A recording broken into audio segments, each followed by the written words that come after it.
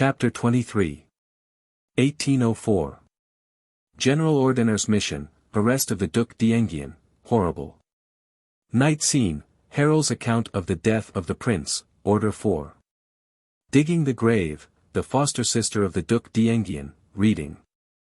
The sentence, the lantern, General Savary, the faithful dog and the police, my visit to Malmaison, Josephine's grief. The Duc d'Enguien's portrait and lock of hair, Savary's emotion. M. De Chateaubriand's resignation, M. de Chateaubriand's connection with Bonaparte, Madame Bacciacchi and M. de Fontaine's, Cardinal Fesch. Dedication of the second edition of the Génie du Christianisme. M. de Chateaubriand's visit to the first consul on the morning of the Duc d'Enguien's death, consequences of the Duc d'Enguien's death, change of opinion in the provinces, the gentry of the chateaux, effect of the Duc d'Enguien's death on foreign courts. Remarkable words of Mr. Pitt, Louis XVIII. Sends back the insignia of the Golden Fleece to the King of Spain. I will now narrate more fully the sanguinary scene which took place at Vincennes. General Ordiner, commanding the mounted grenadiers of the Guard, received orders from the War Minister to proceed to the Rhine, to give instructions to the chiefs of the Gendarmerie of New Brissac, which was placed at his disposal. General Ordiner sent a detachment of gendarmerie to Ettenheim, where the Duc d'Enghien was arrested on the 15th of March. He was immediately conducted to the citadel of Strasbourg, where he remained till the 18th, to give time for the arrival of orders from Paris. These orders were given rapidly, and executed promptly, for the carriage which conveyed the unfortunate prince arrived at the barrier at 11 o'clock on the morning of the 20th, where it remained for 5 hours. And afterwards proceeded by the exterior boulevards on the road to Vincennes, where it arrived at night. Every scene of this horrible drama was acted under the veil of night, the sun did not even shine upon its tragical close. The soldiers received orders to proceed to Vincennes at night. It was at night that the fatal gates of the fortress were closed upon the prince. At night the council assembled and tried him, or rather condemned him without trial. When the clock struck 6 in the morning the orders were given to fire, and the prince ceased to exist. Here a reflection occurs to me. Supposing one were inclined to admit that the council held on the 10th of March had some connection with the Duc d'Enguien's arrest, yet as no council was held from the time of the Duke's arrival at the barrier to the moment of his execution. It could only be Bonaparte himself who issued the orders which were too punctually obeyed. When the dreadful intelligence of the Duc d'Enguien's death was spread in Paris it excited a feeling of consternation which recalled the recollection of the Reign of Terror. Could Bonaparte have seen the gloom which pervaded Paris, and compared it with the joy which prevailed on the day when he returned victorious from the field of Marengo? He would have felt that he had tarnished his glory by a stain which could never be effaced. About 12:30 on the 22d of March I was informed that someone wished to speak with me. It was Harold.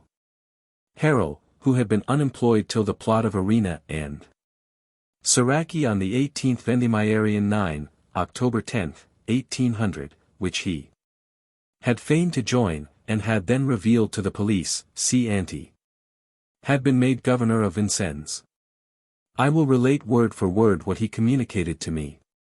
Harold probably thought that he was bound in gratitude to acquaint me with these details. But he owed me no gratitude, for it was much against my will that he had encouraged the conspiracy of Siraki, and received the reward of his treachery in that crime. The following is Harold's statement. On the evening of the day before yesterday, when the prince arrived, I was asked whether I had a room to lodge a prisoner in. I replied, no, that there were only my apartments and the council chamber. I was told to prepare instantly a room in which a prisoner could sleep who was to arrive that evening. I was also desired to dig a pit in the courtyard. This fact must be noted. Harold is told to dig a trench before the sentence. Thus it was known that they had come to kill the Duc d'Enghien. How can this be answered?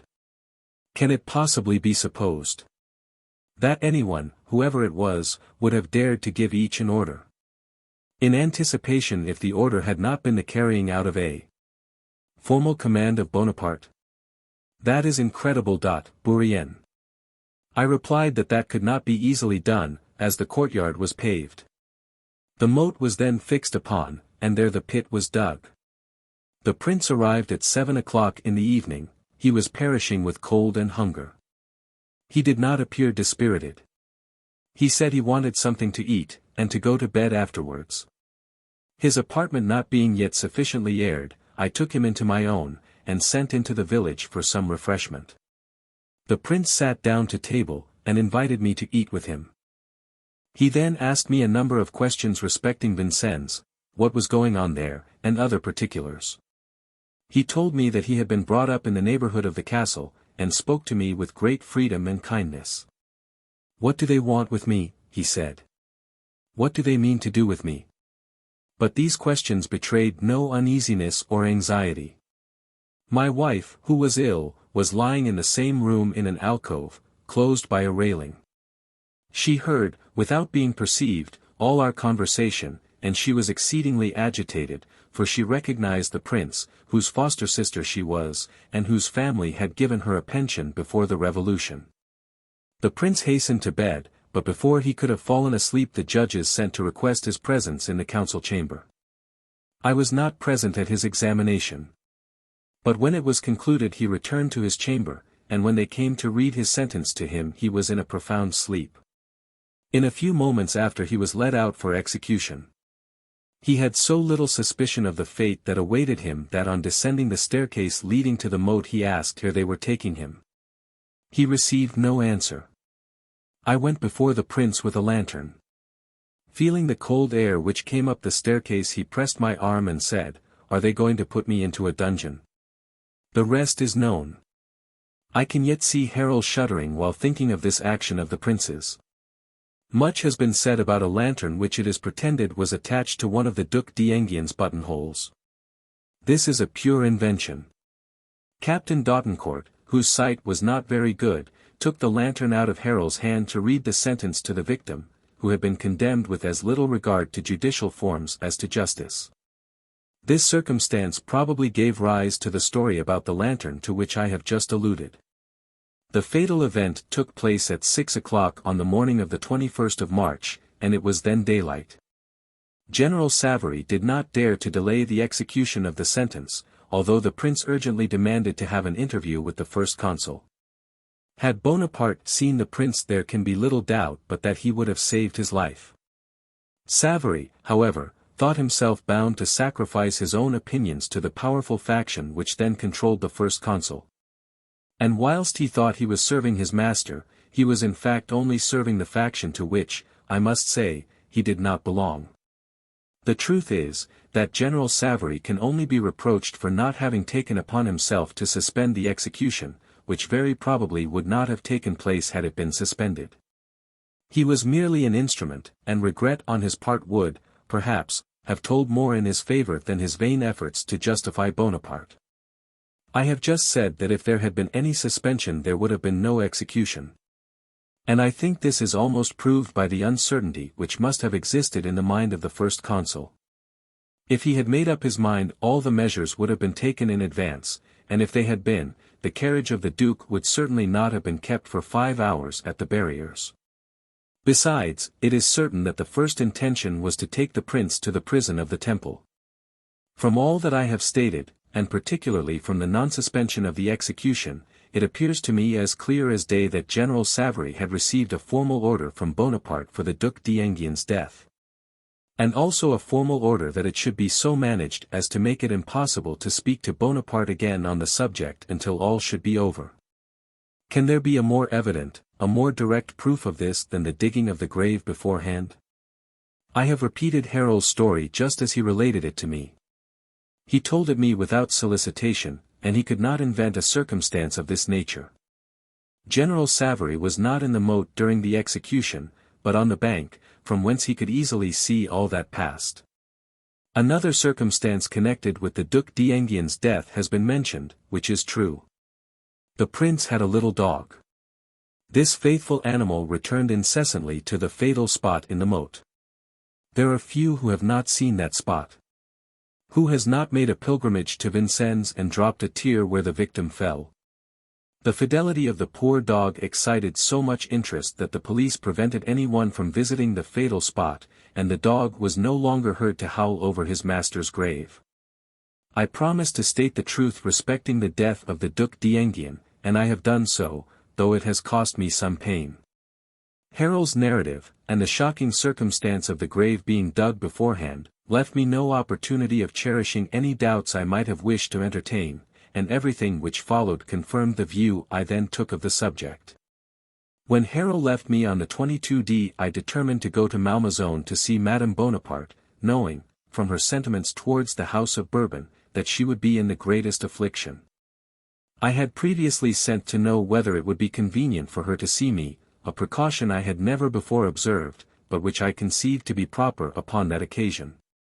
On my arrival I was immediately introduced to her boudoir, where she was alone with Hortense and Madame de Remusat. They were all deeply afflicted. "Bourrienne," exclaimed Josephine, as soon as she perceived me, "what a dreadful event! Did you but know the state of mind Bonaparte is in? He avoids, he dreads the presence of every one. Who could have suggested to him such an act as this?" I then acquainted Josephine with the particulars which I had received from Harold.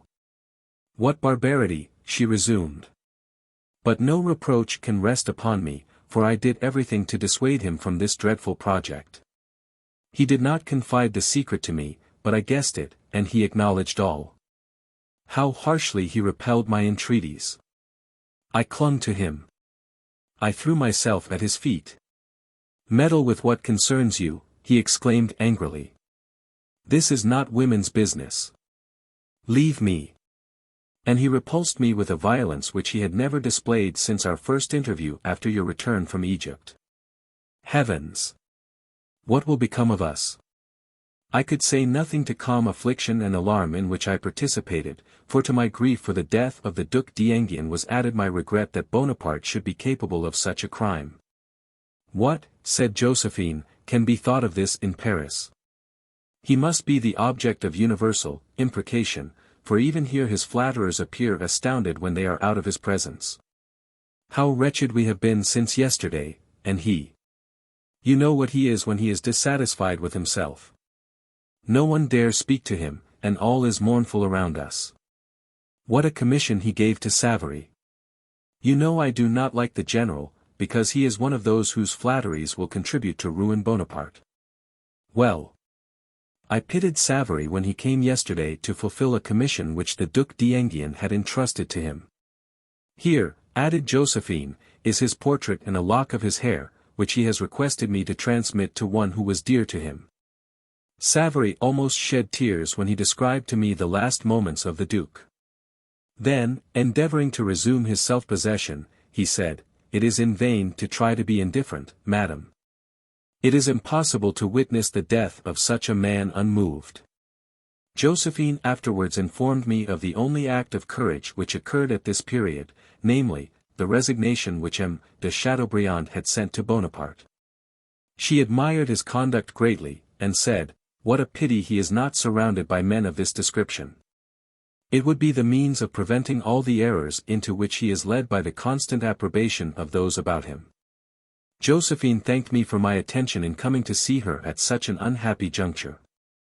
And I confess that it required all the regard I cherished for her to induce me to do so, for at that moment I should not have wished to see the first consul, since the evil was irreparable.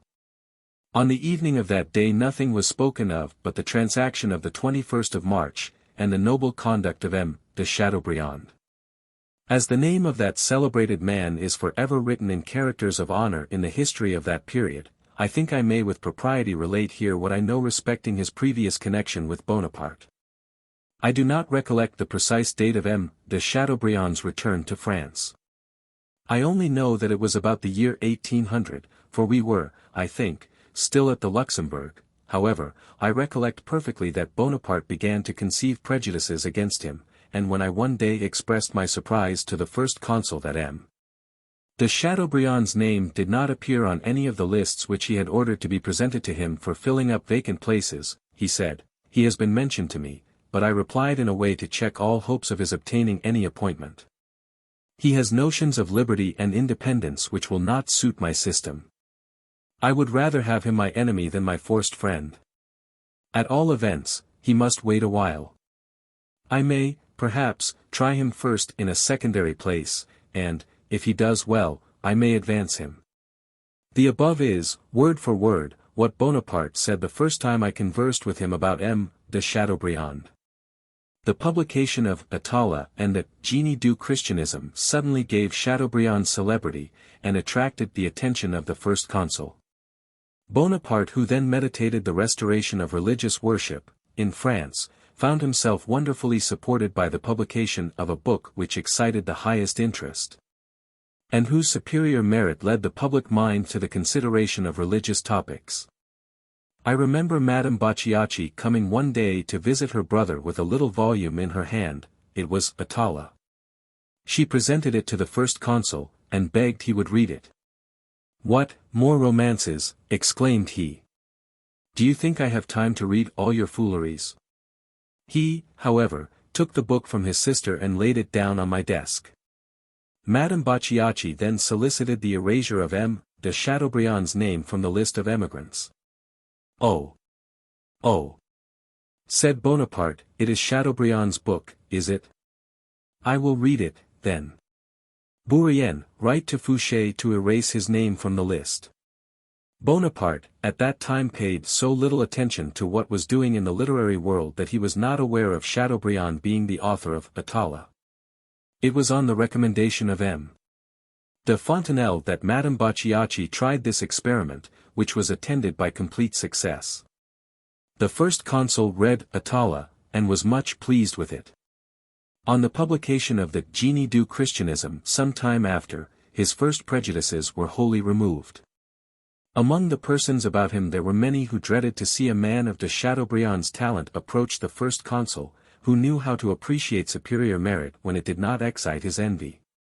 Our relations with the court of the Vatican being renewed, and Cardinal Fesch appointed ambassador to the Holy See, Bonaparte conceived the idea of making M.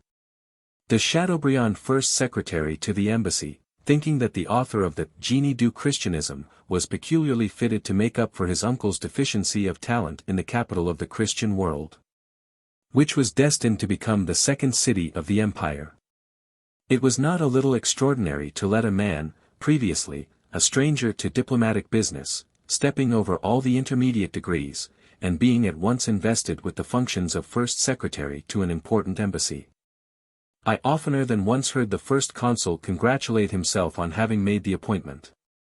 I knew, though Bonaparte was not aware of the circumstance at the time, that Chateaubriand at first refused the situation, and that he was only induced to accept it by the entreaties of the head of the clergy, particularly of the Abbé Emery, a man of great influence.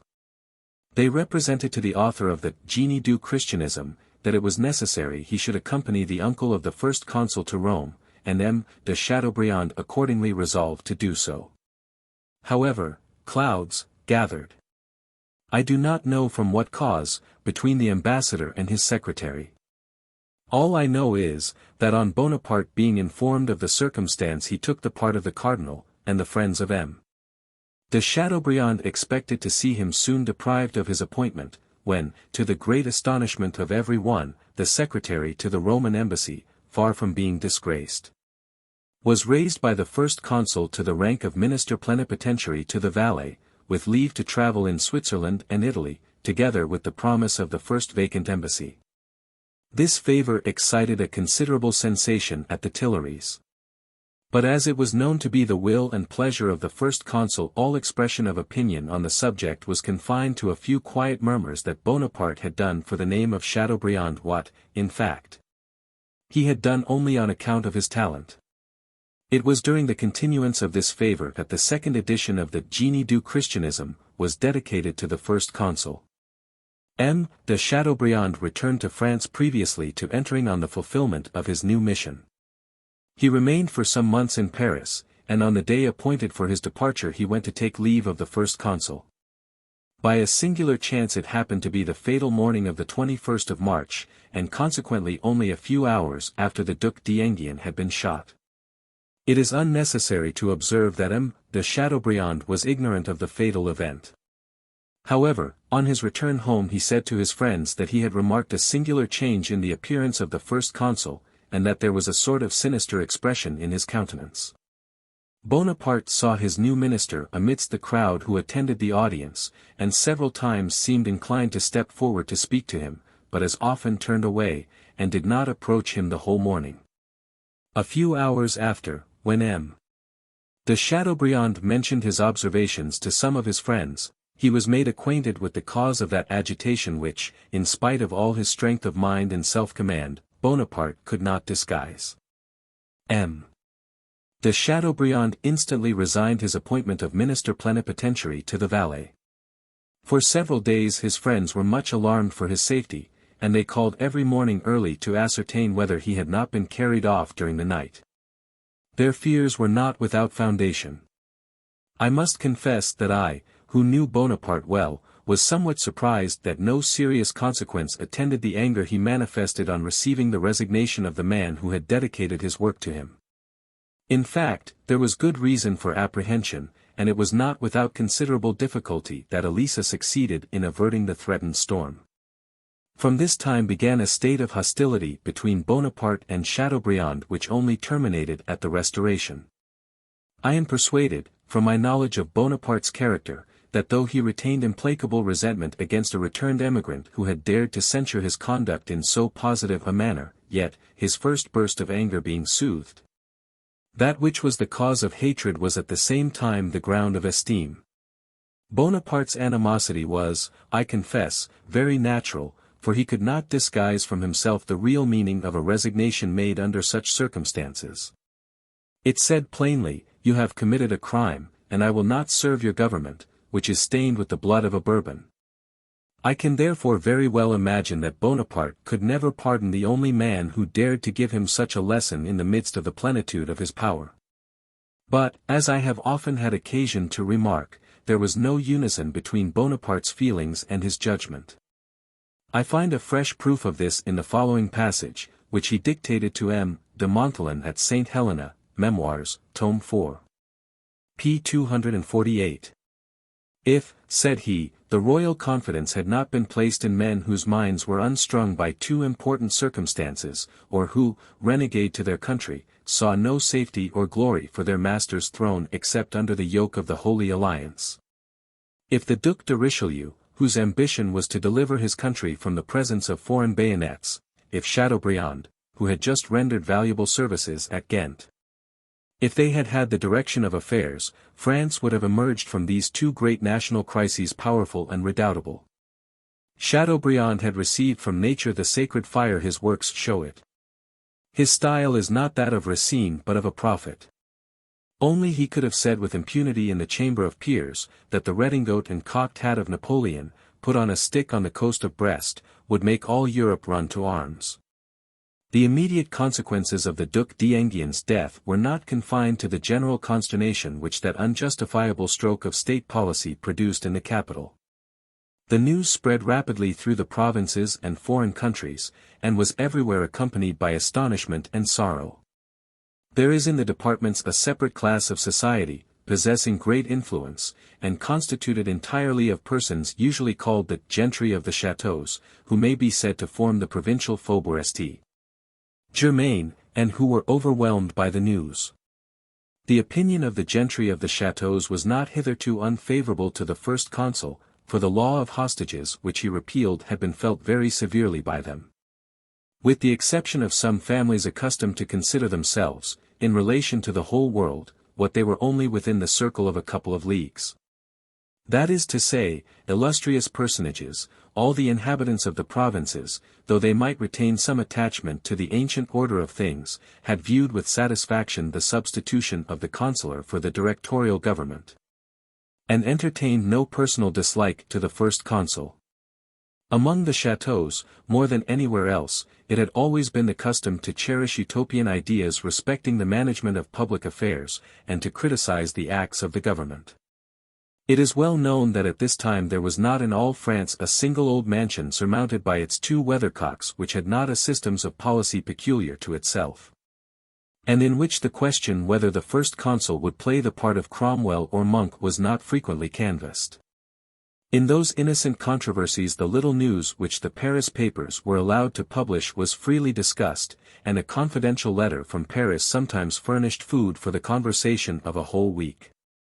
While I was with Bonaparte he often talked to me about the life in the chateaux, which he considered as the happiest for men with sufficient income and exempt from ambition.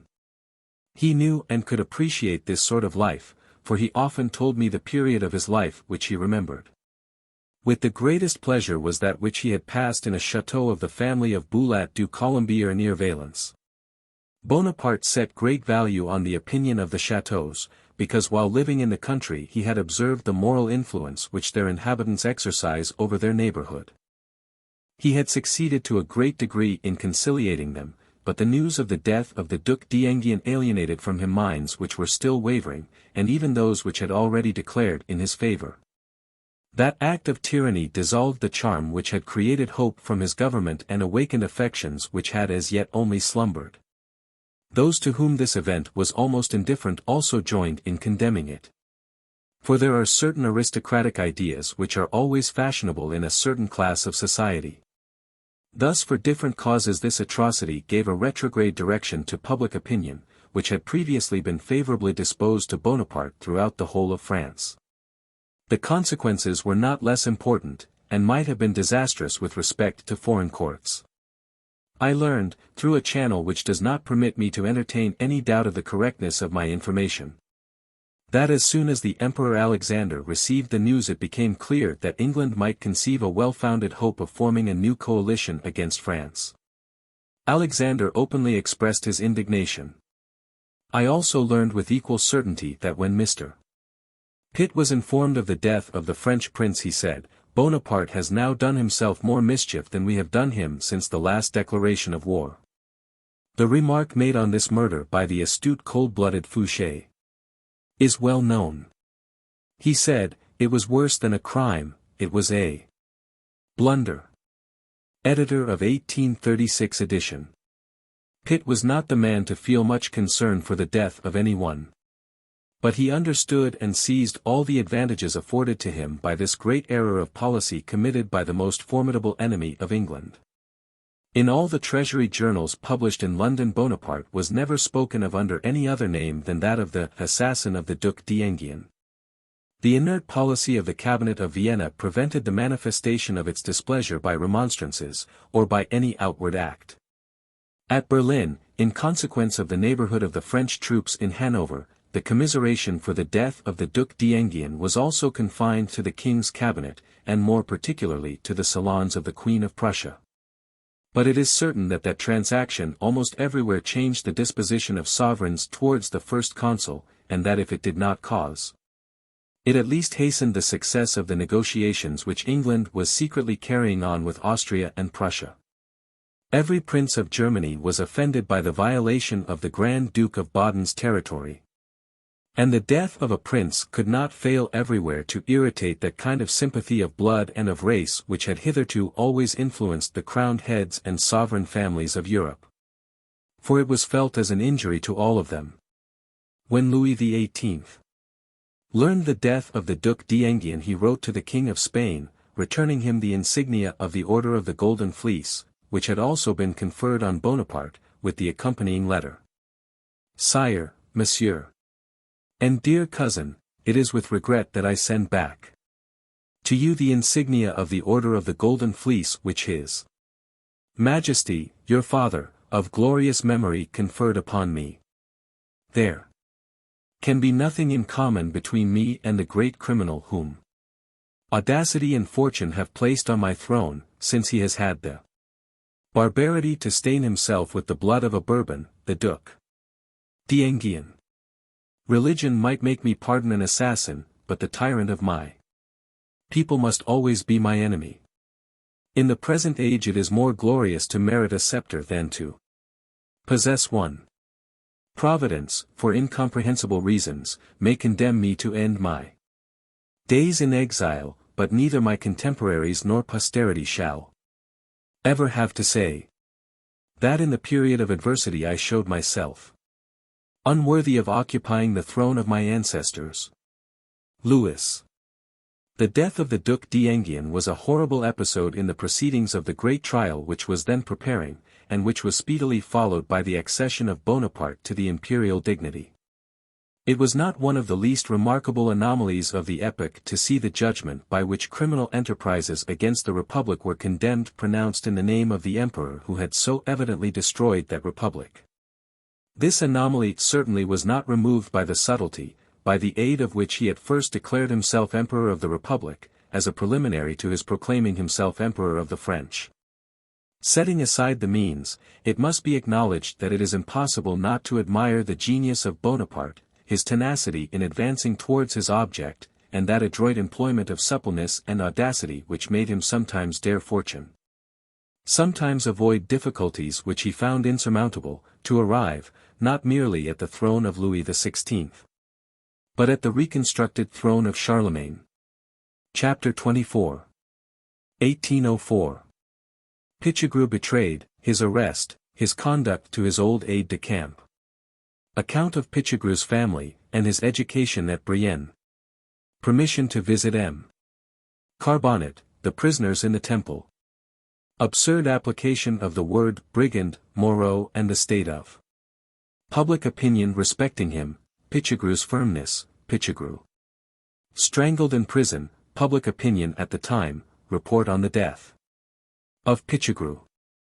I shall now proceed to relate what I knew at the time and what I have since learnt of the different phases of the trial of Georges, Pichegru, Moreau, and the other persons accused of conspiracy. A trial to all the proceedings of which I closely attended. From those proceedings I was convinced that Moreau was no conspirator, but at the same time I must confess that it is very probable the first consul might believe that he had been engaged in the plot. And I am also of opinion that the real conspirators believed Moreau to be their accomplice and their chief. For the object of the machinations of the police agents was to create a foundation for such a belief, it being important to the success of their scheme. It has been stated that Moreau was arrested on the day after the confessions made by Bouvet de Lozier. Pichegru was taken by means of the most infamous treachery that a man can be guilty of. The official police had at last ascertained that he was in Paris, but they could not learn the place of his concealment. The police agents had in vain exerted all their efforts to discover him, when an old friend, who had given him his last asylum, offered to deliver him up for 100,000 crowns. This infamous fellow gave an exact description of the chamber which Pichegru occupied in the Rue de Chabanais, and in consequence of his information Comminges, commissary of police, proceeded thither, accompanied by some determined men. Precautions were necessary, because it was known that Pichegru was a man of prodigious bodily strength, and that besides, as he possessed the means of defense, he would not allow himself to be taken without making a desperate resistance. The police entered his chamber by using false keys, which the man who had sold him had the baseness to get made for them. A light was burning on his night table. The party of police, directed by Comminges, overturned the table, extinguished the light, and threw themselves on the general, who struggled with all his strength, and cried out loudly. They were obliged to bind him, and in this state the conqueror of Holland was removed to the Temple, out of which he was destined never to come alive. It must be owned that Pichegru was far from exciting the same interest as Moreau. The public, and more especially the army, never pardoned him for his negotiations with the Prince de Condé prior to the 18th Fructidor. However, I became acquainted with a trait respecting him while he was in Paris which I think does him much honor. A son of M. Lagrenet, formerly director of the French Academy at Rome, had been one of Pichegru's aides-de-camp.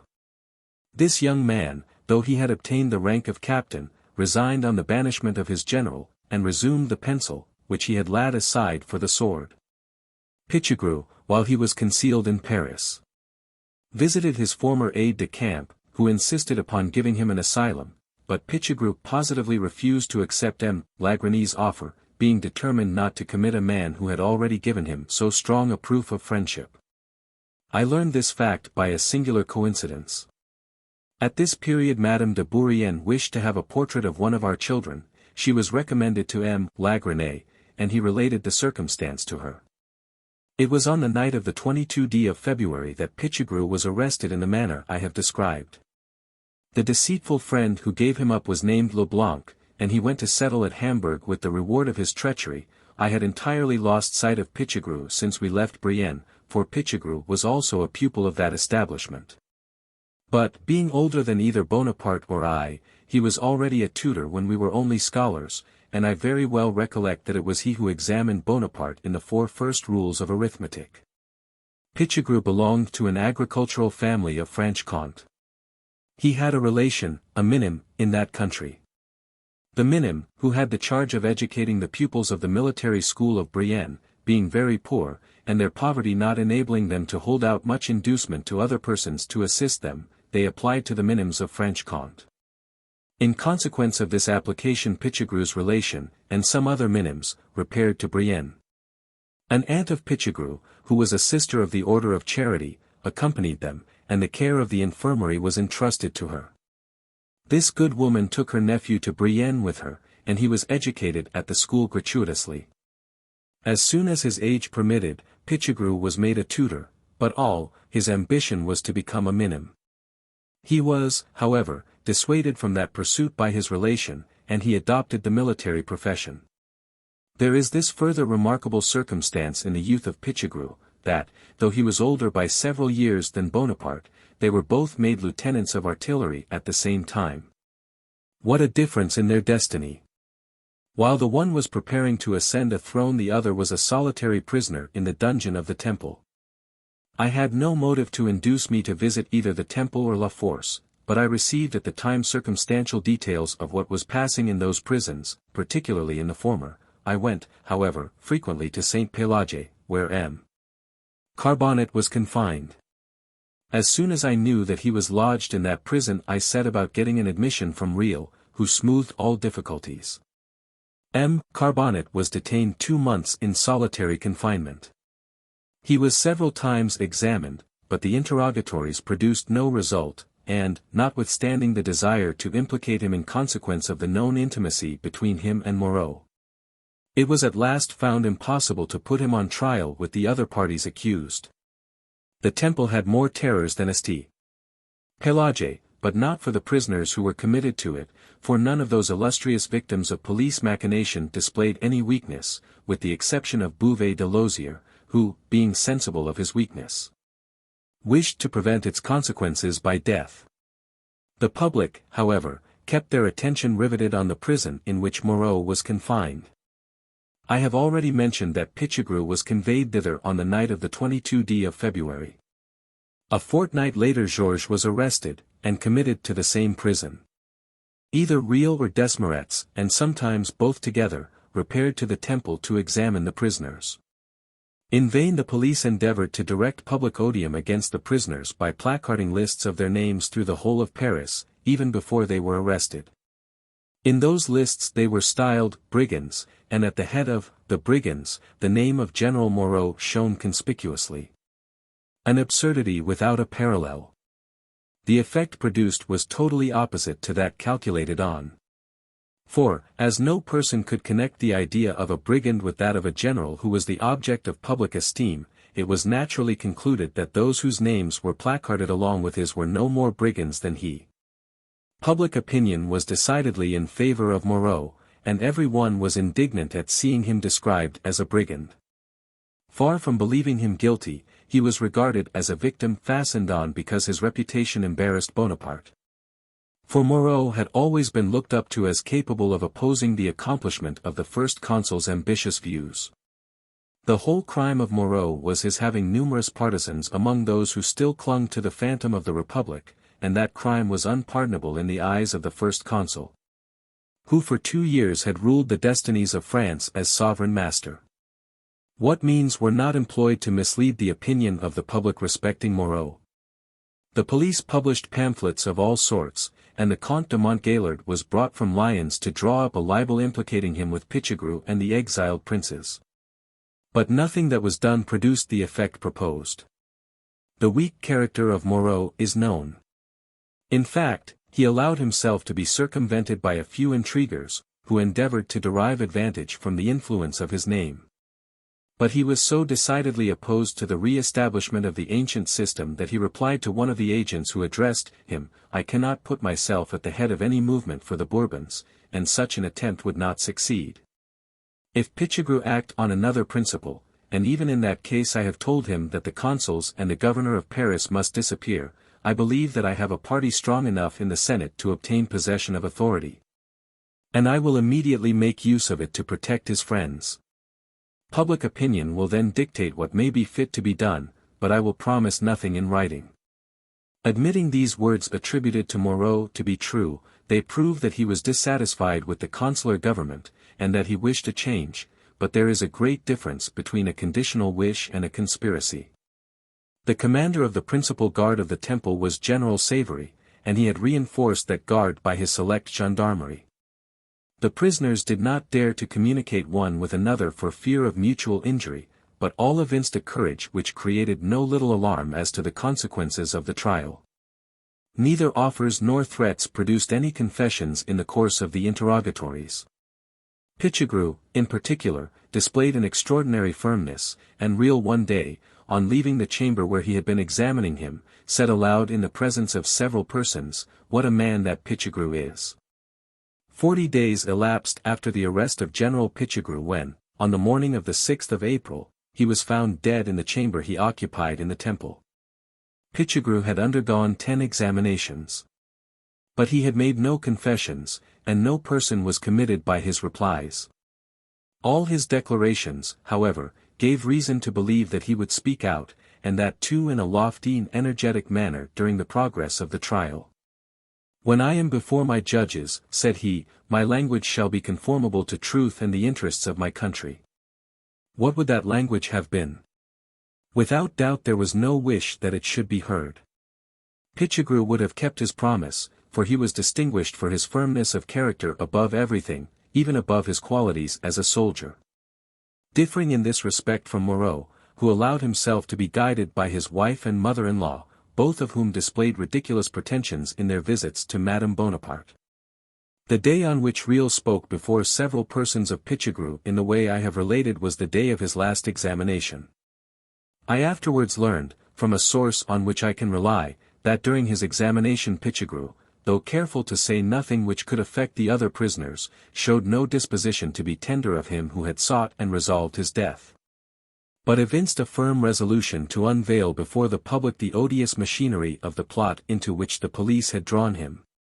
He also declared that he and his companions had no longer any object but to consider of the means of leaving Paris, with the view of escaping from the snares laid for them when their arrest took place. He declared that they had all of them given up the idea of overturning the power of Bonaparte, a scheme into which they had been enticed by shameful intrigues. I am convinced the dread excited by his manifestation of a resolution to speak out with the most rigid candor hastened the death of Pichegru. M. Real, who is still living, knows better than anyone else what were Pichegru's declarations, as he interrogated him. I know not whether that gentleman will think fit, either at the present or some future period, to raise the veil of mystery which hangs over these events, but of this I am sure, he will be unable to deny anything I advance. There is evidence almost amounting to demonstration that Pichegru was strangled in prison, and consequently all idea of suicide must be rejected as inadmissible.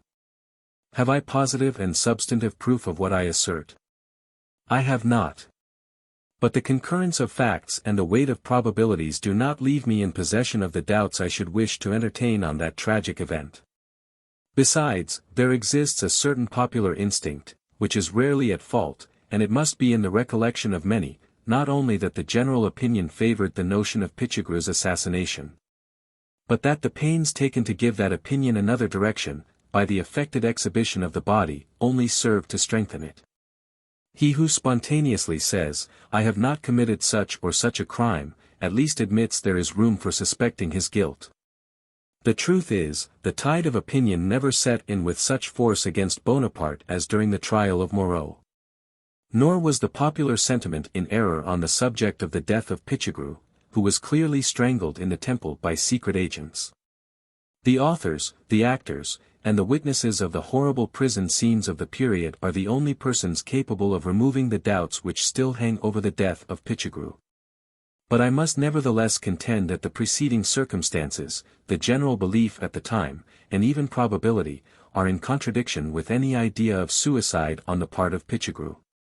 His death was considered necessary, and this necessity was its real cause. Chapter 25. 1804. Arrest of Georges, the fruiterer's daughter of the Rue de la Montaigne, St. Genevieve, Louis Bonaparte's visit to the Temple. General Laristin, arrest of Villeneuve and Barcot, Villeneuve. Wounded, Moreau during his imprisonment, preparations for leaving the Temple, remarkable change in Georges, addresses and congratulations, speech of the first consul forgotten, secret. Negotiations with the Senate, official proposition of Bonaparte's elevation to the empire, sitting of the Council of State. Interference of Bonaparte, individual votes, 7 against 20. His subjects and his people, appropriateness of the title of Emperor, communications between Bonaparte and the Senate, Bonaparte. First called Sire by Cambyses, first letter signed by Napoleon as Emperor, Grand Levee at the Tuileries, Napoleon's address to the Imperial Guard, organic, senatus consult, revival of old formulas. And titles, the republicanism of Lucien, the Spanish princess. Lucien's clandestine marriage, Bonaparte's influence on the German princes, intrigues of England, Drake at Munich, Project 4. Overthrowing Bonaparte's government, circular from the Minister for Foreign Affairs to the members of the diplomatic body, answers to that circular. Georges was arrested about 7 o'clock on the evening of the 9th of March, with another conspirator, whose name, I think, was Laridon. Georges was stopped in a cabriolet on the Place de l'Odéon, whither he had no doubt been directed by the police agent, who was constantly about him. In not seizing him at his lodgings, the object, probably, was to give more publicity to his arrest, and to produce an effect upon the minds of the multitude. This calculation cost the life of one man, and had well-nigh sacrificed the lives of 2, for Georges, who constantly carried arms about him, first shot dead the police officer who seized the horse's reins, and wounded another who advanced to arrest him in the cabriolet. Besides his pistols there was found upon him a poniard of English manufacture. Georges lodged with a woman named Lemoyne, who kept a fruiterer's shop in the Rue de la Montaigne St. Genevieve, and on the evening of the 9th of March he had just left his lodging to go, it was said, to a perfumer's named Karen. It is difficult to suppose that the circumstance of the police being on the spot was the mere effect of chance. The fruiterer's daughter was putting into the cabriolet a parcel belonging to Georges at the moment of his arrest. Georges, seeing the officers advance to seize him, desired the girl to get out of the way, fearing lest he should shoot her when he fired on the officers. She ran into a neighboring house, taking the parcel along with her. The police, it may readily be supposed, were soon after her. The master of the house in which she had taken refuge, curious to know what the parcel contained, had opened it, and discovered, among other things, a bag containing 1,000 Dutch sovereigns, from which he acknowledged he had abstracted a considerable sum. He and his wife, as well as the fruiterer's daughter, were all arrested. As to Georges, he was taken that same evening to the Temple, where he remained until his removal to the conciergerie when the trial commenced. During the whole of the legal proceedings Georges and the other important prisoners were kept in solitary confinement. Immediately on Pichegru's death the prisoners were informed of the circumstance. As they were all acquainted with the general, and none believed the fact of his reported suicide, it may easily be conceived what consternation and horror the tragical event excited among them. I learned, and I was sorry to hear of it, that Louis Bonaparte, who was an excellent man, and, beyond all comparison, the best of the family, had the cruel curiosity to see Georges in his prison a few days after the death of Pichegru. And when the sensation of horror excited by that event in the interior of the Temple was at its height, Louis repaired to the prison, accompanied by a brilliant escort of staff officers, and General Savary introduced him to the prisoners. When Louis arrived, Georges was lying on his bed with his hands strongly bound by manacles.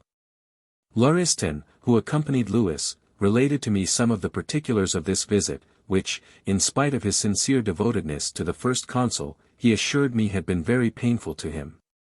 After the arrest of Georges there were still some individuals marked out as accomplices in the conspiracy who had found means to elude the search of the police.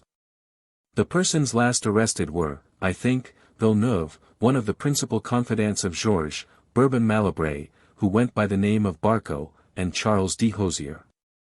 They were not taken till 5 days after the arrest of the Duc d'Enghien. The famous Commissioner Comminges, accompanied by an inspector and a detachment of gendarmes d'élite, found Villeneuve and Bourbon Malabry in the house of a man named Dubuisson, in the Rue Jean Robert. This Dubuisson and his wife had sheltered some of the principal persons proscribed by the police. The Messrs de Polignac and M. de Rivière had lodged with them. When the police came to arrest Villeneuve and Bourbon Malabry, the people with whom they lodged declared that they had gone away in the morning. The officers, however, searched the house, and discovered a secret door within a closet. They called, and receiving no answer, the gendarmerie had recourse to one of those expedients which were, unfortunately, too familiar to them. They fired a pistol through the door. Villeneuve, who went by the name of Joyeux, was wounded in the arm, which obliged him and his companion to come from the place of their concealment, and they were then made prisoners. Moreau was not treated with the degree of rigor observed towards the other prisoners. Indeed, it would not have been safe so to treat him, for even in his prison he received the homage and respect of all the military, not excepting even those who were his guards. Many of these soldiers had served under him, and it could not be forgotten how much he was beloved by the troops he had commanded. He did not possess that irresistible charm which in Bonaparte excited attachment, but his mildness of temper and excellent character inspired love and respect. It was the general opinion in Paris that a single word from Moreau to the soldiers in whose custody he was placed would in a moment have converted the jailer guard into a guard of honor, ready to execute all that might be required for the safety of the conqueror of Hohenlinden. Perhaps the respect with which he was treated and the indulgence of daily seeing his wife and child were but artful calculations for keeping him within the limits of his usual character. Besides, Moreau was so confident of the injustice of the charge brought against him that he was calm and resigned, and showed no disposition to rouse the anger of an enemy who would have been happy to have some real accusation against him. To these causes combined I always attributed the resignation, and I may say the indifference, of Moreau while he was in prison and on his trial. When the legal preparations for the trial were ended, the prisoners of the Temple were permitted to communicate with each other, and, viewing their fate with that indifference which youth, misfortune, and courage inspired, they amused themselves with some of those games which usually serve for boyish recreation. While they were thus engaged, the order arrived for their removal to the conciergerie. The firmness of all remained unshaken, and they made their preparations for departure as if they were going about any ordinary business. This fortitude was particularly remarkable in Georges, in whose manner a change had taken place which was remarked by all his companions in misfortune. For some time past the agents of government throughout France had been instructed to solicit the first consul to grant for the people what the people did not want, but what Bonaparte wished to take while he appeared to yield to the general will.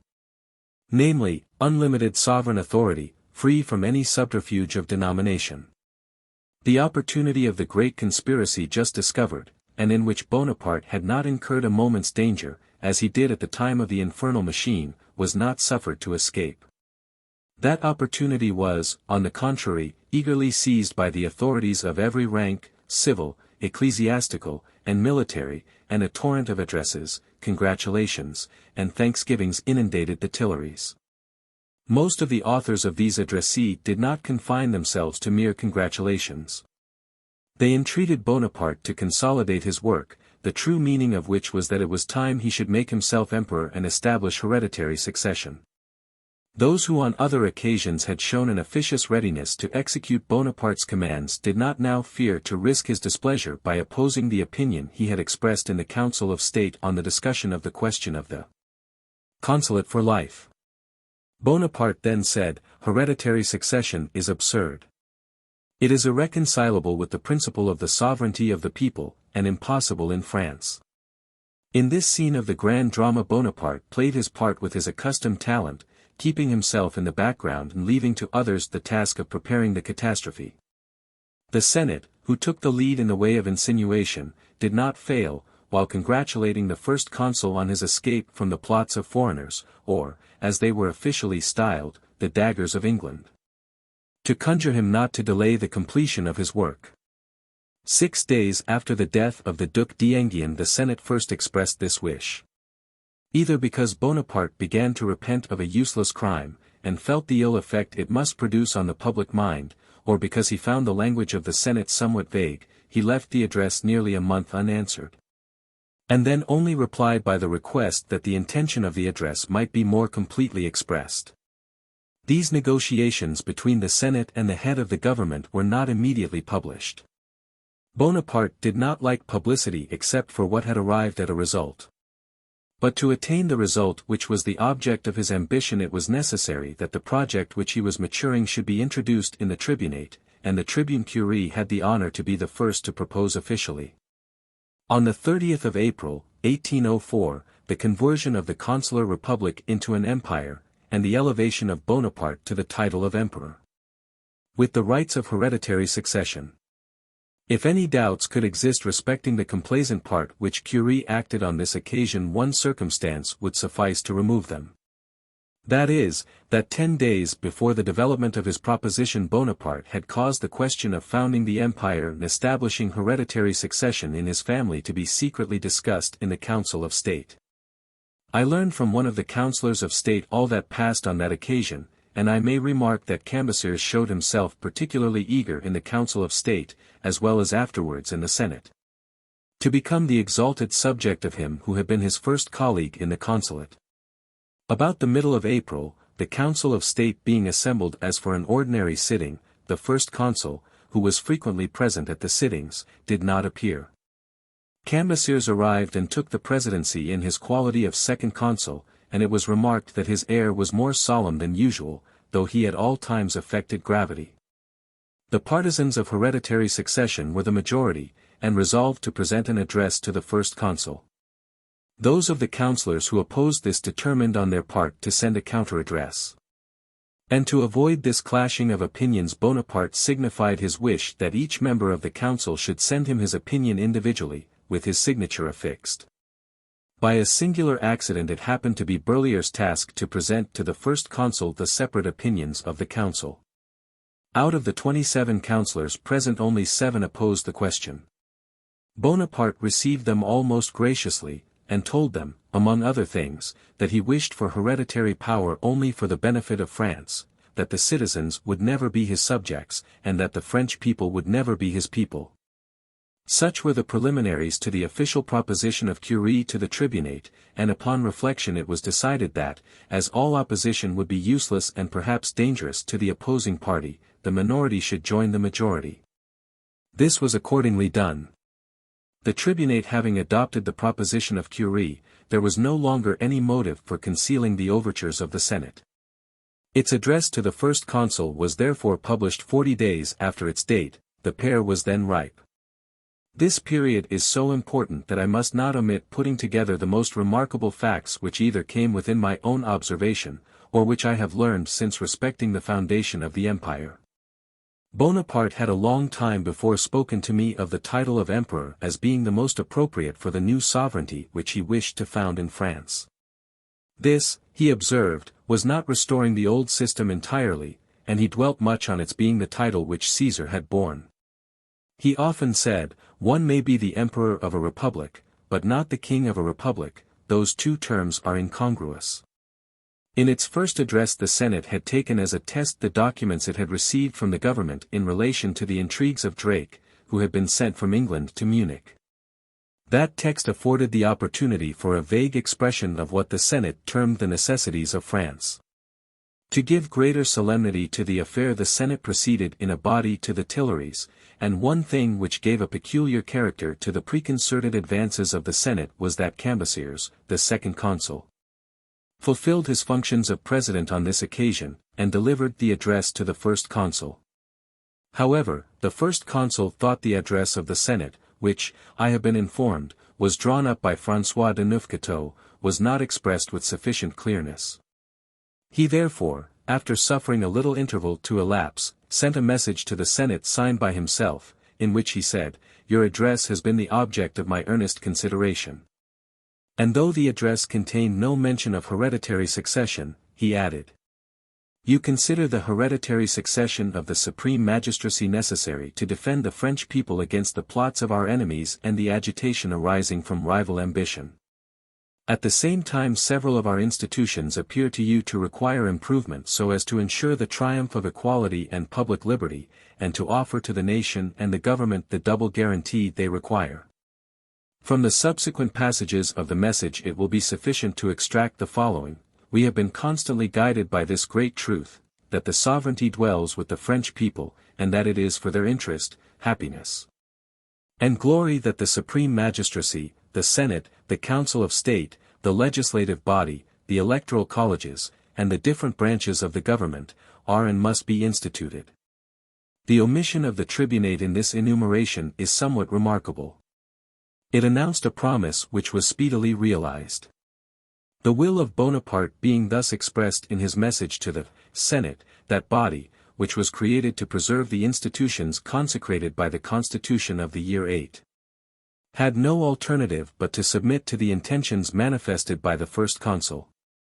The reply to the message was, therefore, merely a counterpart of the message itself.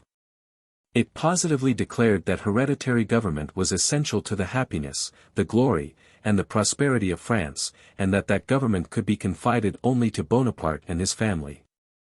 While the Senate so complacently played its part in this well-get-up piece, yet, the better to impose on the credulity of the multitude, its reply, like Bonaparte's message, resounded with the words liberty and equality. Indeed, it was impudently asserted in that reply that Bonaparte's accession to hereditary power would be a certain guarantee for the liberty of the press, a liberty which Bonaparte held in the greatest horror, and without which all other liberty is but a vain illusion. By this reply of the Senate the most important step was performed. There now remained merely ceremonies to regulate and formulas to fill up. These various arrangements occasioned a delay of a fortnight. On the 18th of May the first consul was greeted for the first time by the appellation of sire by his former colleague, Cambyses, who at the head of the Senate went to present to Bonaparte the organic Senatus Consult containing the foundation of the empire. Napoleon was at St. Cloud, whither the Senate proceeded in state. After the speech of Cambyses, in which the old designation of Majesty was for the first time revived, the Emperor replied, "All that can contribute to the welfare of the country is essentially connected with my happiness. I accept the title which you believe to be conducive to the glory of the nation. I submit to the sanction of the people the law of hereditary succession. I hope that France will never repent the honors she may confer on my family. At all events, my spirit will not be with my posterity when they cease to merit the confidence and love of the great nation." Cambyses next went to congratulate the Empress, and then was realized to Josephine the prediction which I had made to her 3 years before at Malmaison. In the original motion as prepared by Curie, the imperial dignity was to be declared hereditary in the family of Napoleon. Previous to being formally read before the tribunate, the first consul sent for the document, and when it was returned it was found that the word family was altered to descendants. Fabre, the president of the tribunate, who received the altered document from Marat, seeing the effect the alteration would have on the brothers of Napoleon, and finding that Marat affected to crest the change as immaterial, took on himself to restore the original form, and in that shape it was read by the unconscious Curie to the tribunals. On this curious passage see Maillet de Melito, Tome 2, page 179. As finally settled, the descent of the crown in default of Napoleon's children was limited to Joseph and Louis and their descendants, but the power of adoption was given to Napoleon. The draft of the Senate's Consult was Heard by the Council of State in silence, and Napoleon tried in vain to get even the most talkative of the members now to speak. The Senate were not unanimous in rendering the senatus consult. The 3 votes given against it were said to have been Grégoire, the former constitutional bishop of Blois, Carrot, who as minister of justice had read to Louis XVI the sentence of death, and Langevin, one of the very few survivors of the Girondists, Thiers, says there was only one dissentient voice. For the fury of the brothers of Napoleon, who saw the destruction of all their ambitions, hopes in any measure for the descent of the crown except in the family, see Maillet, Tome 2. p. 172, where Joseph is described as cursing the ambition of his brother, and desiring his death as a benefit for France and his family. Bonaparte's first act as emperor, on the very day of his elevation to the imperial throne, was the nomination of Joseph to the dignity of Grand Elector, with the title of Imperial Highness. Louis was raised to the dignity of Constable, with the same title, and Cambyses and Lebrun were created Arch-Chancellor and Arch-Treasurer of the Empire. On the same day Bonaparte wrote the following letter to Cambyses, the first which he signed as Emperor, and merely with the name of Napoleon. Citizen Consul Cambyses, your title has changed. But your functions and my confidence remain the same. In the high dignity with which you are now invested you will continue to manifest, as you have hitherto done in that of consul, that wisdom and that distinguished talent which entitle you to so important a share in all the good which I may have effected. I have, therefore, only to desire the continuance of the sentiments you cherish towards the state and me. Given at the Palace of St. Cloud, 28th Floreal, and 12. May 18, 1804. Signed, Napoleon. By the Emperor. H. B. Marat. I have quoted this first letter of the Emperor because it is characteristic of Bonaparte's art in managing transitions. It was to the citizen consul that the Emperor addressed himself, and it was dated according to the Republican calendar. That calendar, together with the delusive inscription on the coin, were all that now remained of the Republic. Next day the Emperor came to Paris to hold a grand levee at the Tuileries, for he was not the man to postpone the gratification that vanity derived from his new dignity and title. The assembly was more numerous and brilliant than on any former occasion. Bessieres having addressed the Emperor on the part of the Guards, the Emperor replied in the following terms: I know the sentiments the Guards cherish towards me. I repose perfect confidence in their courage and fidelity. I constantly see, with renewed pleasure, companions in arms who have escaped so many dangers, and are covered with so many honorable wounds. I experience a sentiment of satisfaction when I look at the Guards, and think that there has not, for the last 15 years, in any of the 4 quarters of the world, been a battle in which some of them have not taken part. On the same day all the generals and colonels in Paris were presented to the Emperor by Louis Bonaparte, who had already begun to exercise his functions of constable. In a few days everything assumed a new aspect. But in spite of the admiration which was openly expressed, the Parisians secretly ridiculed the new courtiers. This greatly displeased Bonaparte, who was very charitably informed of it in order to check his prepossession in favor of the men of the old court, such as the Comte de Ségur, and at a later period Comte Louis de Narbonne. To give all possible solemnity to his accession, Napoleon ordered that the Senate itself should proclaim in Paris the organic Senate's consult, which entirely changed the constitution of the state. By one of those anomalies which I have frequently had occasion to remark, the Emperor fixed for this ceremony Sunday, the 30th Floral. That day was a festival in all Paris, while the unfortunate prisoners were languishing in the dungeons of the Temple. On the day after Bonaparte's accession the old formulae were restored. The Emperor determined that the French princes and princesses should receive the title of Imperial Highness, that his sisters should take the same title, that the grand dignitaries of the Empire should be called Serene Highnesses. That the princes and titularies of the grand dignitaries should be addressed by the title of Monseigneur, that Marat, the Secretary of State, should have the rank of minister. That the ministers should retain the title of Excellency, to which should be added that of Monseigneur in the petitions addressed to them, and that the title of Excellency should be given to the President of the Senate. At the same time Napoleon appointed the first marshals of the empire, and determined that they should be called Monsieur le Maréchal when addressed verbally, and Monseigneur in writing. The following are the names of these sons of the Republic transformed into props of the empire: Berthier, Marat, Moncy, Jordan, Messina, Augereau, Bernadotte, Soult, Brune, Lons, Mortier, Ney, Davoust, and Bessères. The title of Marshal of the Empire was also granted to the generals Kellerman, Lefebvre, Perignon, and Serrurier, as having served as commander-in-chief. The reader cannot have failed to observe that the name of Lucien has not been mentioned among the individuals of Bonaparte's family on whom dignities were conferred. The fact is, the two brothers were no longer on good terms with each other.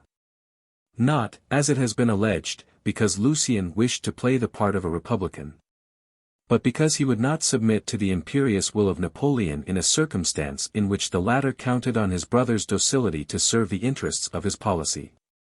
In the conferences which preceded the great change in the form of government, it was not Lucien but Joseph who, probably for the sake of sounding opinion, affected an opposition, which was by some mistaken for republicanism. With regard to Lucien, as he had really rendered great services to Napoleon on the 19th Brumaire at St. Cloud, and as he himself exaggerated the value of those services, he saw no reward worthy of his ambition but a throne independent of his brother.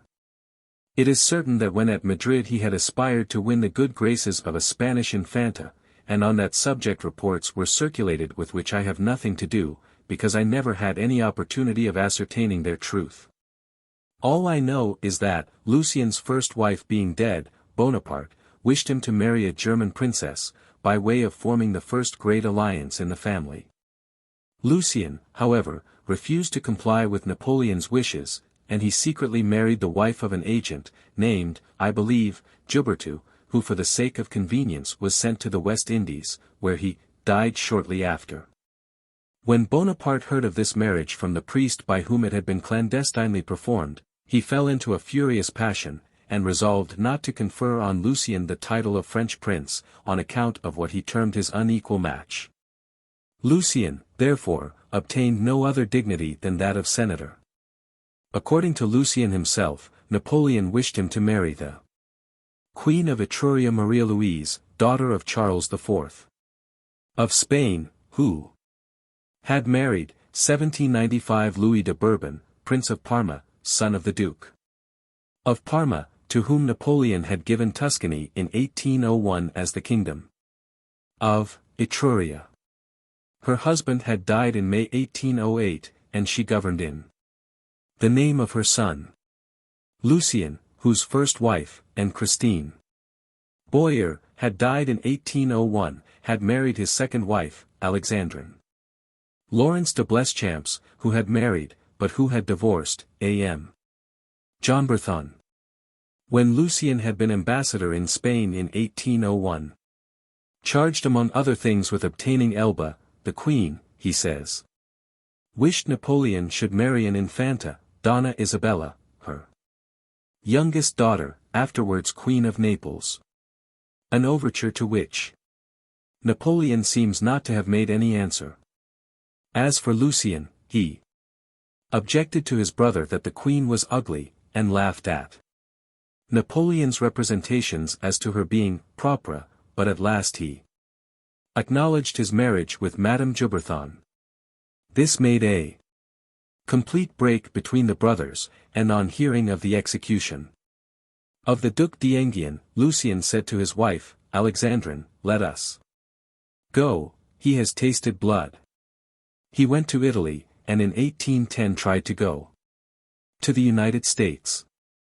Taken prisoner by the English, he was detained first at Malta, and then in England, at Ludlow Castle and at Thorngrove, till 1814, when he went to Rome. The Pope, who ever showed a kindly feeling towards the Bonapartes, made the Brutus Bonaparte Prince de Canino and Duc de Musignano. In 1815 he joined Napoleon and on the final fall of the empire. He was interned at Rome till the death of his brother. Jerome, who pursued an opposite line of conduct, was afterwards made a king. As to Lucian's republicanism, it did not survive the 18th Brumaire, and he was always a warm partisan of hereditary succession. But I pass on to relate what I know respecting the almost incredible influence which, on the foundation of the empire, Bonaparte exercised over the powers which did not yet dare to declare war against him. I studied Bonaparte's policy closely, and I came to this conclusion on the subject, that he was governed by ambition, by the passion of dominion, and that no relations, on a footing of equality, between himself and any other power, could be of long duration. The other states of Europe had only to choose one of two things, submission or war. As to secondary states, they might thenceforth be considered as fiefs of the French government. And as they could not resist, Bonaparte easily accustomed them to bend to his yoke. Can there be a stronger proof of this arbitrary influence than what occurred at Karlsruhe, after the violation of the territory of Baden, by the arrest of the Duc d'Enghien? Far from venturing to make any observation on that violation, so contrary to the rights of nations, the Grand Duke of Baden was obliged to publish, in his own state, a decree evidently dictated by Bonaparte. The decree stated, that many individuals formerly belonging to the army of Condé having come to the neighborhood of Karlsruhe, His Electoral Highness had felt it his duty to direct that no individual coming from Condé's army, nor indeed any French emigrant, should, unless he had permission previously to the place, make a longer sojourn than was allowed to foreign travelers. Such was already the influence which Bonaparte exercised over Germany, whose princes, to use an expression which he employed in a later decree, were crushed by the grand measures of the empire. But to be just, without however justifying Bonaparte, I must acknowledge that the intrigues which England fomented in all parts of the continent were calculated to excite his natural irritability to the utmost degree. The agents of England were spread over the whole of Europe, and they varied the rumors which they were commissioned to circulate, according to the chances of credit which the different places afforded. Their reports were generally false. But credulity gave ear to them, and speculators endeavored, each according to his interest, to give them support. The headquarters of all this plotting was Munich, where Drake, who was sent from England, had the supreme direction. His correspondence, which was seized by the French government, was at first placed amongst the documents to be produced on the trial of Georges, Moreau, and the other prisoners. But in the course of the preliminary proceedings the Grand Judge received directions to detach them, and make them the subject of a special report to the First Consul, in order that their publication beforehand might influence public opinion, and render it unfavorable to those who were doomed to be sacrificed. The instructions given by Drake to his agents render it impossible to doubt that England wished to overthrow the government of Bonaparte. Drake wrote as follows to a man who was appointed to travel through France. The principal object of your journey being the overthrow of the existing government, one of the means of effecting it is to acquire a knowledge of the enemy's plans. For this purpose it is of the highest importance to begin, in the first place, by establishing communications with persons who may be depended upon in the different government offices in order to obtain exact information of all plans with respect to foreign or internal affairs. The knowledge of these plans will supply the best means of defeating them, and failure is the way to bring the government into complete discredit, the first and most important step towards the end proposed. Try to gain over trustworthy agents in the different government departments. Endeavor, also, to learn what passes in the secret committee, which is supposed to be established at St. Cloud, and composed of the friends of the First Consul. Be careful to furnish information of the various projects which Bonaparte may entertain relative to Turkey and Ireland. Likewise send intelligence respecting the movements of troops, respecting vessels and shipbuilding, and all military preparations. Drake, in his instructions, also recommended that the subversion of Bonaparte's government should, for the time, be the only object in view. and that nothing should be said about the king's intentions until certain information could be obtained respecting his views. But most of his letters and instructions were anterior to 1804. The whole bearing of the seized documents proved what Bonaparte could not be ignorant of, namely, that England was his constant enemy. But after examining them, I was of opinion that they contained nothing which could justify the belief that the government of Great Britain authorized any attempt at assassination. When the first consul received the report of the Grand Judge relative to Drake's plots against his government, he transmitted a copy of it to the Senate. And it was in reply to this communication that the Senate made those first overtures which Bonaparte thought vague, but which, nevertheless, led to the formation of the empire. Notwithstanding this important circumstance, I have not hitherto mentioned Drake, because his intrigues for Bonaparte's overthrow appeared to me to be more immediately connected with the preliminaries of the trial of Georges and Moreau, which I shall notice in my next chapter. These were not plots for assassination. Bonaparte, in the same way, had his secret agents in every country of Europe, without excepting England. Alison, Chapter 37. Par. 89, says on this matter of Drake that, though the English agents were certainly attempting a counter-revolution, they had no idea of encouraging the assassination of Napoleon. While England was no match for the French police agents in a transaction of this description. For the publication of Regular revealed the mortifying fact that the whole correspondence both of Drake and Spencer Smith had been regularly transmitted, as fast as it took place, to the police of Paris. And that their principal correspondent in that city, M. Mehu de la Tanche, was himself an agent of the police, employed to tempt the British envoys into this perilous enterprise. At the same time that Bonaparte communicated to the Senate the report of the Grand Judge, the Minister for Foreign Affairs addressed the following circular letter to the members of the diplomatic body. The First Consul has commanded me to forward to Your Excellency a copy of a report which has been presented to him, respecting a conspiracy formed in France by Mr. Drake, His Britannic Majesty's Minister at the Court of Munich, which, by its object as well as its date, is evidently connected with the infamous plot now in the course of investigation. The printed copy of Mr. Drake's letters and authentic documents is annexed to the report. The originals will be immediately sent, by order of the First Consul, to the Elector of Bavaria. Such a prostitution of the most honorable function which can be entrusted to a man is unexampled in the history of civilized nations. It will astonish and afflict Europe as an unheard of crime, which hitherto the most perverse governments have not dared to meditate. The First Consul is too well acquainted with sentiments of the diplomatic body accredited to him not to be fully convinced that every one of its members will behold, with profound regret, the profanation of the sacred character of ambassador, basely transformed into a minister of plots, snares, and corruption. All the ambassadors, ministers, plenipotentiaries, envoys, ordinary or extraordinary, whatever might be their denomination, addressed answers to the Minister for Foreign Affairs, in which they expressed horror and indignation at the conduct of England and Drake's machinations. These answers were returned only 5 days after the Duc d'Enghien death.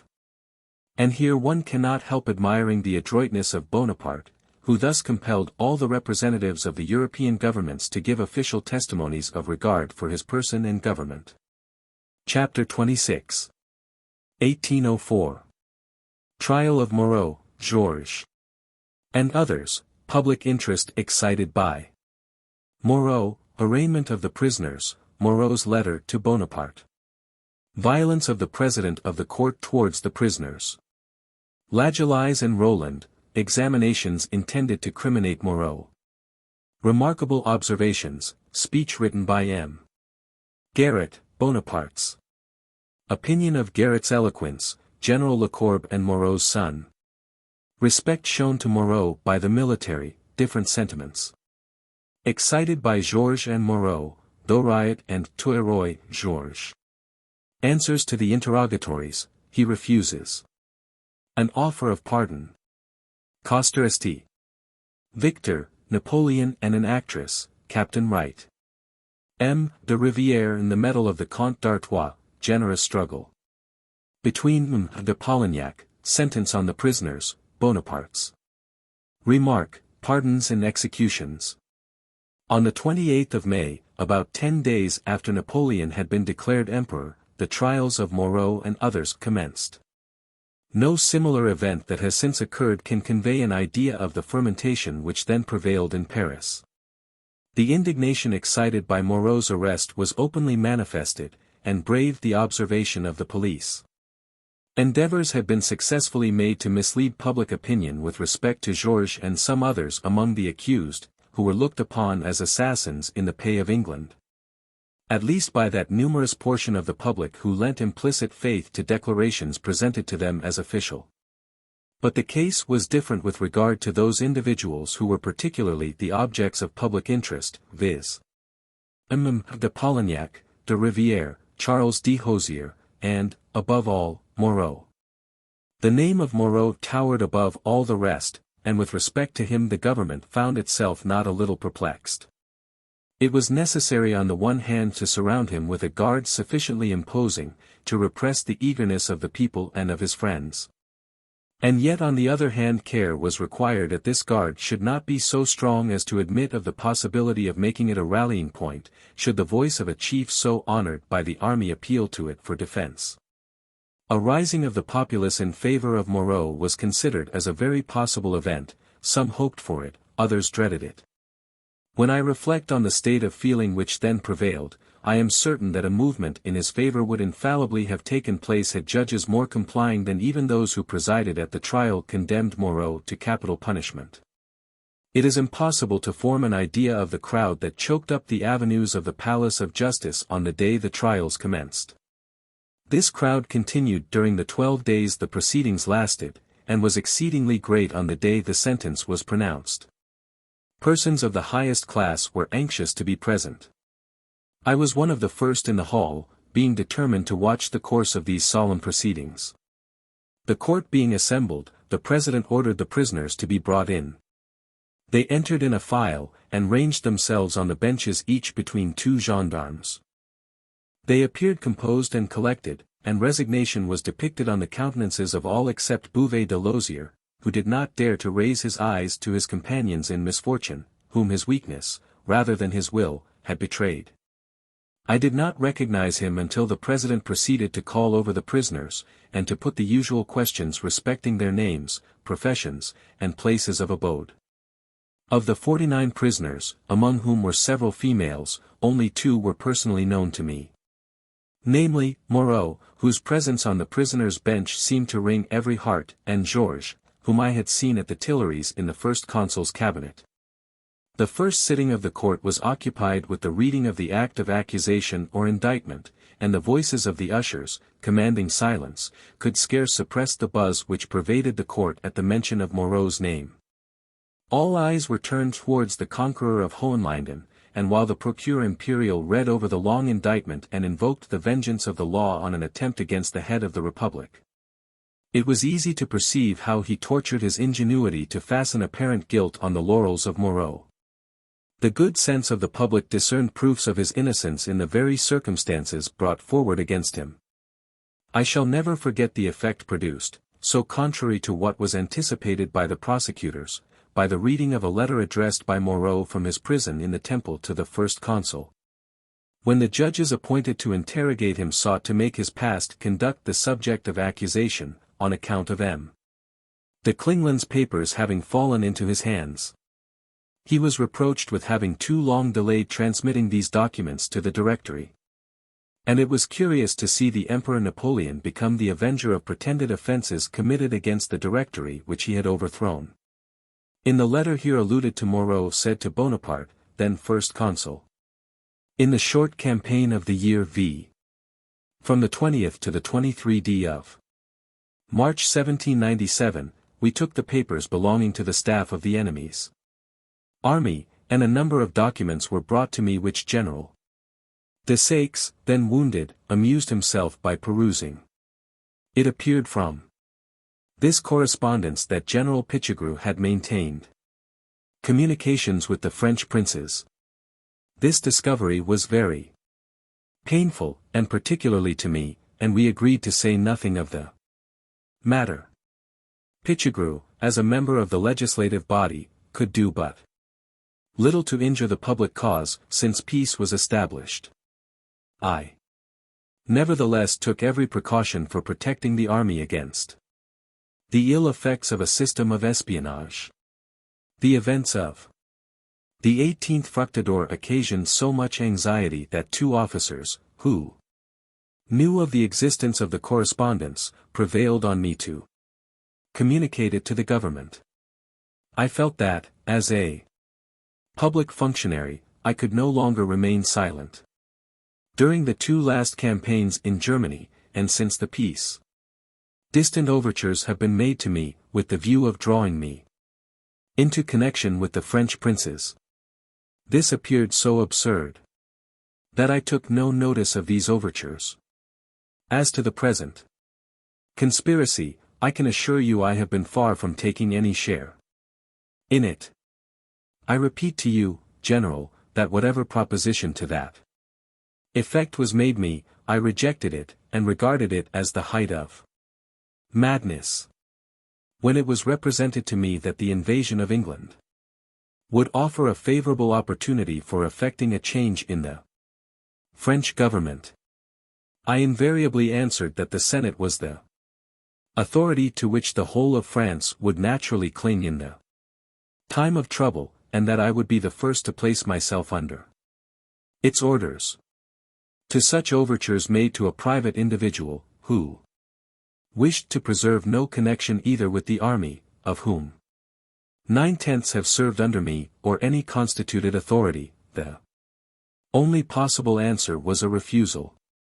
Betrayal of confidence I disdained. Such a step, which is always base, becomes doubly odious when the treachery is committed against those to whom we owe gratitude, or have been bound by old friendship. This, General, is all I have to tell you respecting my relations with Pichegru, and it must convince you that very false and hasty inferences have been drawn from conduct which, though perhaps imprudent, was far from being criminal.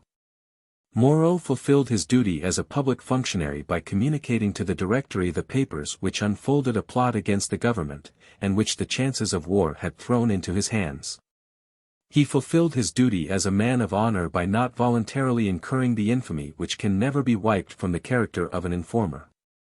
Bonaparte in Moreau's situation would have acted the same part, for I never knew a man express stronger indignation than himself against informers, until he began to consider everything a virtue which served his ambition, and everything a crime which opposed it.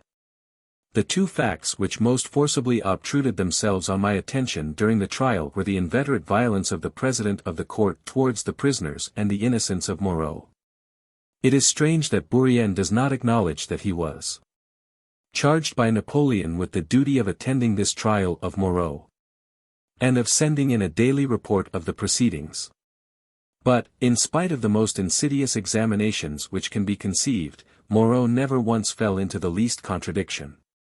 If my memory fail me not, it was on the fourth day that he was examined by Thuriot, one of the judges.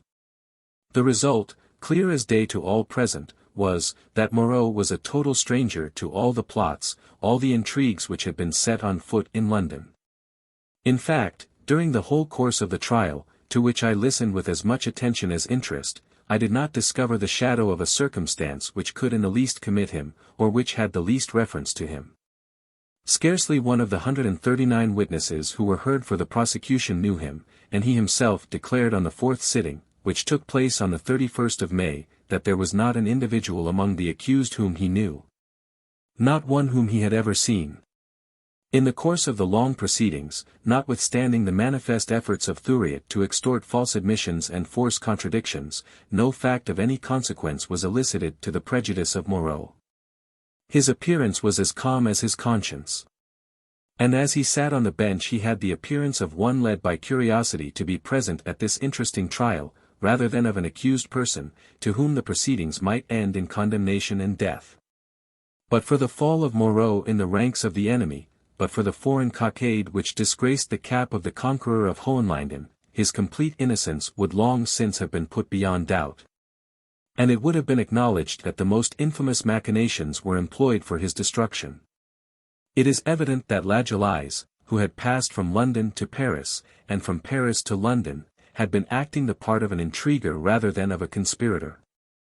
And that the object of his missions was not so much to reconcile Moreau and Pichegru as to make Pichegru the instrument of implicating Moreau. Those who supposed Laguiolais to be in the pay of the British government were egregiously imposed on.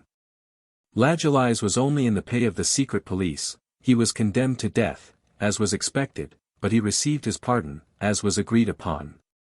Here was one of the disclosures which Pichegru might have made. Hence the necessity of getting him out of the way before the trial. As to the evidence of the man named Roland, it was clear to everybody that Moreau was right when he said to the president, "In my opinion, Roland is either a creature of the police, or he has given his evidence under the influence of fear." Roland made two declarations. The first contained nothing at all, the second was in answer to the following observations: "You see, you stand in a terrible situation. You must either be held to be an accomplice in the conspiracy, or you must be taken as evidence. If you say nothing, you will be considered in the light of an accomplice; if you confess, you will be saved." This single circumstance may serve to give an idea of the way the trials were conducted so as to criminate Moreau. On his part the general repelled the attacks, of which he was the object, with calm composure and modest confidence, though flashes of just indignation would occasionally burst from him. I recollect the effect he produced upon the court and the auditors at one of the sittings, when the president had accused him of the design of making himself dictator. He exclaimed, "I dictator! What, make myself dictator at the head of the partisans of the Bourbons? Point out my partisans. My partisans would naturally be the soldiers of France, of whom I have commanded 9/10, and saved more than 50,000. These are the partisans I should look to. All my aides de camp, all the officers of my acquaintance, have been arrested, not the shadow of a suspicion could be found against any of them, and they have been set at liberty. Why, then, attribute to me the madness of aiming to get myself made dictator by the aid of the adherents of the old French princes, of persons who have fought in their cause since 1792?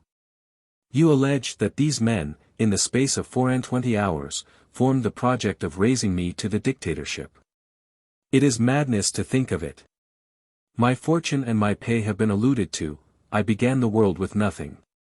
I might have had by this time 50 millions, I have merely a house and a bit of ground.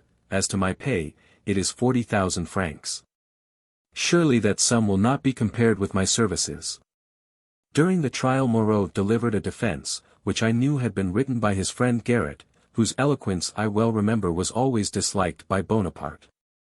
Of this I had a proof on the occasion of a grand ceremony which took place in the Place des Victoires, on laying the first stone of a monument which was to have been erected to the memory of Desaix, but which was never executed. The first consul returned home in very ill humor, and said to me, "Bourrienne, what a brute that Garrett is! What a stringer of words!" I have been obliged to listen to him for 3/4 of an hour. There are people who never know when to hold their tongues. Whatever might be the character of Garrett's eloquence or Bonaparte's opinion of it, his conduct was noble on the occasion of Moreau's trial. For he might be sure Bonaparte would bear him a grudge for lending the aid of his pen to the only man whose military glory, though not equal to that of the first consul, might entitle him to be looked upon as his rival in fame. At one of the sittings a circumstance occurred which produced an almost electrical effect. I think I still see General Lecourbe, the worthy friend of Moreau, entering unexpectedly into the court, leading a little boy. Raising the child in his arms, he exclaimed aloud, and with considerable emotion, "Soldiers, behold the son of your general." This action of Lecourbe, together with the part played in this trial by his brother, one of the judges, was most unfortunate, not Only for Le Corbe but for France, which consequently lost the services of its best general of mountain warfare. His campaigns of Switzerland in 1799 on the St. Gothard against Suwarrow are well known. Naturally disgraced for the part he took with Moreau, he was not again employed till the Cent-Jours, when he did good service. Although he had disapproved of the defection of Ney from the Royalist cause. He died in 1816. His brother, the judge, had a most furious reception from Napoleon, who called him a prevaricating judge, and dismissed him from his office. Remusat, Tome 2. p. 8. At this unexpected movement all the military present spontaneously rose and presented arms, while a murmur of approbation from the spectators applauded the act. It is certain that had Moreau at that moment said but one word, such was the enthusiasm in his favor, the tribunal would have been broken up and the prisoners liberated.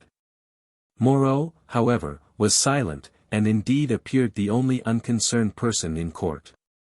Throughout the whole course of the trial Moreau inspired so much respect that when he was asked a question and rose to reply the gendarmes appointed to guard him rose at the same time and stood uncovered while he spoke.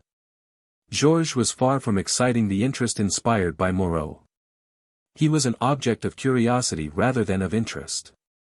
The difference of their previous conduct was in itself sufficient to occasion a great contrast in their situation before the court. Moreau was full of confidence and Georges full of resignation. The latter regarded his fate with a fierce kind of resolution. He occasionally resumed the caustic tone which he seemed to have renounced when he harangued his associates before their departure from the Temple. With the most sarcastic bitterness he alluded to the name and vote of Thuriot, one of the most violent of the judges, often terming him Tuesday Roy. Thuriot and the President Hemart both voted for the death of the king. Merlin, the imperial procureur general, was one of the regicides. Bourrienne.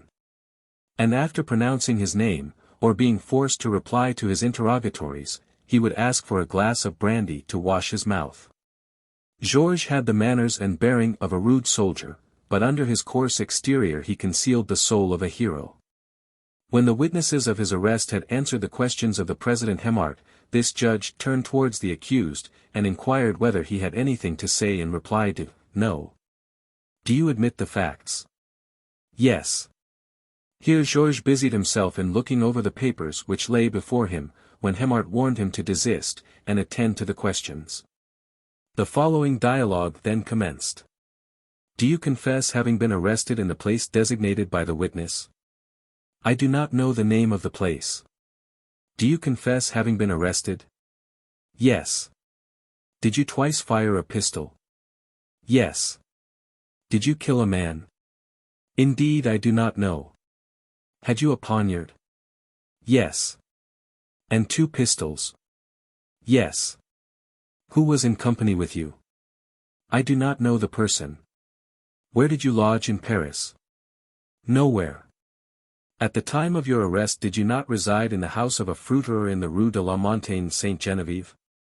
"At the time of my arrest I was in a cabriolet." "I lodged nowhere." "Where did you sleep on the evening of your arrest?" "Nowhere."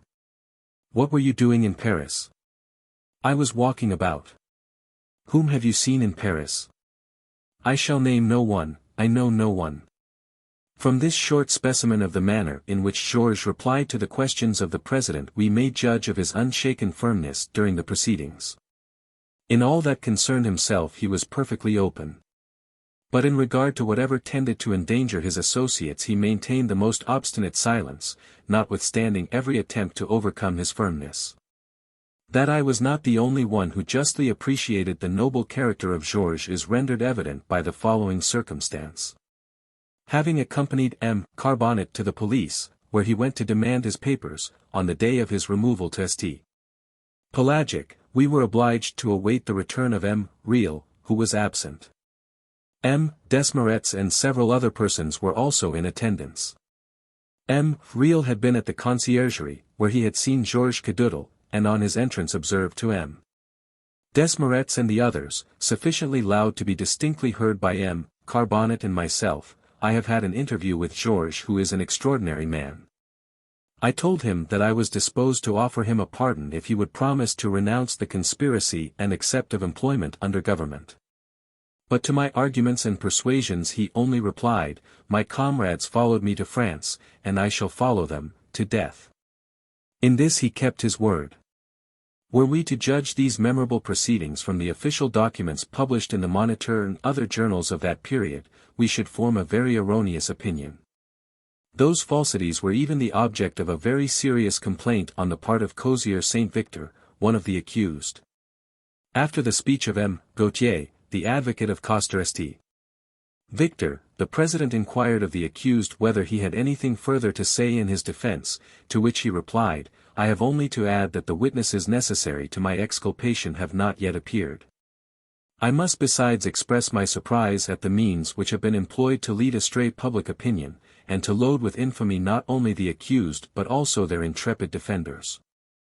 I have read with pain in the journals of today that the proceedings," here the president interrupting, observed that "these were circumstances foreign to the case." "Not in the least," replied Cozier Saint-Victor. "On the contrary, they bear very materially on the cause, since mangling and misrepresenting our defense is a practice assuredly calculated to ruin us in the estimation of the public. In the journals of today the speech of M. Gautier is shamefully garbled, and I should be deficient in gratitude were I not here to bear testimony to the zeal and courage which he has displayed in my defense. I protest against the puerilities and absurdities which have been put into his mouth, and I entreat him not to relax in his generous efforts. It is not on his account that I make this observation, he does not require it at my hands. It is for myself, it is for the accused, whom such arts tend to injure in the estimation of the public." Coster Saint-Victor had something chivalrous in his language and manners which spoke greatly in his favor. He conveyed no bad idea of one of the Fiesco conspirators, or of those leaders of the Frondes who intermingled gallantry with their politics. An anecdote to this effect was current about the period of the trial. Coster St.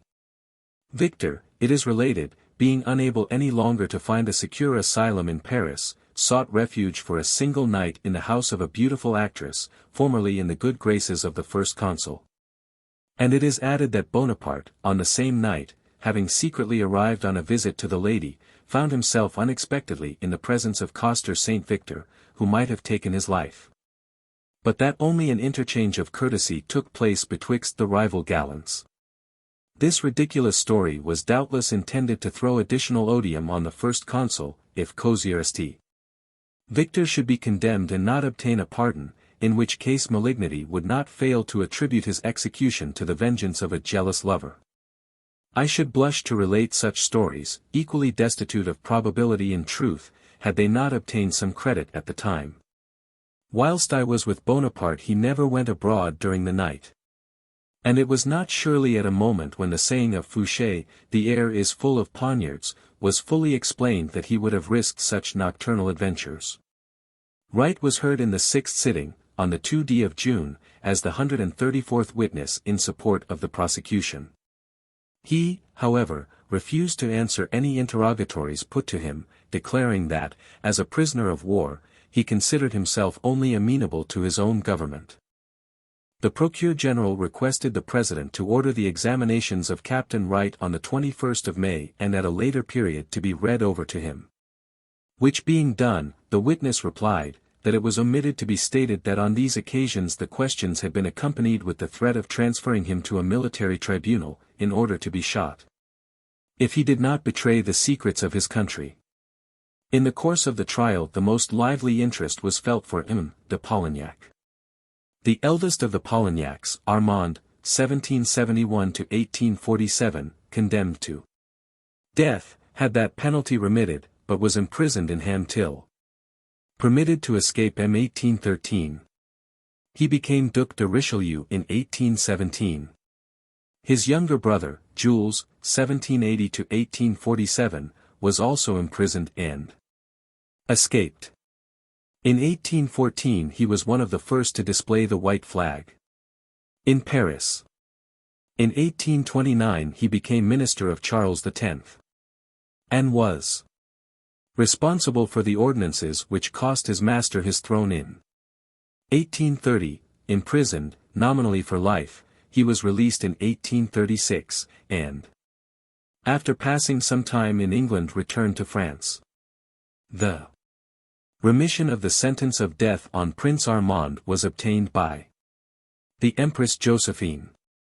Time after time, urged on by Madame de Remusat, she implored mercy from Napoleon, who at last consented to see the wife of the prince.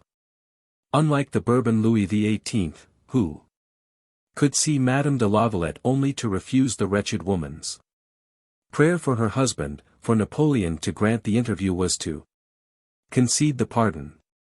The prince escaped death, and his wife, who had obtained the interview by applying to Madame de Remusat, when she met her benefactress in the times of the Restoration, displayed a really grand forgetfulness of what had passed. See Remusat.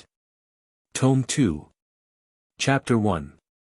Charles de Hosier, and de Rivière. So short a period had elapsed since the proscription of the nobility that, independently of every feeling of humanity, it was certainly impolitic to exhibit before the public the airs of an illustrious name.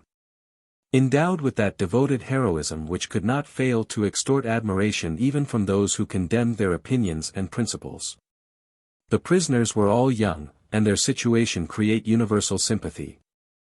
The greatest number of them disdained to have recourse to a denial, and seemed less anxious for the preservation of their own lives than for the honor of the cause in which they had embarked, not with the view of assassination, as had been demonstrated, but for the purpose of ascertaining the true state of the public feeling, which had been represented by some factious intriguers as favorable to the Bourbons.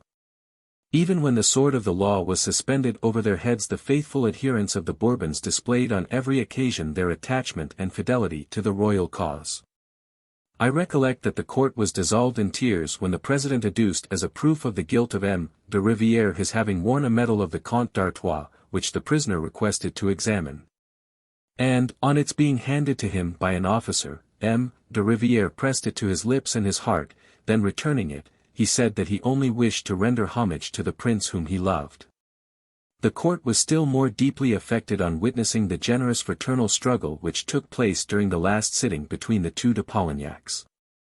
The emotion was general when the eldest of the brothers, after having observed that his always going out alone and during the day did not look like a conspirator anxious for concealment, added these remarkable words which will remain indelibly engraven on my memory: I have now only one wish, which is that, as the sword is suspended over our heads, and threatens to cut short the existence of several of the accused, you would, in consideration of his youth if not of his innocence, spare my brother, and shower down upon me the whole weight of your vengeance. It was during the last sitting but one, on Friday the 8th of June, that M. Armand de Polignac made the above affecting appeal in favor of his brother. The following day, before the fatal sentence was pronounced, M. Jules de Polignac addressed the judges, saying, I was so deeply affected yesterday, while my brother was speaking, as not fully to have attended to what I read in my own defense, but being now perfectly tranquil, I entreat, gentlemen, that you will not regard what he urged in my behalf. I repeat, on the contrary, and with most justice, if one of us must fall a sacrifice, if there be yet time, save him, restore him to the tears of his wife. I have no tie like him, I can meet death unappalled. Too young to have tasted the pleasures of the world, I cannot regret their loss. No, no, exclaimed his brother, you are still in the outset of your career, it is I who ought to fall. At 8 in the morning the members of the tribunal withdrew to the council chamber. Since the commencement of the proceedings the crowd, far from diminishing, seemed each day to increase. This morning it was immense, and, though the sentence was not expected to be pronounced till a late hour, no one quitted the court for fear of not being able to find a place when the tribunal should resume its sitting. Sentence of death was passed upon Georges Cadoudal, Bouvet de Lozier, Rousselin, Rachel, Armand de Polignac, Charles de Hosier, de Rivière, Louis Decorps, Picot, Lagelais, Roger, Coster Saint Victor, Deville, Gallard, Joyob, Bourbon, Lemercier, Jean Cadoudal, Leland, and Moril, while Lise de Polignac, Laridant, General Moreau, General Moreau's sentence was remitted, and he was allowed to go to America. Roland and Hissé were only condemned to 2 years' imprisonment. This decree was heard with consternation by the Assembly, and soon spread throughout Paris. I may well affirm it to have been a day of public mourning. Even though it was Sunday, every place of amusement was nearly deserted. To the horror inspired by a sentence of death passed so wantonly, and of which the greater number of the victims belonged to the most distinguished class of society, was joined the ridicule inspired by the condemnation of Moreau. Of the absurdity of which no one seemed more sensible than Bonaparte himself, and respecting which he expressed himself in the most pointed terms. I am persuaded that everyone who narrowly watched the proceedings of this celebrated trial must have been convinced that all means were resorted to in order that Moreau, once accused, should not appear entirely free from guilt. Bonaparte is reported to have said, "Gentlemen, I have no control over your proceedings, it is your duty strictly to examine the evidence before presenting a report to me. But when it has once the sanction of your signatures, woe to you if an innocent man be condemned." This remark is in strict conformity with his usual language, and bears a striking similarity to the conversation I held with him on the following Thursday. But though this language might be appropriate from the lips of a sovereign whose ministers are responsible, it appears but a lame excuse in the mouth of Bonaparte, the possessor of absolute power. The condemned busied themselves in endeavoring to procure a repeal of their sentence. The greatest number of them yielded in this respect to the entreaties of their friends, who lost no time in taking the steps requisite to obtain the pardon of those in whom they were most interested. Moreau at first also determined to appeal, but he relinquished his purpose before the Court of Cassation commenced its sittings. As soon as the decree of the special tribunal was delivered, Murat, governor of Paris, and brother-in-law to the emperor, sought his presence and conjured him in the most urgent manner to pardon all the criminals. Observing that such an act of clemency would redound greatly to his honor in the opinion of France and all Europe, that it would be said the emperor pardoned the attempt against the life of the first consul. That this act of mercy would shed more glory over the commencement of his reign than any security which could accrue from the execution of the prisoners. Such was the conduct of Murat, but he did not solicit, as has been reported, the pardon of any one in particular. Those who obtained the imperial pardon were Bouvet de Lozier, who expected it from the disclosures he had made. Roussillon, de Rivière, Rachel, Armand de Polignac, de Hosier, Lagelais, who had beforehand received a promise to that effect, and Armand Gallard. The other ill-fated victims of a sanguinary police underwent their sentence on the 25th of June, 2 days after the promulgation of the pardon of their associates. Their courage and resignation never forsook them even for a moment, and Georges, knowing that it was rumored he had obtained a pardon, entreated that he might die the first, in order that his companions in their last moments might be assured he had not survived them. Chapter 27. 1804. Clavier and Hemart, singular proposal of Corvisartem. Desmaisons. Project of influencing the judges, visit to the Tuileries, rapine. Attendance, long conversation with the emperor, his opinion on the trial of Moreau, English assassins and Mr. Fox, complaints against the English government, Bonaparte and Lequeuille, affectionate behavior, arrest of Pichegru, method employed by the first consul to discover his presence in Paris, character of Moreau, measures of Bonaparte regarding him, Lauriston. Sent to the Temple, silence. Respecting the Duc d'Enghien, Napoleon's opinion of Moreau and Georges, admiration of Georges, offers of employment and dismissal. Recital of former vexations, audience of the Empress, melancholy. Forebodings, what Bonaparte said concerning himself, marks of kindness. The judges composing the tribunal which condemned Moreau were not all like Thuriot and Hemart. History has recorded an honorable contrast to the general meanness of the period in the reply given by M. Clavier, when urged by Hemart to vote for the condemnation of Moreau. "Ah, monsieur, if we condemn him, how shall we be able to acquit ourselves? I have, besides, the best reason for asserting that the judges were tampered with, from a circumstance which occurred to myself.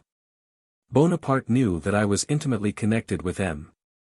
Desmaisons, one of the members of the tribunal, and brother-in-law to Corvisart. He also knew that Desmaisons was inclined to believe in Moreau's innocence, and favorable to his acquittal.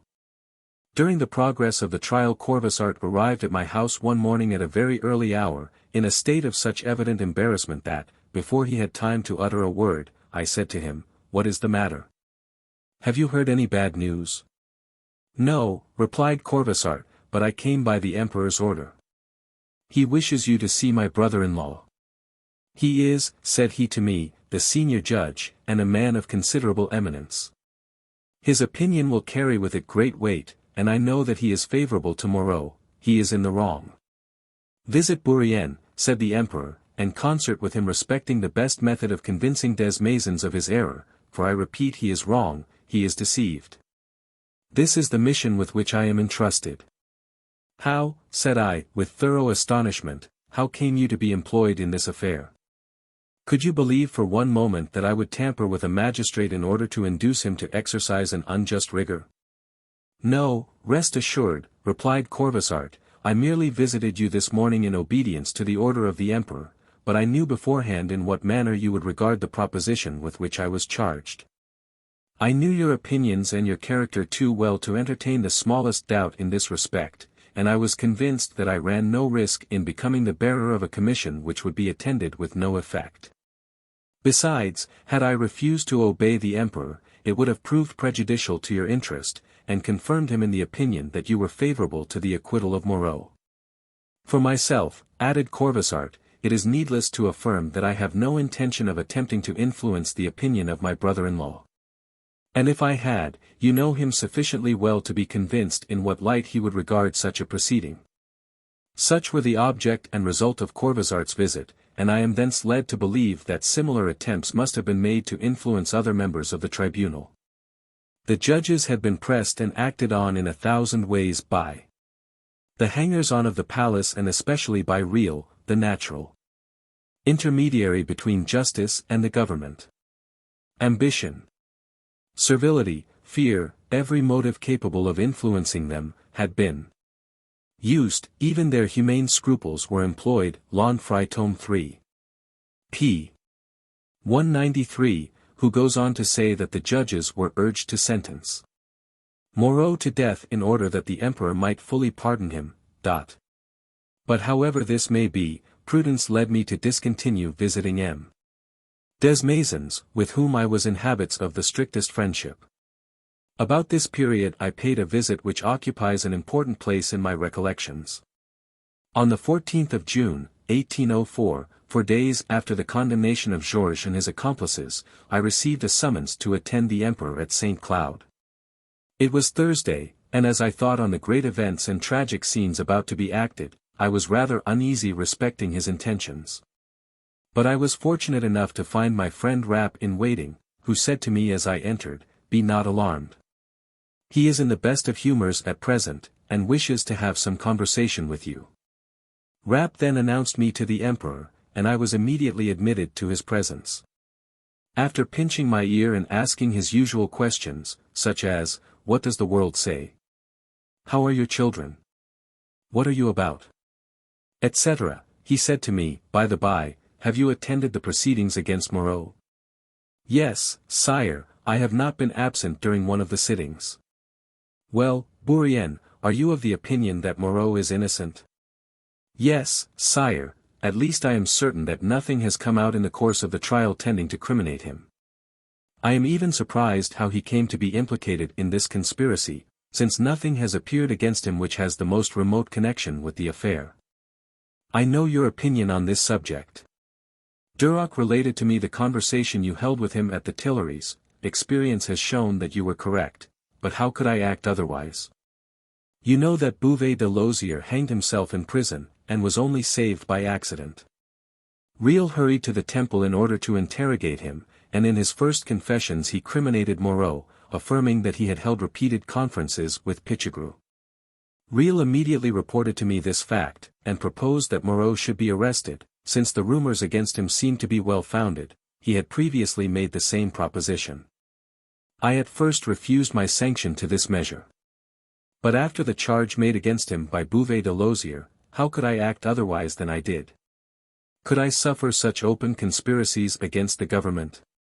Could I doubt the truth of Bouvet de Lozier's declaration, under the circumstances in which it was made? Could I foresee that he would deny his first declaration when brought before the court? There was a chain of circumstances which human sagacity could not penetrate, and I consented to the arrest of Moreau when it was proved that he was in league with Pichegru. Has not England sent assassins? Sire, said I, permit me to call to your recollection the conversation you had in my presence with Mr. Fox, after which you said to me, Bourrienne, I am very happy at having heard from the mouth of a man of honor that the British government is incapable of seeking my life. I always wish to esteem my enemies. Bah! You are a fool. Parbleu! I did not say that the English minister sent over an assassin, and that he said to him, Here is gold and a poniard, go and kill the first consul. No, I did not believe that. But it cannot be denied that all those foreign conspirators against my government were serving England, and receiving pay from that power. Have I agents in London to disturb the government of Great Britain? I have waged with it honourable warfare. I have not attempted to awaken a remembrance of the Stuarts amongst their old partisans. Is not Wright, who landed George and his accomplices at Dieppe, a captain in the British Navy? But rest assured that, with the exception of a few babblers, whom I can easily silence, the hearts of the French people are with me. Everywhere public opinion has been declared in my favour, so that I have nothing to apprehend from giving the greatest publicity to these plots, and bringing the accused to a solemn trial. The greater number of those gentlemen wished me to bring the prisoners before a military commission, that summary judgment might be obtained, but I refused my consent to this measure. It might have been said that I dreaded public opinion. And I fear it not. People may talk as much as they please, well and good, I am not obliged to hear them, but I do not like those who are attached to my person to blame what I have done. As I could not wholly conceal an involuntary emotion, in which the Emperor saw something more than mere surprise, he paused, took me by the ear, and, smiling in the most affectionate manner, said, I had no reference to you in what I said. But I have to complain of Lequeuille. Could you believe that during the trial he went about clamoring in behalf of Moreau? He, my aide-de-camp, a man who owes everything to me. As for you, I have said that you acted very well in this affair.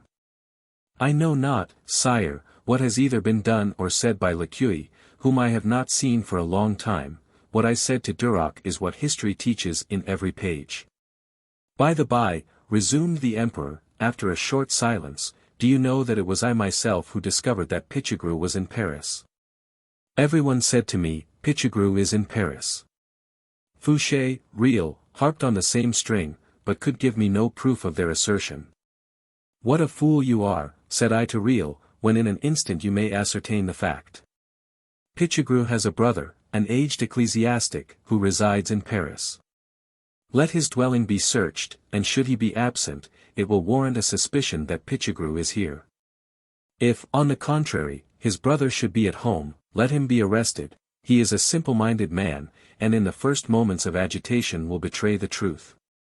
Everything happened as I had foreseen, for no sooner was he arrested than, without waiting to be questioned, he inquired if it was a crime to have received his brother into his house. Thus every doubt was removed, and a miscreant in the house in which Pichegru lodged betrayed him to the police. What horrid degradation to betray a friend for the sake of gold! Then reverting to Moreau, the Emperor talked a great deal respecting that general. Moreau, he said, possesses many good qualities, his bravery is undoubted, but he has more courage than energy, he is indolent and effeminate. When with the army he lived like a pasha, he smoked, was almost constantly in bed, and gave himself up to the pleasures of the table. His dispositions are naturally good, but he is too indolent for study. He does not read, and since he has been tied to his wife's apron strings is fit for nothing. He sees only with the eyes of his wife and her mother, who have had a hand in all these late plots. And then, Bourrienne, is it not very strange that it was by my advice that he entered into this union? I was told that Mademoiselle Hewlett was a Creole, and I believed that he would find in her a second Josephine. how greatly was I mistaken. It is these women who have estranged us from each other, and I regret that he should have acted so unworthily. You must remember my observing to you more than 2 years ago that Moreau would one day run his head against the gate of the Tuileries. That he has done so was no fault of mine, for you know how much I did to secure his attachment. You cannot have forgotten the reception I gave him at Malmaison. On the 18th Brumaire I conferred on him the charge of the Luxembourg, and in that situation he fully justified my choice. But since that period he has behaved towards me with the utmost ingratitude, entered into all the silly cabala against me, blamed all my measures, and turned into ridicule the Legion of Honor. Have not some of the intriguers put it into his head that I regard him with jealousy? You must be aware of that. You must also know as well as I how anxious the members of the Directory were to exalt the reputation of Moreau. Alarmed at my success in Italy, they wished to have in the armies a general to serve as a counterpoise to my renown. I have ascended the throne and he is the inmate of a prison. You are aware of the incessant clamoring raised against me by the whole family, at which I confess I was very much displeased, coming from those whom I had treated so well. Had he attached himself to me, I would doubtless have conferred on him the title of First Marshal of the Empire, but what could I do? He constantly depreciated my campaigns and my government.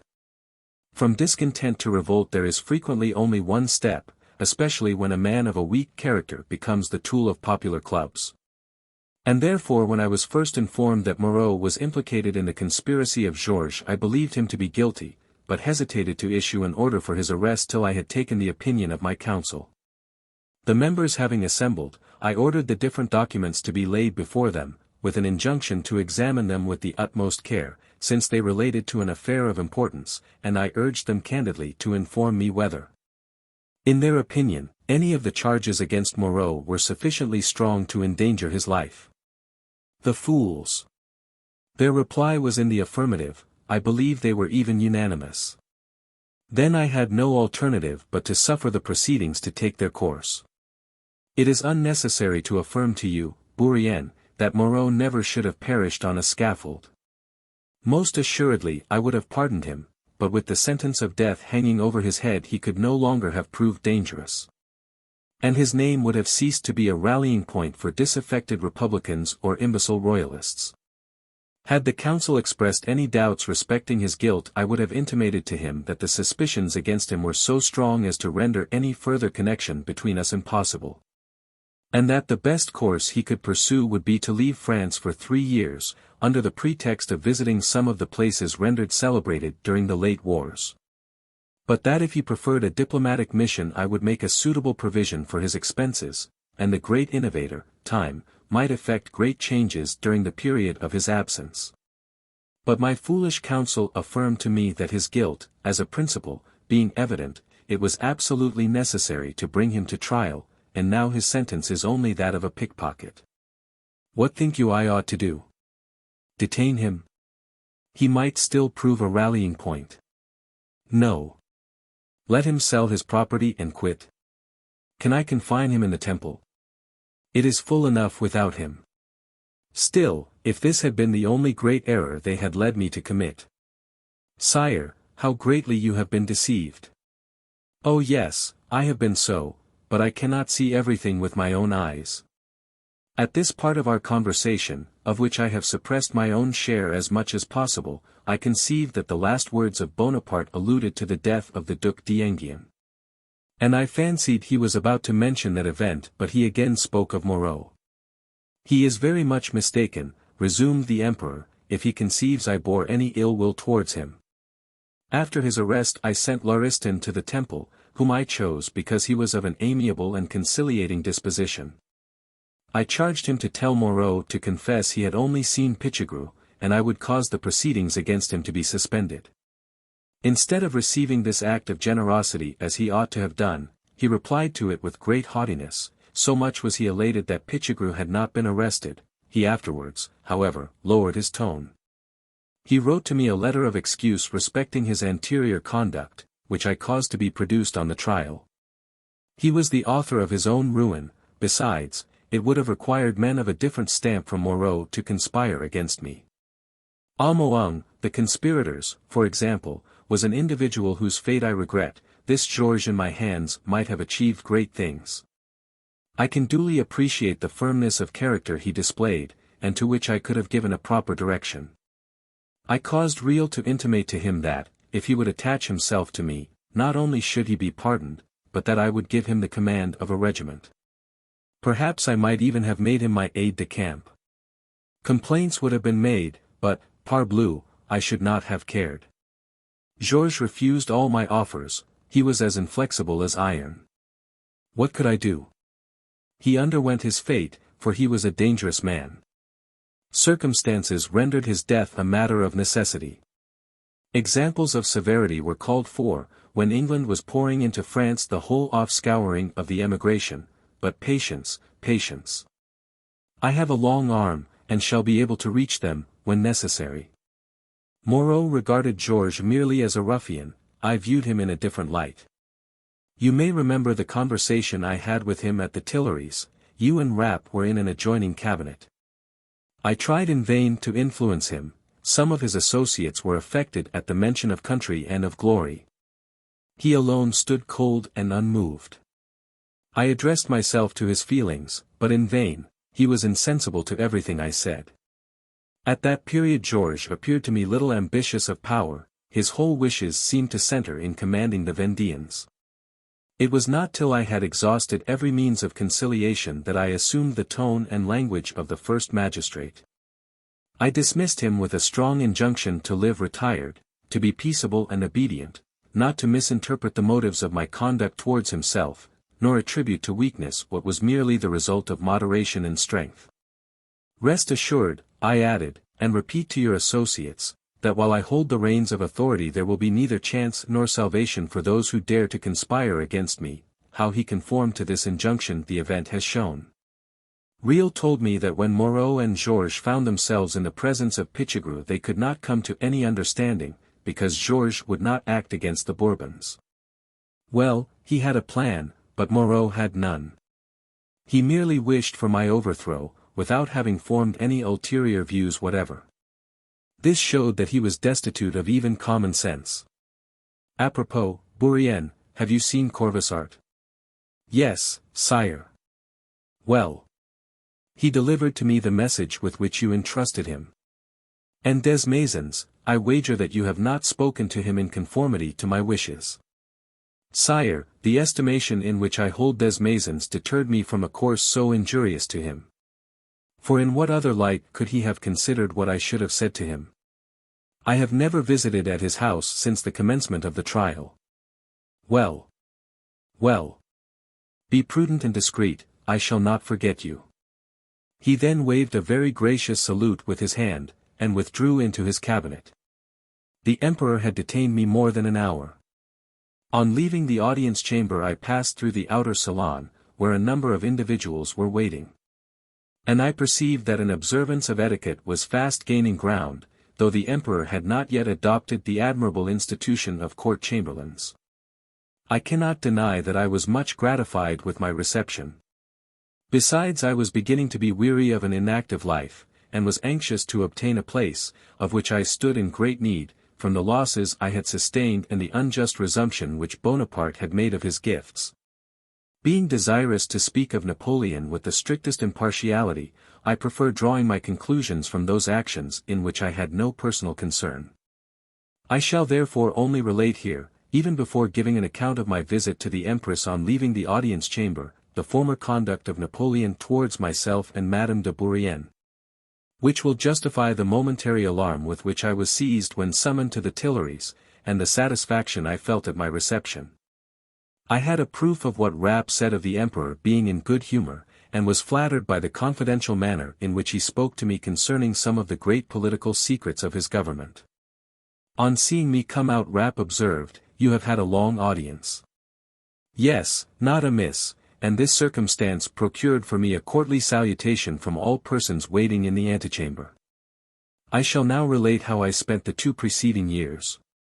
The month after I tendered my resignation to the First Consul, and which he refused to accept, the house at St. Cloud belonging to Madame de Ville was offered to me, it was that in which the Duc d'Angoulême and the Duc de Berry were inoculated.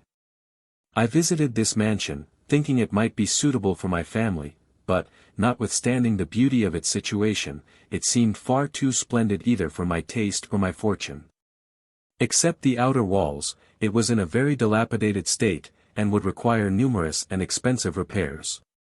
Josephine, being informed that Madame de Bourrienne had set her face against the purchase, expressed a wish to see the mansion, and accompanied us for that purpose. She was so much delighted with it that she blamed my wife for starting any objections to my becoming its possessor. With regard to the expense, Josephine replied to her, "Ah, we shall arrange that." On our return to Malmaison she spoke of it in such high terms that Bonaparte said to me, "Why don't you purchase it, Bourrienne, since the price is so reasonable?" The house was accordingly purchased.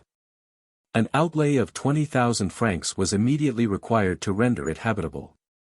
Furniture was also necessary for this large mansion, and orders for it were accordingly given. But no sooner were repairs begun than everything crumbled to pieces, which rendered many additional expenses necessary. About this period Bonaparte hurried forward the works at St. Cloud, to which place he immediately removed. My services being constantly required, I found it so fatiguing to go twice or thrice a day from Rouen to St. Cloud that I took possession of my new mansion, though it was still filled with workmen. Scarcely 8 days had elapsed from this period when Bonaparte intimated that he no longer had occasion for my services.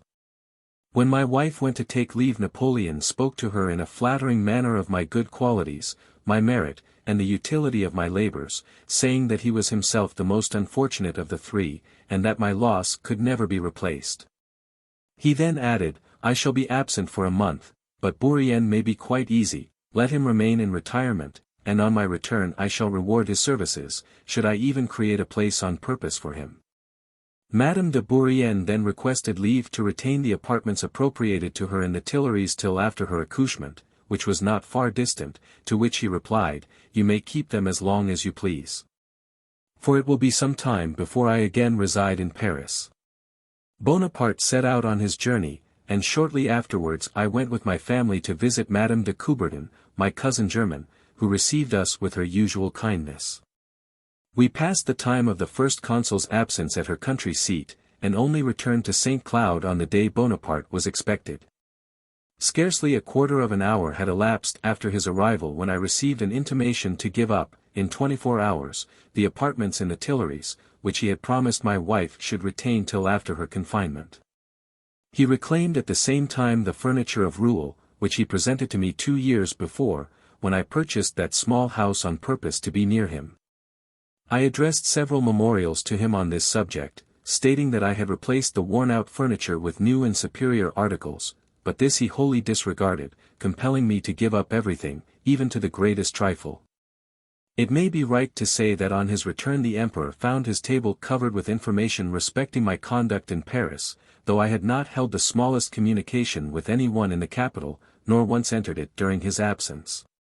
After my departure for Hamburg, Bonaparte took possession of my stables and coach-house, which he filled with horses. Even the very avenues and walks were converted into stabling. A handsome house at the entrance to the park was also appropriated to similar purposes. In fact, he spared nothing. Everything was done in the true military style.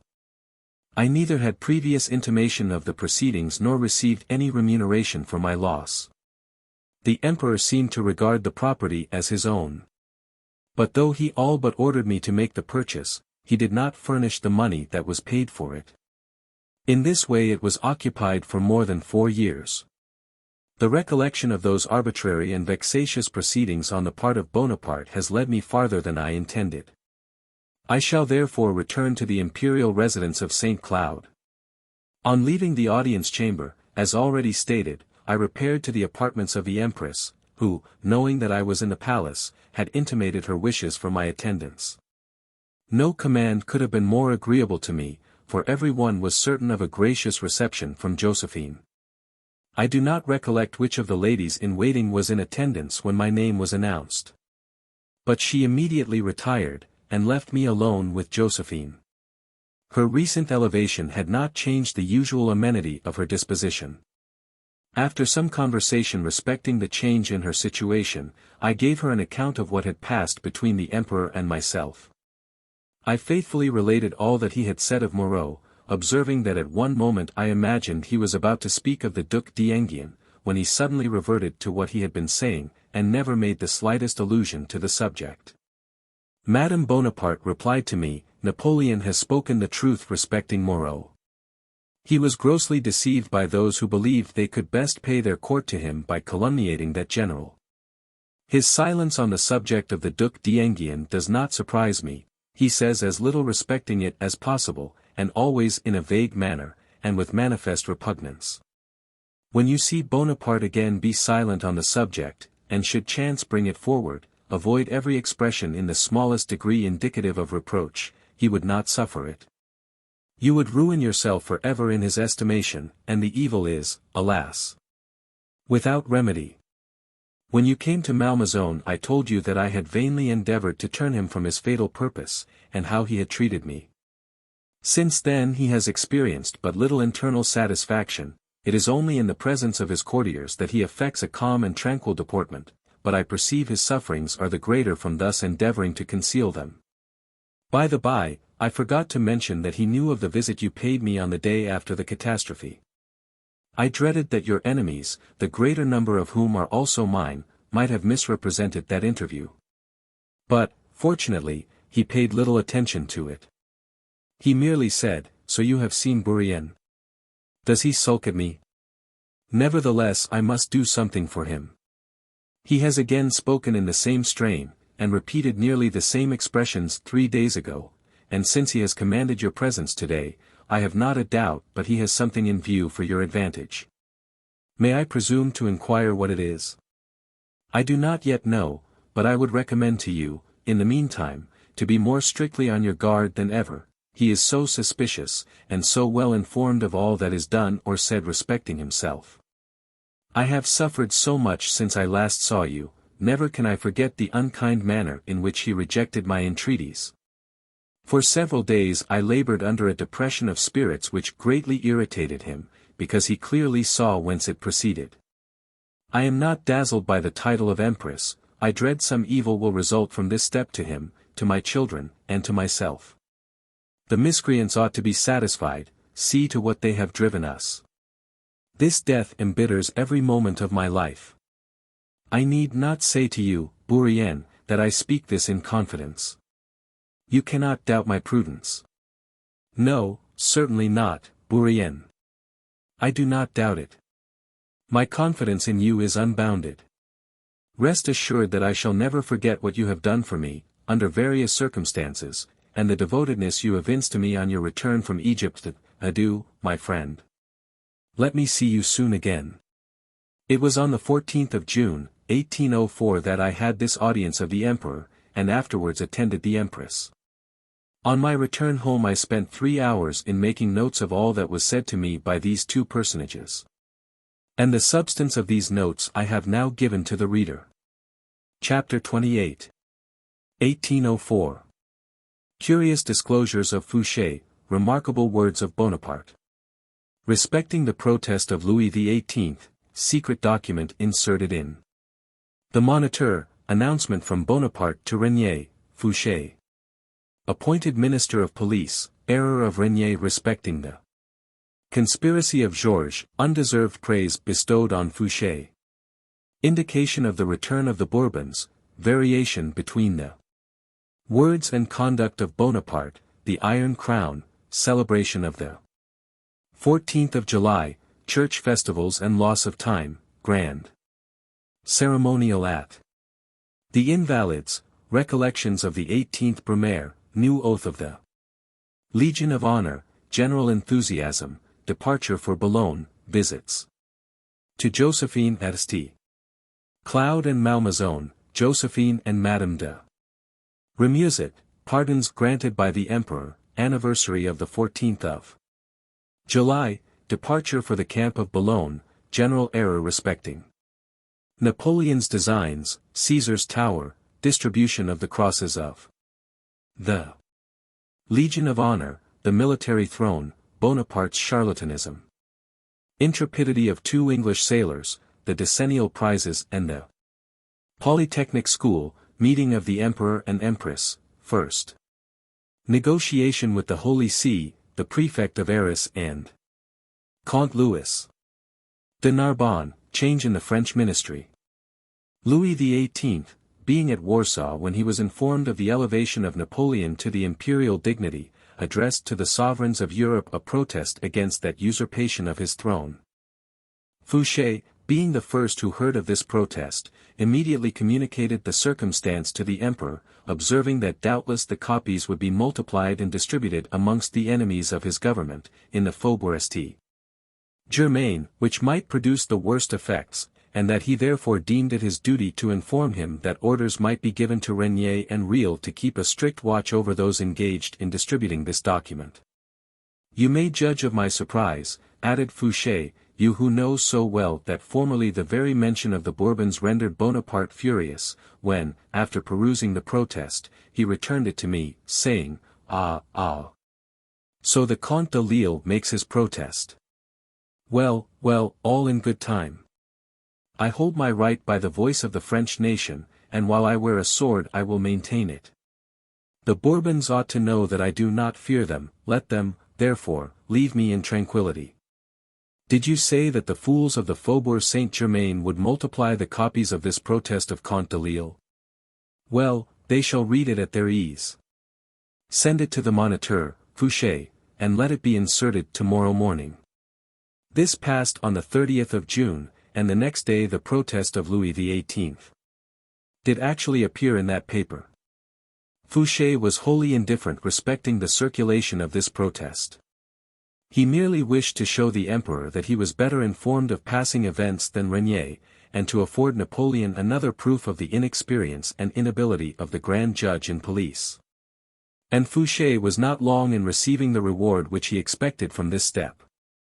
In fact, 10 days after the publication of the protest, the emperor announced to Regnier the re-establishment of the Ministry of General Police. The formula, "I pray God to have you in his holy keeping," with which the letter to Regnier closed, was another step of Napoleon in the knowledge of ancient usages, with which he was not sufficiently familiar when he wrote Cambyses on the day succeeding his elevation to the imperial throne. At the same time it must be confessed that this formula assorted awkwardly with the month of Messidor, and the 12th year of the Republic. The errors which Regnier had committed in the affair of Georges were the cause which determined Bonaparte to re-establish the Ministry of Police, and to bestow it on a man who had created a belief in the necessity of that measure, by a monstrous accumulation of plots and intrigues.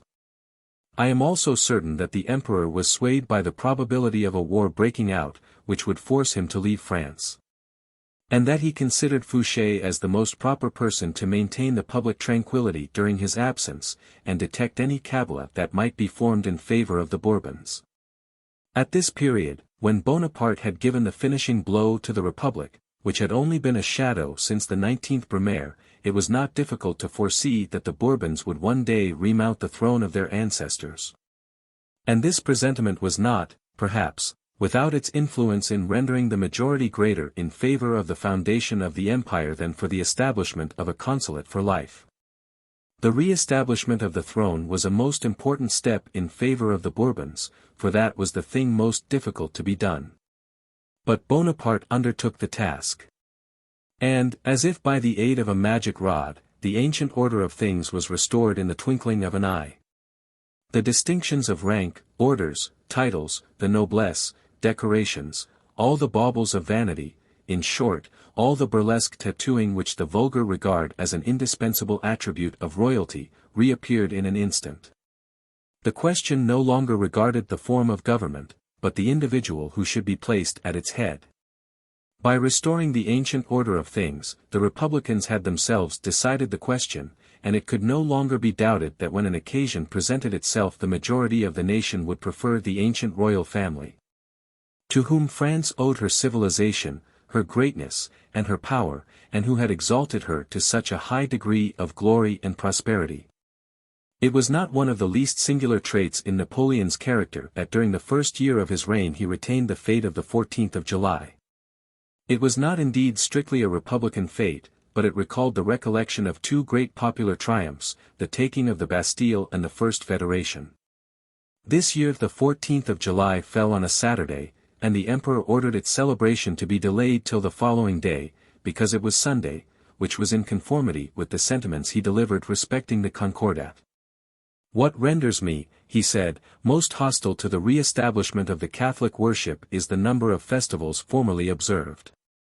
A saint's day is a day of indolence, and I wish not for that. The people must labor in order to live. I consent to 4 holidays in the year, but no more. If the gentlemen from Rome are not satisfied with this, they may take their departure." The loss of time seemed to him so great a calamity that he seldom failed to order an indispensable solemnity to be held on the succeeding holiday. Thus he postponed the Corpus Christi to the following Sunday. On Sunday, the 15th of July, 1804, the emperor appeared for the first time before the Parisians surrounded by all the pomp of royalty. The members of the Legion of Honor, then in Paris, took the oath prescribed by the new constitution, and on this occasion the emperor and empress appeared attended for the first time by a separate and numerous retinue. The carriages in the train of the empress crossed the garden of the Tuileries, hitherto exclusively appropriated to the public. Then followed the cavalcade of the emperor, who appeared on horseback, surrounded by his principal generals, whom he had created marshals of the empire. M. de Ségur, who held the office of Grand Master of Ceremonies, had the direction of the ceremonial to be observed on this occasion, and with the governor received the emperor on the threshold of the Hôtel des Invalides. They conducted the empress to a tribune prepared for her reception, opposite the imperial throne which Napoleon alone occupied, to the right of the altar. I was present at this ceremony, notwithstanding the repugnance I have to such brilliant exhibitions. But as Duroc had 2 days before presented me with tickets, I deemed it prudent to attend on the occasion, lest the keen eye of Bonaparte should have remarked my absence if Duroc had acted by his order. I spent about an hour contemplating the proud and sometimes almost ludicrous demeanor of the new grandees of the empire. I marked the maneuvering of the clergy, who, with Cardinal Belloy at their head, proceeded to receive the emperor on his entrance into the church. What a singular train of ideas was called up to my mind when I beheld my former comrade at the school of Brienne seated upon an elevated throne, surrounded by his brilliant staff, the great dignitaries of his empire, his ministers and marshals. I involuntarily recurred to the 19th Brumaire, and all this splendid scene vanished, when I thought of Bonaparte stammering to such a degree that I was obliged to pull the skirt of his coat to induce him to withdraw. It was neither a feeling of animosity nor of jealousy which called up such reflections. At no period of our career would I have exchanged my situation for his. But whoever can reflect, whoever has witnessed the unexpected elevation of a former equal, may perhaps be able to conceive the strange thoughts that assailed my mind, for the first time, on this occasion. When the religious part of the ceremony terminated, the church assumed, in some measure, the appearance of a profane temple. The congregation displayed more devotion to the emperor than towards the God of the Christians, more enthusiasm than fervor. The mass had been heard with little attention, but when M. de Lacépède, Grand Chancellor of the Legion of Honor, after pronouncing a flattering discourse, finished the call of the grand officers of the Legion, Bonaparte covered, as did the ancient kings of France when they held a bed of justice. A profound silence, a sort of religious awe, then reigned throughout the assembly, and Napoleon, who did not now stammer as in the Council of the 500, said in a firm voice: "Commanders, officers, legionaries, citizens, soldiers. Swear upon your honor to devote yourselves to the service of the empire, to the preservation of the integrity of the French territory, to the defense of the emperor, of the laws of the republic, and of the property which they have made sacred, to combat by all the means which justice, reason, and the laws authorize every attempt to re-establish the feudal system. In short, swear to concur with all your might in maintaining liberty and equality, which are the bases of all our institutions. Do you swear?" Each member of the Legion of Honor exclaimed, "I swear," adding, "Vive l'Empereur," with an enthusiasm it is impossible to describe, and in which all present joined. What, after all, was this new oath? It only differed from that taken by the Legion of Honor, under the Consulate, in putting the defense of the emperor before that of the laws of the republic, and this was not merely a form. It was, besides, sufficiently laughable and somewhat audacious, to make them swear to support equality at the moment so many titles and monarchical distinctions had been re-established. On the 18th of July, 3 days after this ceremony, the emperor left Paris to visit the camp at Boulogne. He was not accompanied by the empress on this journey, which was merely to examine the progress of the military operations. Availing myself of the invitation Josephine had given me, I presented myself at St. Cloud a few days after the departure of Napoleon. As she did not expect my visit, I found her surrounded by 4 or 5 of the ladies in waiting, occupied in examining some of the elegant productions of the famous Leroy and Madame Dispose. For amidst the host of painful feelings experienced by Josephine, she was too much of a woman not to devote some attention to the toilet. On my introduction they were discussing the serious question of the costume to be worn by the Empress on her journey to Belgium to meet Napoleon at the Palace of Lac Ken, near Brussels. Notwithstanding those discussions respecting the form of hats, the color and shape of dresses, etc., Josephine received me in her usual gracious manner. But not being able to converse with me, she said, without giving it an appearance of invitation but in a manner sufficiently evident to be understood, that she intended to pass the following morning at Malmaison. I shortened my visit, and at noon next day repaired to that delightful abode, which always created in my mind deep emotion. Not an alley, not a grove, but teemed with interesting recollections. All recalled to me the period when I was the confidant of Bonaparte. But the time was past when he minutely calculated how much a residence at Malmaison would cost, and concluded by saying that an income of 30,000 livres would be necessary. When I arrived, Madame Bonaparte was in the garden with Madame de Remusat, who was her favorite from the similarity of disposition which existed between them. Madame de Remusat was the daughter of the minister Vergennes, and sister to Madame de Nansouty, whom I had sometimes seen with Josephine, but not so frequently as her elder sister. I found the ladies in the avenue which leads to Rouen, and saluted Josephine by inquiring respecting the health of Her Majesty. Never can I forget the tone in which she replied, "Ah, Bourrienne, I entreat that you will suffer me, at least here, to forget that I am an empress." As she had not a thought concealed from Madame de Remusat except some domestic vexations, of which probably I was the only confidant, we conversed with the same freedom as if alone. And it is easy to define that the subject of our discourse regarded Bonaparte. After having spoken of her intended journey to Belgium, Josephine said to me, "What a pity, Bourrienne, that the past cannot be recalled. He departed in the happiest disposition, he has bestowed some pardons, and I am satisfied that but for those accursed politics he would have pardoned a far greater number." I would have said much more, but I endeavored to conceal my chagrin because the slightest contradiction only renders him the more obstinate. Now, when in the midst of his army, he will forget everything. How much have I been afflicted that I was not able to obtain a favorable answer to all the petitions which were addressed to me. That good Madame de Montesson came from Romainville to St. Cloud to solicit the pardon of M.M. de Rivière and de Polignac. We succeeded in gaining an audience for Madame de Polignac. How beautiful she is! Bonaparte was greatly affected on beholding her. He said to her, "Madame, since it was only my life your husband menaced, I may pardon him. You know Napoleon, Bourrienne, you know that he is not naturally cruel. It is his counselors and flatterers who have induced him to commit so many villainous actions. Rapp has behaved extremely well. He went to the emperor, and would not leave him till he had obtained the pardon of another of the condemned, whose name I do not recollect. How much these Polignacs have interested me! There will be then at least some families who will owe him gratitude. Strive, if it be possible, to throw a veil over the past. I am sufficiently miserable in my anticipations of the future. Rest assured, my dear Bourrienne, that I shall not fail to exert myself during our stay in Belgium in your behalf, and inform you of the result. Adieu." During the festival and celebration of the 14th of July, which I have already alluded to, the Emperor before leaving the Hôtel des Invalides had announced that he would go in person to distribute the decorations of the Legion of Honor to the army assembled in the camp of Boulogne. He was not long before he fulfilled his promise. He left St. Cloud on the 18th and travelled with such rapidity that the next morning, whilst everyone was busy with preparations for his reception, he was already at that port, in the midst of the labourers, examining the works.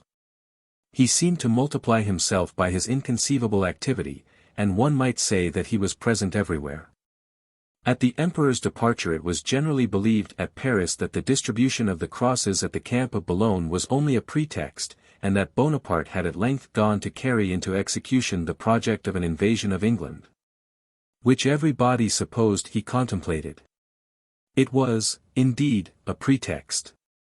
The emperor wished to excite more and more the enthusiasm of the army, to show himself to the military invested in his new dignity, to be present at some grand maneuvers, and dispose the army to obey the first signal he might give. How indeed, on beholding such great preparations, so many transports created, as it were, by enchantment, could any one have supposed that he did not really intend to attempt a descent on England? People almost fancied him already in London. It was known that all the army corps echeloned on the coast from Naples to Ostend were ready to embark. Napoleon's arrival in the midst of his troops inspired them, if possible, with a new impulse. The French ports on the Channel had for a long period been converted into dockyards and arsenals, where works were carried on with that inconceivable activity which Napoleon knew so well how to inspire. An almost incredible degree of emulation prevailed amongst the commanders of the different camps, and it descended from rank to the common soldiers and even to the laborers. As everyone was eager to take advantage of the slightest effects of chance, and exercised his ingenuity in converting them into prognostics of good fortune for the emperor. Those who had access to him did not fail to call his attention to some remains of a Roman camp which had been discovered at the Tour d'Order, where the emperor's tent was pitched. This was considered an evident proof that the French Caesar occupied the camp which the Roman Caesar had formerly constructed to menace Great Britain. To give additional force to this illusion, the Tour d'Order resumed the name of Caesar's Tower. Some medals of William the Conqueror, found in another spot, where, perhaps, they had been buried for the purpose of being dug up, could not fail to satisfy the most incredulous that Napoleon must conquer England. It was not far from Caesar's Tower that 80,000 men of the camps of Boulogne and Montreuil, under the command of Marshal Soult, were assembled in a vast plain to witness the distribution of the crosses of the Legion of Honor impressed with the imperial effigy. This plain, which I saw with Bonaparte in our first journey to the coast, before our departure to Egypt, was circular and hollow, and in the center was a little hill. This hill formed the imperial throne of Bonaparte in the midst of his soldiers. There he stationed himself with his staff, and around this center of glory the regiments were drawn up in lines and looked like so many diverging rays. From this throne, which had been erected by the hand of nature, Bonaparte delivered in a loud voice the same form of oath which he had pronounced at the Hôtel des Invalides a few days before. It was the signal for a general burst of enthusiasm, and Rapp, alluding to this ceremony, told me that he never saw the emperor appear more pleased. How could he be otherwise? Fortune then seemed obedient to his wishes. A storm came on during this brilliant day, and it was apprehended that part of the flotilla would have suffered. Bonaparte quitted the hill from which he had distributed the crosses and proceeded to the port to direct what measures should be taken. When upon his arrival the storm. The following description of the incident when Napoleon nearly occasioned the destruction of the Boulogne flotilla was forwarded to the Revue Politique et Littéraire from a private memoir. The writer, who was an eyewitness, says, "One morning, when the emperor was mounting his horse, he announced that he intended to hold a review of his naval forces, and gave the order that the vessels which lay in the harbor should alter their positions, as the review was to be held on the open sea. He started on his usual ride, giving orders that everything should be arranged. On his return, the time of which he indicated, his wish was communicated to Admiral Bruix, who responded with imperturbable coolness that he was very sorry, but that the review could not take place that day. Consequently not a vessel was moved. On his return, Back from his ride the emperor asked whether all was ready. He was told what the admiral had said. Twice the answer had to be repeated to him before he could realize its nature, and then, violently stamping his foot on the ground, he sent for the admiral. The emperor met him halfway. With eyes burning with rage, he exclaimed in an excited voice, "Why have my orders not been executed?" With respectful firmness Admiral Bruix replied, "Sire, a terrible storm is brewing. Your Majesty may convince yourself of it. Would you, without need, expose the lives of so many men? The heaviness of the atmosphere and the sound of thunder in the distance more than justified the fears of the admiral." "Sir," said the emperor, getting more and more irritated, "I have given the orders once more. Why have they not been executed? The consequences concern me alone. Obey." "Sire, I will not obey," replied the admiral. "You are insolent." And the emperor, who still held his riding whip in his hand, advanced towards the admiral with a threatening gesture. Admiral Bruix stepped back and put his hand on the sheath of his sword and said, growing very pale, "Sire, take care." The whole suite stood paralyzed with fear. The emperor remained motionless. For some time, his hand lifted up, his eyes fixed on the admiral, who still retained his menacing attitude.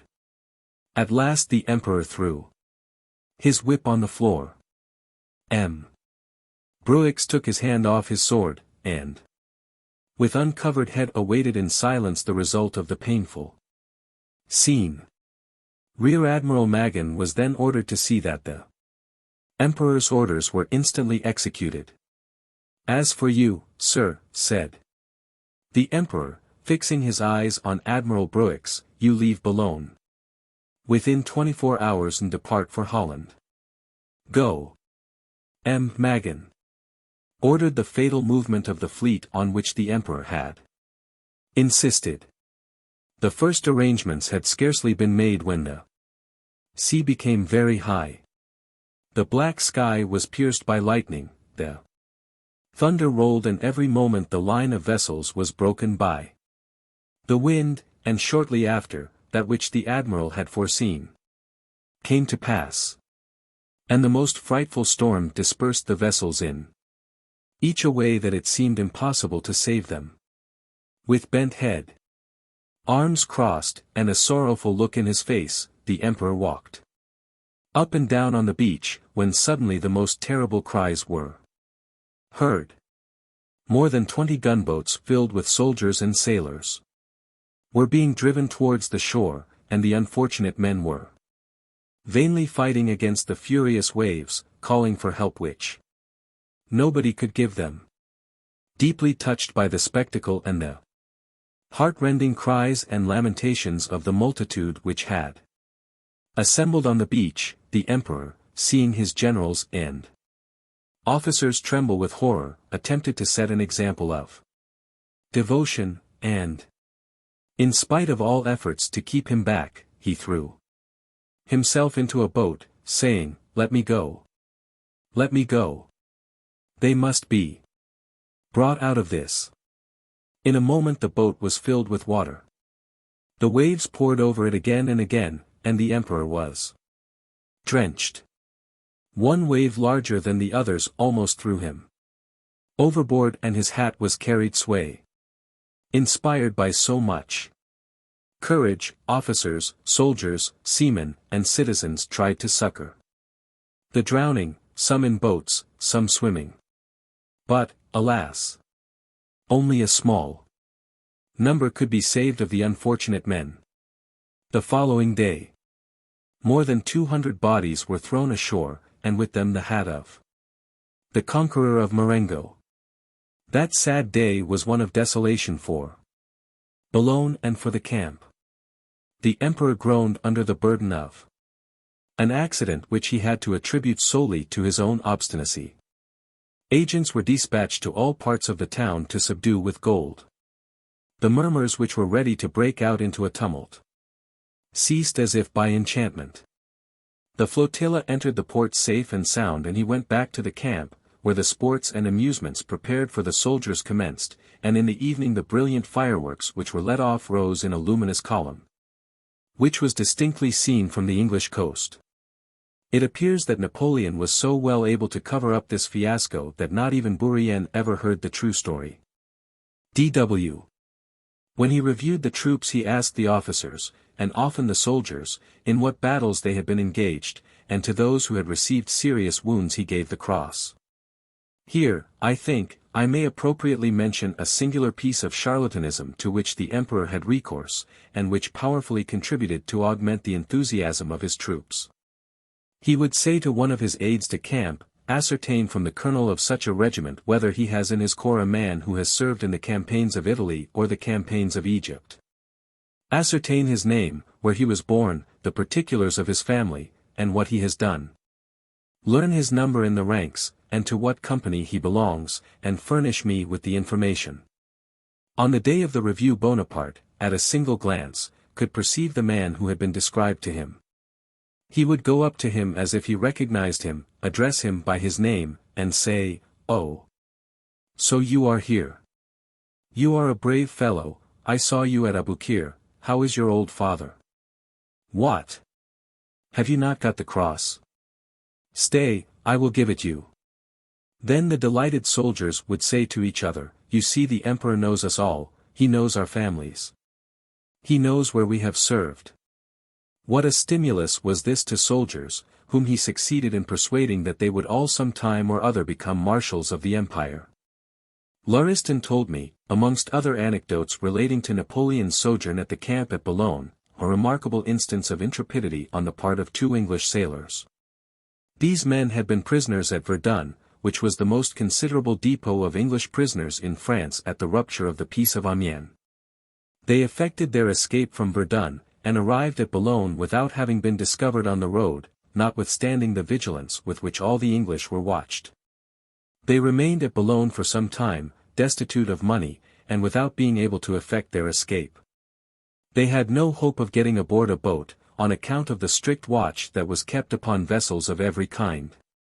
These 2 sailors made a boat of little pieces of wood, which they put together as well as they could, having no other tools than their knives.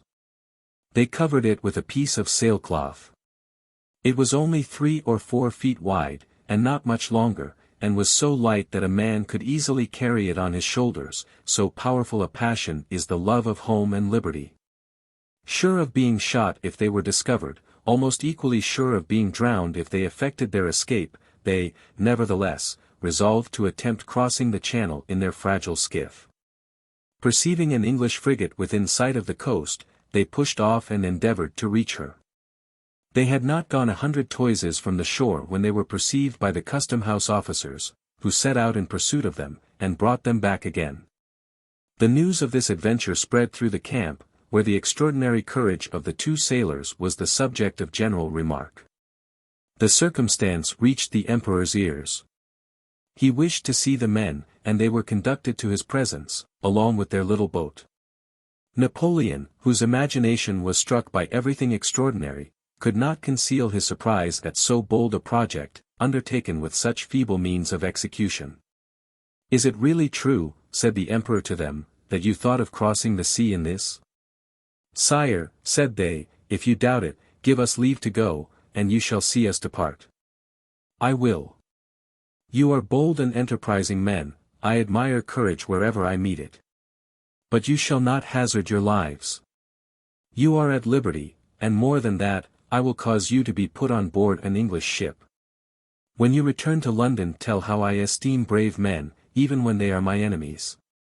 Rapp, who with Lauriatin, Duroc, and many others were present at this scene, were not a little astonished at the emperor's generosity.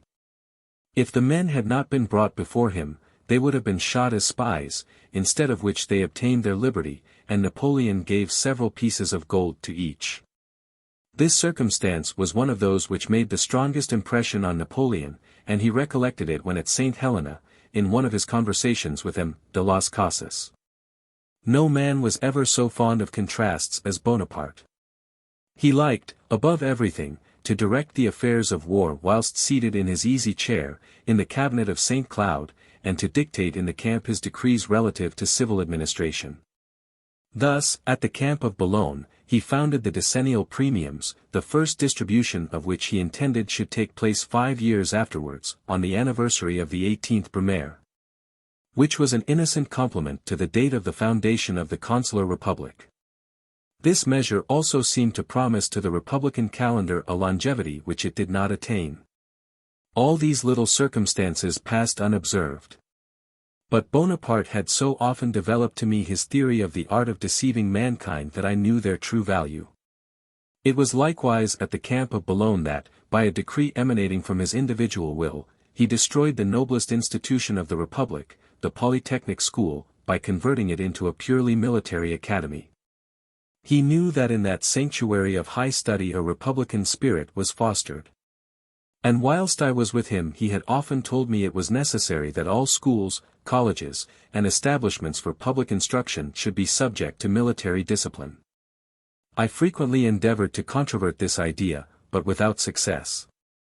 It was arranged that Josephine and the Emperor should meet in Belgium. He proceeded thither from the camp of Boulogne, to the astonishment of those who believed that the moment for the invasion of England had at length arrived.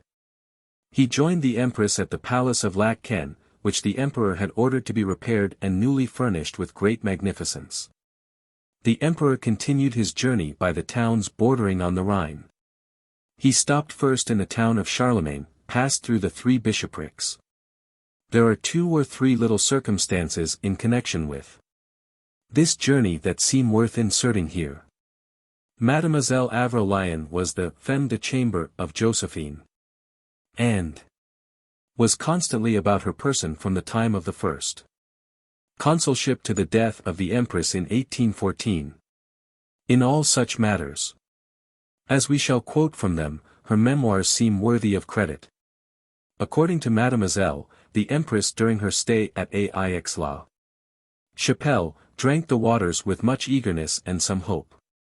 As the theatre there was only supplied with some German singers who were not to Josephine's taste, she had part of a French operatic company sent to her from Paris. The amiable Creole had always a most royal disregard of expense. When Bonaparte joined her, he renewed his old custom of visiting his wife now and then at her toilet, and according to Mademoiselle Avril, he took great interest in the subject of her dressing. She says, "It was a most extraordinary thing for us to see the man whose head was filled with such vast affairs enter into the most minute details of the female toilet and of what dresses, what robes, and what jewels the Empress should wear on such and such an occasion." One day he daubed her dress with ink because he did not like it, and wanted her to put on another.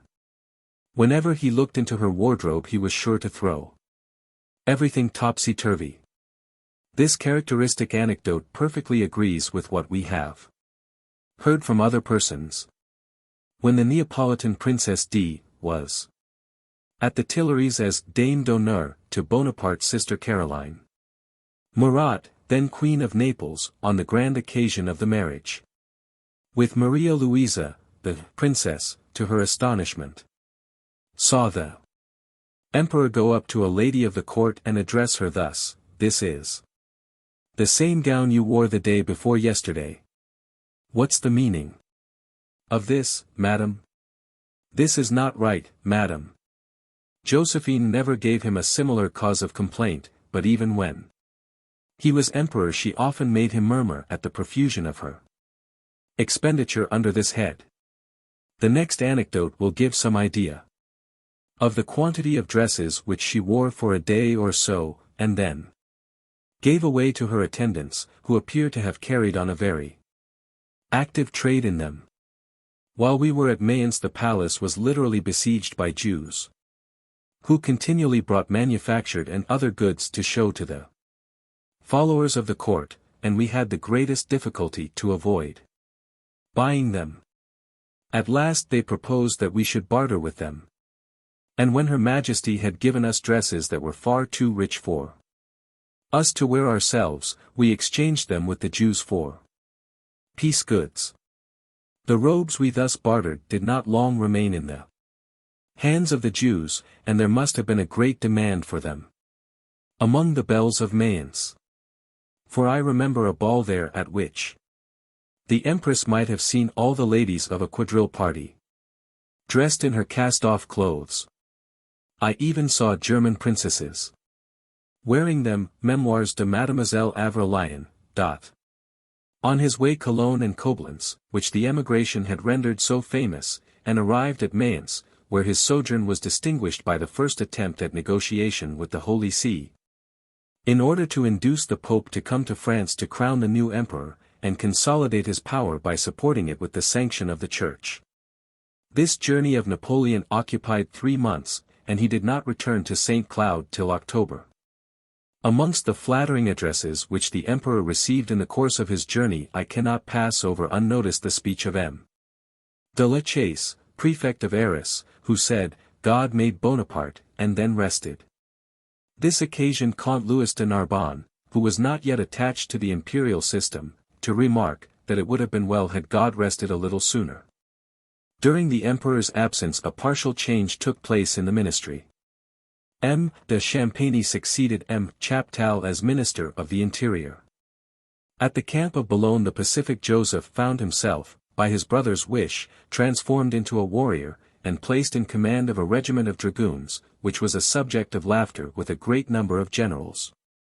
I recollect that one day Lens, speaking to me of the circumstance in his usual downright and energetic way, said, he had better not place him under my orders, for upon the first fault I will put the scamp under arrest.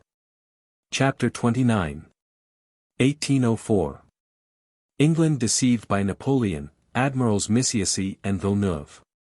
Command given to Lauriston, Napoleon's opinion of Madame de Staël. Her letters to Napoleon, her enthusiasm converted into hatred. Bonaparte's opinion of the power of the Church, the Pope's arrival. At Fontainebleau, Napoleon's first interview with Pius VII. The Pope and the Emperor on a footing of equality, honors rendered. To the Pope, his apartments at the Tuileries, his visit to the Imperial Printing Office, paternal rebuke, effect produced in England by the Pope's presence in Paris, preparations for Napoleon's coronation, votes in favor of hereditary succession, convocation of the legislative body, the presidents of cantons, anecdote related by Michet the actor, comparisons, influence of the coronation on the trade of Paris, the insignia of Napoleon and the insignia of Charlemagne, the Pope's mule, anecdote of the notary Ragueneau. Distribution of eagles in the Champ de Mars, remarkable coincidence. England was never so much deceived by Bonaparte as during the period of the encampment at Boulogne. The English really believed that an invasion was intended, and the government exhausted itself in efforts for raising men and money to guard against the danger of being taken by surprise. Such, indeed, is the advantage always possessed by the assailant. He can choose the point on which he thinks it most convenient to act, while the party which stands on the defense, and is afraid of being attacked, is compelled to be prepared in every point. However, Napoleon, who was then in the full vigor of his genius and activity, had always his eyes fixed on objects remote from those which surrounded him, and which seemed to absorb his whole attention. Thus, during the journey of which I have spoken, the ostensible object of which was the organization of the departments on the Rhine, he dispatched 2 squadrons from Rochefort and Boulogne, one commanded by Missiessy, the other by Villeneuve. I shall not enter into any details about those squadrons. I shall merely mention with respect to them that, while the Emperor was still in Belgium, Lauriston paid me a sudden and unexpected visit. He was on his way to Toulon to take command of the troops which were to be embarked on Villeneuve's squadron, and he was not much pleased with the service to which he had been appointed. Lauriston's visit was a piece of good fortune for me. We were always on friendly terms, and I received much information from him, particularly with respect to the manner in which the emperor spent his time. "You can have no idea," said he, "how much the emperor does, and the sort of enthusiasm which his presence excites in the army. But his anger at the contractors is greater than ever, and he has been very severe with some of them." These words of Lauriatin did not at all surprise me, for I well knew Napoleon's dislike to contractors, and all men who had mercantile transactions with the army. I have often heard him say that they were a curse and a leprosy to nations. That whatever power he might attain, he never would grant honors to any of them, and that of all aristocracies, theirs was to him the most insupportable. After his accession to the empire, the contractors were no longer the important persons they had been under the Directory, or even during the 2 first years of the consulate. Bonaparte sometimes acted with them as he had before done with the Bey of Egypt, when he drew from them forced contributions. Lauristin, one of Napoleon's aides-de-camp, who was with him at the military school of Paris, and who had been commissioned in the artillery at the same time as Napoleon, considered that he should have had the post of Grand Écuyer which Caulaincourt had obtained. He had complained angrily to the emperor, and after a stormy interview was ordered to join the fleet of Villeneuve. In consequence he was at Trafalgar. On his return after Austerlitz, his temporary disgrace was forgotten, and he was sent as governor to Venice. He became marshal under the Restoration. I recollect another somewhat curious circumstance respecting the visit of Lauristin, who had left the emperor and empress at Aix-la-Chapelle. Lauristin was the best educated of the aides-de-camp, and Napoleon often conversed with him on such literary works as he chose to notice. "He sent for me one day," said Lauristin, "when I was on duty at the Palace of Lac Ken, and spoke to me of the decennial prizes, and the tragedy of Carrion de Nices, and a novel by Madame de Staël, which he had just read, but which I had not seen, and was therefore rather embarrassed in replying to him. Respecting Madame de Staël and her Delphine, he said some remarkable things. I do not like women," he observed, "who make men of themselves, any more than I like effeminate men. There is a proper part for every one to play in the world. What does all this flight of imagination mean? What is the result of it? Nothing.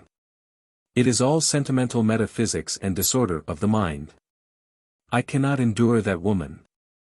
For one reason, that I cannot bear women who make a set at me, and God knows how often she has tried to cajole me."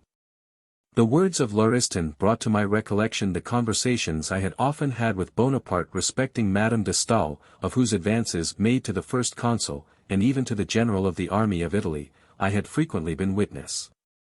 Bonaparte knew nothing at first of Madame de Staël but that she was the daughter of M. Necker, a man for whom, as I have already shown, he had very little esteem.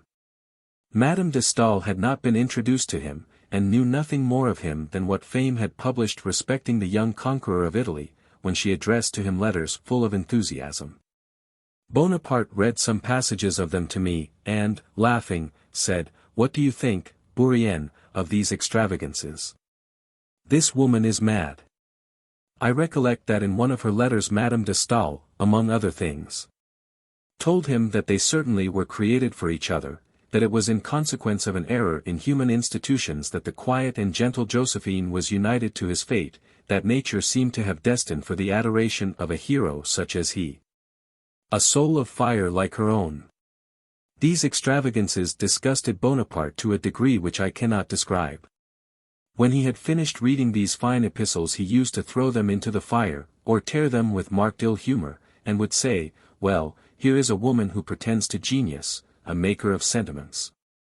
And she presumes to compare herself to Josephine. Bourrienne, I shall not reply to such letters." I had, however, the opportunity of seeing what the perseverance of a woman of talent can effect.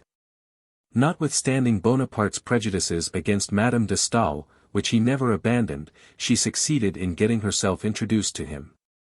And if anything could have disgusted him with flattery it would have been the admiration, or, to speak more properly, the worship, which she paid him. For she used to compare him to a god descended on earth, a kind of comparison which the clergy, I thought, had reserved for their own use. But, unfortunately, to please Madame de Staël it would have been necessary that her god had been Plutua. For behind her eulogies lay a claim for 2 millions, which M. Necker considered still due to him on account of his good and worthy services. However, Bonaparte said on this occasion that whatever value he might set on the suffrage of Madame de Staël, he did not think fit to pay so dear for it with the money of the state. The conversion of Madame de Staël's enthusiasm into hatred is well known, as are also the petty vexations, unworthy of himself, with which the emperor harassed her in her retreat at Coppet. Lauriston had arrived at Paris, where he made but a short stay, some days before Caffarelli, who was sent on a mission to Rome to sound the papal court, and to induce the Holy Father to come to Paris to consecrate Bonaparte at his coronation. I have already described the nature of Bonaparte's ideas on religion. His notions on the subject seem to amount to a sort of vague feeling rather than to any belief founded on reflection. Nevertheless, he had a high opinion of the power of the Church, but not because he considered it dangerous to governments, particularly to his own. Napoleon never could have conceived how it was possible that a sovereign wearing a crown and a sword could have the meanness to kneel to a pope, or to humble his scepter before the keys of St. Peter. His spirit was too great to admit of such a thought. On the contrary, he regarded the alliance between the Church and his power as a happy means of influencing the opinions of the people, and as an additional tie which was to attach them to a government rendered legitimate by the solemn sanction of the papal authority. Bonaparte was not deceived. In this, as well as in many other things, the perspicacity of his genius enabled him to comprehend all the importance of a consecration bestowed on him by the Pope, more especially as Louis XVIII. Without subjects, without territory, and wearing only an illusory crown, had not received that sacred unction by which the descendants of Hugh Capet become the eldest sons of the Church. As soon as the Emperor was informed of the success of Caffarelli's mission, and that the Pope, in compliance with his desire, was about to repair to Paris to confirm in his hands the sceptre of Charlemagne, nothing was thought of but preparations for that great event, which had been preceded by the recognition of Napoleon as Emperor of the French on the part of all the states of Europe, with the exception of England. On the conclusion of the Concordat, Bonaparte said to me, "I shall let the Republican generals exclaim as much as they like against the Massachusetts. I know what I am about, I am working for posterity." He was now gathering the fruits of his Concordat. He ordered that the Pope should be everywhere treated in his journey through the French territory with the highest distinction, and he proceeded to Fontainebleau to receive His Holiness. This afforded an opportunity for Bonaparte to re-establish the example of those journeys of the old court, during which changes of ministers used formerly to be made. The palace of Fontainebleau, now become imperial, like all the old royal chateaux, had been newly furnished with a luxury in taste corresponding to the progress of modern art. The emperor was proceeding on the road to Nemours when courtiers informed him of the approach of Pius VII. Bonaparte's object was to avoid the ceremony which had been previously settled. He had therefore made the pretext of going on a hunting party, and was in the way as it were by chance when the Pope's carriage was arriving. He alighted from horseback, and the Pope came out of his carriage. Rapp was with the emperor, and I think I yet hear him describing, in his original manner and with his German accent, this grand interview, upon which, however, he for his part looked with very little respect. Rapp, in fact, was among the number of those who, notwithstanding his attachment to the emperor, preserved independence of character, and he knew he had no reason to dissemble with me. "Fancy to yourself," said he, "the amusing comedy that was played. After the emperor and the Pope had well embraced they went into the same carriage. And, in order that they might be upon a footing of equality, they were to enter at the same time by opposite doors. All that was settled. But at breakfast the emperor had calculated how he should manage, without appearing to assume anything, to get on the right-hand side of the Pope, and everything turned out as he wished. As to the Pope," said Rapp, "I must own that I never saw a man with a finer countenance or more respectable appearance than Pius VII. After the conference between the Pope and the Emperor at Fontainebleau, Pius VII. set off for Paris first. On the road the same honors were paid to him as to the Emperor. Apartments were prepared for him in the Pavilion de Flore in the Tuileries, and his bedchamber was arranged and furnished in the same manner as his chamber in the Palace of Montecavallo, his usual residence in Rome. The Pope's presence in Paris was so extraordinary a circumstance that it was scarcely believed, though it had some time before been talked of. What, indeed, could be more singular than to see the head of the Church in a capital where 4 years previously the altars had been overturned, and the few faithful who remained had been obliged to exercise their worship in secret? The Pope became the object of public respect and general curiosity. I was exceedingly anxious to see him, and my wish was gratified on the day when he went to visit the Imperial Printing Office, then situated where the Bank of France now is. A pamphlet, dedicated to the Pope, containing the Pater Noster, in 150 different languages, was struck off in the presence of His Holiness. During this visit to the printing office an ill-bred young man kept his hat on in the Pope's presence. Several persons, indignant at this indecorum, advanced to take off the young man's hat. A little confusion arose, and the Pope, observing the cause of it, stepped up to the young man and said to him, in a tone of kindness truly patriarchal, "Young man, uncover, that I may give thee my blessing." An old man's blessing never yet harmed any one. This little incident deeply affected all who witnessed it. The countenance and figure of Pope Pius VII commanded respect. David's admirable portrait is a living likeness of him. The Pope's arrival at Paris produced a great sensation in London, greater indeed there than anywhere else, notwithstanding the separation of the English Church from the Church of Rome. The English ministry now spared no endeavours to influence public opinion by the circulation of libels against Bonaparte. The Cabinet of London found a twofold advantage in encouraging this system, which not merely excited irritation against the powerful enemy of England, but diverted from the British government the clamour which some of its measures were calculated to create. Bonaparte's indignation against England was roused to the utmost extreme, and in truth this indignation was in some degree a national feeling in France. Napoleon had heard of the success of Caffarelli's negotiations previous to his return to Paris, after his journey to the Rhine. On arriving at St. Cloud he lost no time in ordering the preparations for his coronation. Everything aided the fulfillment of his wishes. On November 28 the Pope arrived at Paris, and 2 days after, viz. on the 1st of December, the Senate presented to the Emperor the votes of the people for the establishment of hereditary succession in his family, for as it was pretended that the assumption of the title of Emperor was no way prejudicial to the Republic. The question of hereditary succession only had been proposed for public sanction. 60,000 registers had been opened in different parts of France, at the offices of the ministers, the prefects, the mayors of the communes, notaries, solicitors, etc. France at that time contained 108 departments, and there were 3,574,898 voters. Of these only 2,569 voted against hereditary succession. Bonaparte ordered a list of the persons who had voted against the question to be sent to him, and he often consulted it. They proved to be not royalist, but for the most part staunch Republicans. To my knowledge many royalists abstained from voting at all, not wishing to commit themselves uselessly, and still less to give their suffrages to the author of the Duc d'Enghien death. For my part, I gave my vote in favour of hereditary succession in Bonaparte's family. My situation, as may well be imagined, did not allow me to do otherwise. Since the month of October the legislative body had been convoked to attend the Emperor's coronation. Many deputies arrived, and with them a swarm of those presidents of cantons who occupied a conspicuous place in the annals of ridicule at the close of the year 1804.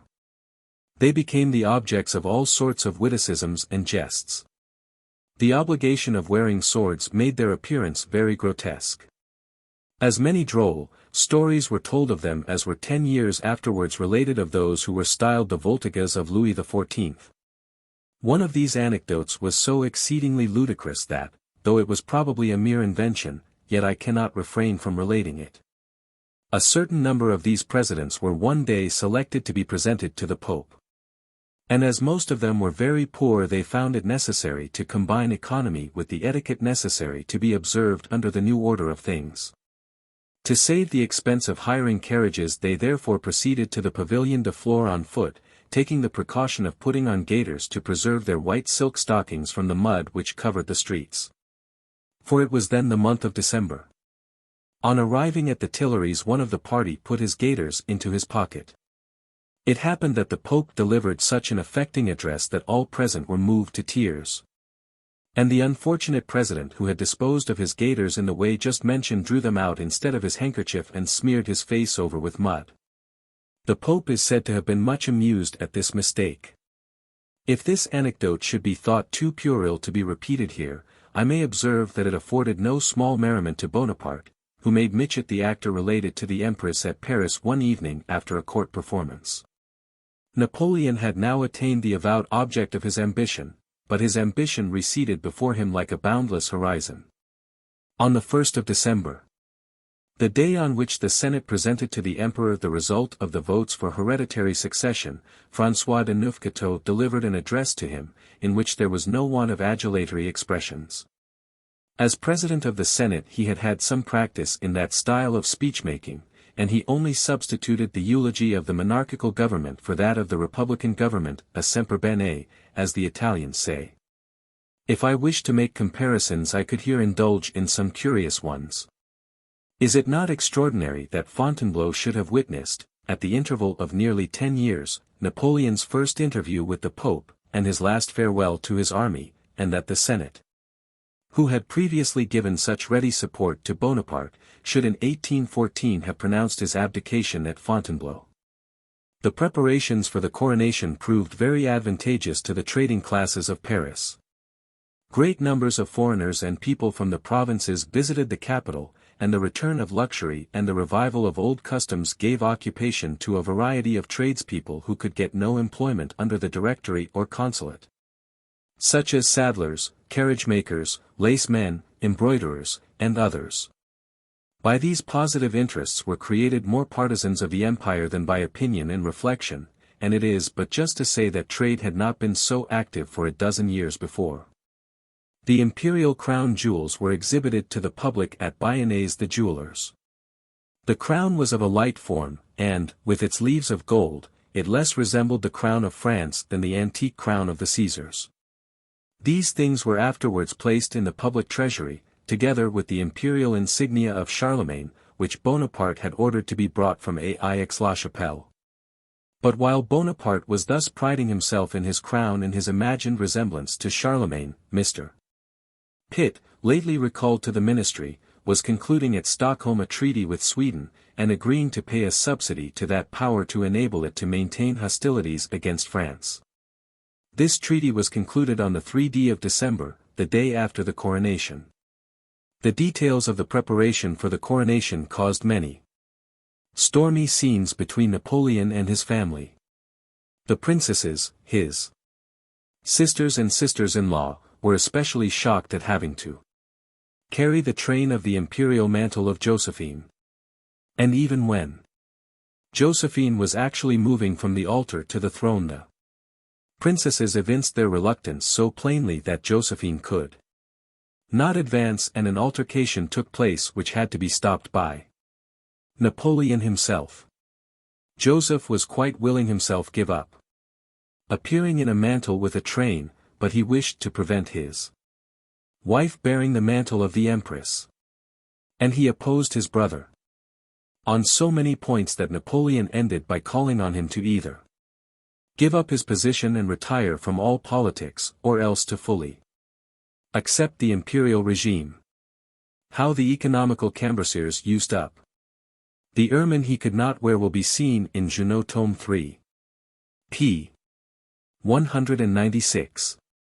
Josephine herself was in the greatest anxiety as to whether the wish of the Bonaparte family that she should be divorced would carry the day with her husband.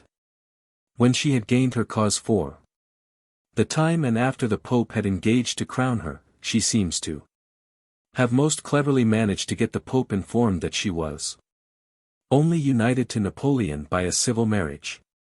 The Pope insisted on a religious marriage. Napoleon was angry, but could not recede, and The religion's rite was performed by Cardinal Fesch the day, or 2 days, before the coronation. The certificate of the marriage was carefully guarded from Napoleon by Josephine, and even placed beyond his reach at the time of the divorce. Such at least seems to be the most probable account of this mysterious and doubtful matter. The fact that Cardinal Fesch maintained that the religious rite had been duly performed, 13 of the cardinals, not, however, including Fesch, were so convinced of the legality of the marriage that they refused to appear at the ceremony of marriage with Marie Louise, thus drawing down the wrath of the emperor, and becoming the cardinals' memoirs. From being forbidden to wear their own robes seems to leave no doubt that the religious rite had been performed. The marriage was only pronounced to be invalid in 1809 by the local canonical bodies, not by the authority of the Pope.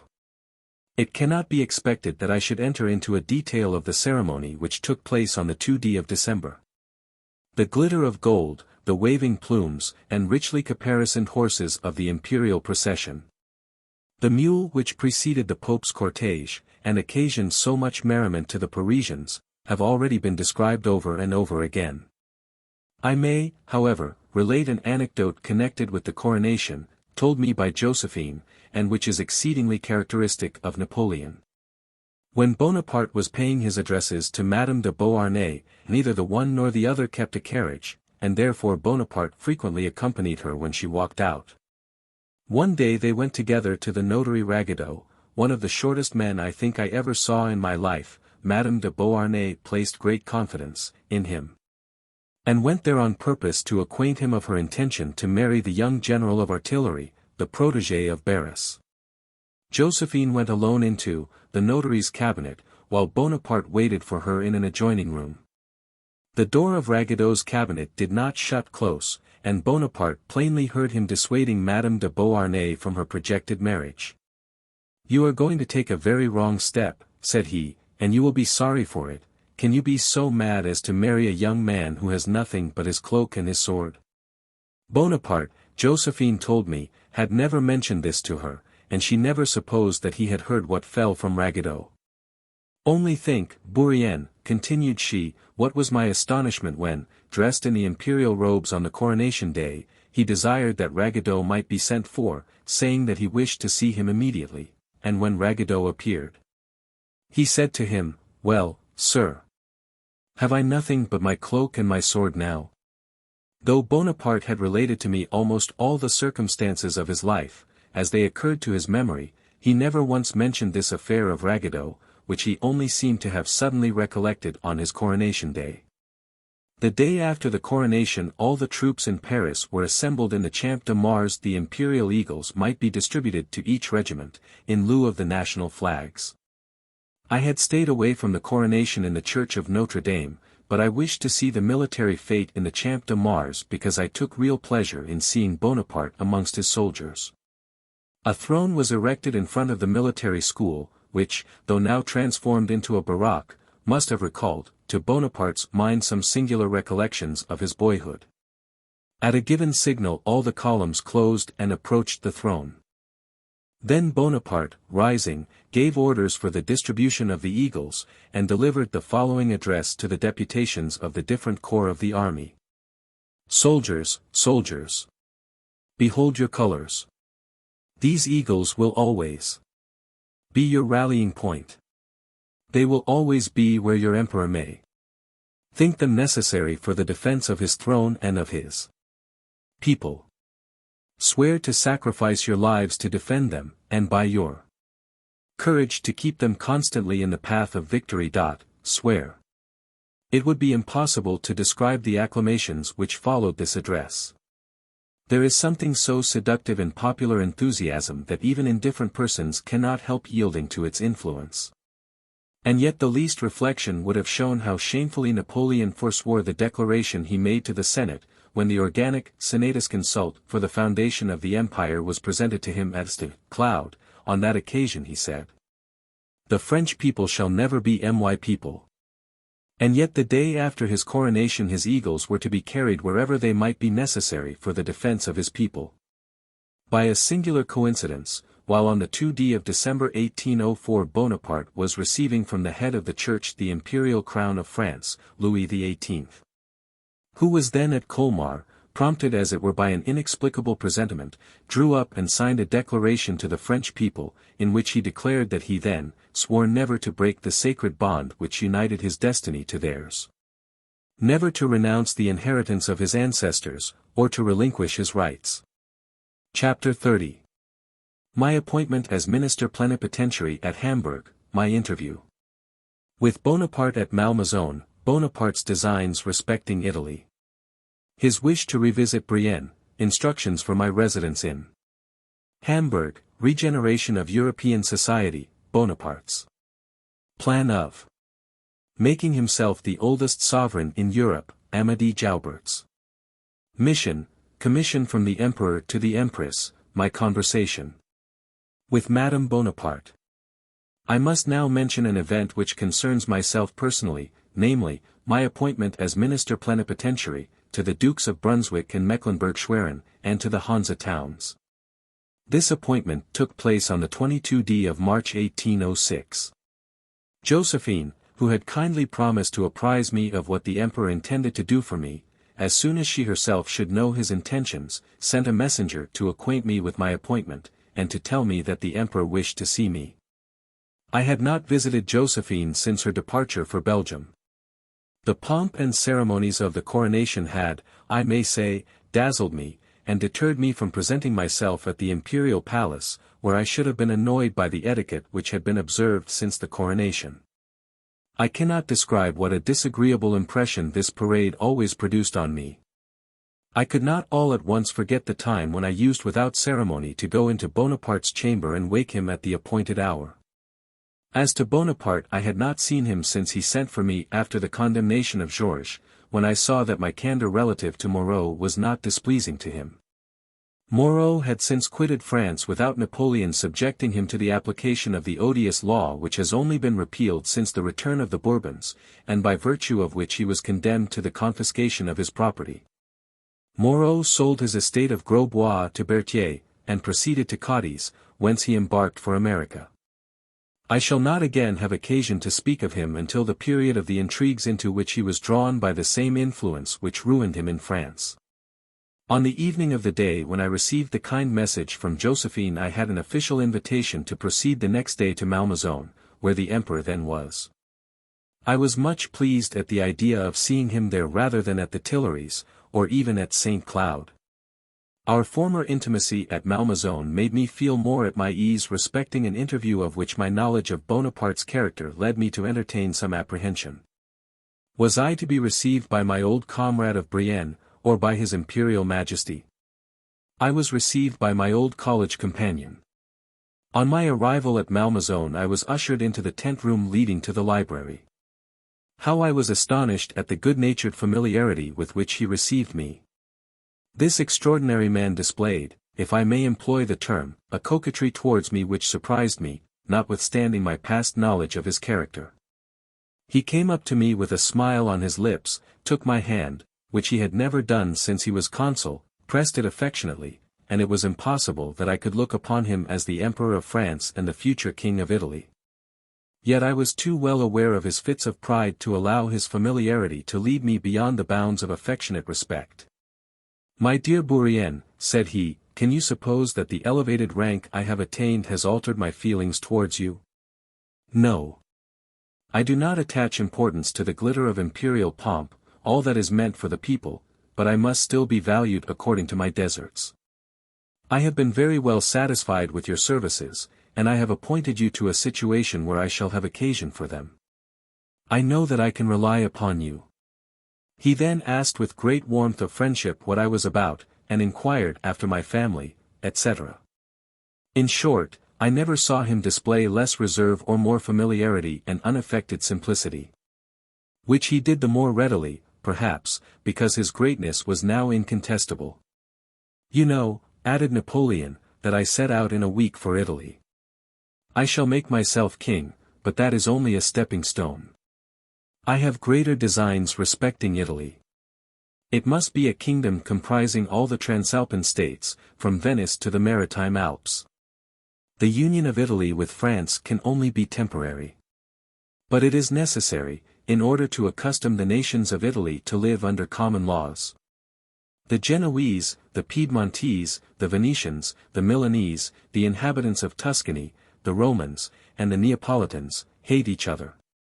None of them will acknowledge the superiority of the other, and yet Rome is, from the recollections connected with it, the natural capital of Italy. To make it so, however, it is necessary that the power of the Pope should be confined within limits purely spiritual. I cannot now think of this, but I will reflect upon it hereafter. At present I have only vague ideas on the subject, but they will be matured in time, and then all depends on circumstances. What was it told me, when we were walking like two idle fellows, as we were, in the streets of Paris, that I should one day be master of France, my wish, merely a vague wish. Circumstances have done the rest.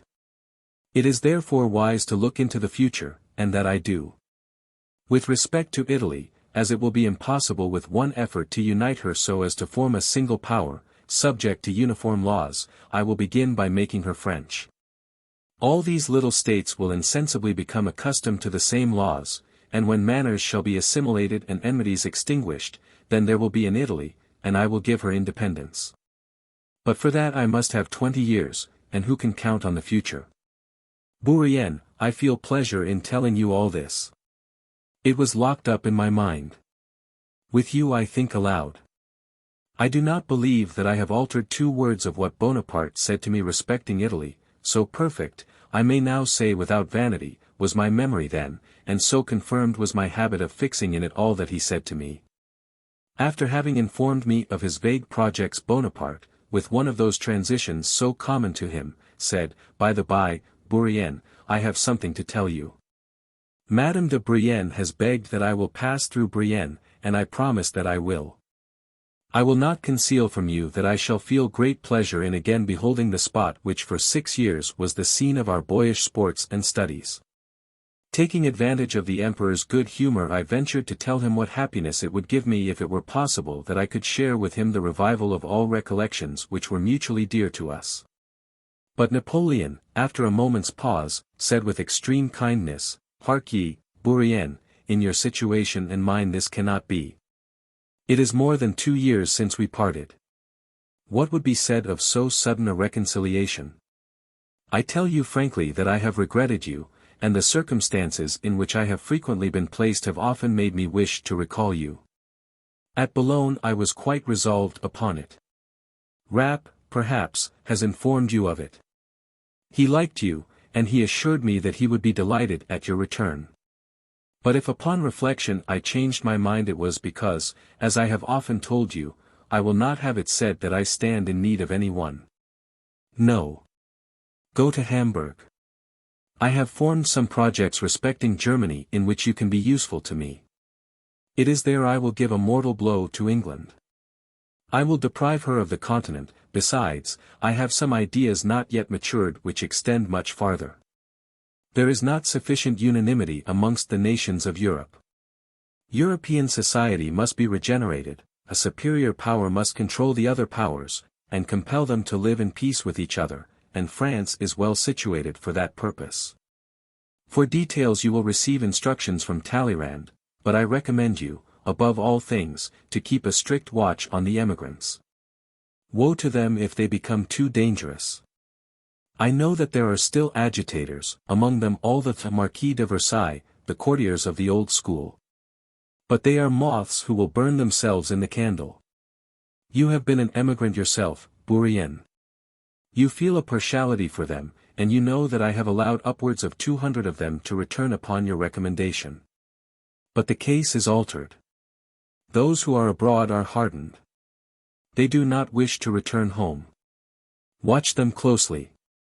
That is the only particular direction I give you. You are to be minister from France to Hamburg, but your place will be an independent one. Besides your correspondence with the Minister for Foreign Affairs, I authorize you to write to me personally, whenever you have anything particular to communicate. You will likewise correspond with Fouché. Here the emperor remained silent for a moment, and I was preparing to retire, but he detained me, saying in the kindest manner, "What, are you going already, Bourrienne? Are you in a hurry? Let us chat a little longer. God knows, when we may see each other again." Then after 2 or 3 moments' silence he said, "The more I reflect on our situation, on our former intimacy, and our subsequent separation, the more I see the necessity of your going to Hamburg. Go, then, my dear fellow, I advise you. Trust me. When do you think of setting out?" "In May." "In May? Ah, I shall be in Milan then, for I wish to stop at Turin. I like the Piedmontese, they are the best soldiers in Italy. Sire, the King of Italy will be the junior of the Emperor of France." I alluded to a conversation which I had with Napoleon when we first went to the Tuileries. He spoke to me about his projects of royalty, and I stated the difficulties which I thought he would experience in getting himself acknowledged by the old reigning families of Europe. "If it comes to that," he replied, "I will dethrone them all, and then I shall be the oldest sovereign among them."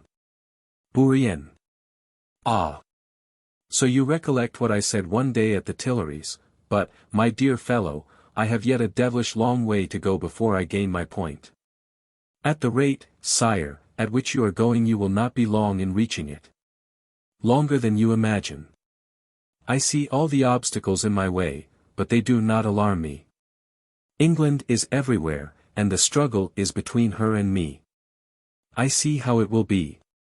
The whole of Europe will be our instruments, sometimes serving one, sometimes the other, but at bottom the dispute is wholly between England and France.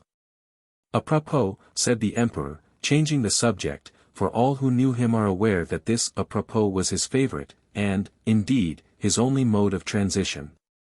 "A propos, Bourrienne, you surely must have heard of the departure of Joubert." Amédée Joubert had been with Napoleon in Egypt, and was appointed to the cabinet of the consul as secretary-interpreter of Oriental languages. He was sent on several missions to the East, and brought back, is 1818, goats from Thibet, naturalizing in France the manufacture of cashmeres. He became a peer of France under the monarchy of July. And his mission? What is said on the subject? Sire, I have only heard it slightly alluded to. His father, however, to whom he said nothing respecting the object of his journey, knowing I was intimate with Joubert, came to me to ascertain whether I could allay his anxiety respecting a journey of the duration of which he could form no idea. The precipitate departure of his son had filled him with apprehension. I told him the truth, viz., that Joubert had said no more to me on the subject than to him. "Then you do not know where he is gone?" "I beg your pardon, sire, I know very well." "How, the devil," said Bonaparte, suddenly turning on me a look of astonishment. "No one, I declare, has ever told me, but I guessed it. Having received a letter from Joubert dated Leipzig, I recollected what your Majesty had often told me of your views respecting Persia and India. I have not forgotten our conversation in Egypt, nor the great projects which you unfolded to me to relieve the solitude and sometimes the weariness of the cabinet of Cairo. Besides, I long since knew your opinion of Amédée, of his fidelity, his ability, and his courage. I felt convinced, therefore, that he had a mission to the Shah of Persia." "You guessed right. But I beg of you, Bourrienne, say nothing of this to any person whatever. Secrecy on this point is of great importance. The English would do him an ill turn, for they are well aware that my views are directed against their possessions and their influence in the East. I think, sire, that my answer to Amédée's worthy father is a sufficient guarantee for my discretion. Besides, it was a mere supposition on my part, and I could have stated nothing with certainty before your Majesty had the kindness to inform me of the fact. Instead of going to Hamburg, if your Majesty pleases, I will join Joubert, accompany him to Persia, and undertake half his mission." "How? Would you go with him?" "Yes, sire, I am much attached to him. He is an excellent man, and I am sure that he would not be sorry to have me with him. But stop, Bourrienne, this, perhaps, would not be a bad idea. You know a little of the East. You are accustomed to the climate. You could assist Joubert. But no. Daubert must be already far off, fear you could not overtake him. And besides you have a numerous family. You will be more useful to me in Germany. All things considered, go to Hamburg, you know the country, and, what is better, you speak the language. I could see that Bonaparte still had something to say to me. As we were walking up and down the room he stopped. And looking at me with an expression of sadness, he said, Bourrienne, you must, before I proceed to Italy, do me a service. You sometimes visit my wife, and it is right, it is fit you should. You have been too long one of the family not to continue your friendship with her. Go to her. This employment of Bourrienne to remonstrate with Josephine is a complete answer to the charge sometimes made that Napoleon, while scolding, really encouraged the foolish expenses of his wife, as keeping her under his control. Josephine was incorrigible. On the very day of her death, says Madame de Remusat, she wished to put on a very pretty dressing gown because she thought the Emperor of Russia would perhaps come to see her. She died all covered with ribbons and rose-colored satin. One would not, sure, be frightful when one's dead. As for Josephine's great fault, her failure to give Napoleon an heir, he did not always wish for one.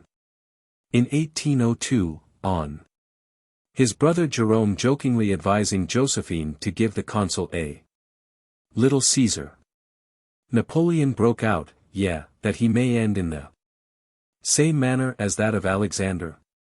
Believe me, messrs, that at the present time it is better not to have children, I mean when one is condemned to rule nations. The fate of the King of Rome shows that the exclamation was only too true. Endeavor once more to make her sensible of her mad extravagance. Every day I discover new instances of it, and it distresses me. When I speak to her, on the subject I am vexed, I get angry, she weeps. I forgive her, I pay her bills, she makes fair promises, but the same thing occurs over and over again. If she had only borne me a child. It is the torment of my life not to have a child. I plainly perceive that my power will never be firmly established until I have one. If I die without an heir, not one of my brothers is capable of supplying my place. All is begun, but nothing is ended. God knows what will happen. Go and see Josephine, and do not forget my injunctions. Then he resumed the gaiety which he had exhibited at intervals during our conversation. Far clouds driven by the wind do not traverse the horizon with such rapidity as different ideas and sensations succeeded each other in Napoleon's mind. He dismissed me with his usual nod of the head, and seeing him in such good humor I said on departing, Well, sire, you are going to hear the old bell of Brienne. I have no doubt it will please you better than the bells of Rouen. He replied, That's true, you are right. Adieu. Such are my recollections of this conversation, which lasted for more than an hour and a half. We walked about all the time, for Bonaparte was indefatigable in audiences of this sort, and would, I believe, have walked and talked for a whole day without being aware of it. I left him, and, according to his desire, went to see Madame Bonaparte, which indeed I had intended to do before he requested it. I found Josephine with Madame de la Rochefoucauld, who had long been in her suite, and who a short time before had obtained the title of Lady of Honor to the Empress. Madame de la Rochefoucauld was a very amiable woman, of mild disposition, and was a favorite with Josephine. When I told the Empress that I had just left the Emperor, she, thinking that I would not speak freely before a third person, made a sign to Madame de la Rochefoucauld to retire. I had no trouble in introducing the conversation on the subject concerning which Napoleon had directed me to speak to Josephine, for after the interchange of a few indifferent remarks, she herself told me of a violent scene, which had occurred between her and the emperor 2 days before. "When I wrote to you yesterday," said she, "to announce your appointment, and to tell you that Bonaparte would recall you, I hoped that you would come to see me on quitting him, but I did not think that he would have sent for you so soon. Ah! How I wish that you were still with him, Bourrienne, you could make him hear reason. I know not who takes pleasure in bearing tales to him, but really I think there are persons busy everywhere in finding out my debts, and telling him of them." These complaints, so gently uttered by Josephine, rendered less difficult the preparatory mission with which I commenced the exercise of my diplomatic functions. I acquainted Madame Bonaparte with all that the Emperor had said to me. I reminded her of the affair of the 1,200,000 francs which we had settled with half that sum. I even dropped some allusions to the promises she had made. "How can I help it?" said she. "Is it my fault?" Josephine uttered these words in a tone of sincerity which was at once affecting and ludicrous. "All sorts of beautiful things are brought to me," she continued, "they are praised up. I buy them, I am not asked for the money, and all of a sudden, when I have got none, they come upon me with demands for payment. This reaches Napoleon's ears, and he gets angry. When I have money, Bourrienne, you know how I employ it. I give it principally to the unfortunate who solicit my assistance, and to poor emigrants. But I will try to be more economical in future. Tell him so if you see him again, but is it not my duty to bestow as much in charity as I can?" "Yes, madam. But permit me to say that nothing requires greater discernment than the distribution of charity. If you had always sat upon a throne you might have always supposed that your bounty always fall into the hands of the deserving. But you cannot be ignorant that it oftener falls to the lot of intrigue than to the meritorious needy.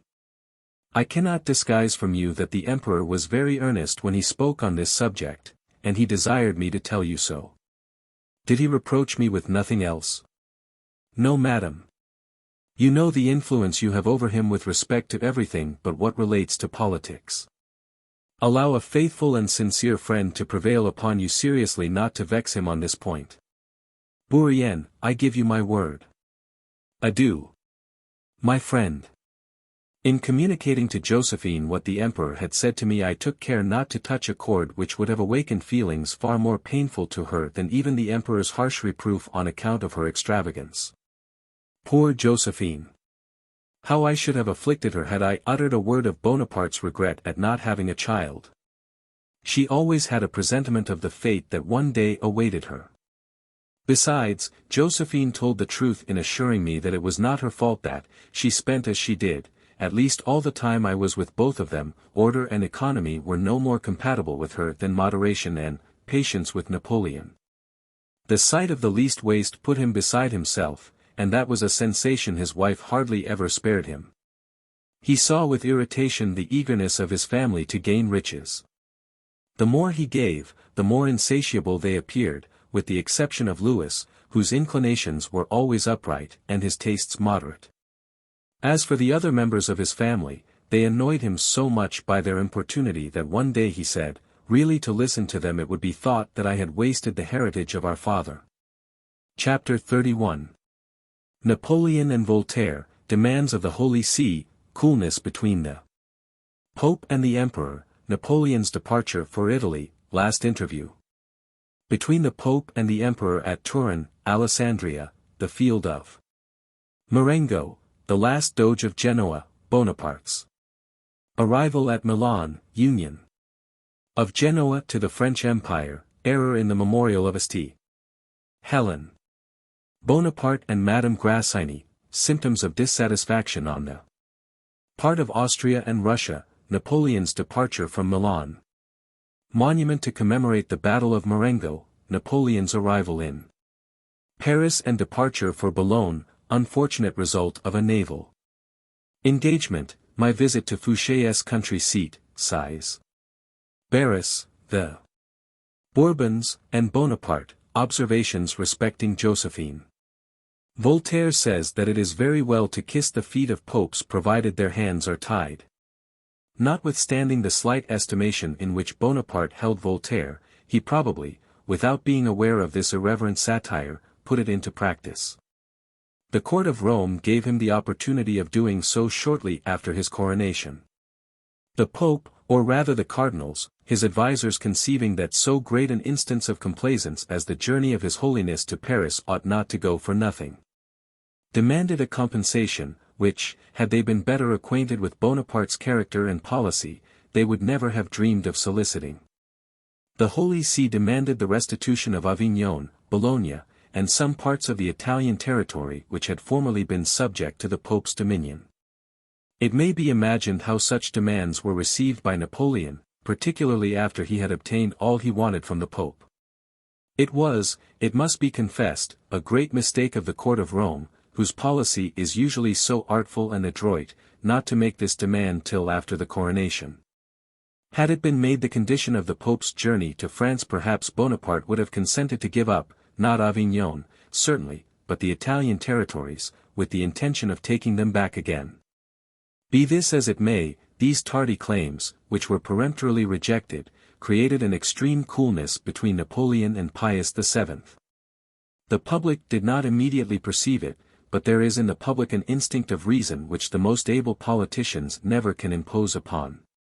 And all eyes were opened when it was known that the Pope, after having crowned Napoleon as Emperor of France, refused to crown him as sovereign of the regenerated Kingdom of Italy. Napoleon left Paris on the 1st of April to take possession of the Iron Crown at Milan.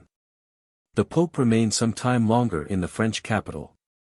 The prolonged presence of His Holiness was not without its influence on the religious feelings of the people, so great was the respect inspired by the benign countenance and mild manners of the Pope.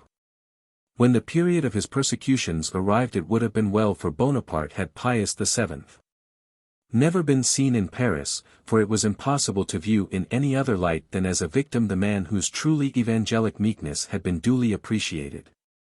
Bonaparte did not evince great impatience to seize the crown of Italy, which he well knew could not escape him. He stayed a considerable time at Turin, where he resided in the Stepini's palace, which may be called the St. Cloud of the Kings of Sardinia. The emperor cajoled the Piedmontese. General Manot, who was made governor of Piedmont, remained there till Napoleon founded the general government of the Transalpine departments in favor of his brother-in-law, the Prince Borghese, of whom he would have found it difficult to make anything else than a Roman prince. Napoleon was still at Turin when the Pope passed through that city on his return to Rome. Napoleon had a final interview with His Holiness, to whom he now affected to show the greatest personal deference. From Turin Bonaparte proceeded to Alessandria, where he commenced those immense works on which such vast sums were expended. He had many times spoken to me of his projects respecting Alessandria, as I have already observed. All his great measures as emperor were merely the execution of projects conceived at a time when his future elevation could have been only a dream of the imagination. He one day said to Berthier, in my presence, during our sojourn at Milan after the Battle of Marengo, with Alessandria in my possession I should always be master of Italy. It might be made the strongest fortress in the world. It is capable of containing a garrison of 40,000 men, with provisions for 6 months. Should insurrection take place, should Austria send a formidable force here, the French troops might retire to Alessandria, and stand a 6-month siege. 6 months would be more than sufficient, wherever I might be, to enable me to fall upon Italy, rout the Austrians, and raise the siege of Alessandria. As he was so near the field of Marengo, the emperor did not fail to visit it, and to add to this solemnity he reviewed on the field all the corps of French troops which were in Italy. Rapp told me afterwards that the emperor had taken with him from Paris the dress and the hat which he wore on the day of that memorable battle, with the intention of wearing them on the field where it was fought. He afterwards proceeded by the way of Casale to Milan. There the most brilliant reception he had yet experienced awaited him. His sojourn at Milan was not distinguished by outward demonstrations of enthusiasm alone. M. D'Urso, the last Doge of Genoa, added another gem to the crown of Italy by supplicating the emperor in the name of the Republic, of which he was the representative, to permit Genoa to exchange her independence for the honor of becoming a department of France. This offer, as may be guessed, was merely a plan contrived beforehand. It was accepted with an air of protecting kindness, and at the same moment that the country of Andrea Doria was effaced from the list of nations its last doge was included among the number of French senators. Genoa, which formerly prided herself in her surname, the Superb, became the chief station of the 27th Military Division. The emperor went to take possession of the city in person, and slept in the Doria Palace, in the bed where Charles V had lain. He left M. Lebrun at Genoa as governor-general. At Milan the emperor occupied the palace of Monza. The old iron crown of the kings of Lombardy was brought from the dust in which it had been buried, and the new coronation took place in the cathedral at Milan, the largest in Italy, with the exception of St. Peter's at Rome. Napoleon received the crown from the hands of the Archbishop of Milan, and placed it on his head, exclaiming, "Jimmy la donne, guerre que la touche." This became the motto of the Order of the Iron Crown, which the emperor founded in commemoration of his being crowned King of Italy. Napoleon was crowned in the month of May 1805, and here I cannot avoid correcting some gross and inconceivable errors into which Napoleon must have voluntarily fallen at St. Helena. The memorial states that the celebrated singer Madame Grassini attracted his attention at the time of the coronation.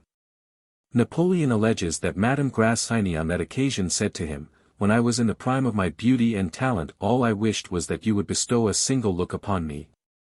That wish was not fulfilled, and now you notice me when I am no longer worthy your attention." I confess I am at a loss to conceive what could induce Napoleon to invent such a story. He might have recollected his acquaintance with Madame Grassini at Milan before the Battle of Marengo. It was in 1800, and not in 1805, that I was first introduced to her, and I know that I several times took tea with her and Bonaparte in the general's apartments. I remember also another circumstance, which is that on the night when I awoke Bonaparte to announce to him the capitulation of Genoa, Madame Grassini also awoke.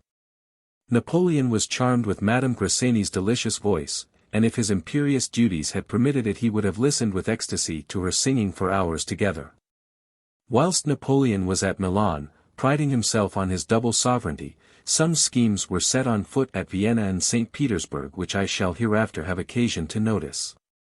The emperor, indeed, gave cause for just complaint by the fact of annexing Genoa to the empire within 4 months after his solemn declaration to the legislative body, in which he pledged himself in the face of France and Europe not to seek any aggrandizement of territory. The pretext of a voluntary offer on the part of Genoa was too absurd to deceive anyone.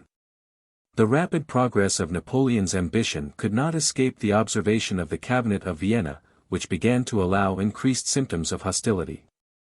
The change which was effected in the form of the government of the Cisalpine Republic was likewise an act calculated to excite remonstrance on the part of all the powers who were not entirely subject to the yoke of France. He disguised the taking of Genoa under the name of a gift, and the possession of Italy under the appearance of a mere change of denomination.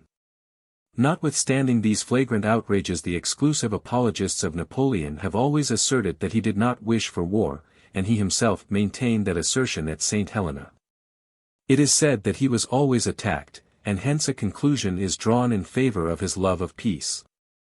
I acknowledge Bonaparte would never have fired a single musket shot if all the powers of Europe had submitted to be pillaged by him one after the other without opposition. It was in fact declaring war against them to place them under the necessity of breaking a peace, during the continuance of which he was augmenting his power, and gratifying his ambition, as if in defiance of Europe. In this way Napoleon commenced all the wars in which he was engaged, with the exception of that which followed the Peace of Marengo, and which terminated in Moreau's triumph at Hohenlinden.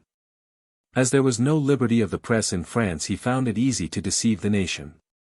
He was in fact attacked, and thus he enjoyed the pleasure of undertaking his great military expeditions without being responsible in the event of failure. During the emperor's stay in the capital of the new kingdom of Italy he received the first intelligence of the dissatisfaction of Austria and Russia. That dissatisfaction was not of recent date. When I entered on my functions at Hamburg I learned some curious details, which I will relate in their proper place, respecting the secret negotiations which had been carried on for a considerable time previously to the commencement of hostilities. Even Prussia was no stranger to the dissatisfaction of Austria and Russia. I do not mean the king, but the cabinet of Berlin, which was then under the control of Chancellor Hardenberg. For the King of Prussia had always personally declared himself in favor of the exact observance of treaties, even when their conditions were not honorable. Be that as it may, the Cabinet of Berlin, although dissatisfied in 1806 with the rapid progress of Napoleon's ambition, was nevertheless constrained to conceal its discontent, owing to the presence of the French troops in Hanover. On returning from Milan, the Emperor ordered the erection of a monument on the great Saint Bernard in commemoration of the victory of Marengo. M. Denon, who accompanied Napoleon, told me that he made a useless search to discover the body of Desaix, which Bonaparte wished to be buried beneath the monument, and that it was at length found by General Savary. It is therefore certain that the ashes of the brave Desaix repose on the summit of the Alps. The Emperor arrived in Paris about the end of June and instantly set off for the camp at Boulogne. It was now once more believed that the project of invading England would be accomplished. This idea obtained the greater credit because Bonaparte caused some experiments for embarkation to be made, in his presence. These experiments, however, led to no result. About this period a fatal event but too effectually contributed to strengthen the opinion of the inferiority of our navy. A French squadron consisting of 15 ships, fell in with the English fleet commanded by Admiral Calder, who had only 9 vessels under his command, and in an engagement, which there was every reason to expect would terminate in our favor. We had the misfortune to lose 2 ships. The invasion of England was as little the object of this as of the previous journey to Boulogne. All Napoleon had in view was to stimulate the enthusiasm of the troops, and to hold out those threats against England when conceived necessary for diverting attention from the real motive of his hostile preparations, which was to invade Germany and repulse the Russian troops, who had begun their march towards Austria. Such was the true object of Napoleon's last journey to Boulogne. I had been some time at Hamburg when these events took place, and it was curious to observe the effect they produced. But I must not forget one circumstance in which I am personally concerned, and which brings me back to the time when I was in Paris. My new title of Minister Plenipotentiary obliged me to see a little more of society than during the period when prudence required me to live as it were in retirement. I had received sincere congratulations from Duroc, Rape, and Lauristin, the 3 friends who had shown the greatest readiness to serve my interests with the Emperor, and I had frequent occasion to see M. Talleyrand, as my functions belonged to his department. The Emperor, on my farewell audience, having informed me that I was to correspond directly with the Minister of the General Police, I called on Fouché, who invited me to spend some days at his estate of Pontcaire. I accepted the invitation because I wanted to confer with him, and I spent Sunday and Monday, the 28th and 29th of April, at Pontcaire. Fouché, like the Emperor, frequently revealed what he intended to conceal. But he had such a reputation for cunning that this sort of indiscretion was attended by no inconvenience to him. He was supposed to be such a constant dissembler that those who did not know him well looked upon the truth when he spoke it merely as an artful snare laid to entrap them. I, however, knew that celebrated person too well to confound his cunning with his indiscretion. The best way to get out of him more than he was aware of was to let him talk on without interruption. There were very few visitors at Pontcaire, and during the 2 days I spent there I had several conversations with Fouché. He told me a great deal about the events of 1804, and he congratulated himself on having advised Napoleon to declare himself emperor. I have no preference, says Fouché, for one form of government more than another. Forms signify nothing. The first object of the revolution was not the overthrow of the Bourbons, but merely the reform of abuses and the destruction of prejudices. However, when it was discovered that Louis XVI had neither firmness to refuse what he did not wish to grant, nor good faith to grant what his weakness had led him to promise, it was evident that the Bourbons could no longer reign over France, and things were carried to such a length that we were under the necessity of condemning Louis XVI and resorting to energetic measures. You know all that passed up to the 18th Brumaire, and after. We all perceived that a republic could not exist in France. The question, therefore, was to ensure the perpetual removal of the Bourbons. And I believed the only means for so doing was to transfer the inheritance of their throne to another family. Some time before the 18th Brumaire I had a conversation with Size and Barras, in which it was proposed, in case of the Directory being threatened, to recall the Duke of Orleans. And I could see very well that Barras favoured that suggestion, although he alluded to it merely as a report that was circulated about, and recommended me to pay attention to it. Size said nothing, and I settled the question by observing, that if any such thing had been agitated I must have been informed of it through the reports of my agents. I added, that the restoration of the throne to a collateral branch of the Bourbons would be an impolitic act, and would but temporarily change the position of those who had brought about the revolution. I rendered an account of this interview with Barras to General Bonaparte the first time I had an opportunity of conversing with him after your return from Egypt. I sounded him. And I was perfectly convinced that in the state of decrepitude into which the Directory had fallen he was just the man we wanted. I therefore adopted such measures with the police as tended to promote his elevation to the first magistracy. He soon showed himself ungrateful, and instead of giving me all his confidence he tried to outwit me. He put into the hands of a number of persons various matters of police which were worse than useless. Most of their agents, who were my creatures, obeyed my instructions in their reports. And it often happened that the first consul thought he had discovered, through the medium of others, information that came from me, and of the falsehood of which I easily convinced him. I confess I was at fault on the 3D niveaus. But are there any human means of preventing two men, who have no accomplices, from bringing a plot to execution? You saw the first consul on his return from the opera, you heard all his declamations. I felt assured that the infernal machine was the work of the royalists. I told the emperor this, and he was, I am sure, convinced of it, but he, nevertheless, proscribes a number of men on the mere pretense of their old opinions. Do you suppose I am ignorant of what he said of me and of my vote at the National Convention? Most assuredly it ill becomes him to reproach the conventionists. It was that vote which placed the crown upon his head. But for the situation in which we were placed by that event, which circumstances had rendered inevitable, what should we have cared for the chance of seeing the Bourbons return? You must have remarked that the Republicans, who were not conventionists, were in general more averse than we to the proceedings of the 18th Brumaire, as, for example, Bernadotte and Moreau. I know positively that Moreau was averse to the consulate. And that it was only from irresolution that he accepted the custody of the Directory. I know also that he excused himself to his prisoners for the duty which had devolved upon him. They themselves told me this. Fouché entered further into many details respecting his conduct, and the motives which had urged him to do what he did in favor of the first consul. My memory does not enable me to report all he told me, but I distinctly recollect that the impression made on my mind by what fell from him was, that he had acted merely with a view to his own interests. He did not conceal his satisfaction at having outwitted Regnier, and obliged Bonaparte to recall him, that he set in motion every spring calculated to unite the conspirators, or rather to convert the discontented into conspirators. Is evident from the following remarks which fell from him. With the information I possessed, had I remained in office it is probable that I might have prevented the conspiracy, but Bonaparte would still have had to fear the rivalry of Moreau. He would not have been emperor, and we should still have had to dread the return of the Bourbons, of which, thank God, there is now no fear. During my stay at Pontcarré I said but little to Fouché about my long audience with the emperor. However, I thought I might inform him that I was authorized to correspond directly with His Majesty.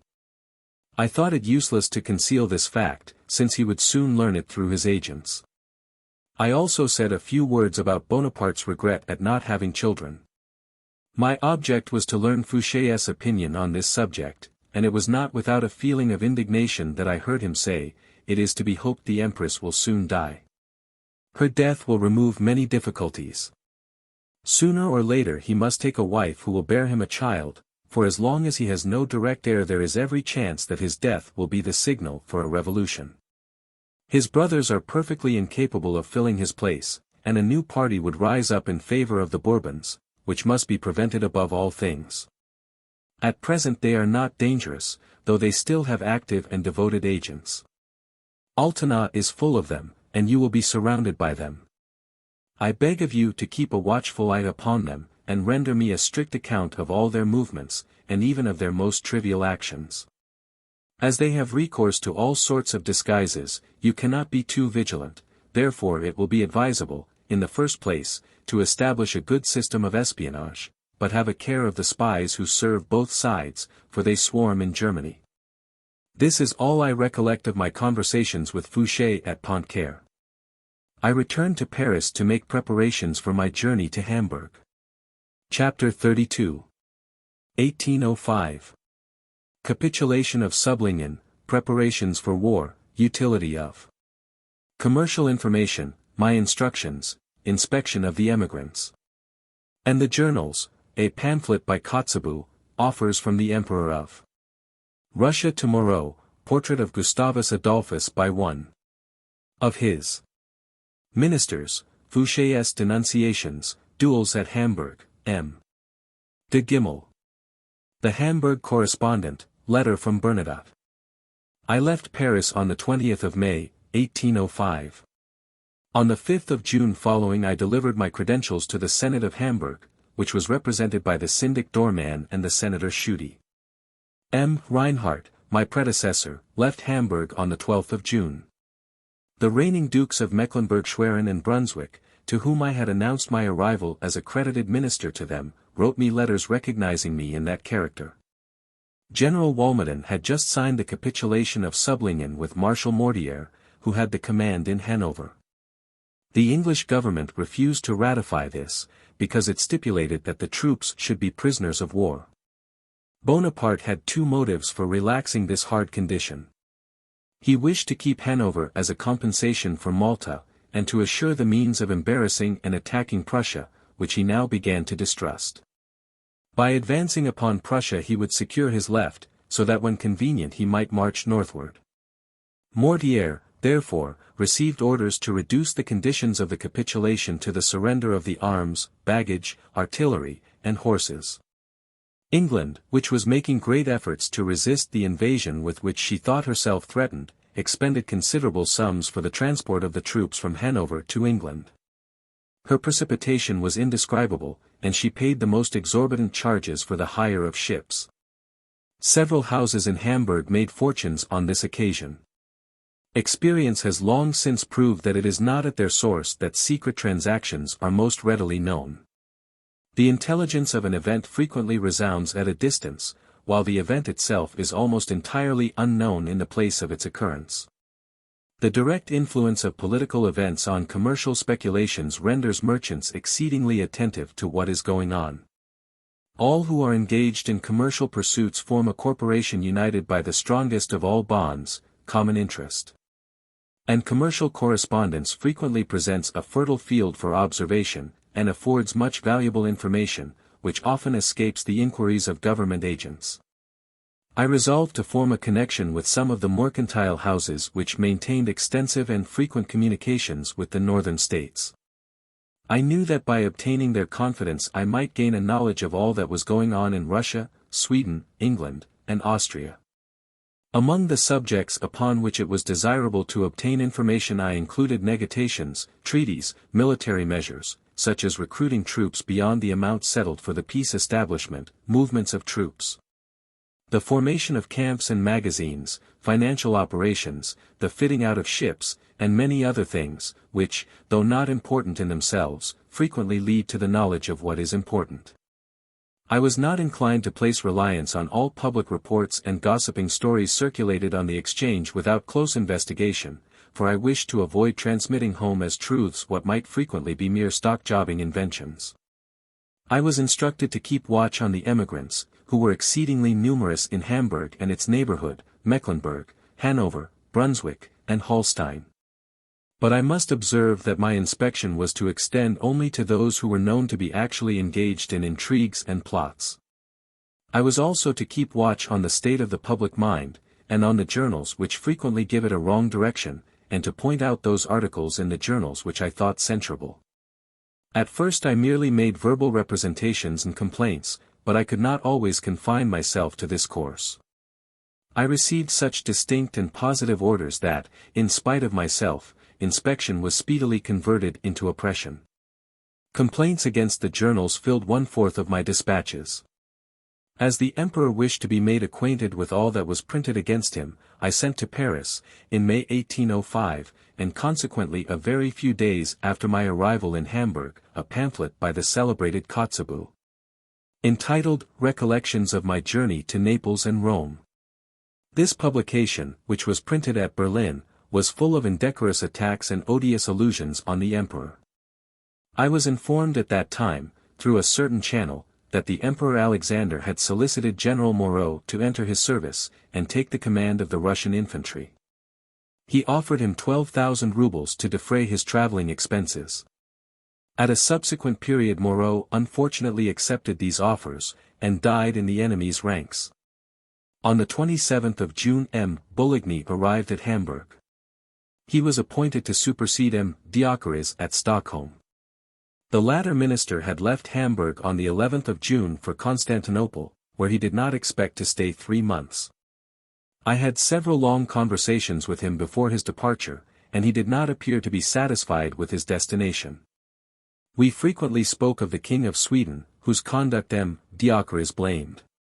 He was, he said, a young madman, who, without reflecting on the change of time and circumstances, wished to play the part of Gustavus Adolphus, to whom he bore no resemblance but in name. M. Dioscorés spoke of the King of Sweden's camp in a tone of derision. That prince had returned to the King of Prussia the cordon of the Black Eagle because the order had been given to the first consul. I understood that Frederick William was very much offended at this proceeding, which was as indecorous and absurd as the return of the Golden Fleece by Louis XVII. To the King of Spain was dignified and proper. Gustavus Adolphus was brave, enterprising, and chivalrous, but inconsiderate and irascible. He called Bonaparte Monsieur Napoleon. His follies and reverses in Hanover were without doubt the cause of his abdication. On the 31st of October, 1805 he published a declaration of war against France in language highly insulting to the emperor. Fouché overwhelmed me with letters. If I had attended to all his instructions I should have left nobody unmolested. He asked me for information respecting a man named Lazaret, of the Department of Guard, a girl, named Rosine Zembeni, having informed the police that he had been killed in a duel at Hamburg. I replied that I knew but of 4 Frenchmen who had been killed in that way. One, named Clement, was killed by Terrasson, a second, named Duparc, killed by Lazardi, a third, named Saudremont, killed by Revel, and a fourth, whose name I did not know, killed by Lafond. This latter had just arrived at Hamburg when he was killed, but he was not the man sought for. Lafond was a native of Brabant, and had served in the British army. He insulted the Frenchman because he wore the national cockade. A duel was the consequence, and the offended party fell. M. Reinhardt, my predecessor, wished to punish Lafond, but the Austrian minister having claimed him as the subject of his sovereign, he was not molested. Lafond took refuge in Antwerp, where he became a player. During the first months which succeeded my arrival in Hamburg I received orders for the arrest of many persons, almost all of whom were designated as dangerous and ill-disposed men. When I was convinced that the accusation was groundless I postponed the arrest. The matter was then forgotten, and nobody complained. A title, or a rank in foreign service, was a safeguard against the Paris Inquisition. Of this the following is an instance. Count Gimmel, of whom I shall hereafter have occasion to speak more at length, set out about this time for Carlsbad. Count Grote the Prussian minister, frequently spoke to me of him. On my expressing apprehension that M. de Gimmel might be arrested, as there was a strong prejudice against him, M. Grote replied, "Oh, there is no fear of that. He will return to Hamburg with the rock of an English colonel." On the 17th of July there appeared in the Correspondent an article exceedingly insulting to France. It had been inserted by order of Baron Novozilzo, who was at Berlin, and who had become very hostile to France, though it was said he had been sent from St. Petersburg on a specific mission to Napoleon. The article in question was transmitted from Berlin by an extraordinary courier, and Novozilzo in his note to the Senate said it might be stated that the article was inserted at the request of His Britannic Majesty. The Russian minister at Berlin, M. Alapius, dispatched also an estafette to the Russian chargé d'affaires at Hamburg, with orders to apply for the insertion of the article, which accordingly appeared. In obedience to the emperor's instructions, I complained of it, and the Senate replied that it never opposed the insertion of an official note sent by any government, that insults would redound against those from whom they came. That the reply of the French government would be published, and that the Senate had never deviated from this mode of proceeding. I observed to the Senate that I did not understand why the correspondence should make itself the trumpet of M. Novozilzo, to which the syndic replied, that two great powers, which might do them much harm, had required the insertion of the article, and that it could not be refused. The hatred felt by the foreign princes, which the death of the Duc d'Enghien had considerably increased, gave encouragement to the publication of everything hostile to Napoleon. This was candidly avowed to me by the ministers and foreigners of rank whom I saw in Hamburg. The King of Sweden was most violent in manifesting the indignation which was generally excited by the death of the Duc d'Enghien. M. Wetterstad, who had succeeded M. Lagerbielsk in the cabinet of Stockholm, sent to the Swedish minister at Hamburg a long letter exceedingly insulting to Napoleon. It was in reply to an article inserted in the Moniteur respecting the return of the Black Eagle to the King of Prussia. M. Perron, the Swedish minister at Hamburg, who was very far from approving all that his master did, transmitted to Stockholm some very energetic remarks on the ill effect which would be produced by the insertion of the article in the correspondent. The article was then a little modified, and M. Perron received formal orders to get it inserted. However, on my representations the Senate agreed to suppress it, and it did not appear. Marshal Bernadotte, who had the command of the French troops in Hanover, kept up a friendly correspondence with me unconnected with the duties of our respective functions. On the occupation of Hanover Mr. Taylor, the English minister at Kassel, was obliged to leave that place, but he soon returned in spite of the opposition of France. On this subject the Marshal furnished me with the following particulars. I have just received, my dear Bourrienne, information which leaves no doubt of what has taken place at Kassel with respect to Mr. Taylor. That minister has been received in spite of the representations of M. Bignon, which, however, had previously been merely verbal. I know that the Elector wrote to London to request that Mr. Taylor should not return. In answer to this the English government sent him back. Our minister has done everything he could to obtain his dismissal, but the pecuniary interests of the Elector have triumphed over every other consideration. He would not risk quarrelling with the court from which he expects to receive more than 12 million francs. The British government has been written to a second time, but without effect. The Elector himself, in a private letter, has requested the King of England to recall Mr. Taylor, but it is very probable that the Cabinet of London will evade this request. Under these circumstances our troops have approached nearer to Kassel. Hitherto the whole district of Göttingen had been exempt from quartering troops.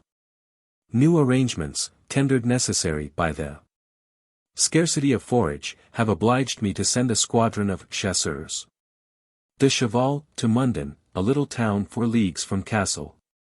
This movement excited some alarm in the Elector, who expressed a wish to see things restored to the same footing as before. He has requested M. Bignon to write to me, and to assure me again that he will be delighted to become acquainted with me at the waters of Nemmidorf, where he intends to spend some time. But on this subject I shall not alter the determination I have already mentioned to you. Yours, etc. Signed, Bernadotte. Stade, 10th Thermidor, July 29, 1805. Chapter 33. 1805. Treaty of Alliance between England and Russia, certainty of an approaching war, M. Forschmann. The Russian minister, Duroc's mission to Berlin, new project of the King of Sweden, secret mission to the Baltic, animosity against France, fall of the exchange between Hamburg and Paris, destruction of the First Austrian Army, taking of Ulm, the Emperor's displeasure at the remark of a soldier, Battle of Trafalgar, Duroc's position at the court of Prussia, armaments in Russia, libel upon Napoleon in the Hamburg correspondent. Embarrassment of the syndic and burgomaster of Hamburg, the conduct of the Russian minister censured by the Swedish and English ministers. At the beginning of August 1805 a treaty of alliance between Russia and England was spoken of. Some persons of consequence, who had the means of knowing all that was going on in the political world, had read this treaty, the principal points of which were communicated to me. Article 1st stated that the object of the alliance was to restore the balance of Europe. By Art. 2d the Emperor of Russia was to place 36,000 men at the disposal of England. Art. 3d stipulated that neither of the two powers would consent to treat with France, nor to lay down arms until the King of Sardinia should either be restored to his dominions or receive an equivalent indemnity in the northeast of Italy. By Art. 4th Malta was to be evacuated by the English and occupied by the Russians. By Art. 5th the two powers were to guarantee the independence of the Republic of the Ionian Isles, and England was to pledge herself to assist Russia in her war against Persia. If this plan of a treaty, of the existence of which I was informed on unquestionable authority, had been brought to any result it is impossible to calculate what might have been its consequences. At that time an immediate continental war was confidently expected by every person in the north of Europe. And it is very certain that, had not Napoleon taken the hint in time and renounced his absurd schemes at Boulogne, France would have stood in a dangerous situation. M. Forschmann, the Russian charge d'affaires, was intriguing to excite the north of Europe against France. He repeatedly received orders to obtain the insertion of irritating articles in the correspondent. He was an active, intriguing, and spiteful little man, and a declared enemy of France, but fortunately his stupidity and vanity rendered him less dangerous than he wished to be. He was universally detested, and he would have lost all credit but that the extensive trade carried on between Russia and Hamburg forced the inhabitants and magistrates of that city to bear with a man who might have done them, individually, considerable injury. The recollection of Duroc's successful mission to Berlin during the consulate induced Napoleon to believe that that general might appease the King of Prussia, who complained seriously of the violation of the territory of Anspach, which Bernadotte, in consequence of the orders he received, had not been able to respect. Duroc remained about 6 weeks in Berlin. The following letter from Duroc will show that the facility of passing through Hesse seemed to excuse the second violation of the Prussian territory. But there was a great difference between a petty prince of Hesse and the King of Prussia. I send you, my dear Bourrienne, 2 dispatches, which I have received for you. M. de Talleyrand, who sends them, desires me to request that you will transmit General Victor's by a sure conveyance. I do not yet know whether I shall stay long in Berlin. By the last accounts I received the Emperor is still in Paris, and numerous forces are assembling on the Rhine. The hopes of peace are vanishing every day, and Austria does everything to promote war. I have received accounts from Marshal Bernadotte. He has effected his passage through Hesse. Marshal Bernadotte was much pleased with the courtesy he experienced from the Elector. The junction of the corps commanded by Bernadotte with the army of the Emperor was very important, and Napoleon therefore directed the Marshal to come up with him as speedily as possible, and by the shortest road. It was necessary he should arrive in time for the Battle of Austerlitz. Gustavus, King of Sweden, who was always engaged in some enterprise, wished to raise an army composed of Swedes, Prussians, and English. And certainly a vigorous attack in the north would have prevented Bernadotte from quitting the banks of the Elbe and the Weser, and reinforcing the Grand Army which was marching on Vienna. But the King of Sweden's coalition produced no other result than the siege of the little fortress of Hameln. Prussia would not come to a rupture with France, the King of Sweden was abandoned, and Bonaparte's resentment against him increased. This abortive project of Gustavus contributed not a little to alienate the affections of his subjects, who feared that they might be the victims of the revenge excited by the extravagant plans of their king. And the insults he had heaped upon Napoleon, particularly since the death of the Duc d'Enghien. On the 13th of September, 1805 I received a letter from the Minister of Police soliciting information about Swedish Pomerania. Astonished at not obtaining from the commercial consuls at Lübeck and Stettin any accounts of the movements of the Russians, I had sent to those ports, for days before the receipt of the police minister's letter, a confidential agent. To observe the Baltic, though we were only 64 leagues from Stralsund, the most uncertain and contradictory accounts came to hand. It was, however, certain that a landing of the Russians was expected at Stralsund, or at Travemtind, the port of Lübeck, at the mouth of the little river Trave. I was positively informed that Russia had freighted a considerable number of vessels for those ports. The hatred of the French continued to increase in the north of Europe. About the end of September there appeared at Kiel, in Denmark, a libellous pamphlet, which was bought and read with inconceivable avidity. This pamphlet, which was very ably written, was the production of some fanatic who openly preached a crusade against France. The author regarded the blood of millions of men as a trifling sacrifice for the great object of humiliating France and bringing her back to the limits of the old monarchy. This pamphlet was circulated extensively in the German departments united to France, in Holland, and in Switzerland. The number of incendiary publications which everywhere abounded indicated but too plainly that if the nations of the north should be driven back towards the Arctic regions they would in their turn repulse their conquerors towards the south. And no man of common sense could doubt that if the French eagles were planted in foreign capitals, foreign standards would one day wave over Paris. On the 30th of September, 1805 I received, by an estafette, intelligence of the landing at Stralsund of 6,000 Swedes, who had arrived from Stockholm in 2 ships of war. About the end of September the Hamburg exchange on Paris fell alarmingly. The loss was 20%. The fall stopped at 17 below par. The speculation for this fall of the exchange had been made with equal imprudence and animosity by the House of O.C. and Company. The head of that house, a Dutch emigrant, who had been settled at Hamburg about 6 years, seized every opportunity of manifesting his hatred of France. An agent of that rich house at Rotterdam was also very hostile to us. A circumstance which shows that if many persons sacrifice their political opinions to their interests there are others who endanger their interests for the triumph of their opinions.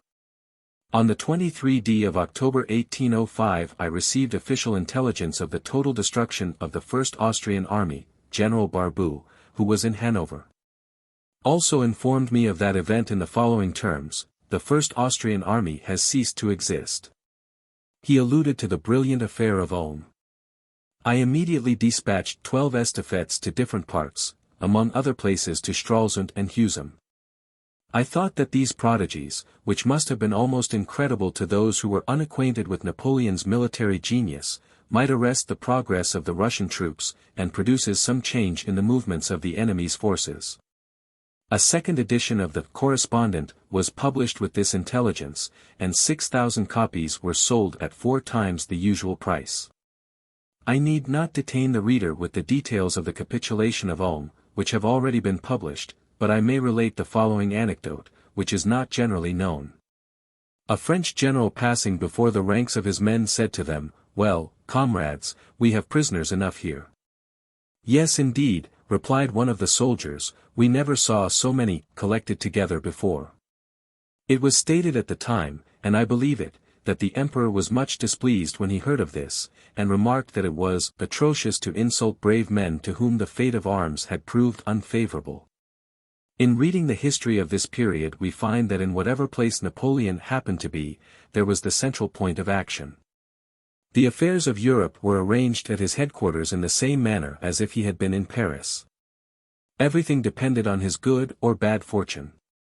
Espionage, seduction, false promises, exactions, all were put in force to promote the success of his projects.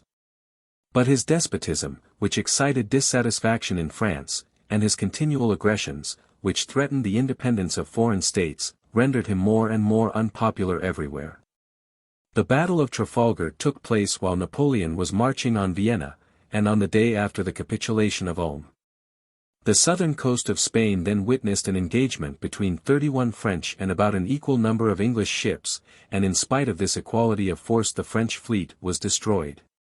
The actual forces present were 27 English ships of the line and 38 Franco-Spanish ships of the line.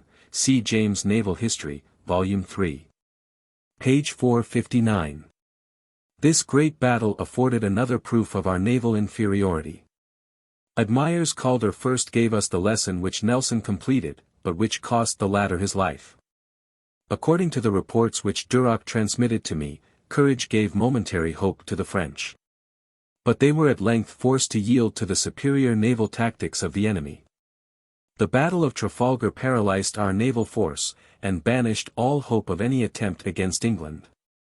The favor which the King of Prussia had shown to Duroc was withdrawn when His Majesty received intelligence of the march of Bernadotte's troops through the Margravate of Anspach. All accounts concurred respecting the just umbrage which that violation of territory occasioned to the King of Prussia. The agents whom I had in that quarter overwhelmed me with reports of the excesses committed by the French in passing through the Margravate. A letter I received from Duroc contains the following remarks on this subject. The corps of Marshal Bernadotte has passed through Annapac and by some misunderstanding this has been regarded at Berlin as an insult to the king, a violence committed upon his neutrality. How can it be supposed, especially under present circumstances, that the emperor could have any intention of insulting or committing violence upon his friend? Besides, the reports have been exaggerated, and have been made by persons who wish to favor our enemies rather than us. However, I am perfectly aware that Marshal Bernadotte's 70,000 men are not 70,000 virgins. Be this as it may, the business might have been fatal, and will, at all events, be very injurious to us. Laforet and I are treated very harshly, though we do not deserve it. All the idle stories that have been got up here must have reached you. Probably Prussia will not forget that France was, and still may be, the only power interested in her glory and aggrandizement. At the end of October the King of Prussia, far from thinking of war, but in case of its occurrence wishing to check its disasters as far as possible, proposed to establish a line of neutrality. This was the first idea of the Confederation of the North. Duroc, fearing lest the Russians should enter Hamburg, advised me, as a friend, to adopt precautions. But I was on the spot. I knew all the movement the little detached corps, and I was under no apprehension. The editor of the Hamburg correspondent sent me every evening a proof of the number which was to appear next day, a favor which was granted only to the French minister. On the 20th of November I received the proof as usual, and saw nothing objectionable in it. How great, therefore, was my astonishment when next morning I read in the same journal an article personally insulting to the emperor, and in which the legitimate sovereigns of Europe were called upon to undertake a crusade against the usurper etc. I immediately sent for M. Dorman, first syndic of the Senate of Hamburg. When he appeared his mortified look sufficiently informed me that he knew what I had to say to him. I reproached him sharply, and asked him how, after all I had told him of the emperor's susceptibility, he could permit the insertion of such an article. I observed to him that this indecorous diatribe had no official character, since it had no signature. And that, therefore, he had acted in direct opposition to a decree of the Senate, which prohibited the insertion in the journals of any articles which were not signed.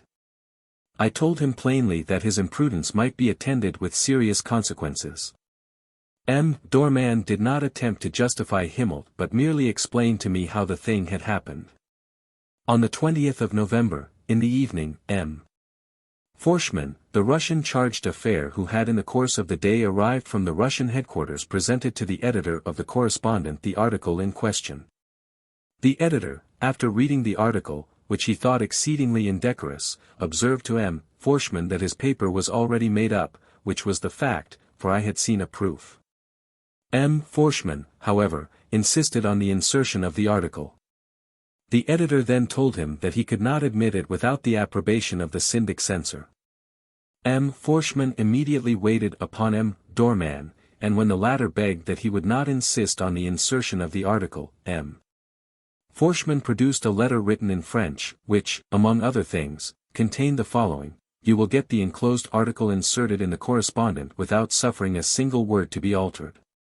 Should the censor refuse, you must apply to the directing burgomaster, and, in case of his refusal, to General Tolstoy, who will devise some means of rendering the Senate more complying, and forcing it to observe an impartial deference." Dorman, thinking he could not take upon himself to allow the insertion of the article, went, accompanied by Forschmann, to wait upon von Graffen, the directing burgomaster. Dorman and von Graffen earnestly pointed out the impropriety of inserting the article, but Forschmann referred to his order, and added that the compliance of the Senate on this point was the only means of avoiding great mischief.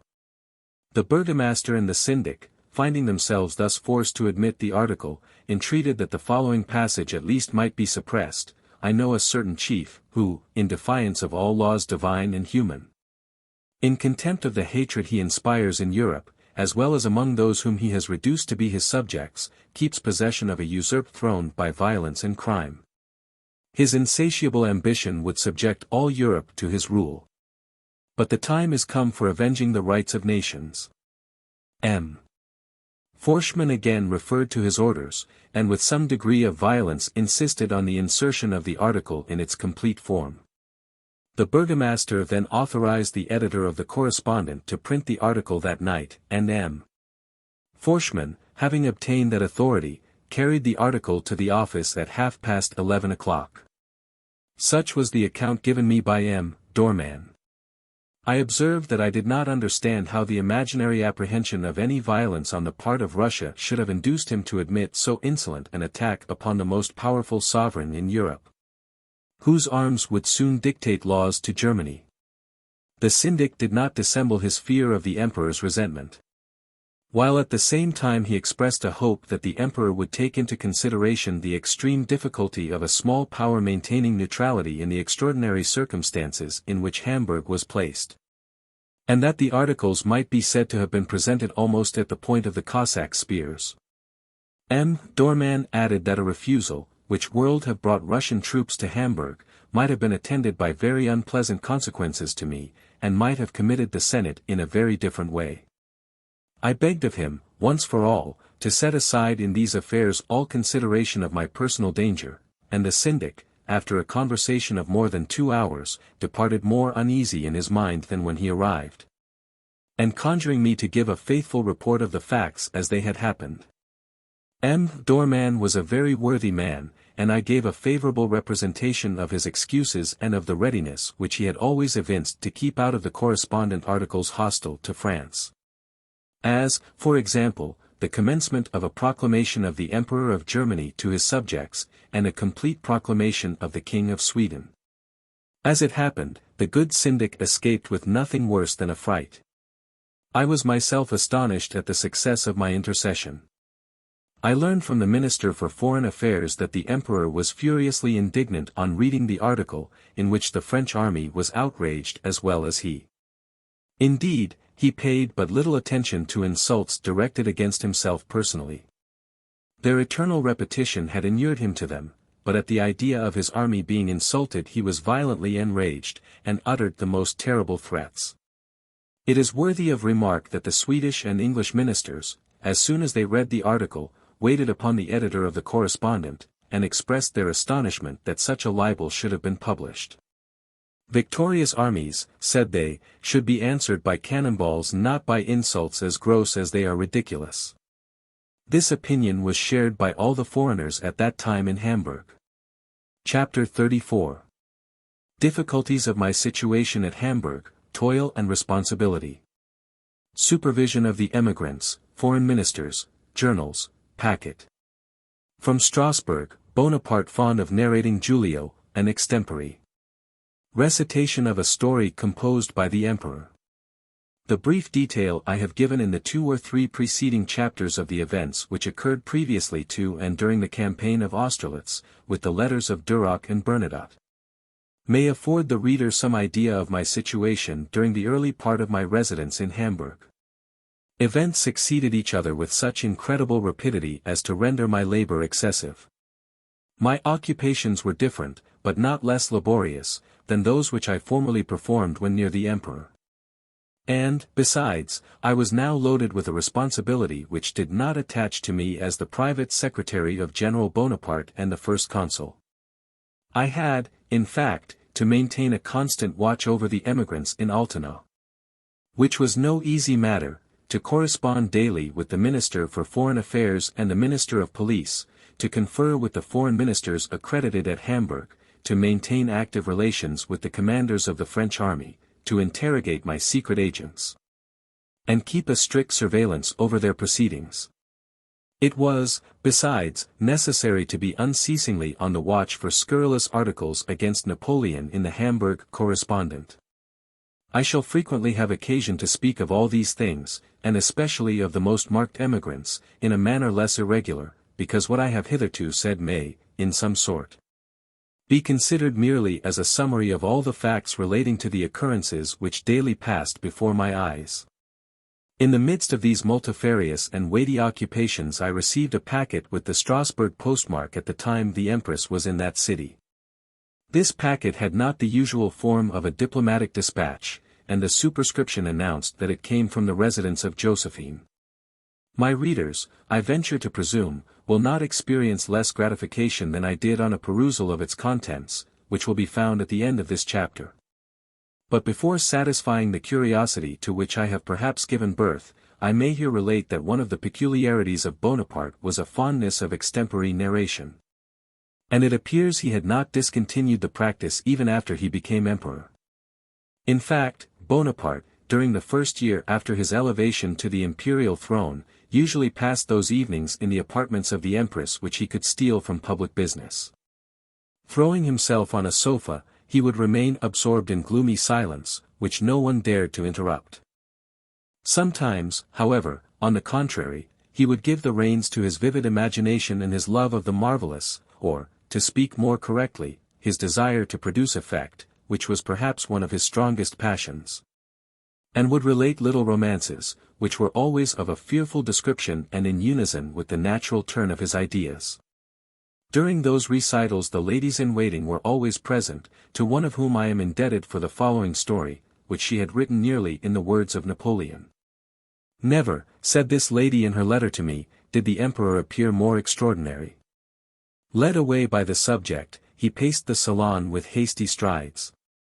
The intonations of his voice varied according to the characters of the personages he brought on the scene. He seemed to multiply himself in order to play the different parts, and no person needed to feign the terror which he really inspired, and which he loved to see depicted in the countenances of those who surrounded him. In this tale I have made no alterations, as can be attested by those who, to my knowledge, have a copy of it. It is curious to compare the impassioned portions of it with the style of Napoleon in some of the letters addressed to Josephine. Volume 3. 1805 to 1814. Chapter 1. 1805. Abolition of the Republican calendar, warlike preparations in Austria, plan for reorganizing the National Guard, Napoleon in Strasbourg, General Mack, proclamation, Captain Bernard's reconnoitering mission, the Emperor's pretended anger and Real satisfaction, information respecting Ragusa communicated by Bernard. Rapid and deserved promotion, General Bernard's retirement to the United States of America. I had been 3 months at Hamburg when I learned that the Emperor had at last resolved to abolish the only remaining memorial of the Republic, namely, the revolutionary calendar. That calendar was indeed an absurd innovation, for the new denominations of the months were not applicable in all places, even in France. The corn of Provence did not wait to be opened by the sun of the month of Messidor. On the 9th of September a Senatsconsult decreed that on the 1st of January following the months and days should resume their own names.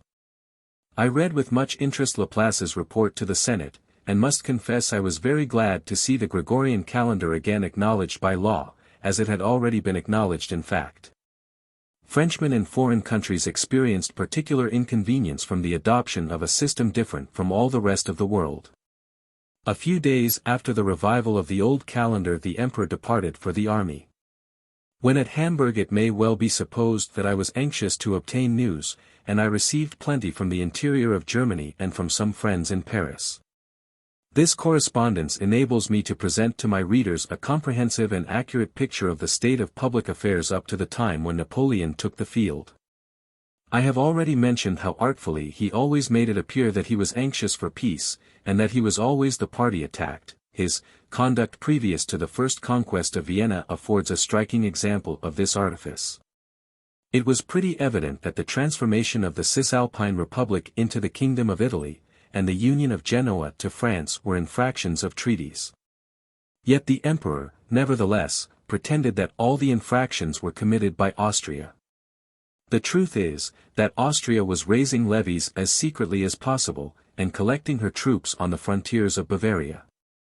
An Austrian corps even penetrated into some provinces of the electorate. All this afforded Napoleon a pretext for going to the aid of his allies. In the memorable sitting preceding his departure the emperor presented a project of a senatus consult relative to the reorganization of the National Guard. The Minister for Foreign Affairs read an explanation of the reciprocal conduct of France and Austria since the Peace of Lunéville, in which the offences of France were concealed with wonderful skill. Before the sitting broke up the emperor addressed the members, stating that he was about to leave the capital to place himself at the head of the army to afford prompt succor to his allies, and defend the dearest interests of his people. He boasted of his wish to preserve peace, which Austria and Russia, as he alleged, had, through the influence of England, been induced to disturb. This address produced a very powerful impression in Hamburg. For my part, I recognized in it Napoleon's usual boasting strain, but on this occasion events seemed bent on justifying it. The emperor may certainly have performed more scientific campaigns than that of Austerlitz, but never any more glorious in results. Everything seemed to partake of the marvelous, and I have often thought of the secret joy which Bonaparte must have felt on seeing himself at last on the point of commencing a great war in Germany, for which he had so often expressed an ardent desire. He proceeded first to Strasbourg, whither Josephine accompanied him. All the reports that I received agreed with the statements of my private correspondents in describing the incredible enthusiasm which prevailed in the army on learning that it was to march into Germany. For the first time Napoleon had recourse to an expeditious mode of transport, and 20,000 carriages conveyed his army, as if by enchantment, from the shores of the Channel to the banks of the Rhine. The idea of an active campaign fired the ambition of the junior part of the army. All dreamed of glory, and of speedy promotion, and all hoped to distinguish themselves before the eyes of a chief who was idolized by his troops. Thus during his short stay at Strasbourg the emperor might with reason prophesy the success which crowned his efforts under the walls of Vienna. Rapp, who accompanied him, informed me that on leaving Strasbourg he observed, in the presence of several persons, it will be said that I made Mack's plan of campaign for him. The Caudine Forks are at Ulm. This allusion to the Caudine Forks was always in Napoleon's mouth. When he saw an enemy's army concentrated on a point, and foresaw its defeat, Bourrienne. Experience proved that Bonaparte was not deceived. But I ought on this occasion to contradict a calumnious report circulated at that time, and since maliciously repeated. It has been said that there existed an understanding between Mack and Bonaparte, and that the general was bought over to deliver up the gates of Ulm. I have received positive proof that this assertion is a scandalous falsehood. And the only thing that could give it weight was Napoleon's intercession after the campaign that Mack might not be put on his trial. In this intercession Napoleon was actuated only by humanity. On taking the field Napoleon placed himself at the head of the Bavarians, with whom he opposed the enemy's army before the arrival of his own troops. As soon as they were assembled he published the following proclamation, which still further excited the ardor of the troops. Soldiers, the war of the Third Coalition is commenced. The Austrian Army has passed the Inn, violated treaties, attacked and driven our ally from his capital. You yourselves have been obliged to hasten by forced marches, to the defense of our frontiers. But you have now passed the Rhine. And we will not stop till we have secured the independence of the Germanic body, succored our allies, and humbled the pride of our unjust assailants. We will not again make peace without a sufficient guarantee. Our generosity shall not again wrong our policy. Soldiers, your emperor is among you. You are but the advanced guard of the great people. If it be necessary, they will all rise at my call to confound and dissolve this new league, which has been created by the malice and the gold of England. But, soldiers, we shall have forced marches to make, fatigues and privations of every kind to endure. Still, whatever obstacles may be opposed to us, we will conquer them.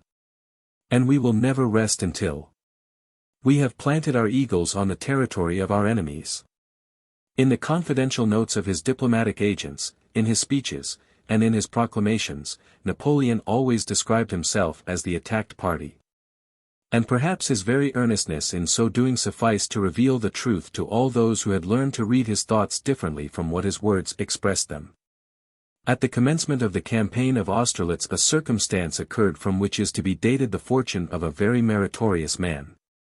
While the emperor was at Strasbourg, he asked General Merscott, the commander-in-chief of the engineers, whether he could recommend from his corps a brave, prudent, and intelligent young officer, capable of being entrusted with an important reconnoitering mission. The officer selected by General Merscott was a captain in the engineers, named Bernard, who had been educated in the Polytechnic school. He set off on his mission, advanced almost to Vienna, and returned to the headquarters of the emperor at the capitulation of Ulm. Bonaparte interrogated him himself, and was well satisfied with his replies. But, not content with answering verbally the questions put by Napoleon, Captain Bernard had drawn up a report of what he observed, and the different routes which might be taken. Among other things he observed that it would be a great advantage to direct the whole army upon Vienna, without regard to the fortified places. For that, once master of the capital of Austria, the emperor might dictate laws to all the Austrian monarchy. I was present, said Rapp to me, at this young officer's interview with the emperor. After reading the report, would you believe that the emperor flew into a furious passion? How, cried he, you are very bold, very presumptuous. A young officer to take the liberty of tracing out a plan of campaign for me. Begone, and await my orders. This, and some other circumstances which I shall have to add respecting Captain Bernard, completely reveal Napoleon's character. Rapp told me that as soon as the young officer had left the emperor all at once changed his tone. That, said he, is a clever young man, he has taken a proper view of things. I shall not expose him to the chance of being shot. Perhaps I shall sometime want his services. Tell Berthier to dispatch an order for his departure for Illyria. This order was dispatched, and Captain Bernard, who, like his comrades, was ardently looking forward to the approaching campaign, regarded as a punishment what was, on the emperor's part, a precaution to preserve a young man whose merit he appreciated. At the close of the campaign, when the emperor promoted those officers who had distinguished themselves, Bernard, who was thought to be in disgrace, was not included in Berthier's list among the captains of engineers whom he recommended to the rank of chef de bataillon. But Napoleon himself inscribed Bernard's name before all the rest. However, the emperor forgot him for some time, and it was only an accidental circumstance that brought him to his recollection. I never had any personal acquaintance with Bernard, but I learned from Rapp, how he afterwards became his colleague as aide-de-camp to the emperor, a circumstance which I shall now relate, though it refers to a later period. Before the emperor left Paris for the campaign of 1812 he wished to gain precise information respecting Ragusa and Illyria. He sent for Marmont, but was not satisfied with his answers. He then interrogated several other generals, but the result of his inquiries always was, "This is all very well, but it is not what I want. I do not know Ragusa. He then sent for General Dejean, who had succeeded M. de Merscott as first inspector of the engineers. Have you anyone among your officers, he asked, who is well acquainted with Ragusa? Dejean, after a little reflection, replied, Sire, there is a chef de bataillon who has been a long time forgotten, but who knows Illyria perfectly. What's his name? Bernard. Ah. Stop. Bernard. I remember that name. Where is he? At Antwerp, sire, employed on the fortifications. Let a telegraphic dispatch be immediately transmitted, by semaphore arms, desiring him to mount his horse and come with all speed to Paris. The promptitude with which the emperor's orders were always executed is well known. A few days after Captain Bernard was in the emperor's cabinet in Paris, Napoleon received him very graciously. The first thing he said was, "Talk to me about Ragusa." This was a favorite mode of interrogation with him in similar cases, and I have heard him say that it was a sure way of drawing out all that a man had observed in any country that he had visited.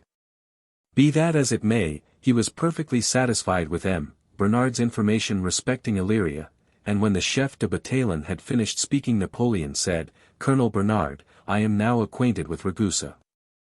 The emperor afterwards conversed familiarly with him, entered into details respecting the system of fortification adopted at Antwerp, referred to the plan of the works, criticized it, and showed how he would, if he besieged the town, render the means of defense unavailing. The new colonel explained so well how he would defend the town against the emperor's attack that Bonaparte was delighted, and immediately bestowed upon the young officer a mark of distinction which, as far as I know, he never granted but upon that single occasion.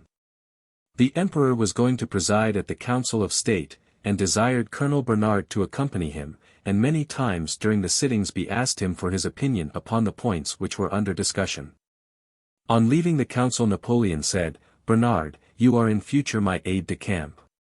After the campaign he was made general of brigade, soon after general of division, and now he is acknowledged to be one of the ablest engineer officers in existence. Clark's silly conduct deprived France of this distinguished man, who refused the brilliant offers of several sovereigns of Europe for the sake of retiring to the United States of America, where he commands the engineers, and has constructed fortifications on the coast of the Floridas which are considered by engineers to be masterpieces of military art. Chapter 2. 1805. Rapidity of Napoleon's victories, Murat at Wertingen, conquest of Ney's duchy, the French army before Ulm, the Prince of Liechtenstein. At the imperial headquarters, his interview with Napoleon described. By Rapp, capitulation of Ulm signed by Berthier and Mack, Napoleon. Before and after a victory, his address to the captive generals.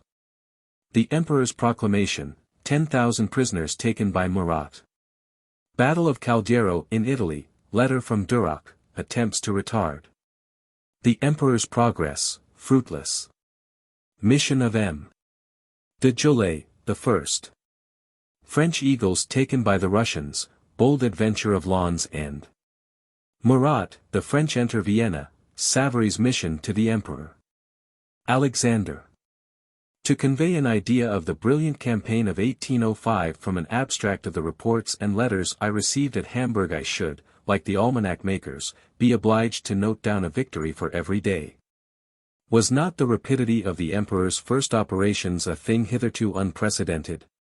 He departed from Paris on the 24th of September, and hostilities commenced on the 2d of October. On the 6th and 7th the French passed the Danube, and turned the enemy's army. On the 8th Murat, at the Battle of Wertingen, on the Danube, took 2,000 Austrian prisoners, amongst whom, besides other general officers, was Count Auffenberg. Next day the Austrians fell back upon Günzburg, retreating before our victorious legions, who, pursuing their triumphal course, entered Augsburg on the 10th, and Munich on the 12th. When I received my dispatches I could have fancied I was reading a fabulous narrative. 2 days after the French entered Munich, that is to say, on the 14th, an Austrian corps of 6,000 men surrendered to Marshal Soult at Memmingen, whilst Ney conquered, sword in hand, his future duchy of Elchingen. Finally, on the 17th of October, came the famous capitulation of General Mack at Ulm, and on the same day hostilities commenced in Italy between the French and Austrians, the former commanded by Messina and the latter by Prince Charles. Prince Maurice Liechtenstein was sent by General Mack as a flag of truce to the imperial headquarters before Ulm. He was, according to custom, led blindfold on horseback. Rapp, who was present, together with several of Napoleon's aides-de-camp, afterwards spoke to me of the prince's interview with the emperor. I think he told me that Berthier was present likewise. Picture to yourself, said Rapp, the astonishment, or rather confusion, of the poor prince. When the bandage was removed from his eyes, he knew nothing of what had been going on, and did not even suspect that the emperor had yet joined the army. When he understood that he was in the presence of Napoleon, he could not suppress an exclamation of surprise, which did not escape the emperor, and he ingenuously acknowledged that General Mack had no idea he was before the walls of Ulm. Prince Liechtenstein proposed to capitulate on condition that the garrison of Ulm should be allowed to return into Austria. This proposal, in the situation in which the garrison stood, Rapp said, made the emperor smile. How can you expect, said Napoleon, that I can accede to such a proposition? What shall I gain by it? 8 days. In 8 days you will be in my power without any condition. Do you suppose I am not acquainted with everything? You expect the Russians? At the nearest they are in Bohemia.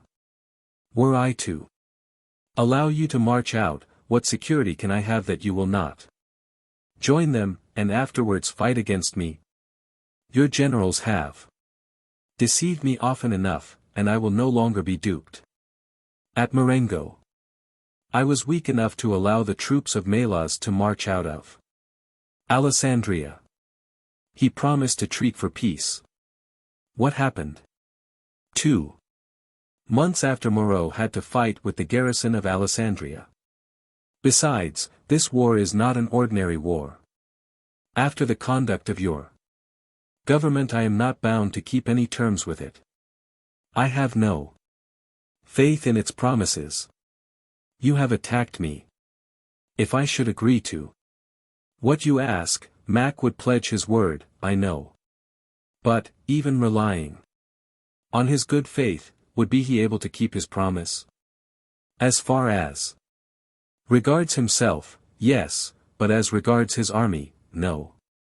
If the Archduke Ferdinand were still with you, I could rely upon his word, because he would be responsible for the conditions, and he would not disgrace himself, but I know he has quitted Ulm and passed the Danube. I know how to reach him, however. Rapp said it was impossible to imagine the embarrassment of Prince Liechtenstein whilst the emperor was speaking. He, however, somewhat regained his self-possession, and observed that, unless the conditions which he proposed were granted, the army would not capitulate. If that be the case, said Napoleon, you may as well go back to Mack, for I will never grant such conditions. Are you jesting with me? Stay, here is the capitulation of Memmingen, show it to your general, let him surrender on the same conditions, I will consent to no others. Your officers may return to Austria, but the soldiers must be prisoners. Tell him to be speedy, for I have no time to lose. The more he delays, the worse he will render his own condition and yours. Tomorrow I shall have here the corps to which Memmingen capitulated, and then we shall see what is to be done. Make Mack clearly understand that he has no alternative but to conform to my will. The imperious tones which Napoleon employed towards his enemies almost always succeeded, and it produced the accustomed effect upon Mac. On the same day that Prince Liechtenstein had been at our headquarters, Mac wrote to the Emperor, stating that he would not have treated with any other on such terms, but that he yielded to the ascendancy of Napoleon's fortune. And on the following day, Berthier was sent into Ulm, from whence he returned with the capitulation signed. Thus Napoleon was not mistaken respecting the Caudine Forks of the Austrian army. The garrison of Ulm marched out with what are called the honors of war, and were led prisoners into France. Bourrienne. Napoleon, who was so violently irritated by any obstacle which opposed him, and who treated with so much hauteur everybody who ventured to resist his inflexible will, was no longer the same man when, as a conqueror, he received the vanquished generals at Ulm. He condoled with them on their misfortune, and this, I can affirm, was not the result of a feeling of pride concealed beneath a feigned generosity. Although he profited by their defeat, he pitied them sincerely. How frequently has he observed to me, how much to be pitied is a general on the day after a lost battle. He had himself experienced this misfortune when he was obliged to raise the siege of Saint-Jean-d'Acre. At that moment he would, I believe, have strangled Gesser, but if Gesser had surrendered, he would have treated him with the same attention which he showed to Mack and the other generals of the garrison of Ulm. These generals were 17 in number, and among them was Prince Liechtenstein.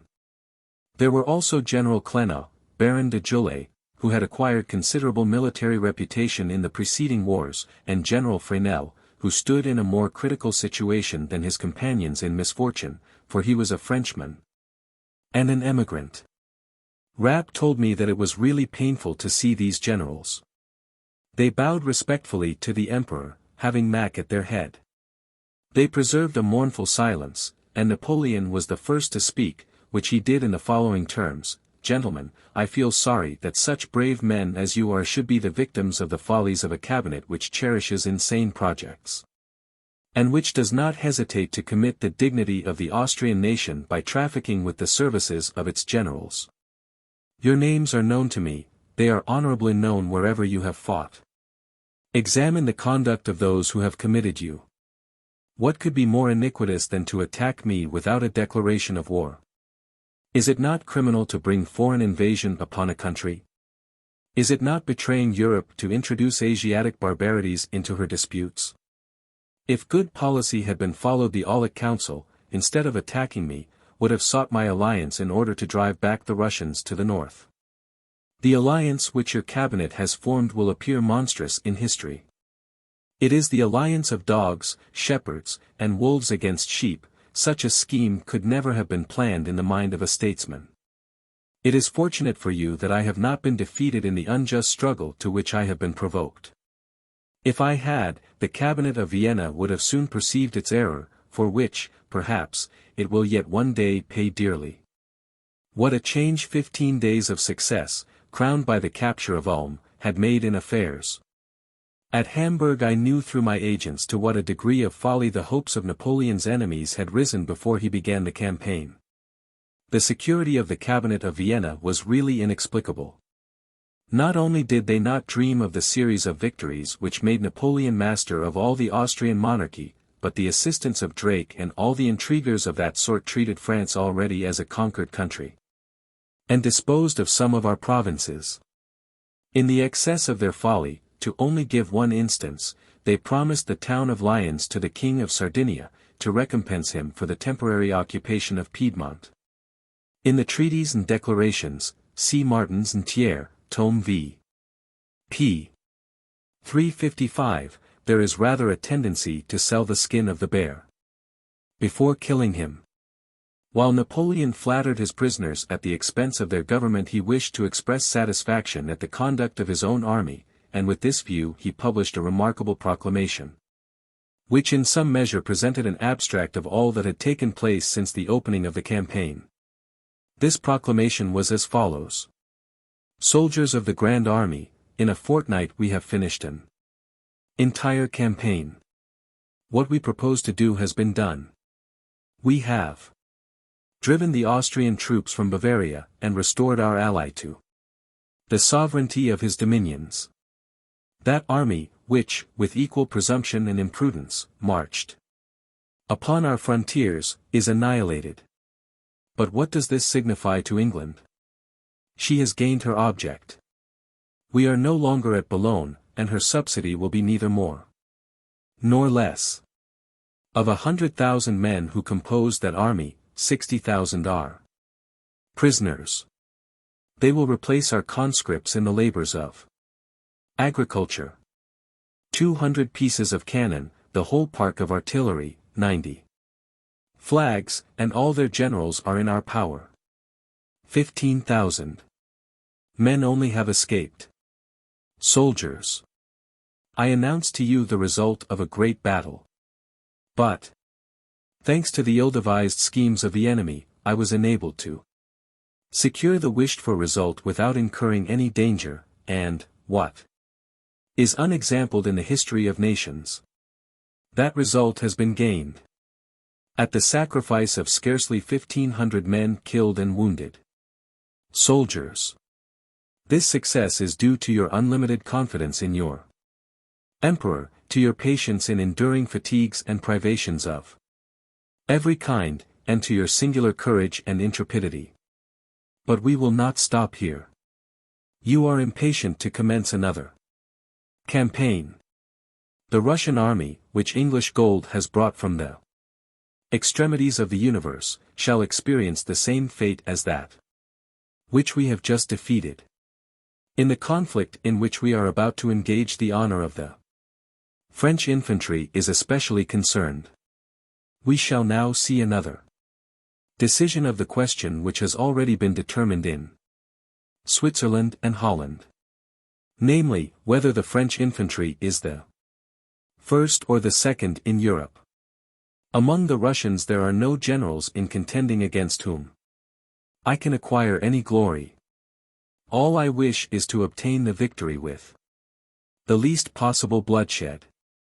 My soldiers are my children. This proclamation always appeared to me a masterpiece of military eloquence. While he lavished praises on his troops, he excited their emulation by hinting that the Russians were capable of disputing with them the first rank among the infantry of Europe, and he concluded his address by calling them his children. The second campaign, to which Napoleon alleged they so eagerly looked forward, speedily ensued, and hostilities were carried on with a degree of vigor which fired the enthusiasm of the army. Heaven knows what accounts were circulated of the Russians, who, as Bonaparte solemnly stated in his proclamation, had come from the extremity of the world. They were represented as half-naked savages, pillaging, destroying and burning wherever they went. It was even asserted that they were cannibals, and had been seen to eat children. In short, at that period was introduced the denomination of Northern Barbarians, which has since been so generally applied to the Russians.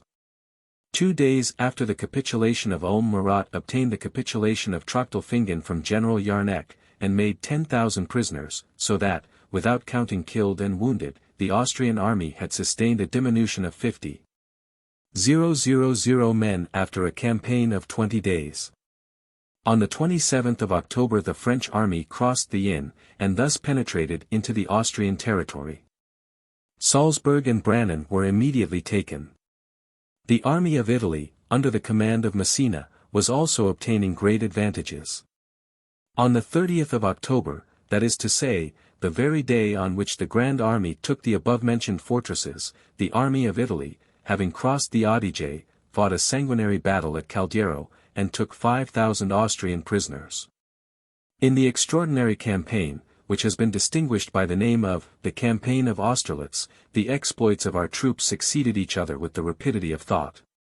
I confess I was equally astonished and delighted when I received a note from Duroc, sent by an extraordinary courier, and commencing laconically with the words, "We are in Vienna, the Emperor is well." Duroc's letter was dated the November 13th, and the words, "We are in Vienna," seemed to me the result of a dream. The capital of Austria, which from time immemorial had not been occupied by foreigners, the city which Sobieski had saved from Ottoman violence, had become the prey of the imperial eagle of France, which, after a lapse of 3 centuries, avenged the humiliations formerly imposed upon Francis I. By the Aquila Grafagna of Charles V, Duroc had left the emperor before the camp of Boulogne was raised. His mission to Berlin being terminated, he rejoined the emperor at Linz. As soon as Bonaparte became emperor, he constituted himself the avenger of all the insults given to the sovereigns, whom he styled his predecessors.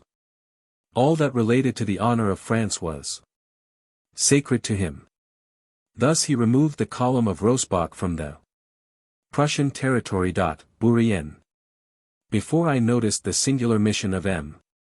Haugwitz to the Emperor Napoleon, and the result of that mission, which circumstances rendered diametrically the reverse of its object, I will relate what came to my knowledge respecting some other negotiations on the part of Austria, the evident intent of which was to retard Napoleon's progress, and thereby to dupe him.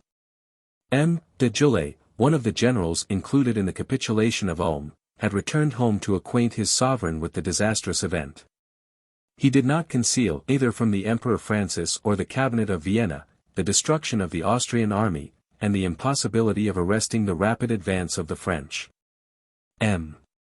de Juillet was sent with a flag of truce to the headquarters of Napoleon, to assure him of the pacific intentions of the Emperor of Austria, and to solicit an armistice. The snare was too clumsy not to be immediately discovered by so crafty a man as Napoleon. Metternich, Tome 2. Page 346, compare French edition, Tome 2. Page 287, says, "Let us hold always the sword in one hand and the olive branch in the other.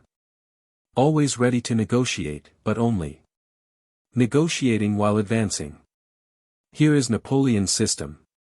He had always pretended a love for peace, though he was overjoyed at the idea of continuing a war so successfully commenced, and he directed General Juillet to assure the Emperor of Austria that he was not less anxious for peace than he, and that he was ready to treat for it, but without suspending the course of his operations.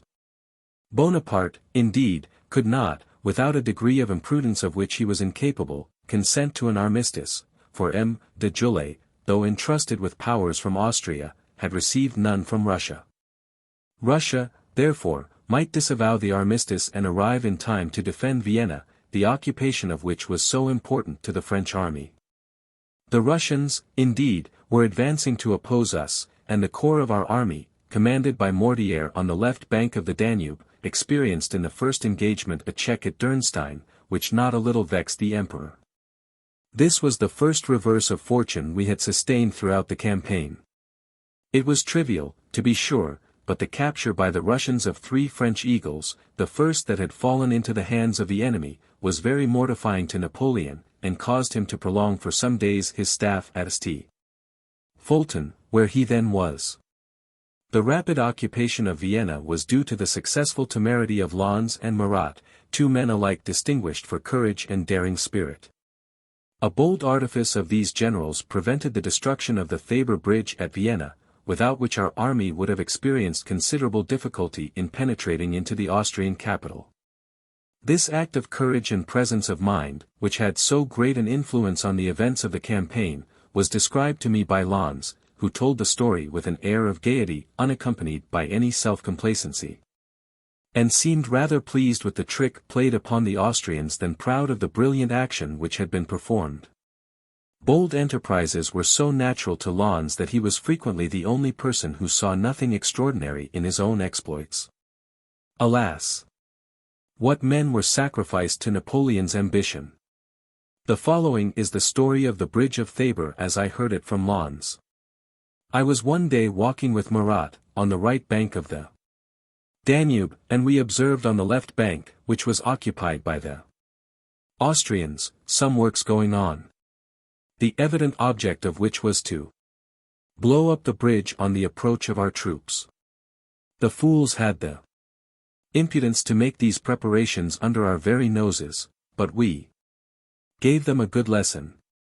Having arranged our plan, we returned to give orders, and I entrusted the command of my column of grenadiers to an officer on whose courage and intelligence I could rely.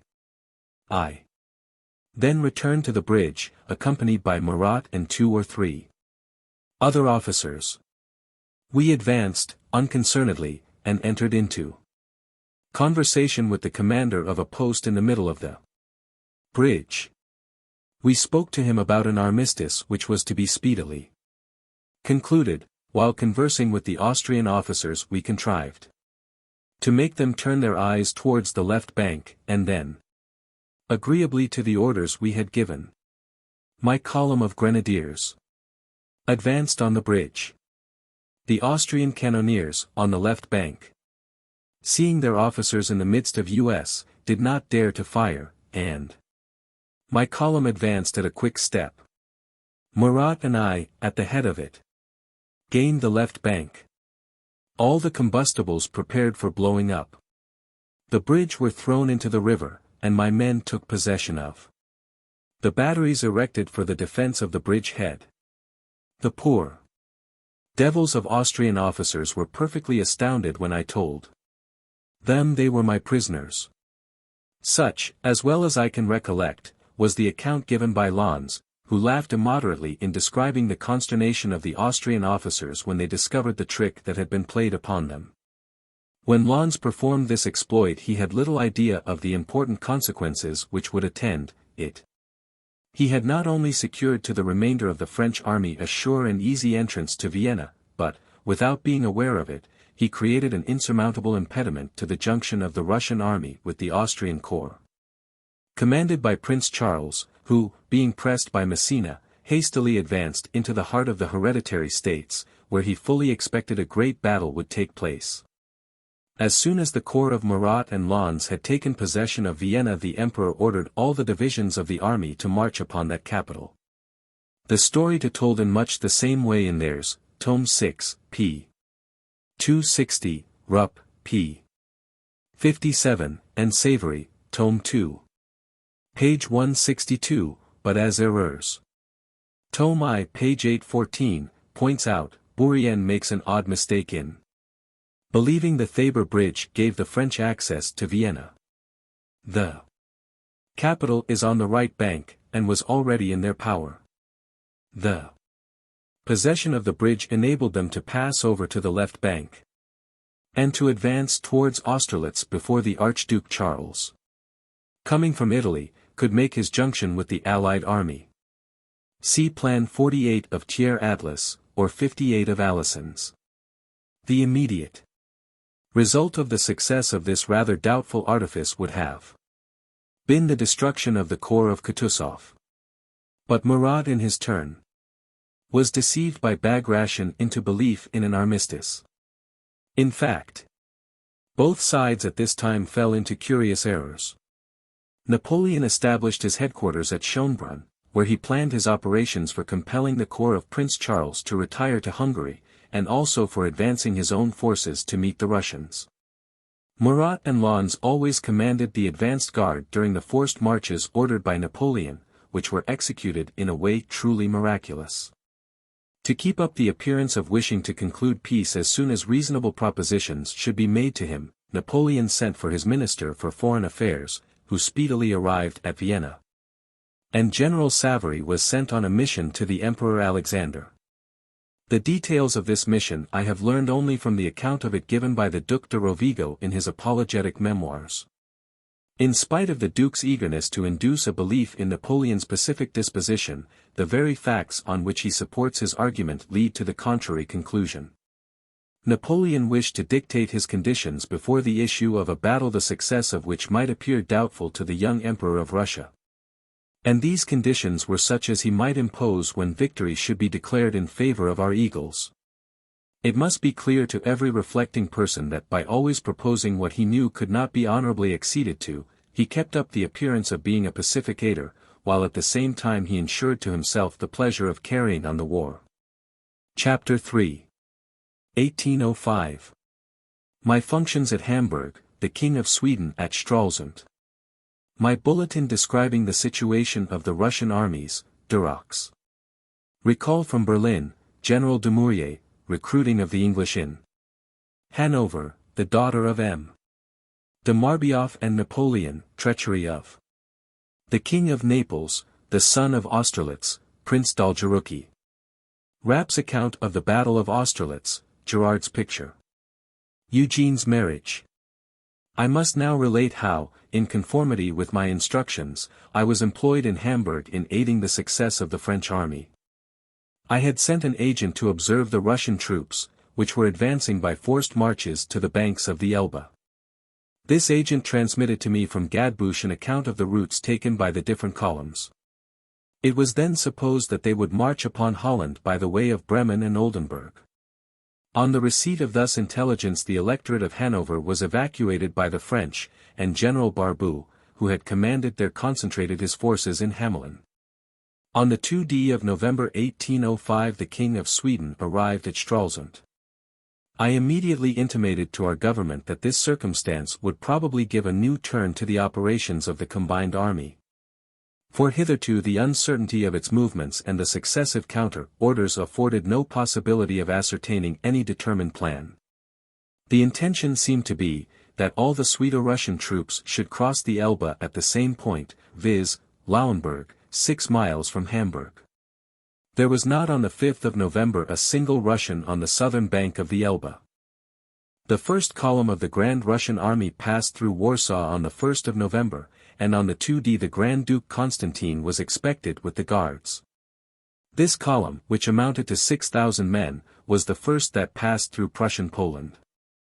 At this time we momentarily expected to see the Hanoverian army landed on the banks of the Weser or the Elbe, augmented by some thousands of English. Their design apparently was either to attack Holland, or to attempt some operation on the rear of our grand army. The French government was very anxious to receive accurate accounts of the march of the Swedo-Russian troops through Hanover, and of the Russian army through Poland. My agents at Warsaw and Stralsund, who were exceedingly active and intelligent, enabled me to send off a bulletin describing the state of Hanover, the movements of the Russians and Swedes. Together with information of the arrival of English troops in the Elbe, and a statement of the force of the combined army in Hanover, which consisted of 15,000 Russians, 8,000 Swedes, and 12,000 English. Making in all 35,000 men. It was probably on account of this bulletin that Napoleon expressed to Duroc his satisfaction with my services. The Emperor on recalling Duroc from Berlin did not manifest the least apprehension respecting Prussia. Duroc wrote to me the following letter on the occasion of his recall. My dear Brienne, the Emperor having thought my services necessary to the army has recalled me. I yesterday had a farewell audience of the King and Queen, who treated me very graciously. His Majesty presented me with his portrait set in diamonds. The Emperor Alexander will probably depart tomorrow, and the Archduke Anthony very speedily. We cannot but hope that their presence here will facilitate a good understanding. Signed, Duroc. Whenever foreign armies were opposing France the hopes of the emigrants revived. They falsely imagined that the powers coalesced against Napoleon were laboring in their cause, and many of them entered the Russian and Austrian armies. Of this number was General Dumouriez. I received information that he had landed at Stade on the 21st of November, but whither he intended to proceed was not known. A man named St. Martin, whose wife lived with Dumouriez, and who had accompanied the general from England to Stade, came to Hamburg, where he observed great precautions for concealment, and bought 2 carriages, which were immediately forwarded to Stade. Martin himself immediately proceeded to the latter place. I was blamed for not having arrested this man, but he had a commission attesting that he was in the English service, and, as I have before mentioned, a foreign commission was a safeguard. And the only one which could not be violated in Hamburg. In December 1805 the English recruiting in Hanover was kept up without interruption, and attended with extraordinary success. Sometimes 100 men were raised in a day. The misery prevailing in Germany, which had been ravaged by the war, the hatred against the French, and the high bounty that was offered enabled the English to procure as many men as they wished. The King of Sweden, meditating on the stir he should make in Hanover, took with him a camp printing press to publish the bulletins of the Grand Swedish Army. The first of these bulletins announced to Europe that His Swedish Majesty was about to leave Stralsund, and that his army would take up its position partly between Nelson and Harburg, and partly between Domitz and the frontiers of Hamburg. Among the anecdotes of Napoleon connected with this campaign I find in my notes the following, which was related to me by Rapp. Some days before his entrance into Vienna, Napoleon, who was riding on horseback along the road, dressed in his usual uniform of the chasseurs of the guard, met an open carriage, in which were seated a lady and a priest. The lady was in tears, and Napoleon could not refrain from stopping to ask her what was the cause of her distress. "Sir," she replied, for she did not know the emperor, "I have been pillaged at my estate, 2 leagues from hence, by a party of soldiers, who have murdered my gardener. I am going to seek your emperor, who knows my family, to whom he was once under great obligations." "What is your name?" inquired Napoleon. De Bunny," replied the lady. "I am the daughter of M. de Marbeuf, formerly governor of Corsica." "Madam," exclaimed Napoleon, "I am the emperor. I am delighted to have the opportunity of serving you." "You cannot conceive," continued Rapp, "the attention which the emperor showed Madame de Bunny. He consoled her, pitied her, almost apologized for the misfortune she had sustained. 'Will you have the goodness, madam,' said he, 'to go and wait for me at my headquarters? I will join you speedily. Every member of M. de Marbeuf's family has a claim on my respect.' The emperor immediately gave her a piquet of chasseurs of his guard to escort her. He saw her again during the day, when he loaded her with attentions, and liberally indemnified her for the losses she had sustained. For some time previous to the Battle of Austerlitz the different corps of the army intersected every part of Germany and Italy, all tending towards Vienna as a central point. At the beginning of November the corps commanded by Marshal Bernadotte arrived at Salzburg at the moment when the emperor had advanced his headquarters to Braunau, where there were numerous magazines of artillery and a vast quantity of provisions of every kind. The junction of the corps commanded by Bernadotte in Hanover with the Grand Army was a point of such high importance that Bonaparte had directed the marshal to come up with him as speedily as possible, and to take the shortest road. This order obliged Bernadotte to pass through the territory of the 2 margraviates. At that time we were at peace with Naples. In September the emperor had concluded with Ferdinand IV a treaty of neutrality. This treaty enabled Caresti, Sire, who occupied Naples, to evacuate that city and to join Messina in Upper Italy. Both reached the Grand Army on the 28th of November. But no sooner had the troops commanded by Caresti, Sire quitted the Neapolitan territory than the King of Naples, influenced by his ministers, and above all by Queen Caroline, broke the treaty of neutrality, ordered hostile preparations against France, opened his ports to the enemies of the emperor, and received into his states 12,000 Russians and 8,000 English. It was on the receipt of this news that Bonaparte, in one of his most violent bulletins, styled the Queen of Naples a second Fredegonda. The victory of Austerlitz having given powerful support to his threats, the fall of Naples was decided, and shortly after his brother Joseph was seated on the Neapolitan throne. At length came the grand day when, to use Napoleon's expression, the sun of Austerlitz rose. All our forces were concentrated on one point, at about 40 leagues beyond Vienna. There remained nothing but the wreck of the Austrian army, the corps of Prince Charles being by scientific maneuvers kept at a distance from the line of operations. But the Russians alone were superior to us in numbers, and their army was almost entirely composed of fresh troops. The most extraordinary illusion prevailed in the enemy's camp. The north of Europe has its Gascons as well as the south of France, and the junior portion of the Russian army at this period assumed an absurd braggadocio tone. On the very eve of the battle the Emperor Alexander sent one of his aides de camp, Prince Dolgoruki, as a flag of truce to Napoleon. The prince could not repress his self-sufficiency even in the presence of the emperor, and Rapp informed me that on dismissing him the emperor said, "If you were on the heights of Montmartre, I would answer such impertinence only by cannonballs." This observation was very remarkable, inasmuch as subsequent events rendered it a prophecy. As to the battle itself, I can describe it almost as well as if I had witnessed it, for some time after I had the pleasure of seeing my friend Rapp, who was sent on a mission to Prussia. He gave me the following account.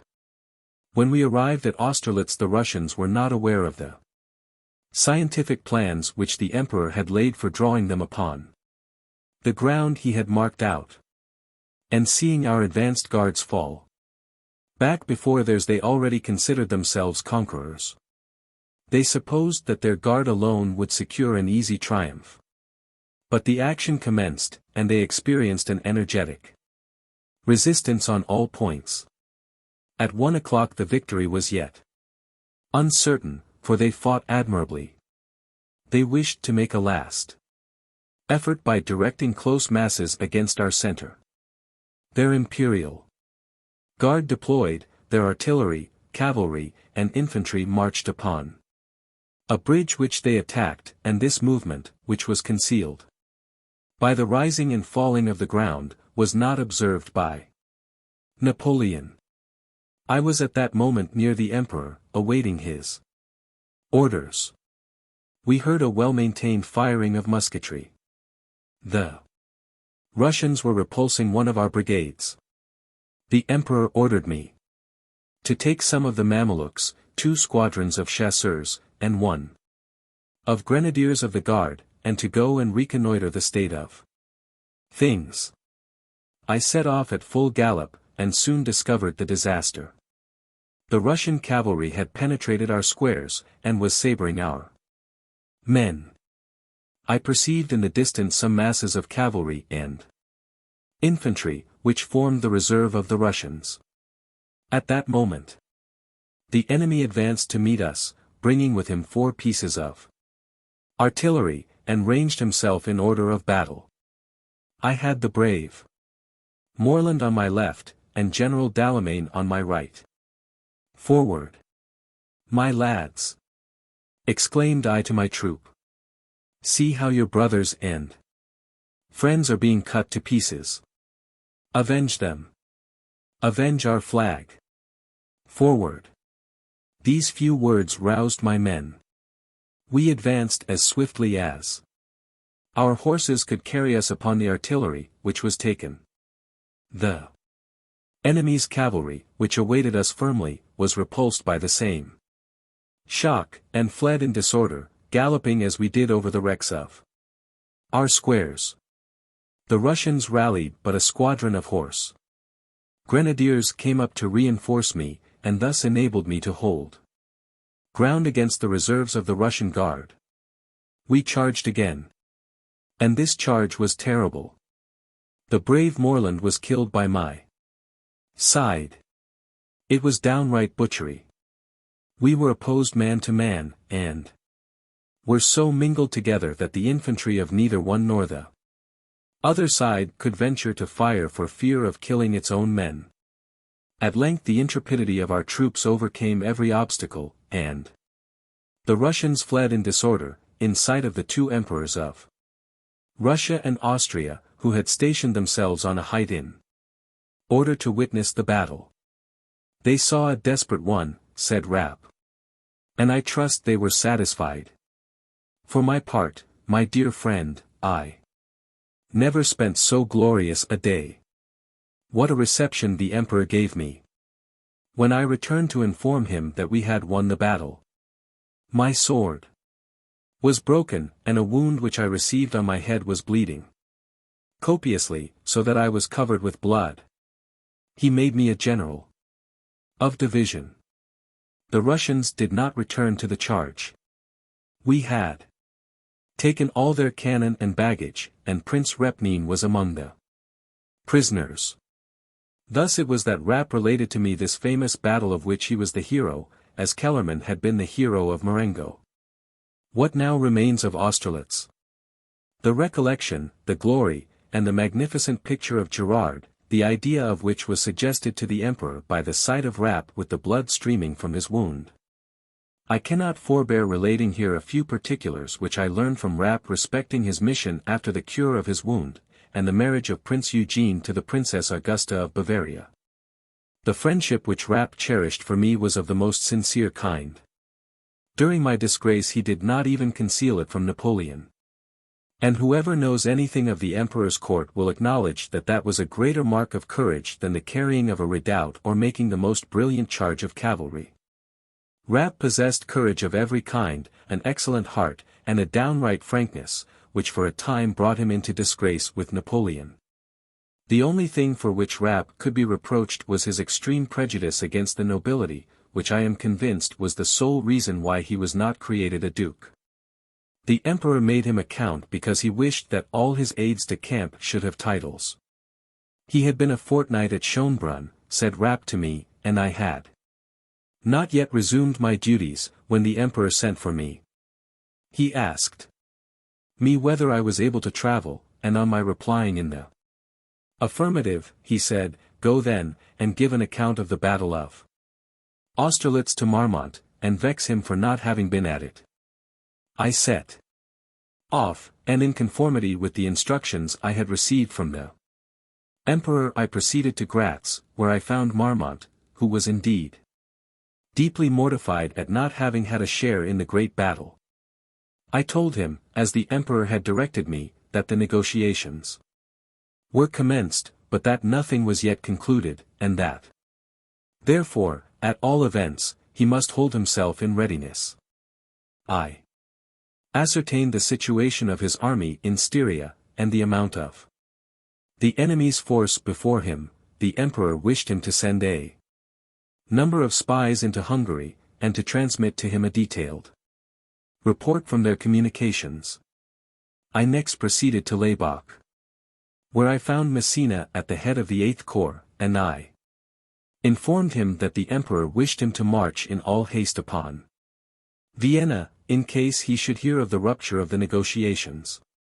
I continued the itinerary marked out for me until I reached Venice, and thence till I met the troops of Caresti Sire, who had received orders to march back upon Naples as soon as the emperor heard of the treachery of the King of Naples and the landing of the English and Russians. Having fulfilled these different missions, I proceeded to Klagenfurt, where I saw Marshal Ney, and I afterwards rejoined the emperor at Munich. There I had the pleasure of finding our friends assembled, and among them Josephine, still as affable and amiable as ever. How delighted I was when, on my arrival, I learned that the emperor had adopted Eugene. I was present at his marriage with the Princess Augusta of Bavaria. As to me, you know I am not very fond of fêtes, and the emperor might have dispensed with my performing the duties of chamberlain. Eugene had no idea of what was going on. When the emperor sent to desire his presence at Munich with all possible speed, he, too, remains unchanged. He is still our old comrade. At first he was not much pleased with the idea of a political marriage, but when he saw his bride he was quite enchanted, and no wonder, for I assure you she is a very charming woman. Chapter 4. 1805. Depreciation of the bank paper, Bevrard, his great discretion. Bonaparte's opinion of the rich, Bevrard's imprisonment, his partnership with the King of Spain, his connection with Wallenberga. And Desprez, Bonaparte's return to Paris after the campaign of Vienna, hasty dismissal of M. Barbe Marbois. At the moment when the emperor had reason to hope that the news of his extraordinary success would animate public spirit, he was informed that considerable disquietude prevailed, and that the Bank of France was assailed by demands for the payment of its paper, which had fallen more than 5%. I was not ignorant of the cause of this decline. I had been made acquainted, through the commercial correspondence between Hamburg and Paris, with a great financial operation, planned by M. Bevrard, in consequence of which he was to obtain piastres from Spanish America at a price much below the real value. And I had learned that he was obliged to support this enterprise by the funds which he and his partners previously employed in victualling the forces. A fresh investment of capital was therefore necessary for this service, which, when on a large scale, requires extensive advances, and the tardy payment of the treasury at that period was well known. I was well acquainted with M. Ouvrard, and in what I am about to say I do not think there will be found anything offensive or disagreeable to him. I observed the greater number of the facts to which I shall refer in their origin, and the rest I learned from M. Ouvrard himself, who, when he visited Hamburg in 1808, communicated to me a variety of details respecting his immense transaction with the King of Spain. Among other things I recollect he told me that before the 18th Brumaire he was possessed of 60 million, without owing a franc to any person. This celebrated financier has been the object of great public attention. The prodigious variations of fortune which he has experienced, the activity of his life, the immense commercial operations in which he has been engaged, the extent and the boldness of his enterprises, render it necessary, in forming a judgment of M. Ouvrard, to examine his conduct with due care and deliberation. The son of a stationer, who was able merely through his own resources to play so remarkable a part, could be no ordinary man. It may be said of M. Ouvrard what Beaumarchais said of himself, that his life was really a combat. I have known him long, and I saw much of him in his relations with Josephine. He always appeared to me to possess great knowledge of the world, accompanied by honorable principles, and a high degree of generosity, which added greatly to the value of his prudence and discretion. No human power, no consideration, not even the ingratitude of those whom he had obliged, could induce him to disclose any sacrifice which he had made at the time when, under the Directory, the public revenue may be said to have been always at the disposal of the highest bidder, and when no business could be brought to a conclusion except by him who set about it with his hands full of money. To this security, with which M. Ouvrard impressed all official persons who rendered him services, I attribute the facility with which he obtained the direction of the numerous enterprises in which he engaged, and which produced so many changes in his fortune. The discretion of M. Ouvrard was not quite agreeable to the first consul, who found it impossible to extract from him the information he wanted. He tried every method to obtain from him the names of persons to whom he had given those kind of subsidies which in vulgar language are called sops in the pan, and by ladies pin money. Often have I seen Bonaparte resort to every possible contrivance to gain his object. He would sometimes endeavor to alarm M. Ouvrard by menaces, and at other times to flatter him by promises, but he was in no instance successful. While we were at the Luxembourg, on, as I recollect, the 25th of January, 1800, Bonaparte said to me during breakfast, "Bourrienne, my resolution is taken. I shall have Ouvrard arrested." "General, have you proofs against him?" "Proofs, indeed. He is a money dealer, a monopolizer, we must make him disgorge. All the contractors, the provision agents, are rogues. How have they made their fortunes? At the expense of the country, to be sure. I will not suffer such doings. They possess millions, they roll in an insolent luxury, while my soldiers have neither bread nor shoes. I will have no more of that. I intend to speak on the business today in the council, and we shall see what can be done." I waited with impatience for his return from the council to know what had passed. "Well, General," said I, "the order is given." On hearing this I became anxious about the fate of M. Ouvrard, who was thus to be treated more like a subject of the Grand Turk than a citizen of the Republic, but I soon learned that the order had not been executed because he could not be found. Next day I learned that a person, whom I shall not name, who was present at the council, and who probably was under obligations to Ouvrard, wrote him a note in pencil to inform him of the vote for his arrest carried by the first consul. This individual stepped out for a moment and dispatched his servant with the note to Ouvrard. Having thus escaped the writ of arrest, Ouvrard, after a few days had passed over, reappeared, and surrendered himself prisoner. Bonaparte was at first furious on learning that he had got out of the way, but on hearing that Ouvrard had surrendered himself he said to me, "The fool! He does not know what is awaiting him. He wishes to make the public believe that he has nothing to fear, that his hands are clean. But he is playing a bad game, he will gain nothing in that way with me. All talking is nonsense. You may be sure, Bourrienne, that when a man has so much money he cannot have got it honestly, and then all those fellows are dangerous with their fortunes.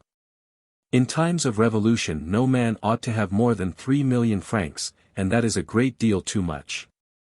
Before going to prison Évrard took care to secure against all the searches of the police any of his papers which might have committed persons with whom he had dealings. And I believe that there were individuals connected with the police itself who had good reason for not regretting the opportunity which Évrard had taken for exercising this precaution. Seals, however, were put upon his papers. But on examining them none of the information Bonaparte so much desired to obtain was found. Nevertheless on one point his curiosity was satisfied, for on looking over the documents he found from some of them that Madame Bonaparte had been borrowing money from Évrard. As Évrard had a great number of friends they bestirred themselves to get some person of influence to speak to the first consul in his favor. But this was a commission no one was willing to undertake. Because, prejudiced as Bonaparte was, the least hint of the kind would have appeared to him to be dictated by private interest. Berthier was very earnestly urged to interfere, but he replied, "That is impossible." He would say that it was underhand work to get money for Madame Visconti.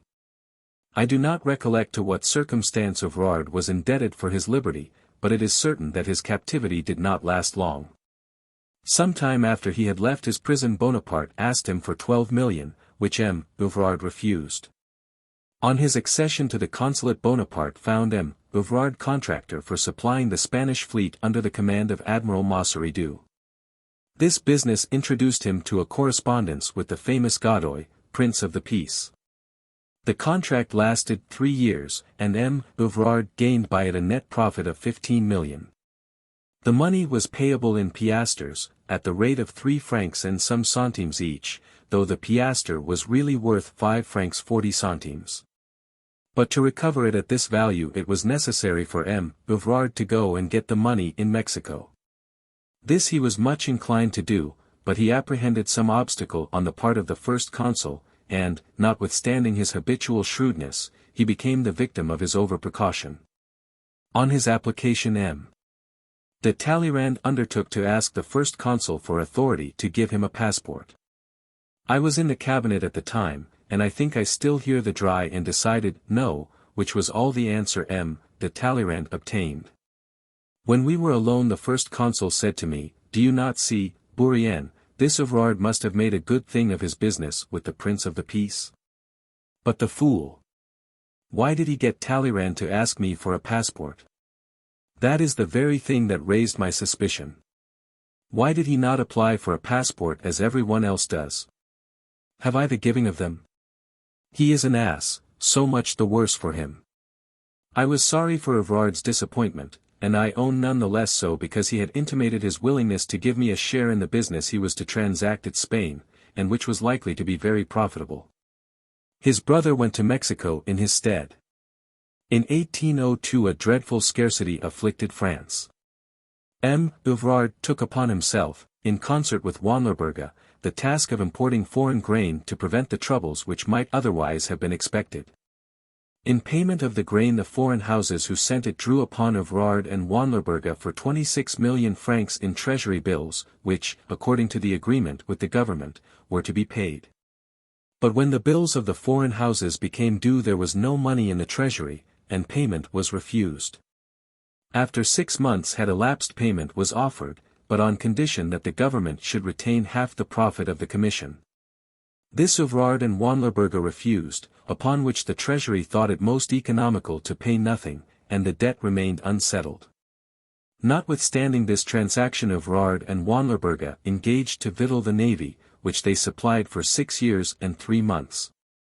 After the completion of these different services the debt due to them amounted to 68,000,000.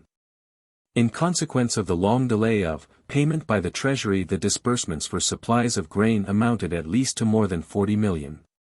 And the difficulties which arose had a serious effect on the credit of the principal dealers with those persons who supplied them. The discredit spread and gradually reached the Treasury, the embarrassments of which augmented with the general alarm.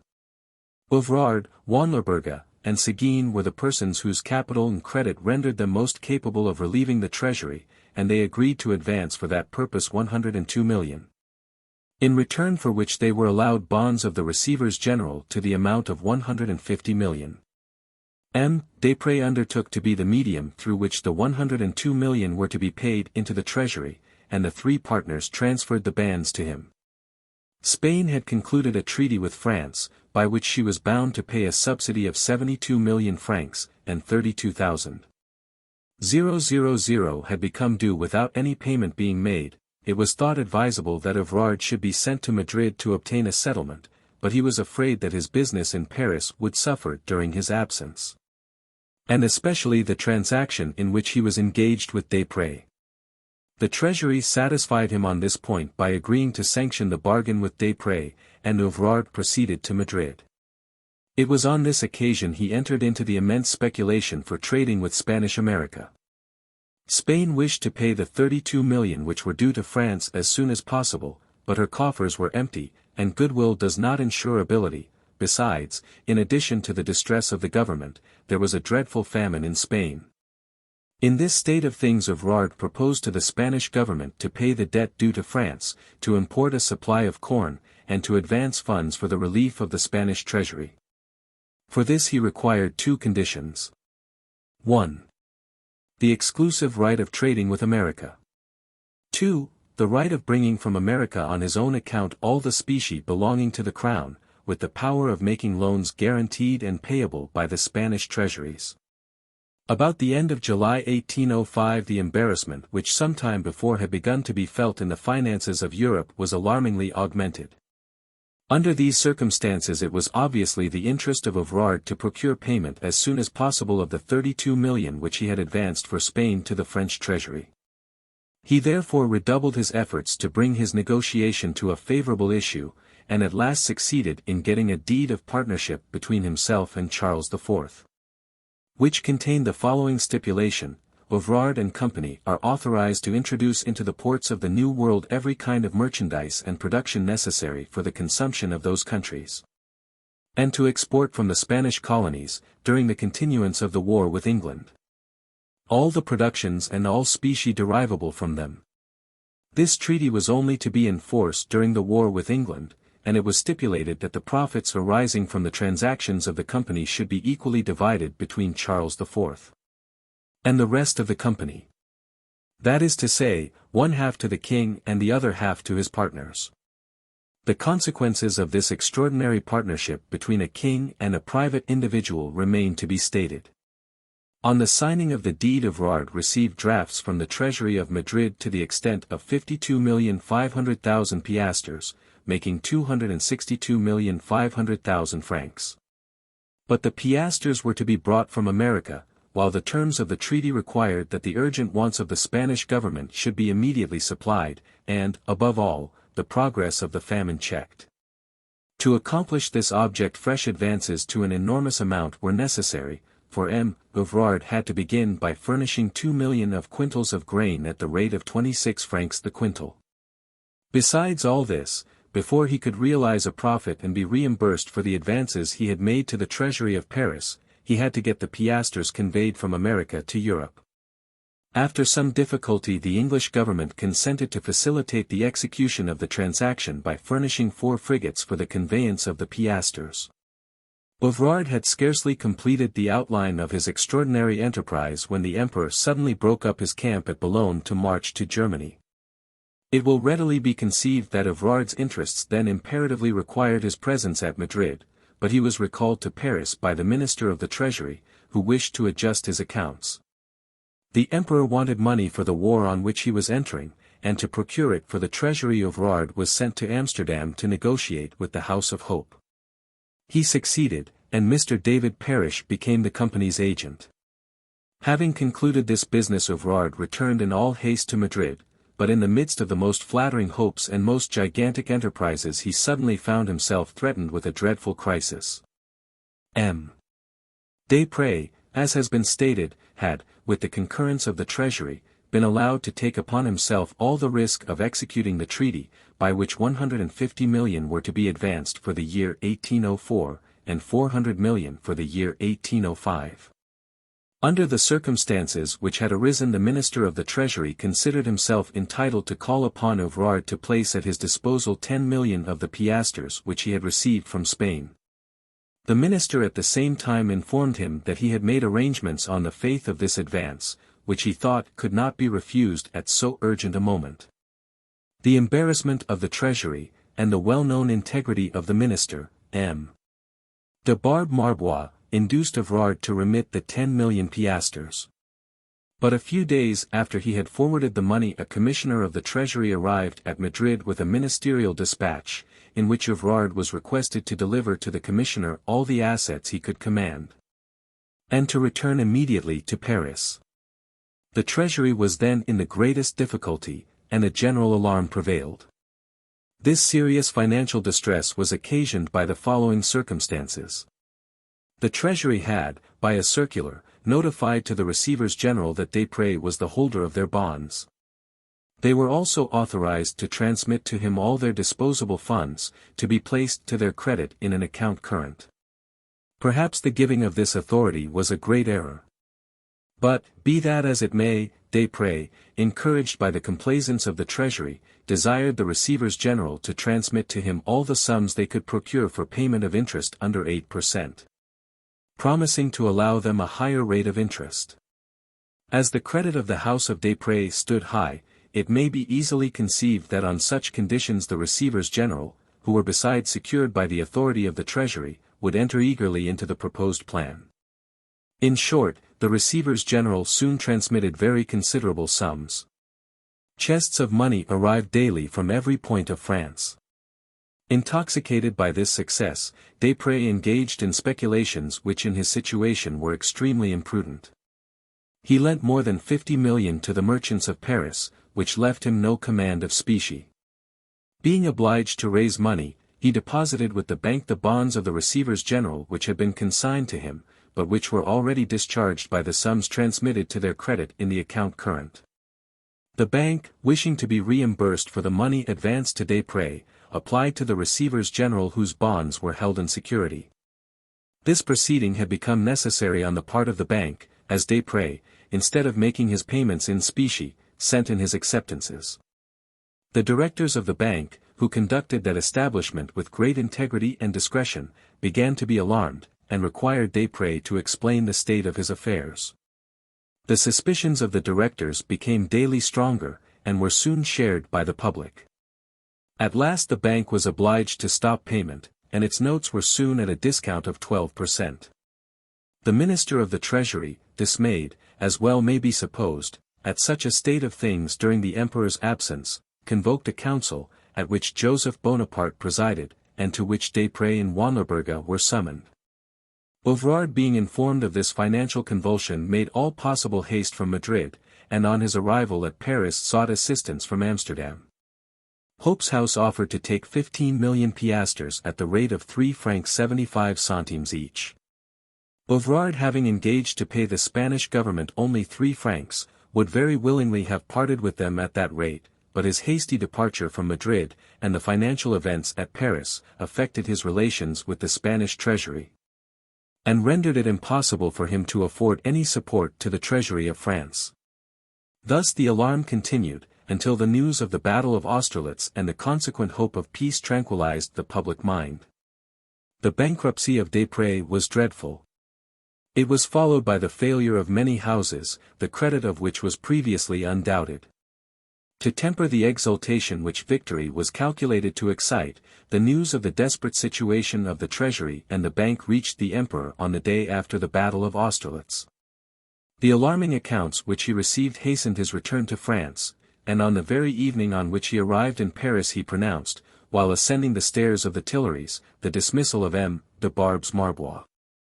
This minister had made numerous enemies by the strict discharge of his duty, and yet, notwithstanding his rigid probity, he sunk under the accusation of having endangered the safety of the state by weakness of character. At this period even Madame de Staël said, in a party where the firmness of M. Marbois was the topic of conversation, "What, he inflexible? He is only a reed bronzed." But whatever may be the opinion entertained of the character of this minister, it is certain that Napoleon's rage against him was unbounded. Such was the financial catastrophe which occurred during the campaign of Vienna. But all was not over with Evrard, and in so great a confusion of affairs it was not to be expected that the imperial hand, which was not always the hand of justice, should not make itself somewhere felt. In the course of the month of February 1806 the emperor issued 2 decrees, in which he declared Evrard, Wanlerberge, and Michel, contractors for the service of 1804, and Desprez their agent, debtors to the amount of 87 million. Which they had misapplied in private speculations, and in transactions with Spain, for their personal interests. Who would not suppose from this phrase that Napoleon had taken no part whatever in the great financial operation between Spain and South America?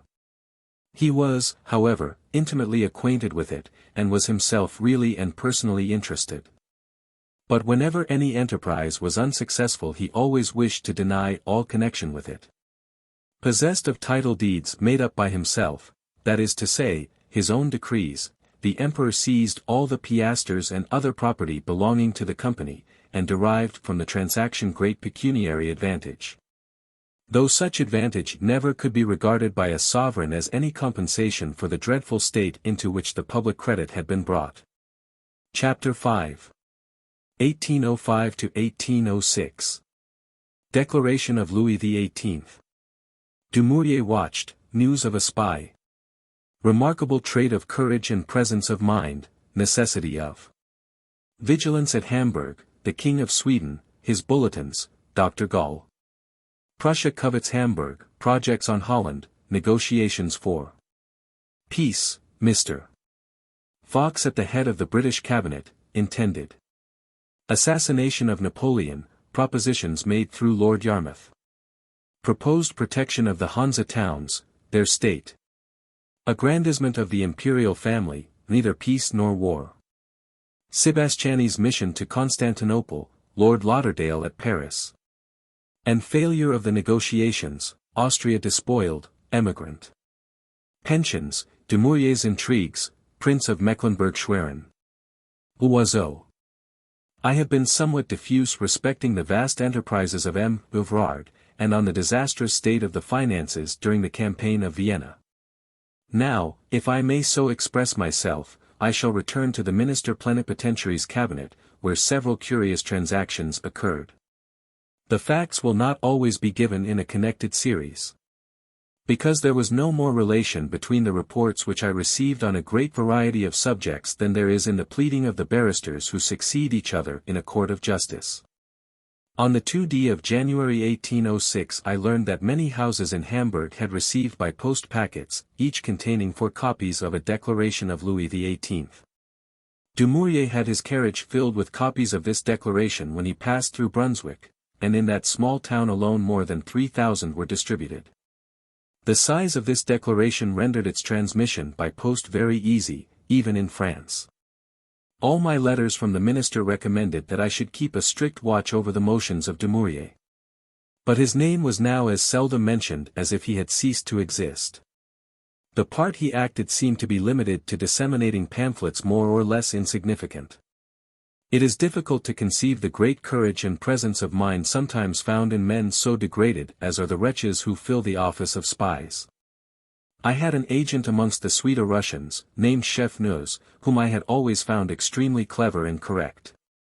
Having for a long time received no intelligence from him I became very anxious, an anxiety which was not without foundation.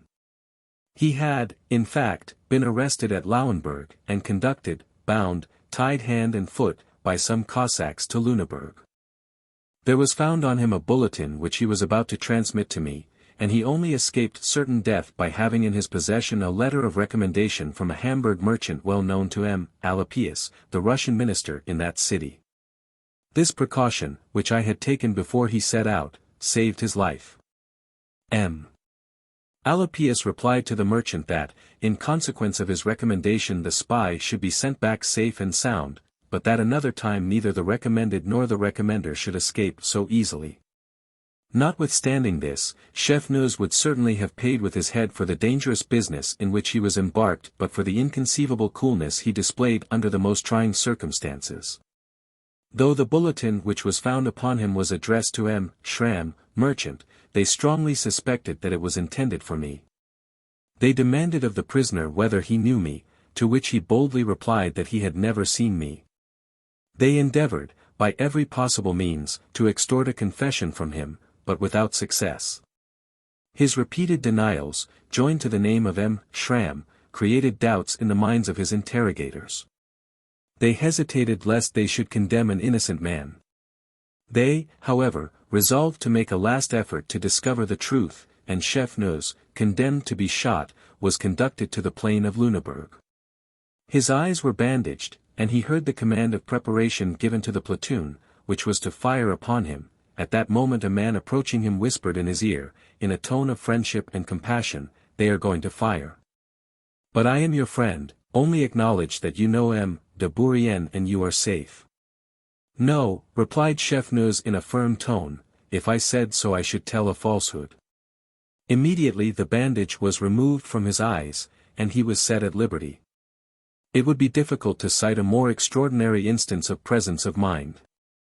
Much as I execrate the system of espionage, I am nevertheless compelled to admit that the emperor was under the necessity of maintaining the most unremitting vigilance amidst the intrigues which were going forward in the neighborhood of Hamburg.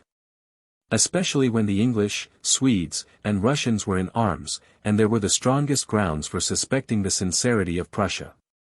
On the 5th of January, 1806 the King of Sweden arrived before the gates of Hamburg. The Senate of that city, surrounded on all sides by English, Swedish, and Russian troops, determined to send a deputation to congratulate the Swedish monarch, who, however, hesitated so long about receiving this homage that fears were entertained lest his refusal should be followed by some act of aggression. At length, however, the deputies were admitted, and they returned sufficiently well satisfied with their reception. The King of Sweden then officially declared, that all the arrangements entered into with relation to Hanover had no reference to Hint, as the Swedish army was under the immediate command of its august sovereign. The king, with his 6,000 men, seemed inclined to play the part of the restorer of Germany, and to make himself the Don Quixote of the Treaty of Westphalia. He threatened the Senate of Hamburg with the whole weight of his anger, because on my application the colors which used to be suspended over the door of the house for receiving Austrian recruits had been removed. The poor Senate of Hamburg was kept in constant alarm by so dangerous a neighbor. The King of Sweden had his headquarters at Boitzenburg, on the northern bank of the Elbe. In order to amuse himself he sent for Dr. Gall, who was at Hamburg, where he delivered lectures on his system of phrenology, which was rejected in the beginning by false science and prejudice, and afterwards adopted in consequence of arguments, in my opinion, unanswerable. I had the pleasure of living some time with Dr. Gall, and I owe to the intimacy which subsisted between us the honor he conferred on me by the dedication of one of his works. I said to him, when he departed for the headquarters of the King of Sweden, "My dear doctor, you will certainly discover the bump of vanity." The truth is, that had the doctor at that period been permitted to examine the heads of the sovereigns of Europe they would have afforded very curious craniological studies. It was not the King of Sweden alone who gave uneasiness to Hamburg. The King of Prussia threatened to seize upon that city, and his minister publicly declared that it would very soon belong to his master. The Hamburgers were deeply afflicted at this threat. In fact, next to the loss of their independence, their greatest misfortune would have been to fall under the dominion of Prussia. As the niggardly fiscal system of the Prussian government at that time would have proved extremely detrimental to a commercial city. Hanover, being evacuated by the French troops, had become a kind of recruiting mart for the British army, where every man who presented himself was enrolled, to complete the Hanoverian legion which was then about to be embodied. The English scattered gold by handfuls. 150 carriages, each with 6 horses, were employed in this service, which confirmed me in the belief I had previously entertained, that the English were to join with the Russians in an expedition against Holland. The aim of the Anglo-Russians was to make a diversion which might disconcert the movements of the French armies in Germany, the Allies being at that time unacquainted with the peace concluded at Pressburg. Not a moment was therefore to be lost in uniting the whole of our disposable force for the defense of Holland, but it is not of this expedition that I mean to speak at present. I only mention it to afford some idea of our situation at Hamburg, surrounded, as we then were, by Swedish, English, and Russian troops. At this period the Russian minister at Hamburg, M. Forschmann, became completely insane. His conduct had been more injurious than advantageous to his government. He was replaced by M. Alopkis, the Russian minister at Berlin, and they could not have exchanged a fool for a more judicious and able diplomatist. I often received from the Minister of Marine letters said packets to transmit to the Isle of France, Mauritius, of which the Emperor was extremely anxious to retain possession. And I had much trouble in finding any vessels prepared for that colony by which I could forward the minister's communications. The death of Pitt and the appointment of Fox as his successor had created a hope of peace. It was universally known that Mr. Fox, in succeeding to his office, did not inherit the furious hatred of the deceased minister against France and her emperor. There moreover existed between Napoleon and Mr. Fox a reciprocal esteem, and the latter had shown himself really disposed to treat. The possibility of concluding a peace had always been maintained by that statesman when he was in opposition to Mr. Pitt. And Bonaparte himself might have been induced, from the high esteem he felt for Mr. Fox, to make concessions from which he would before have recoiled. But there were two obstacles, I may say almost insurmountable ones. The first was the conviction on the part of England that any peace which might be made would only be a truce, and that Bonaparte would never seriously relinquish his desire of universal dominion. On the other side, it was believed that Napoleon had formed the design of invading England. Had he been able to do so, it would have been less with the view of striking a blow at her commerce and destroying her maritime power, than of annihilating the liberty of the press, which he had extinguished in his own dominions. The spectacle of a free people, separated only by 6 leagues of sea, was, according to him, a seductive example to the French, especially to those among them who bent unwillingly under his yoke. At an early period of Mr.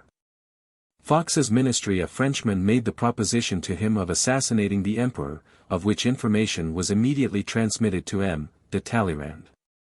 In this dispatch the minister said that, though the laws of England did not authorize the permanent detention of any individual not convicted of a crime, he had on this occasion taken it on himself to secure the miscreant till such time as the French government could be put on its guard against his attempts.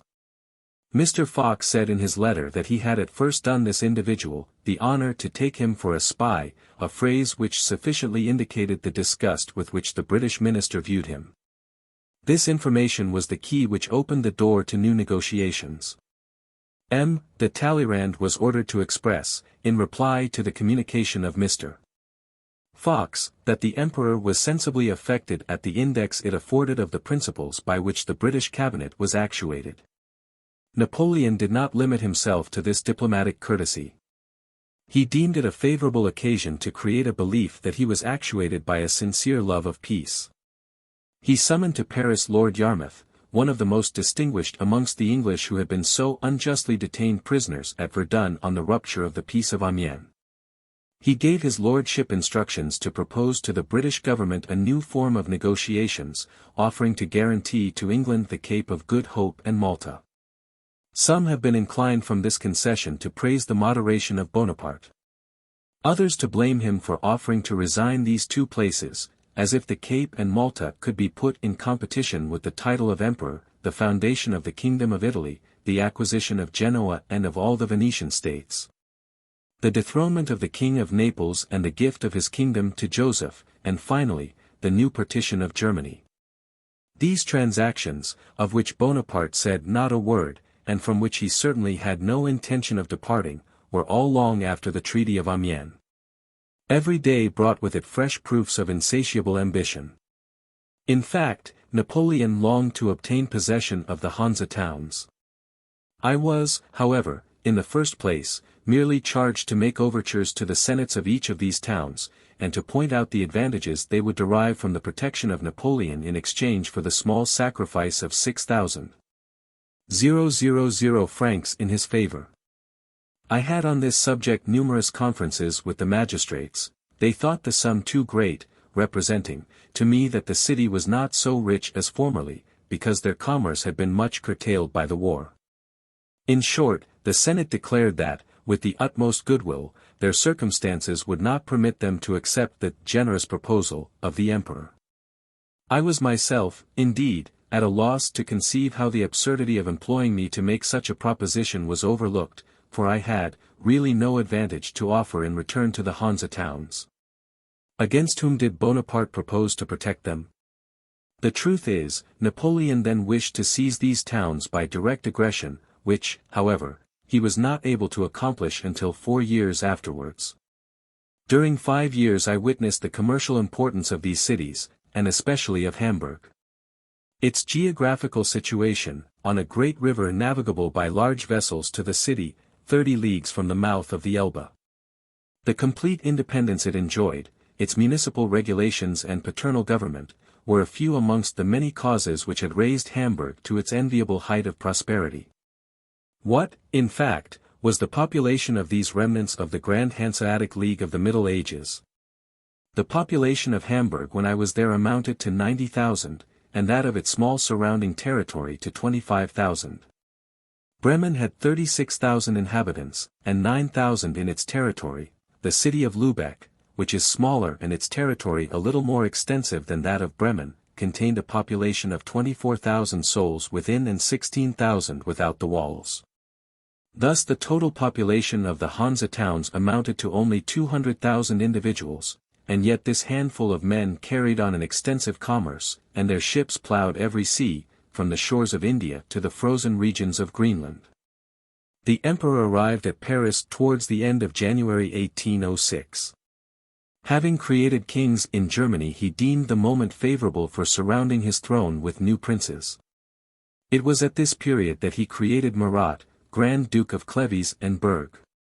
Bernadotte, Prince of Pontecorvo, M. de Talleyrand, Duke of Benevento, and his 2 former colleagues, Cambyses and Lebrun, Dukes of Parma and Piacenza. He also gave to his sister Pauline, a short time after her second marriage with the Prince Borghese, the title of Duchess of Guastalla. Strange events! Who could then have foreseen that the Duchy of Cambyses would become the refuge of a princess of Austria, the widowed wife of Napoleon Bonaparte? In the midst of the prosperity of the imperial family, when the eldest of the emperor's brothers had ascended the throne of Naples, when Holland was on the eve of being offered to Louis, and Jerome had exchanged his legitimate wife for the illegitimate throne of Westphalia, the imperial pillow was still far from being free from anxiety. Hostilities did not actually exist with the continental powers, but this momentary state of repose lacked the tranquility of peace. France was at war with Russia and England, and the aspect of the continent presented great uncertainty, while the Treaty of Vienna had only been executed in part. In the meantime Napoleon turned his eyes towards the east. General Sebastiani was sent to Constantinople. The measures be pursued and his judicious conduct justified the choice of the emperor. He was adroit and conciliating, and peace with Turkey was the result of his mission. The negotiations with England did not terminate so happily, although, after the first overtures made to Lord Yarmouth, the Earl of Lauderdale had been sent to Paris by Mr. Fox.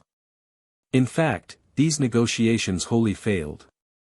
The emperor had drawn enormous sums from Austria, without counting the vases, statues, and pictures with which he decorated the Louvre, and the bronze with which he clothed the column of the Place Vendôme, in my opinion the finest monument of his reign and the most beautiful one in Paris. As Austria was exhausted, all the contributions imposed on her could not be paid in cash, and they gave the emperor bills in payment. I received one for about 7 million on Hamburg on account of the stipulations of the Treaty of Pressburg. The affairs of the Bourbon princes became more and more unfavorable, and their finances, as well as their chances of success, were so much diminished that about this period it was notified to the emigrants in Brunswick that the pretender, Louis XVIII, had no longer the means of continuing their pensions. This produced great consternation amongst those emigrants, many of whom had no other means of existence. And notwithstanding their devotion to the cause of royalty, they found a pension very useful in strengthening their zeal. When Louis XVIII returned to France, and Fouché was his minister of police, the king asked Fouché whether during the king's exile, had not set spies over him, and who they were. Fouché hesitated to reply, but the king insisting, he said, "If your majesty presses for an answer, it was the Duc de Blocas to whom this matter was confided." "And how much did you pay him?" said the king. "200,000 livres de rents, sire." "Ah, so," said the king. "Then he has played fair, we went halves." Henry Greville's Diary. Page 430. Amongst those emigrants was one whose name will occupy a certain place in history. I mean Dumouriez, of whom I have already spoken, and who had for some time employed himself in distributing pamphlets. He was then at Stralsund, and it was believed that the King of Sweden would give him a command. The vagrant life of this general, who ran everywhere haggling employment from the enemies of his country without being able to obtain it, subjected him to general ridicule. In fact, he was everywhere despised. To determine the difficulties which had arisen with regard to Holland, which Dumouriez dreamed of conquering with an imaginary army, and being discontented besides with the Dutch for not rigorously excluding English vessels from their ports, the emperor constituted the Batavian territory a kingdom under his brother Louis.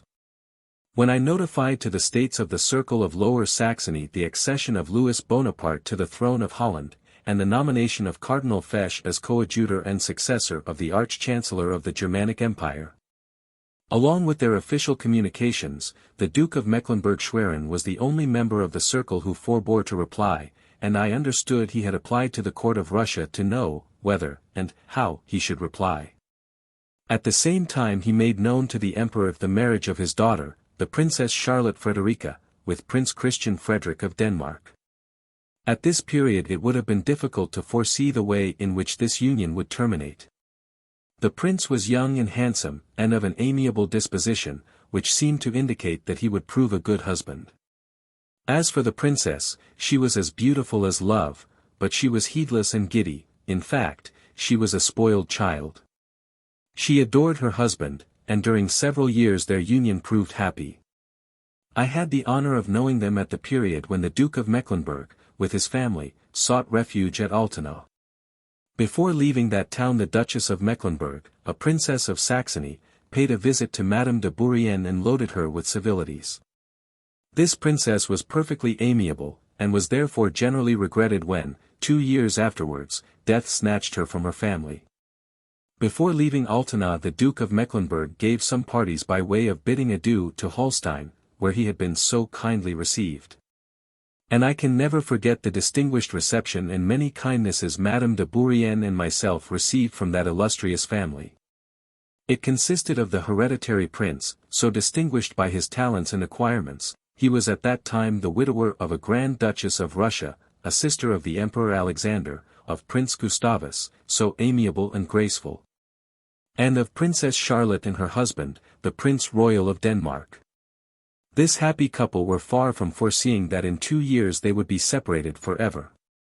The princess was at this period in all the splendor of her beauty. Several fêtes were given on her account on the banks of the Elbe, at which the prince always opened the ball with Madame de Bourrienne. Notwithstanding her amiability the Princess Charlotte was no favorite at the Danish court. Intrigues were formed against her. I know not whether any foundation existed for the calumnies spread to her disadvantage, but the court dames accused her of great levity of conduct, which, true or false, obliged her husband to separate from her. And at the commencement of 1809 he sent her to Altena, attended by a chamberlain and a maid of honor. On her arrival she was in despair. Hers was not a silent grief, for she related her story to every one. This unfortunate woman really attracted pity, as she shed tears for her son, 3 years of age, whom she was doomed never again to behold. But her natural levity returned. She did not always maintain the reserve suitable to her rank, and some months afterwards was sent into Jutland, where I believe she still lives. The enemies of the French government did not confine themselves to writing and publishing invectives against it.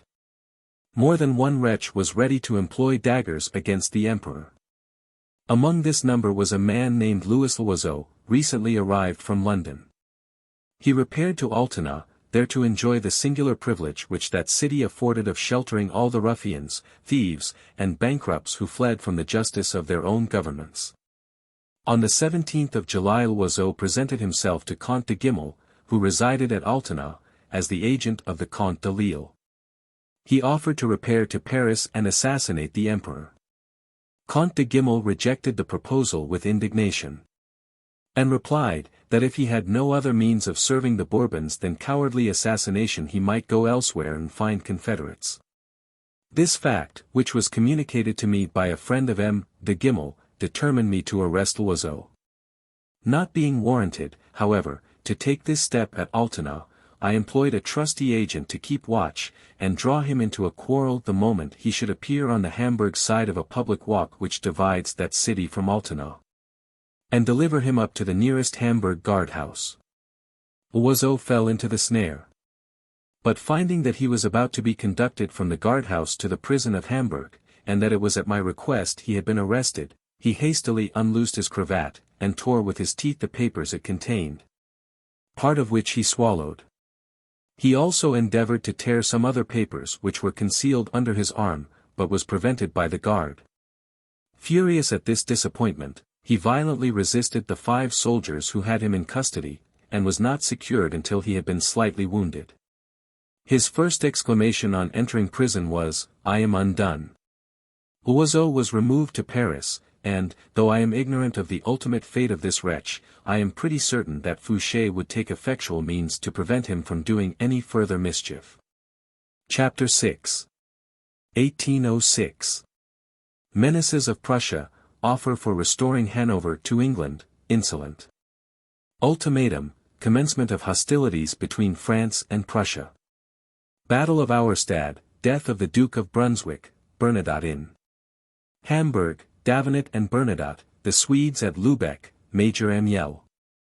Service rendered to the English minister at Hamburg, my appointment of minister for the King of Naples, new regulation of the German Post Office, the Confederation of the North, devices of the Hansa towns, occupation of Hamburg in the name of the Emperor, decree of Berlin, the military governors of Hamburg, Brunn, Michaud, and Bernadotte.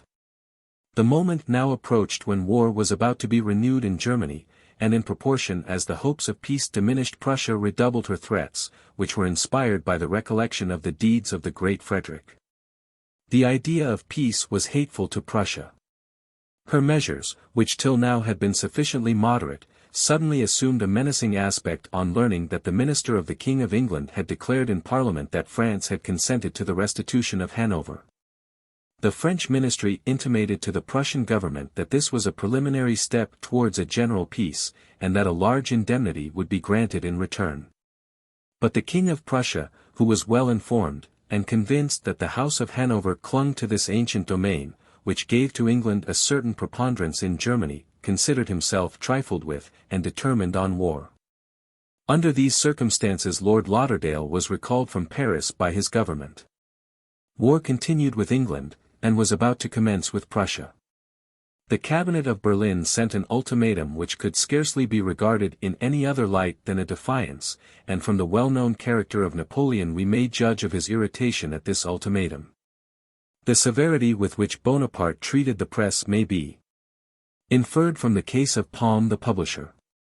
In 1808 Johann Philipp Palm, of Nuremberg, was shot by Napoleon's order for issuing a pamphlet against the rule of the French in Germany.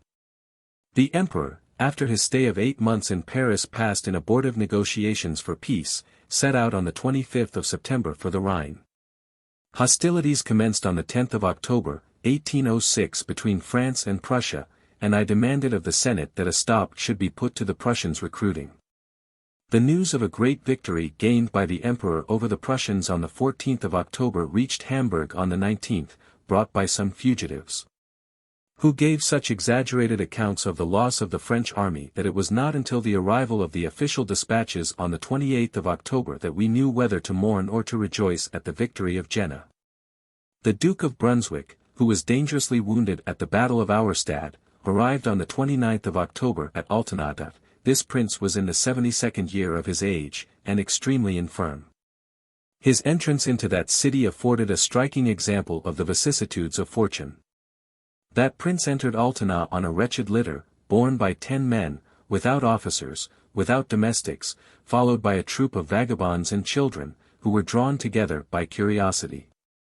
He was lodged in a wretched inn, and so much worn out by fatigue and the pain of his eyes that on the day after his arrival a report of his death very generally prevailed.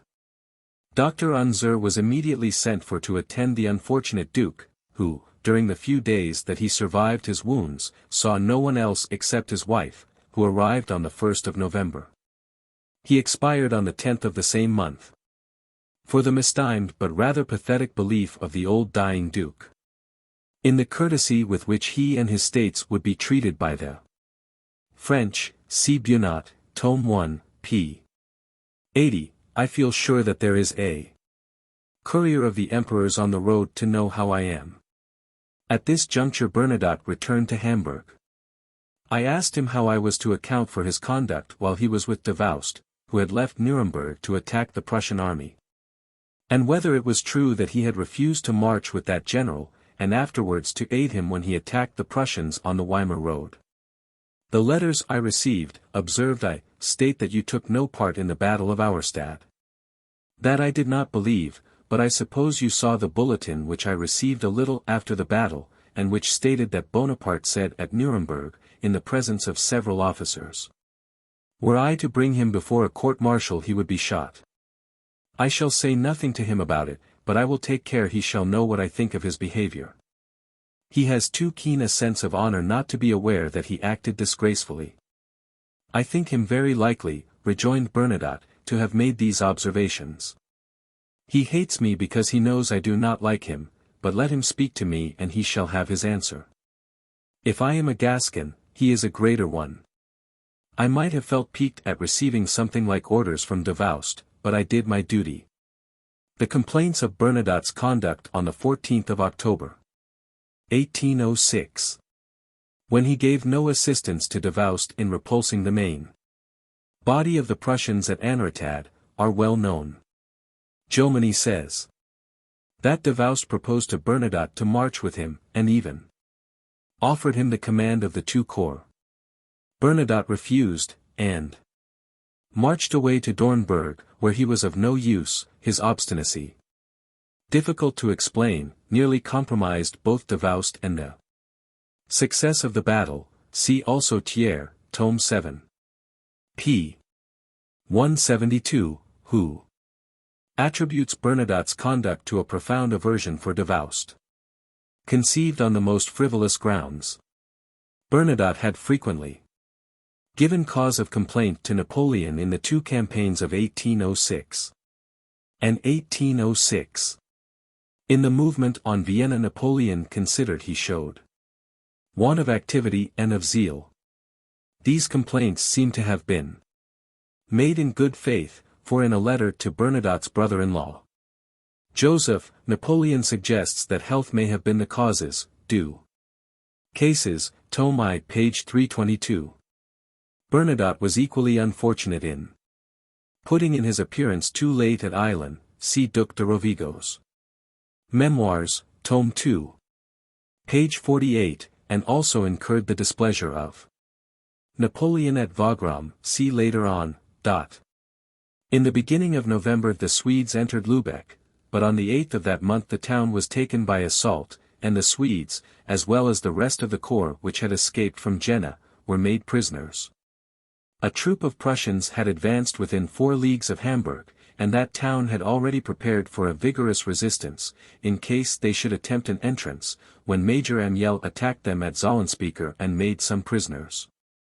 Hamburg was, however, threatened with another danger, for Major Amiel expressed his intention of entering with all his prisoners, notwithstanding the acknowledged neutrality of the town. Amiel was a partisan leader in the true sense of the word. He fought rather on his own account than with the intention of contributing to the success of the operations of the army. His troop did not consist of more than 40 men, but that was more than sufficient to spread terror and devastation in the surrounding villages. He was a bold fellow, and when, with his handful of men, he threw himself upon Hamburg, the worthy inhabitants thought he had 20,000 troops with him. He had pillaged every place through which he passed, and brought with him 300 prisoners, and a great many horses he had taken on his road. It was night when he presented himself at the gates of the city, which he entered alone, having left his men and booty at the last village. He proceeded to the French embassy. I was not there at the time, but I was sent for, and about 7 o'clock in the evening I had my first interview with the major. He was the very beau ideal of a bandit, and would have been an admirable model for a painter. I was not at all surprised to hear that on his arrival his wild appearance and huge mustachios had excited some degree of terror among those who were in the salon. He described his exploits on the march, and did not disguise his intention of bringing his troops into Hamburg next day. He talked of the bank and of pillage. I tried for some time to divert him from this idea, but without effect, and at length said to him, "Sir, you know that this is not the way the emperor wishes to be served." During the 7 years that I have been about him, I have invariably heard him express his indignation against those who aggravate the misery which war naturally brings in her train. It is the express wish of the emperor that no damage, no violence whatever, shall be committed on the city or territory of Hamburg. These few words produced a stronger effect than any entreaties I could have used, for the mere name of the emperor made even the boldest tremble, and Major Amiel next thought of selling his booty. The Senate were so frightened at the prospect of having Amiel quartered upon them that to get rid of him they determined to purchase his booty at once, and even furnished him with guards for his prisoners. I did not learn till some time afterwards that among the horses Major Amiel had seized upon the road were those of the Countess Walmoden. Had I known this fact at the time I should certainly have taken care to have had them restored to her. Madame Walmoden was then a refugee at Hamburg, and between her and my family a close intimacy existed. On the very day, I believe, of the Major's departure the Senate wrote me a letter of thanks for the protection I afforded the town. Before the commencement of the Prussian campaign, while anxiety was entertained respecting the designs of the cabinet of Berlin, my task was not an easy one. I exerted all my efforts to acquaint the French government with what was passing on the Spree. I announced the first intelligence of an unexpected movement which had taken place among the Prussian troops cantoned in the neighborhood of Hamburg. They suddenly evacuated Lauenburg, Plattsburg, Harburg, Stade, Twisenfeld, and Cuxhaven. This extraordinary movement gave rise to a multitude of surmises. I was not wrong when I informed the French government that, according to every probability, Prussia was about to declare hostilities against France, and to enter into an alliance with England. I much regretted that my situation did not allow me more frequent opportunities of meeting Mr. Thornton, the English minister to the circle of Lower Saxony. However, I saw him sometimes, and had on 2 different occasions the opportunity of rendering him some service. Mr. Thornton had requested me to execute a little private business for him, the success of which depended on the emperor. I made the necessary communication to the Minister for Foreign Affairs, adding in my letter that Mr. Thornton's conduct towards the French who had come in any way in contact with him had ever been just and liberal, and that I should receive great pleasure in being able to announce to him the success of his application. His request was granted. On another occasion Mr. Thornton applied to me for my services, and I had once more the pleasure of rendering them. He wished to procure some information respecting an Englishman named Baker, who had gone to Terracina, in the Campagna di Roma, for the benefit of sea bathing. He was there arrested, without any cause assigned, by order of the commandant of the French troops in Terracina. The family of Mr. Baker, not having heard from him for some months, became very uneasy respecting him, for they had not the least idea of his arrest. His relations applied to Mr. Thornton, and that gentleman, notwithstanding the circumstances which, as I have stated, prevented our frequent intercourse, hesitated not a moment in requesting me to furnish him with some information respecting his countrymen. I lost no time in writing to M. Alquier, our ambassador at Rome, and soon enabled Mr. Thornton to ease the apprehension of Mr. Baker's friends. I had every opportunity of knowing what was passing in Italy, for I had just been invested with a new dignity. As the new King of Naples, Joseph, had no minister in Lower Saxony, he wished that I should discharge the function of minister plenipotentiary for Naples. His ministers accordingly received orders to correspond with me upon all business connected with his government and his subjects. The relations between Hamburg and Naples were nearly nil, and my new office made no great addition to my labors. I experienced, however, a little more difficulty in combining all the post offices of Hamburg in the office of the Grand Duchy of Berg, thus detaching them from the offices of Latour and Taxis, so named after the German family who for a length of time had had the possession of them, and who were devoted to Austria. After some days of negotiation I obtained the suppression of these offices, and their union with the post office of the Grand Duc de Berg, Murat, who thus received letters from Italy, Hungary, Germany, Poland, part of Russia, and the letters from England for these countries. The affair of the post offices gained for me the approbation of Napoleon. He expressed his satisfaction through the medium of a letter I received from Duroc, who at the same time recommended me to continue informing the Emperor of all that was doing in Germany with relation to the plans of the Confederation of the North. I therefore dispatched to the Minister for Foreign Affairs a detailed letter, announcing that Baron Grote, the Prussian minister at Hamburg, had set off on a visit to Bremen and Lübeck. Among those who accompanied him on this excursion was a person wholly devoted to me. And I knew that Baron Grote's object was to offer to these towns verbal propositions for their union with the Confederation of the North, which the King of Prussia wished to form as a counterpoise to the Confederation of the Rhine, just created by Napoleon. Baron Grote observed the strictest secrecy in all his movements. He showed, in confidence, to those to whom he addressed himself, a letter from M. Haugwitz, the minister of the King of Prussia. In July 1806, after Austerlitz, Napoleon had formed the Confederation du Rhin, to include the smaller states of Germany, who threw off all connection with the German Empire, and formed a confederation furnishing a considerable army. The Emperor of Germany, Francis I.L., had already in 1804, on Napoleon taking the title of Emperor, declared himself hereditary Emperor of Austria. After the formation of the Rhenish Confederation and Napoleon's refusal to acknowledge the German Empire any longer, he released the states of the Holy Roman Empire from their allegiance, declared the empire dissolved, and contented himself with the title of Emperor of Austria, as Francis I, who endeavored to point out to the Hansa towns how much the Confederation of the North would turn to their advantage, it being the only means of preserving their liberty, by establishing a formidable power. However, to the first communication only an evasive answer was returned. M. Van Sienen, the syndic of Hamburg, was commissioned by the Senate to inform the Prussian minister that the affair required the concurrence of the burghers, and that before he could submit it to them it would be necessary to know its basis and conditions. Meanwhile the syndic Dorman proceeded to Lübeck, where there was also a deputy from Bremen. The project of the Confederation, however, never came to anything. I scrupulously discharged the duties of my functions, but I confess I often found it difficult to execute the orders I received, and more than once I took it upon myself to modify their severity. I loved the frank and generous character of the Hamburgers, and I could not help pity the fate of the Hansa towns, heretofore so happy, and from which Bonaparte had exacted such immense sacrifices.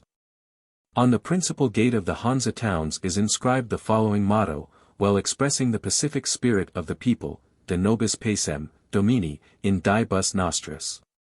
The paternal and elected government, which did everything to secure the happiness of these towns, was led to believe that the sacrifices imposed on them would be recompensed by the preservation of their neutrality. No distrust was entertained, and hope was kept alive by the assurances given by Napoleon. He published in the Moniteur that the Hansa towns could not be included in any particular confederation.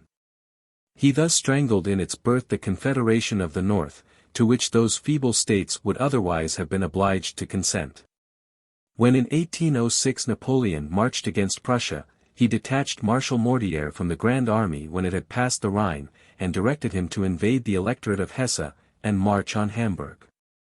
On the 19th of November the latter town was occupied by the French army in the name of the Emperor, amidst the utmost order and tranquility. I must acknowledge that I was under much apprehension as to this event. At the intelligence of the approach of the French army, consternation was great and universal in Hamburg, which was anxious to maintain its neutrality unimpaired. At the urgent request of the magistrates of the city, I assumed functions more than diplomatic, and became, in some respects, the first magistrate of the town. I went to meet Marshal Mortier to endeavor to dissuade him from entering. I thought I should by this means better serve the interests of France than by favoring the occupation of a neutral town by our troops. But all my remonstrances were useless.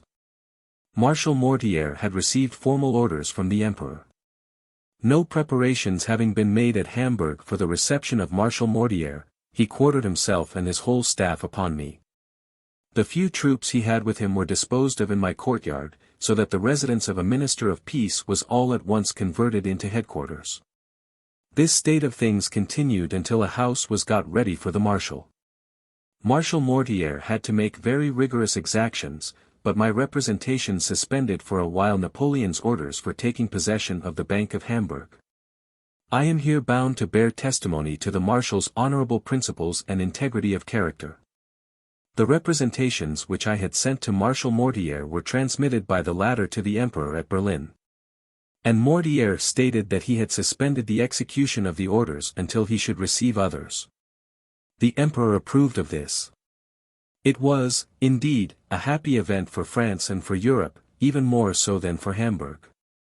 Those who suggested to the Emperor the idea of pillaging that fine establishment must have been profoundly ignorant of its importance. They thought only of the 90 million of marks Banco deposited in its cellars. By the famous decree of Berlin, dated November 21, 1806, Mortier was compelled to order the seizure of all English merchandise in the Hanse towns, but he enforced the decree only so far as to preserve the appearance of having obeyed his orders. Mortier, on leaving Hamburg for Mecklenburg, was succeeded by General Michaud, who in his turn was succeeded by Marshal Brune in the beginning of 1807. I am very glad to take the present opportunity of correcting the misconceptions which arose through the execution of certain acts of imperial tyranny. The truth is, Marshal Brune, during his government, constantly endeavored to moderate, as far as he could, the severity of the orders he received. Bernadotte became governor of Hamburg, and the Battle of Jena rendered Napoleon master of Prussia and the north of Germany. The Prince of Pontecorvo lightened, as far as possible, the unjust burdens and vexations to which that unfortunate town was subject. He never refused his assistance to any measures which I adopted to oppose a system of ruin and persecution. He often protected Hamburg against exorbitant exactions. The Hanse towns revived a little under his government, which continued longer than that of Mortier, Michaud, and Brune. The memory of Bernadotte will always be dear to the Hamburgers. And his name will never be pronounced without gratitude. His attention was especially directed to moderate the rigor of the custom houses. And perhaps the effect which his conduct produced on public opinion may be considered as having, in some measure, led to the decision which, for years after, made him hereditary Prince of Sweden. Chapter 7. 1806. Ukase of the Emperor of Russia, Duroc's mission to Weimar. Napoleon's views defeated, triumphs of the French armies, letters. From Murat, false report respecting Murat, resemblance between Moreau and M. Bilan, generous conduct of Napoleon, his interview with Madame Hatzfeld at Berlin, letter from Bonaparte to Josephine. Blücher my prisoner, his character, his confidence in the future. Fate of Germany, Prince Paul of Württemberg taken prisoner, his wish to enter the French service, distinguished emigrants at Altona. Deputation of the Senate to the Emperor at Berlin, the German princes at Altona, Foch-Boyle and the Comte de Gimmel. In September 1806 it became very manifest that, as soon as war should break out between France and Prussia, Russia would not be slow in forming an alliance with the latter power. Peace had, however, been re-established between Napoleon and Alexander by virtue of a treaty just signed at Paris. By that treaty Russia was to evacuate the Bouches du Cattaro. The Bouches du Cattaro, on the eastern coast of the Adriatic, had formed part of the Dalmatian possessions of Venice. A condition with which she was in no hurry to comply. I received a number of the Court Gazette of St. Petersburg, containing a ukase of the Emperor of Russia, in which Alexander pointed out the danger which again menaced Europe, showed the necessity of adopting precautions for general tranquility and the security of his own empire, and declared his determination of not only completing but augmenting his army. He therefore ordered a levy of 4 men out of every 500 inhabitants. Before the commencement of hostilities Duroc was sent to the King of Prussia with the view of discovering whether there was any possibility of renewing negotiations. But affairs were already too much embarrassed. All Duroc's endeavors were in vain, and perhaps it was no longer in the power of the King of Prussia to avoid war with France. Besides, he had just grounds of offense against the Emperor. Although the latter had given him Hanover in exchange for the 2 margravates, he had, nevertheless, offered to England the restoration of that province as one of the terms of the negotiations commenced with Mr. Fox. This underhand work was not unknown to the Berlin cabinet, and Napoleon's duplicity rendered Duroc's mission useless. At this time the King of Prussia was at Weimar. Victory everywhere favored the French arms. Prince Hohenlohe, who commanded a corps of the Prussian army, was forced to capitulate at Prenzlau. After this capitulation General Blücher took the command of the remains of the corps, to which he joined the troops whose absence from Prenzlau exempted them from the capitulation. These corps, added to those which Blücher had at Auerstadt, were then almost the only ramparts of the Prussian monarchy. Sultan Bernadotte received orders from Murat to pursue Blücher, who was using all his efforts to draw from Berlin the forces of those 2 generals. Blücher marched in the direction of Lübeck. General Murat pursued the wreck of the Prussian army which had escaped from Saxony by Magdeburg. Blücher was driven upon Lübeck. It was very important to the army at Berlin that this numerous corps should be destroyed, commanded as it was by a skillful and brave general, who drew from the center of the military operations numerous troops, with which he might throw himself into Hanover, or Hesse, or even Holland, and by joining the English troops harass the rear of the Grand Army. The Grand Duke of Berg explained to me his plans and expectations, and soon after announced their fulfillment in several letters which contained, among other things, the particulars of the taking of Lübeck. In 2 of these letters Murat, who was probably deceived by his agents, or by some intriguer, informed me that General Moreau had passed through Paris on the 12th of October, and had arrived in Hamburg on the 28th of October. The proof which Murat possessed of this circumstance was a letter of Foch-Borel, which he had intercepted. I recollect a curious circumstance which serves to show the necessity of mistrusting the vague intelligence furnished to persons in authority. A fortnight before I received Murat's first letter a person informed me that General Moreau was in Hamburg. I gave no credit to this intelligence, yet I endeavored to ascertain whether it had any foundation, but without effect. 2 days later I was assured that an individual had met General Moreau, that he had spoken to him, that he knew him well from having served under him, together with various other circumstances, the truth of which there appeared no reason to doubt. I immediately sent for the individual in question, who told me that he knew Moreau, that he had met him, that the general had inquired of him the way to the Jungfer stage, a promenade at Hamburg, that he had pointed it out to him, and then said, "Have I not the honor to speak to General Moreau?" Upon which the general answered, "Yes, but say nothing about having seen me, I am here incognito." All this appeared to me so absurd that, pretending not to know Moreau, I asked the person to describe him to me. He described a person bearing little resemblance to Moreau, and added that he wore a braided French coat and the national cockade in his hat. I instantly perceived the whole was a mere scheme for getting a little money. I sent the fellow about his business. In a quarter of an hour after I had got rid of him M. La Chevaudière called on me, and introduced M. Billaud, the French consul at Stettin. This gentleman wore a braided coat and the national cockade in his hat.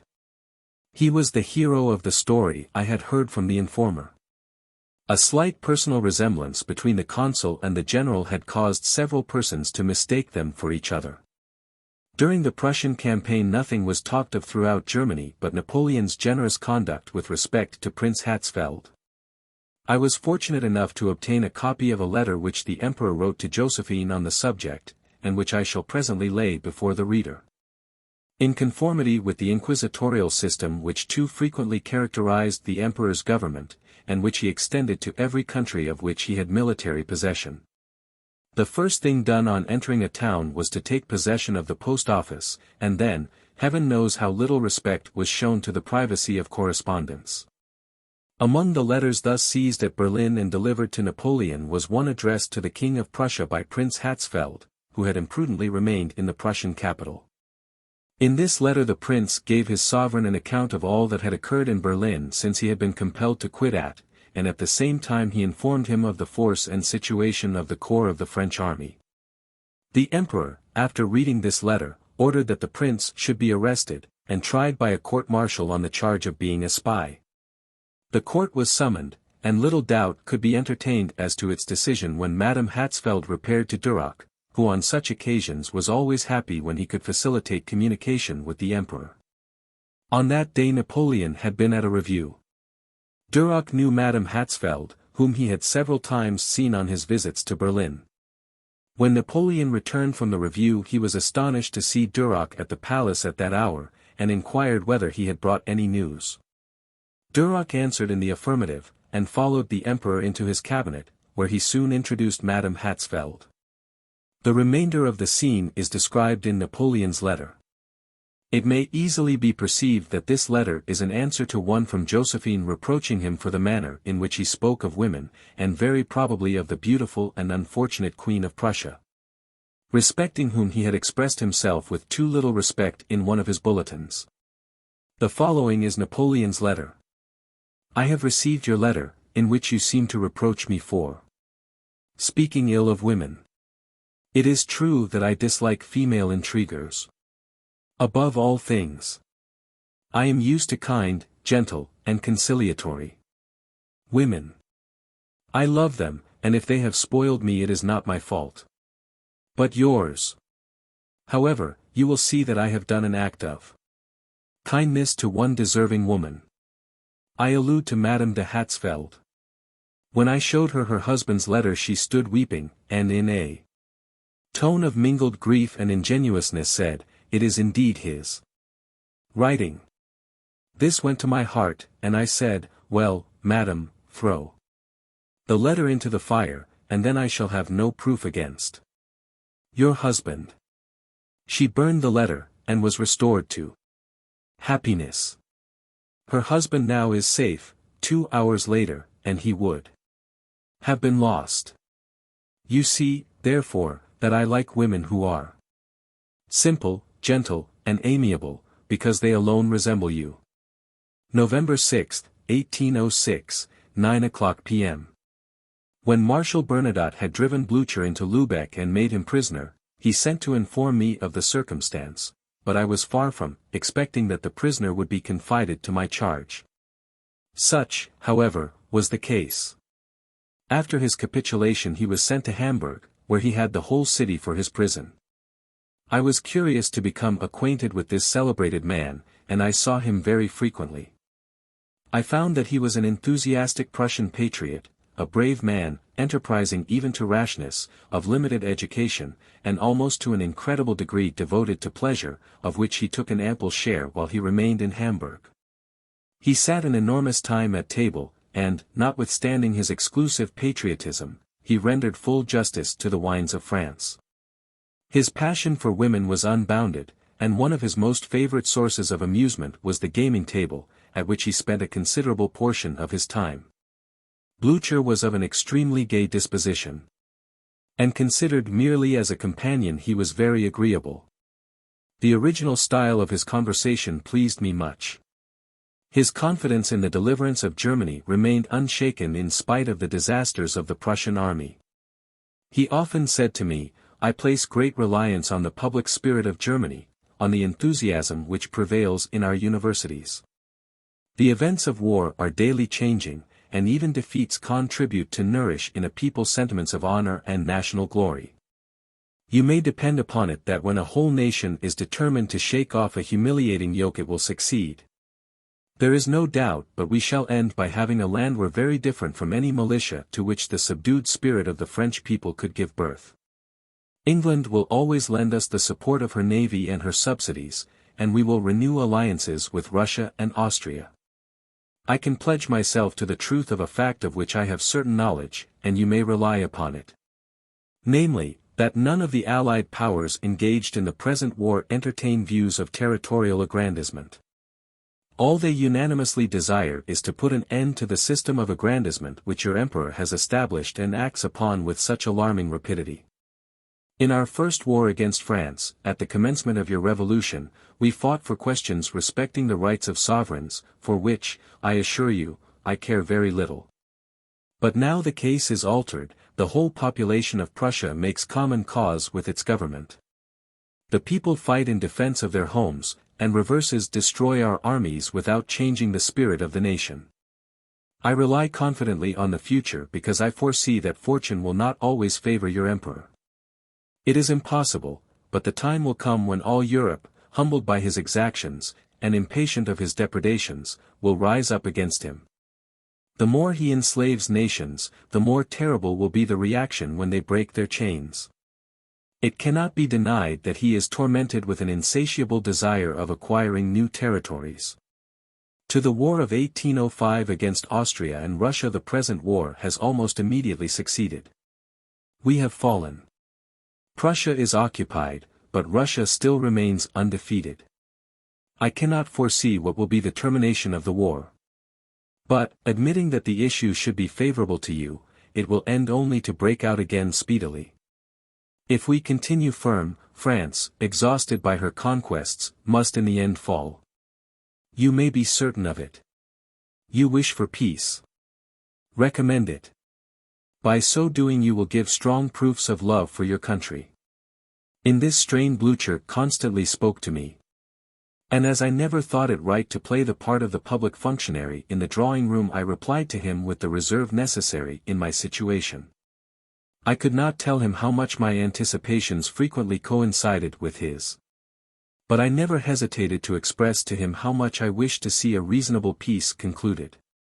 Blücher's arrival at Hamburg was preceded by that of Prince Paul of Württemberg, the second son of one of the two kings created by Napoleon, whose crowns were not yet a year old. This young prince, who was imbued with the ideas of liberty and independence which then prevailed in Germany, had taken a headlong step. He had quitted Stuttgart to serve in the Prussian campaign without having asked his father's permission, which inconsiderate proceeding might have drawn Napoleon's anger upon the King of Württemberg. The King of Prussia advanced Prince Paul to the rank of general, but he was taken prisoner at the very commencement of hostilities. Prince Paul was not, as has been erroneously stated, conducted to Stuttgart by a captain of gendarmerie. He came to Hamburg, where I received many visits from him.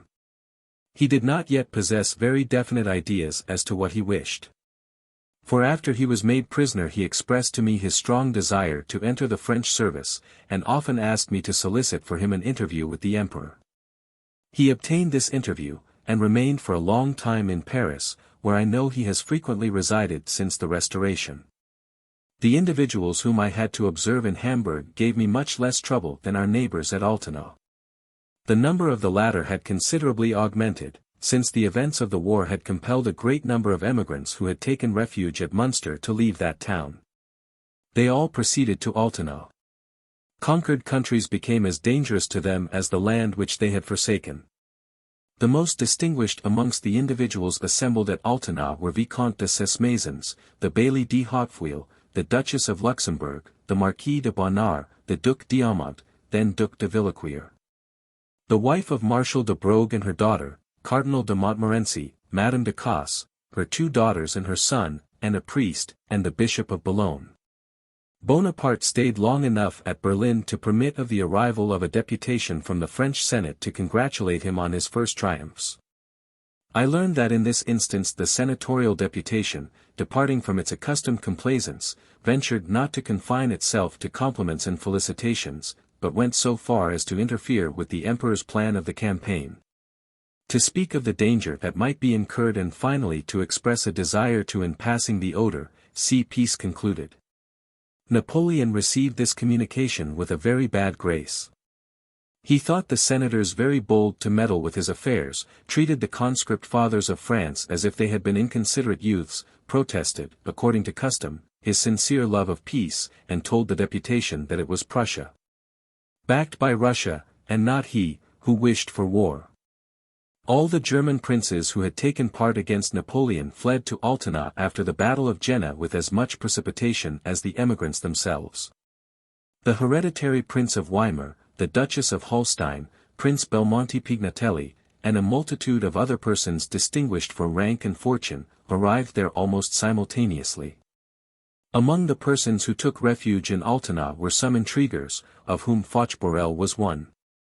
I remember receiving a report respecting a violent altercation which Fauch had the audacity to enter into with Comte de Gimmel because he could not extort money from the Count in payment of his intrigues. Comte de Gimmel had only funds for the payment of pensions, and, besides, he had too much sense to suppose there was any utility in the stupid pamphlets of Fauvelet, and therefore he dismissed him with a refusal. Fauch was insolent, which compelled Comte de Gimmel to send him about his business as he deserved. This circumstance, which was first communicated to me in a report, has since been confirmed by a person who witnessed the scene. Fauvelet merely passed through Hamburg, and embarked for London on board the same ship which took Lord Morpeth back to England. Louis Fauvelet, 1762–1829, a Swiss who devoted himself to the cause of the Royalists. As Louis stepped on the shore of France in 1814, Fauvelet was ready to assist him from the boat, and was met with the gracious remark that he was always at hand when a service was required. His services were however left unrewarded. Chapter 8. 1806. Alarm of the city of Hamburg, the French at Burgdorf, favorable. Orders issued by Bernadotte, extortions in Prussia, false. Endorsements, exactions of the Dutch, Napoleon's concern for his wounded troops, Duroc's mission to the King of Prussia, rejection of the Emperor's demands, my negotiations at Hamburg, displeasure of the King of Sweden, M. Netzel and M. Wetteredet. At this critical moment Hamburg was menaced on all sides, the French even occupied a portion of its territory. The French troops, fortunately for the country, were attached to the corps commanded by the Prince de Pontecorvo. This military occupation alarmed the town of Hamburg, to which, indeed, it proved very injurious. I wrote to Marshal Bernadotte on the subject. The grounds on which the Senate appealed for the evacuation of their territory were such that Bernadotte could not but acknowledge their justice. The prolonged stay of the French troops in the bailiwick of Burgdorf, which had all the appearance of an occupation, might have led to the confiscation of all Hamburg property in England, to the laying an embargo on the vessels of the Republic, and consequently to the ruin of a great part of the trade of France and Holland, which was carried on under the flag of Hamburg. There was no longer any motive for occupying the bailiwick of Burgdorf when there were no Prussians in that quarter. It would have been an absurd misfortune that 80 men stationed in that bailiwick should, for the sake of a few Louis and a few ells of English cloth, have occasioned the confiscation of Hamburg, French, and Dutch property to the amount of 80,000 francs. Marshal Bernadotte replied to me on the 16th of November, and said, I hasten to inform you that I have given orders for the evacuation of the bailiwick of Burgdorf and all the Hamburg territory. If you could obtain from the Senate of Hamburg, by the 19th of this month, 2,000 or 3,000 pairs of shoes, you would oblige me greatly. They shall be paid for in goods or in money. I obtained what Bernadotte required from the Senate, who knew his integrity, while they were aware that that quality was not the characteristic of all who commanded the French armies. What extortions took place during the occupation of Prussia? I will mention one of the means which, amongst others, was employed at Berlin to procure money. Bills of exchange were drawn, on which endorsements were forged, and these bills were presented to the bankers on whom they were purported to be drawn. One day some of these forged bills to a large amount were presented to Messrs. Mathieson and Sillian of Hamburg, who, knowing the endorsement to be forged, refused to cash them. The persons who presented the bills carried their impudence so far as to send for the gendarmes, but the bankers persisted in their refusal. I was informed of this almost incredible scene, which had drawn together a great number of people. Indignant at such audacious robbery, I instantly proceeded to the spot and sent away the gendarmes, telling them it was not their duty to protect robbers, and that it was my business to listen to any just claims which might be advanced. Under Clark's government at Berlin the inhabitants were subjected to all kinds of oppression and exaction. Amidst these exactions and infamous proceedings, which are not the indispensable consequences of war, the Dutch generals distinguished themselves by a degree of rapacity which brought to mind the period of the French Republican peculations in Italy. It certainly was not their new king who set the example of this conduct. His moderation was well known, and it was as much the result of his disposition as of his honest principles. Louis Bonaparte, who was a king in spite of himself, afforded an example of all that a good man could suffer upon a usurped throne. When the King of Prussia found himself defeated at every point he bitterly repented having undertaken a war which had delivered his states into Napoleon's power in less time than that in which Austria had fallen the preceding year. He wrote to the Emperor, soliciting a suspension of hostilities. Rapp was present when Napoleon received the King of Prussia's letter. "It is too late," said he, "but, no matter, I wish to stop the effusion of blood. I am ready to agree to anything which is not prejudicial to the honor or interests of the nation." Then calling Duroc, he gave him orders to visit the wounded, and see that they wanted for nothing. He added, "Visit every man on my behalf. Give them all the consolation of which they stand in need, afterwards find the King of Prussia, and if he offers reasonable proposals let me know them." Negotiations were commenced, but Napoleon's conditions were of a nature which was considered inadmissible. Prussia still hoped for assistance from the Russian forces. Besides, the Emperor's demands extended to England, who at that moment had no reason to accede to the pretensions of France. The Emperor wished England to restore to France the colonies which she had captured since the commencement of the war, that Russia should restore to the Port Moldavia and Wallachia, which she then occupied. In short, he acted upon the advice which some tragedy king gives to his ambassador: demand everything, that you may obtain nothing. The Emperor's demands were, in fact, so extravagant that it was scarcely possible he himself could entertain the hope of their being accepted. Negotiations, alternately resumed and abandoned, were carried on with coldness on both sides until the moment when England prevailed on Russia to join Prussia against France. They then altogether ceased, and it was for the sake of appearing to wish for their renewal, on bases still more favorable to France, that Napoleon sent Duroc to the King of Prussia. Duroc found the king at Osterode, on the other side of the Vistula. The only answer he received from His Majesty was, "The time is past," which was very much like Napoleon's observation, "It is too late." Whilst Duroc was on his mission to the King of Prussia I was myself negotiating at Hamburg. Bonaparte was very anxious to detach Sweden from the coalition, and to terminate the war with her by a separate treaty. Sweden, indeed, was likely to be very useful to him if Prussia, Russia, and England should collect a considerable mass of troops in the north. Denmark was already with us, and by gaining over Sweden also the union of those two powers might create a diversion, and give serious alarm to the coalition, which would be obliged to concentrate its principal force to oppose the attack of the Grand Army in Poland. The opinions of M. Perron, the Swedish minister at Hamburg, were decidedly opposed to the war in which his sovereign was engaged with France. I was sorry that this gentleman left Hamburg upon leave of absence for a year just at the moment I received my instructions from the Emperor upon this subject. M. Perron was succeeded by M. Netzel, and I soon had the pleasure of perceiving that his opinions corresponded in every respect with those of his predecessor. As soon as he arrived M. Netzel sought an interview to speak to me on the subject of the Swedes, who had been taken prisoners on the Drave. He entreated me to allow the officers to return to Sweden on their parole. I was anxious to get Netzel's demand acceded to, and availed myself of that opportunity to lead him gradually to the subject of my instructions. I had good reason to be satisfied with the manner in which he received my first overtures. I said nothing to him of the justice of which he was not previously convinced. I saw he understood that his sovereign would have everything to gain by a reconciliation with France, and he told me that all Sweden demanded peace. Thus encouraged, I told him frankly that I was instructed to treat with him. Netzel assured me that de Wetterstedt, the King of Sweden's private secretary, with whom he was intimate, and from whom he showed me several letters, was of the same opinion on the subject as himself. He added, that he had permission to correspond with the king, and that he would, write the same evening to his sovereign and de Wetterstedt to acquaint them with our conversation.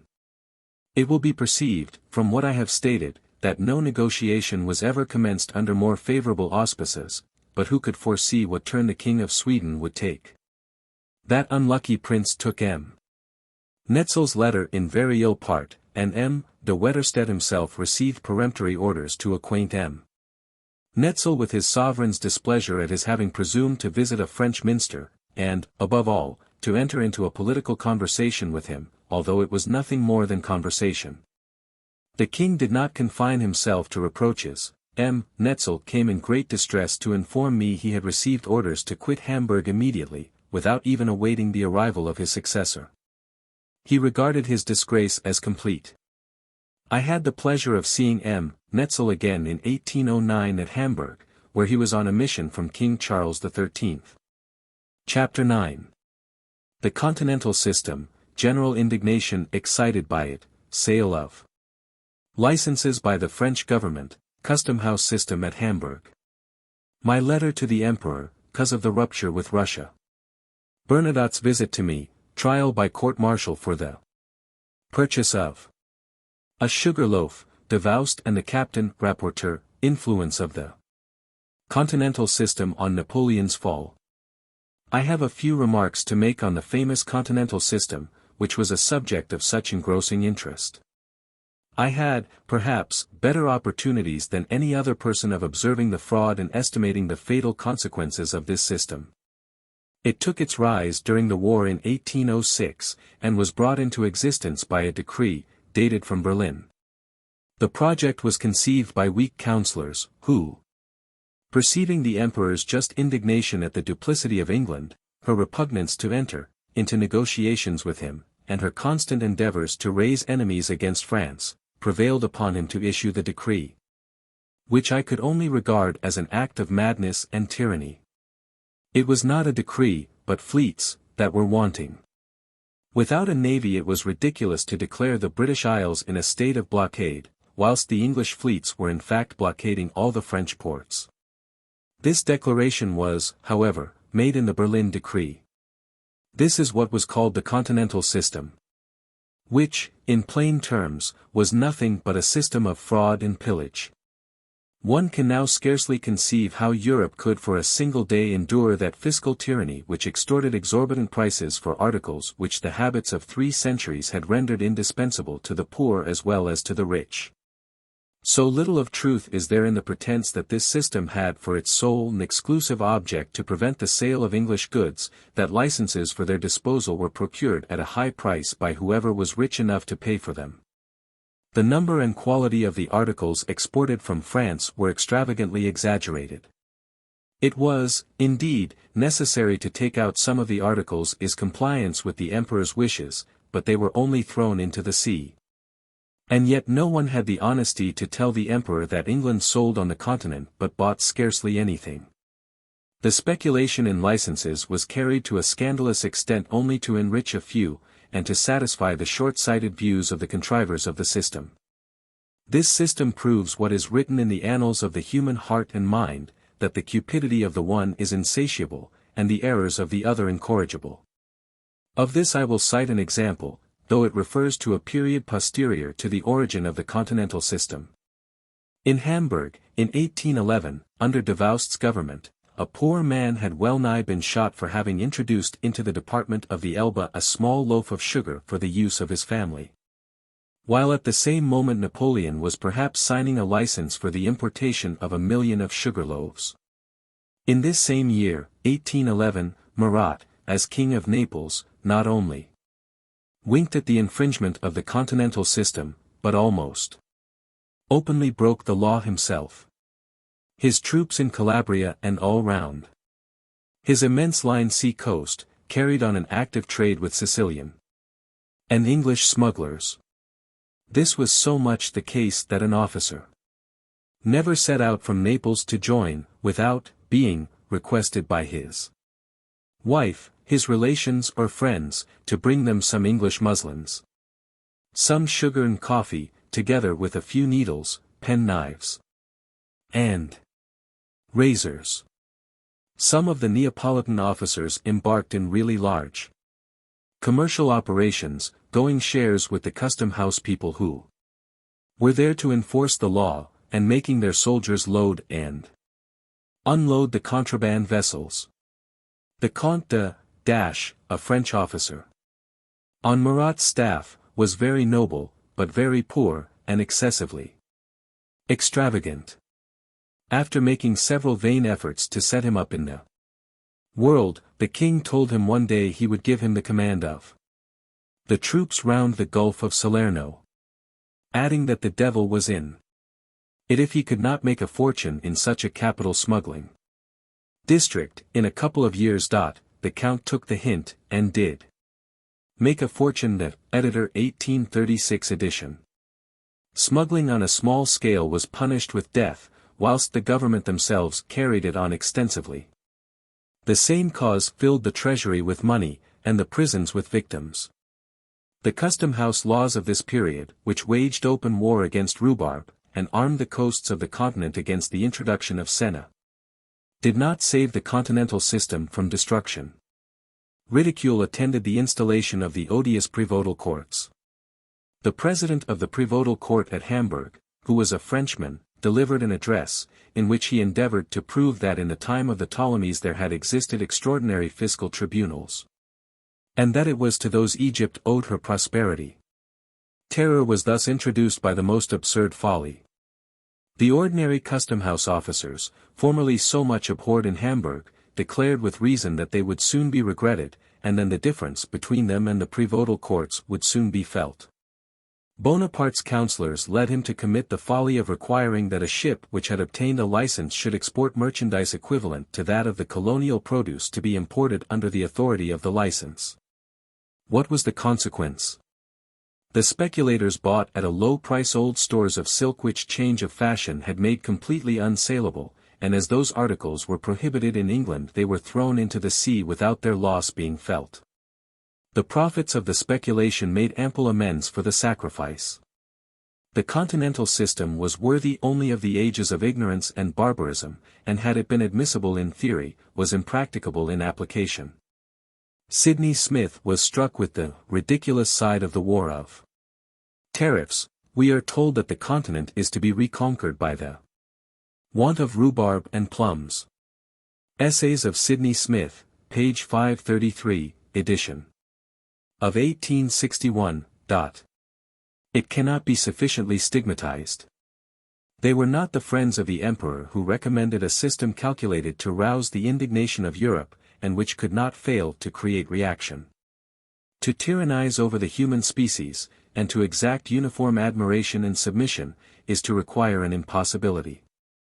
It would seem that fate, which had still some splendid triumphs in store for Bonaparte, intended to prepare beforehand the causes which were to deprive him of all his triumphs at once, and plunge him into reverses even greater than the good fortune which had favored his elevation.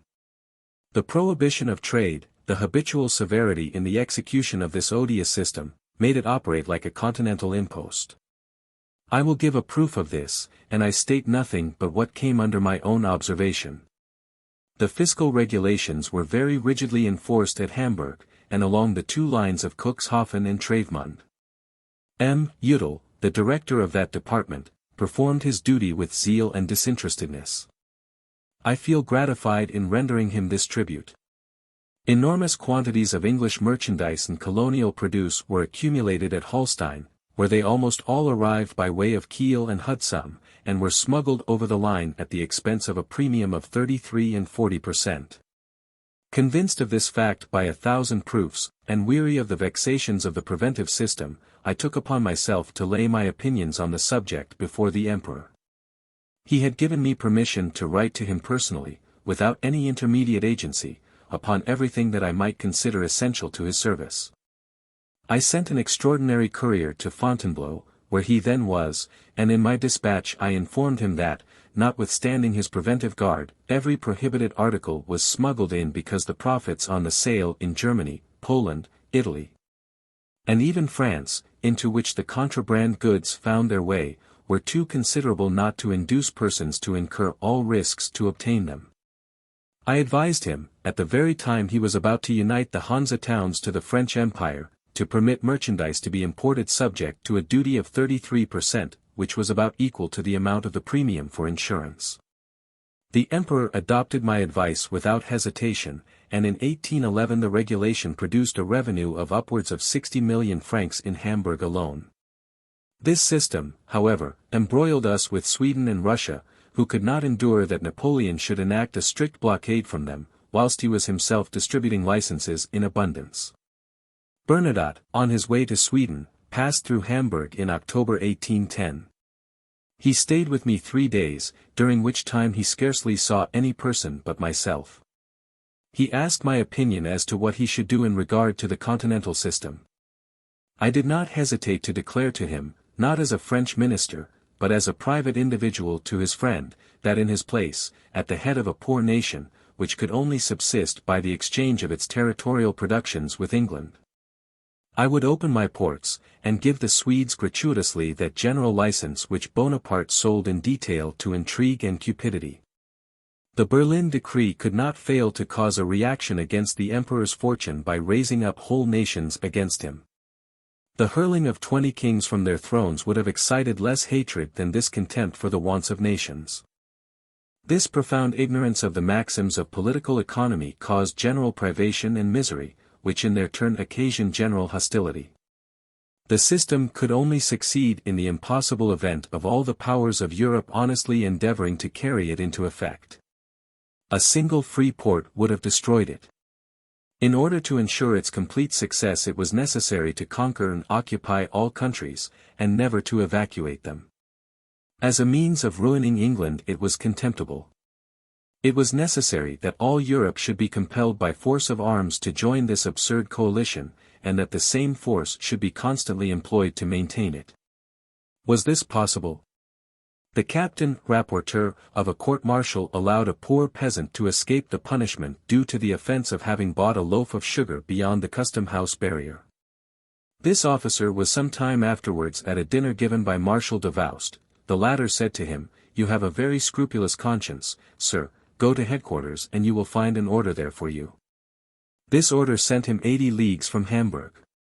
It is necessary to have witnessed, as I have, the numberless vexations and miseries occasioned by the unfortunate continental system to understand the mischief its authors did in Europe, and how much that mischief contributed to Napoleon's fall. The so-called continental system was framed by Napoleon in revenge for the English very extended system of blockades, after Trafalgar had put it out of his power to attempt to keep the seas. By these decrees all ports occupied by the French were closed to the English, and all English goods were to be destroyed wherever found in any country occupied by the French. All states under French influence had to adopt this system. It must be remembered that Napoleon eventually held or enforced his system on all the coastlines of Europe, except that of Spain and Turkey. But as Bourrienne shows, the plan of giving licenses to break his own system was too lucrative to be resisted by him, or, still more, by his officers, for the working of the system in the occupied lands. Lafitte the banker told Savary it was a grand idea, but impracticable. Savary, Tome V, page 110. The Emperor Alexander is reported to have said, after visiting England in 1814, that he believed the system would have reduced England if it had lasted another year. The English, who claimed the right of blockading any coast with but little regard to the effectiveness of the blockade, retaliated by orders in council, the chief of which are dated 7th January 1807, and November 11, 1807. By which no ships of any power were allowed to trade between any French ports, or the ports of any country closed to England. Whatever the real merits of the system, and although it was the cause of war between the United States and England, its execution did most to damage France and Napoleon, and to band all Europe against it. It is curious that even in 1831 a treaty had to be made to settle the claims of the United States on France for unjust seizures under these decrees. Chapter 10. 1806 to 1807. New system of war, winter quarters, the Emperor's proclamation. Necessity of marching to meet the Russians, distress in the Hansa towns, order for 50,000 cloaks, seizure of Russian corn and timber. Murat's entrance into Warsaw, re-establishment of Poland, Duroc's accident, M. De Talleyrand's carriage stopped by the mud, Napoleon's power of rousing the spirit of his troops, his mode of dictating. The Duke of Mecklenburg-Schwerin, his visits to Hamburg, the Duke of Weimar, his letter and present, journey of the hereditary Prince of Denmark to Paris, Bader. The English spy, traveling clerks, Louis Bonaparte and the Berlin Decree, creation of the Kingdom of Saxony. Veneration of Germany for the King of Saxony, the Emperors. Uncertainty respecting Poland, fates and reviews at Warsaw, the French government at the Emperor's headquarters, ministerial portfolios sent to Warsaw. Military preparations during the month of January, difference of our situation during the campaigns of Vienna and Prussia, news received and sent, conduct of the cabinet of Austria similar to that of the cabinet of Berlin, Battle of Eylau, unjust accusation against Bernadotte, death of General D. Hautpolt, Te Deum chanted by the Russians, Gardan's mission to Persia. Bonaparte was not only beyond all comparison the greatest captain of modern times, but he may be said to have wrought a complete change in the art of war. Before his time the most able generals regulated the fighting season by the almanac. It was customary in Europe to brave the cannon's mouth only from the first fine days of spring to the last fine days of autumn. And the months of rain, snow, and frost were passed in what were called winter quarters. Pichegru, in Holland, had set the example of indifference to temperature. At Austerlitz, too, Bonaparte had braved the severity of winter. This answered his purpose well, and he adopted the same course in 1806. His military genius and activity seemed to increase, and, proud of his troops, he determined to commence a winter campaign in a climate more rigorous than any in which he had yet fought. The men, chained to his destiny, were now required to brave the northern blast, as they had formerly braved the vertical sun of Egypt. Napoleon, who, above all generals, was remarkable for the choice of his fields of battle, did not wish to wait tranquilly until the Russian army, which was advancing towards Germany, should come to measure its strength with him in the plains of conquered Prussia. He resolved to march to meet it, and to reach it before it should arouse the Vistula, but before he left Berlin to explore and conquer Poland and the confines of Russia. He addressed a proclamation to his troops, in which he stated all that had hitherto been achieved by the French army, and at the same time announced his future intentions. It was especially advisable that he should march forward, for, had he waited until the Russians had passed the Vistula, there could probably have been no winter campaign. And he would have been obliged either to take up miserable winter quarters between the Vistula and the Oder, or to recross the Oder to combat the enemy in Prussia. Napoleon's military genius and indefatigable activity served him admirably on this occasion, and the proclamation just alluded to, which was dated from Berlin before his departure from Charlottenburg, proves that he did not act fortuitously, as he frequently did, but that his calculations were well made. Before leaving the capital of Prussia, Bonaparte stole from the monument of Frederick the Great his sword and military orders. He also plundered the galleries of Berlin and Potsdam of their best Pictures and statues, thus continuing the system he had began is Italy. All those things he sent to Paris as trophies of victory and glory. Editor of as 1836 edition. A rapid and immense impulse given to great masses of men by the will of a single individual may produce transient luster and dazzle the eyes of the multitude. But when, at a distance from the theatre of glory, we flee only the melancholy results which have been produced. The genius of conquest can only be regarded as the genius of destruction. What a sad picture was often presented to my eyes! I was continually doomed to hear complaints of the general distress, and to execute orders which augmented the immense sacrifices already made by the city of Hamburg.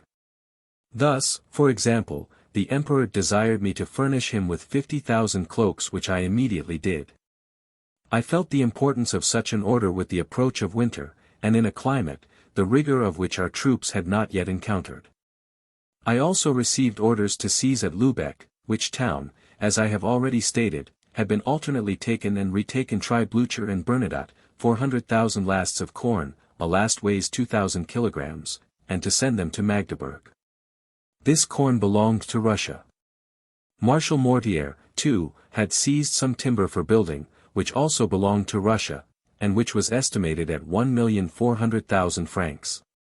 Meanwhile our troops continued to advance with such rapidity that before the end of November Murat arrived at Warsaw, at the head of the advanced guard of the Grand Army, of which he had the command. The Emperor's headquarters were then at Posen, and he received deputations from all parts soliciting the re-establishment and independence of the Kingdom of Poland. Rapp informed me that after receiving the deputation from Warsaw the Emperor said to him, "I love the Poles, their enthusiastic character pleases me, I should like to make them independent, but that is a difficult matter. Austria, Russia, and Prussia have all had a slice of the cake, when the match is once kindled who knows where, the conflagration may stop. My first duty is towards France, which I must not sacrifice to Poland. We must refer this matter to the sovereign of all things, time, he will presently show us what we must do." Had Sulkowski lived, Napoleon might have recollected what he had said to him in Egypt, and, in all probability he would have raised up a power, the dismemberment of which, towards the close of the last century, began to overturn the political equilibrium which had subsisted in Europe since the Peace of Westphalia in 1648. It was at the headquarters at Posen that Duroc rejoined the Emperor after his mission to the King of Prussia. His carriage overturned on the way, and he had the misfortune to break his collarbone. All the letters I received were nothing but a succession of complaints on the bad state of the roads. Our troops were absolutely fighting in mud, and it was with extreme difficulty that the artillery and caissons of the army could be moved along. M. De Talleyrand had been summoned to headquarters by the Emperor, in the expectation of treating for peace, and I was informed that his carriage stuck in the mud and he was detained on his journey for 12 hours. A soldier having asked one of the persons in M. de Talleyrand's suite who the traveller was informed that he was the Minister for Foreign Affairs. "Ah! Bah!" said the soldier, "why does he come with his diplomacy to such a devil of a country as this?" The Emperor entered Warsaw on the 1st of January, 1807. Most of the reports which he had received previous to his entrance had concurred in describing the dissatisfaction of the troops, who for some time had had to contend with bad roads, bad weather, and all aorta of privations. Bonaparte said to the generals who informed him that the enthusiasm of his troops had been succeeded by dejection and discontent, "Does their spirit fail them when they come in sight of the enemy?" "No, sire. I knew it. My troops are always the same." Then turning to Rapp he said, "I must rouse them." And he dictated the following proclamation. "Soldiers, it is a year this very hour since you were on the field of Austerlitz, where the Russian battalions fled in disorder, or surrendered up their arms to their conquerors. Next day proposals of peace were talked of, but they were deceptive. No sooner had the Russians escaped, by perhaps, blamable generosity from the disasters of the Third Coalition than they contrived a fourth. But the ally, on whose tactics they founded their principal hope was no more. His capital, his fortresses, his magazines, his arsenals, 280 flags, and 700 field pieces have fallen into our power. The odor, the war, the deserts of Poland, and the inclemency of the season have not for a moment retarded your progress. You have braved all, surmounted all, every obstacle has fled at your approach. The Russians have in vain endeavored to defend the capital of ancient and illustrious Poland. The French eagle hovers over the Vistula. The brave and unfortunate Poles, on beholding you, fancied they saw the legions of Sobieski, returning from their memorable expedition. Soldiers, we will not lay down our arms until a general peace has secured the power of our allies and restored to us our colonies and our freedom of trade. We have gained on the Elbe and the Oder, Pondicherry, our Indian establishments, the Cape of Good Hope, and the Spanish colonies.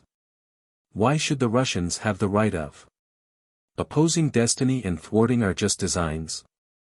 They and we are still the soldiers who fought at Austerlitz. Rapp thus describes the entrance of the French into Warsaw, and adds a few anecdotes connected with that event. At length we entered the Polish capital. The King of Naples had preceded us, and had driven the Russians from the city. Napoleon was received with enthusiasm. The Poles thought that the moment of their regeneration had arrived, and that their wishes were fulfilled. It would be difficult to describe the joy thus evinced, and the respect with which they treated us. The French troops, however, were not quite so well pleased. They manifested the greatest repugnance to crossing the Vistula. The idea of want and bad weather had inspired them with the greatest aversion to Poland. And they were inexhaustible, in their jokes on the country. When Bonaparte dictated his proclamations, and how many have I not written from his dictation? He was for the moment inspired, and he evinced all the excitement which distinguishes the Italian improvisatore. To follow him it was necessary to write with inconceivable rapidity. When I have read over to him what he has dictated, I have often known him to smile triumphantly at the effect which he expected any particular phrase would produce. In general his proclamations turned on three distinct points: 1. Praising his soldiers for what they had done, 2. Pointing out to them what they had yet to do, and 3. Abusing his enemies. The proclamation to which I have just now alluded was circulated profusely through Germany, and it is impossible to conceive the effect it produced on the whole army. The corps stationed in the rear burned to pass, by forced marches, the space which still separated them from headquarters, and those who were nearer the emperor forgot their fatigues and privations and were only anxious to encounter the enemy. They frequently could not understand what Napoleon said in these proclamations, but no matter for that, they would have followed him cheerfully barefooted and without provisions. Such was the enthusiasm, or rather the fanaticism, which Napoleon could inspire among his troops when he thought proper to rouse them, as he termed it.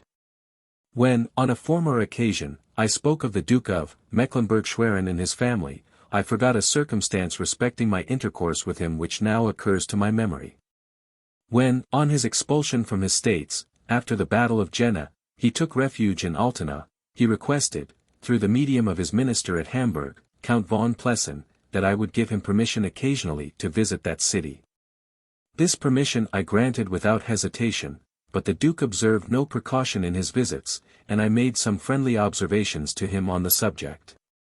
I knew the object of his visits. It was a secret connection in Hamburg. But in consequence of my observations he removed the lady to Altena, and assured me that he adopted that determination to avoid committing me. He afterwards came very seldom to Hamburg.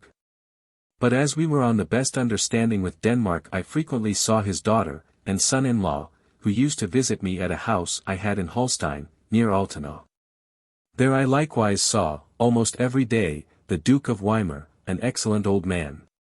I had the advantage of being on such terms of intimacy with him that my house was in some measure his.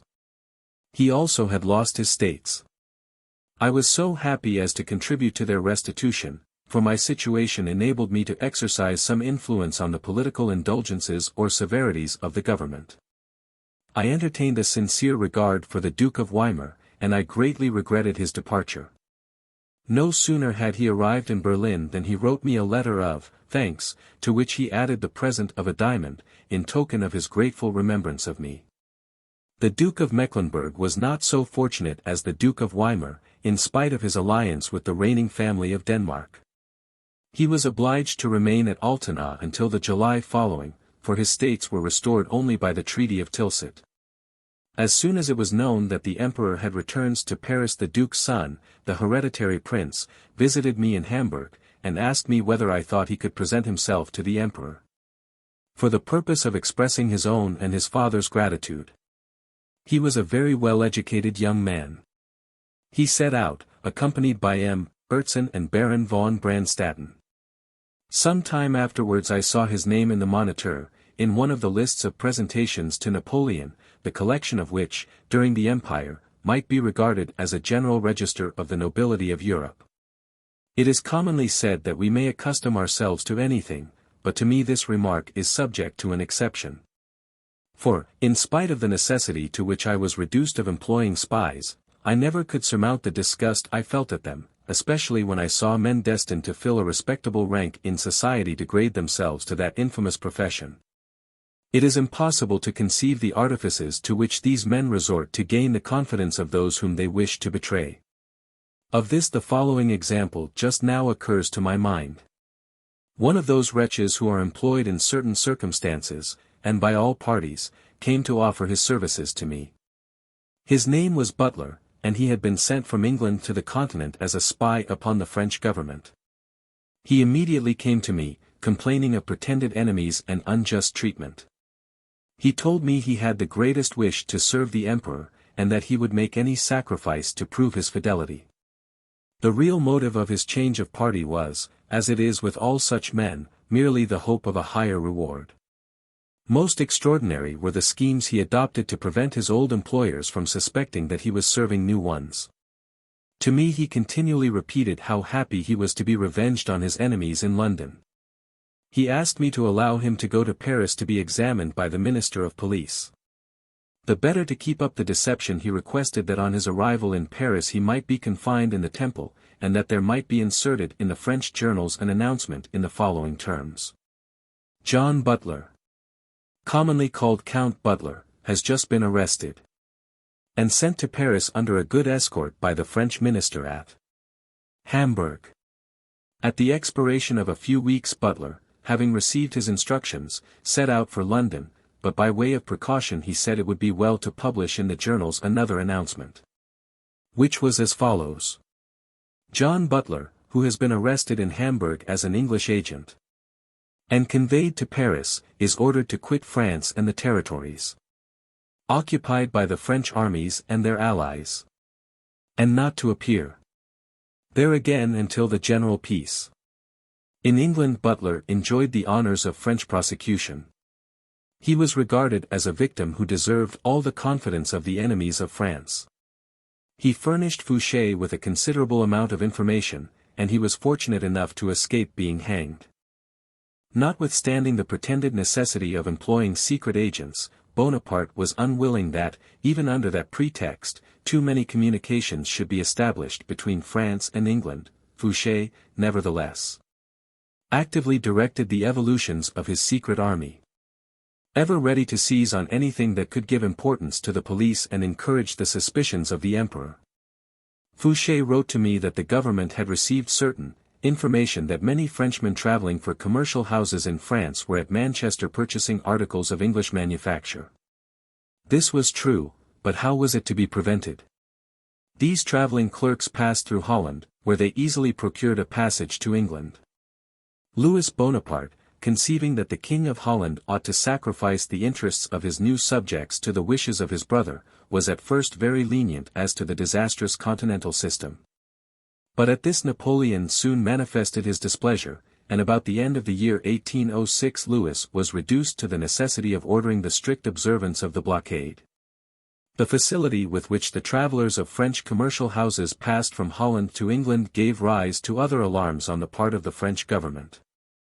It was said that since Frenchmen could so easily pass from the continent to Great Britain, the agents of the English cabinet might, by the same means, find their way to the continent. Accordingly, the consuls were directed to keep a watchful eye, not only upon individuals who evidently came from England, but upon those who might by any possibility come from that country. This plan was all very well, but how was it to be put into execution? The continent was, nevertheless, inundated with articles of English manufacture, for this simple reason, that, however powerful may be the will of a sovereign, it is still less powerful and less lasting than the wants of a people. The continental system reminded me of the law created by an ancient legislator, who, for a crime which he conceived could not possibly be committed, condemned the person who should be guilty of it to throw a bull over Mount Taurus. It is not my present design to trace a picture of the state of Europe at the close of 1806. I will merely throw together a few facts which came to my knowledge at the time, and which I find in my correspondence. I have already mentioned that the Emperor arrived at Warsaw on the 1st of January. During his stay at Posen he had, by virtue of a treaty concluded with the Elector of Saxony, founded a new kingdom, and consequently extended his power in Germany, by the annexation of the new kingdom of Saxony to the Confederation of the Rhine. By the terms of this treaty Saxony, so justly famed for her cavalry, was to furnish the emperor with a contingent of 20,000 men and horses. It was quite a new spectacle to the princes of Germany, all accustomed to old habits of etiquette, to see an upstart sovereign treat them as subjects, and even oblige them to consider themselves as such. Those famous Saxons, who had made Charlemagne tremble, threw themselves on the protection of the emperor. And the alliance of the head of the House of Saxony was not a matter of indifference to Napoleon, for the new king was, on account of his age, his tastes, and his character, more revered than any other German prince. From the moment of Napoleon's arrival at Warsaw until the commencement of hostilities against the Russians he was continually solicited to re-establish the throne of Poland, and to restore its chivalrous independence to the ancient empire of the Jagiellons. A person who was at that time in Warsaw told me that the emperor was in the greatest uncertainty as to what he should do respecting Poland. He was entreated to re-establish that ancient and heroic kingdom. But he came to no decision, preferring, according to custom, to submit to events, that he might appear to command them. At Warsaw, indeed, the emperor passed a great part of his time in fêtes and reviews, which, however, did not prevent him from watching, with his eagle eye, every department of the public service, both interior and exterior. He himself was in the capital of Poland, but his vast influence was present everywhere. I heard Duroc say, when we were conversing together about the campaign of Tilsit, that Napoleon's activity and intelligence were never more conspicuously developed. One very remarkable feature of the imperial wars was, that, with the exception of the interior police, of which Fouché was the soul, the whole government of France was at the headquarters of the emperor. At Warsaw Napoleon's attention was not only occupied with the affairs of his army, but he directed the whole machinery of the French government just the same as if he had been in Paris. Daily estafettes, and frequently the useless auditors of the Council of State, brought him reports more or less correct, and curious disclosures which were frequently the invention of the police. The portfolios of the ministers arrived every week, with the exception of those of the Minister for Foreign Affairs and the Minister of the War Department. The former had first stopped at Mayence with the Empress, but had been called on to Warsaw. And the latter, Clark, was, for the misfortune of Berlin, governor of that city. This state of things lasted during the 10 months of the emperor's absence from Paris. Louis XIV said, "I am myself the state." Napoleon did not say this. But, in fact, under his reign the government of France was always at his headquarters. This circumstance had well nigh proved fatal to him, on the occasion of the extraordinary conspiracy of Mallet, with some points of which I alone, perhaps, am thoroughly acquainted. The emperor employed the month of January in military preparations for the approaching attack of the Russians, but at the same time he did not neglect the business of the cabinet. With him nothing was suffered to linger in arrear. While Napoleon was at Warsaw a battle was not the only thing to be thought about. affairs were much more complicated than during the campaign of Vienna. It was necessary, on the one hand, to observe Prussia, which was occupied, and on the other to anticipate the Russians, whose movements indicated that they were inclined to strike the first blow. In the preceding campaign Austria, before the taking of Vienna, was engaged alone. The case was different now. Austria had had only soldiers, and Prussia, as Blücher declared to me, was beginning to have citizens. There was no difficulty in returning from Vienna, but a great deal in returning from Warsaw, in case of failure, notwithstanding the creation of the Kingdom of Saxony, and the provisional government given to Prussia, and to the other states of Germany which we had conquered. None of these considerations escaped the penetration of Napoleon. Nothing was omitted in the notes, letters, and official correspondence which came to me from all quarters. Receiving, as I did, accurate information from my own correspondence of all that was passing in Germany, it often happened that I transmitted to the government the same news which it transmitted to me, not supposing that I previously knew it. Thus, for example, I thought I was apprising the government of the arming of Austria, of which I received information from headquarters a few days after. During the Prussian campaign Austria played precisely the same waiting game which Prussia had played cluing the campaign of Austria.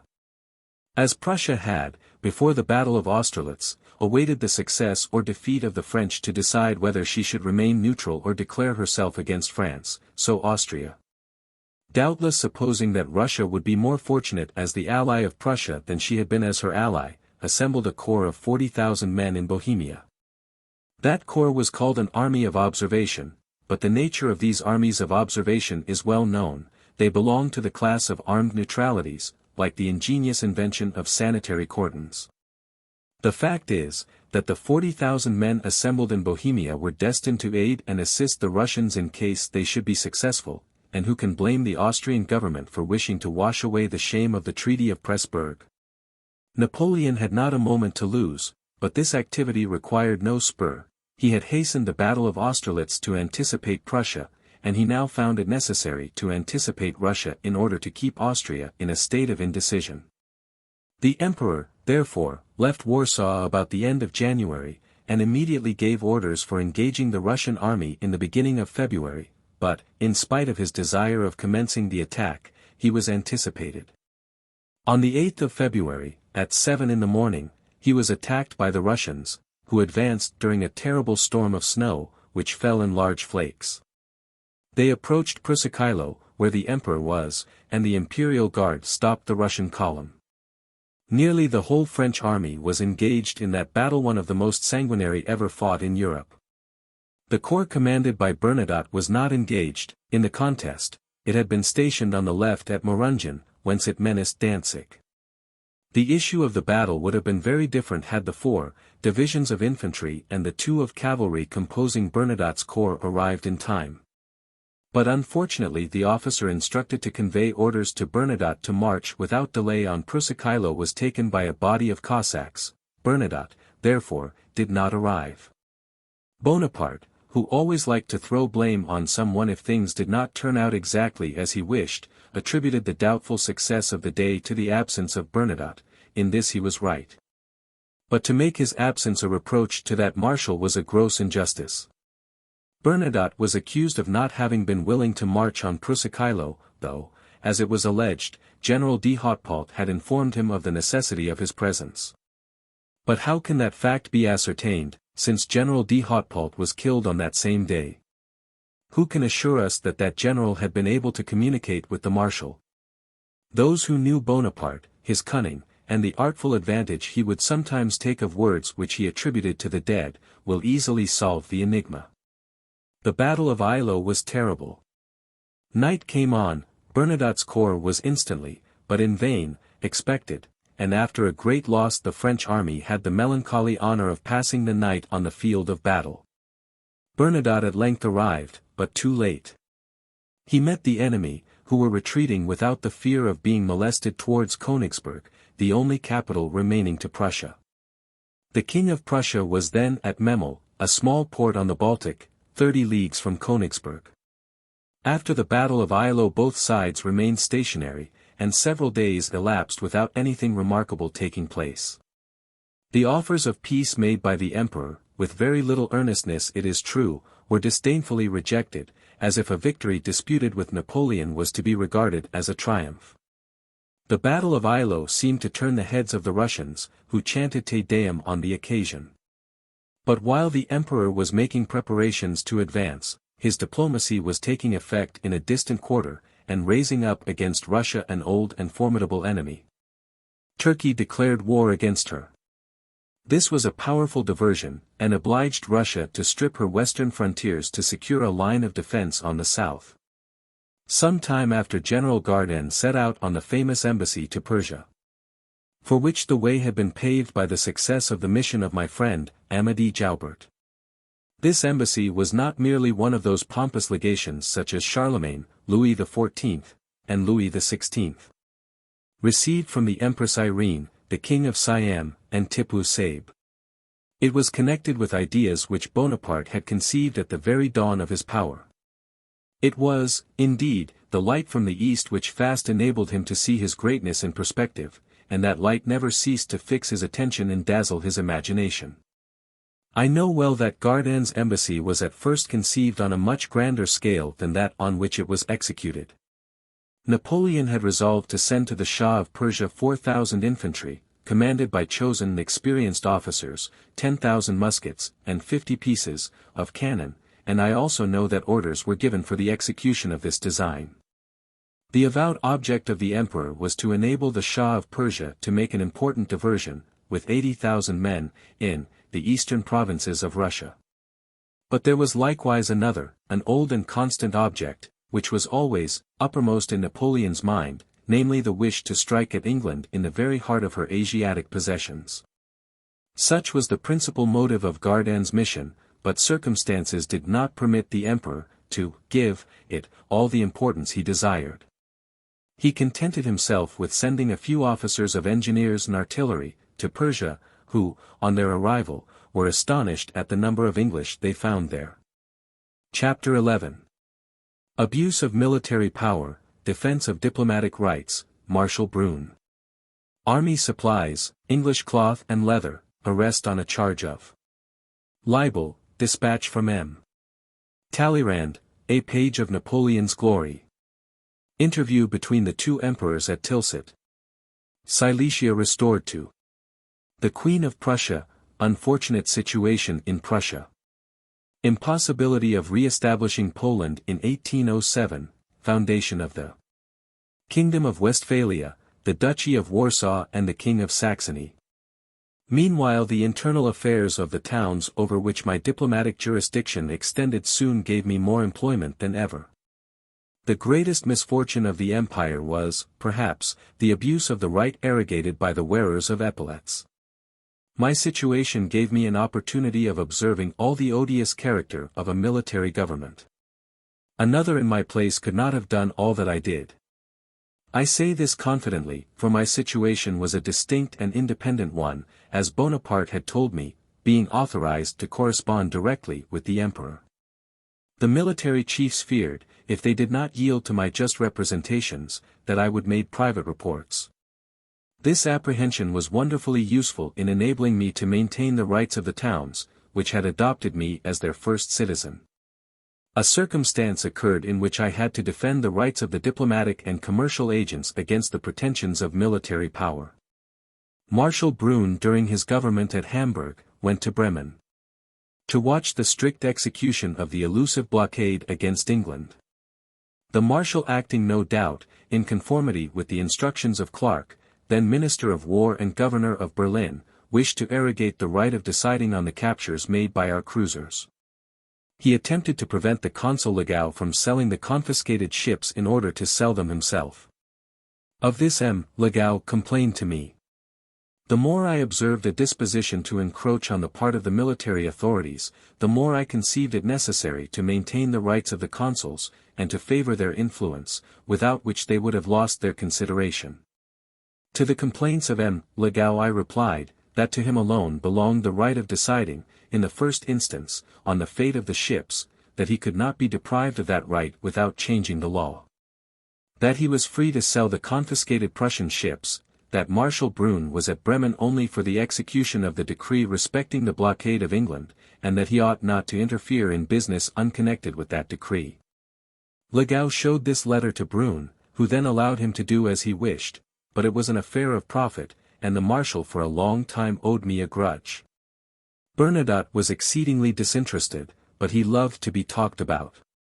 The more the Emperor endeavored to throw accusations upon him, the more he was anxious to give publicity to all his actions. He sent to me an account of the brilliant affair of Braunsberg, in which a division of the First Corps had been particularly distinguished.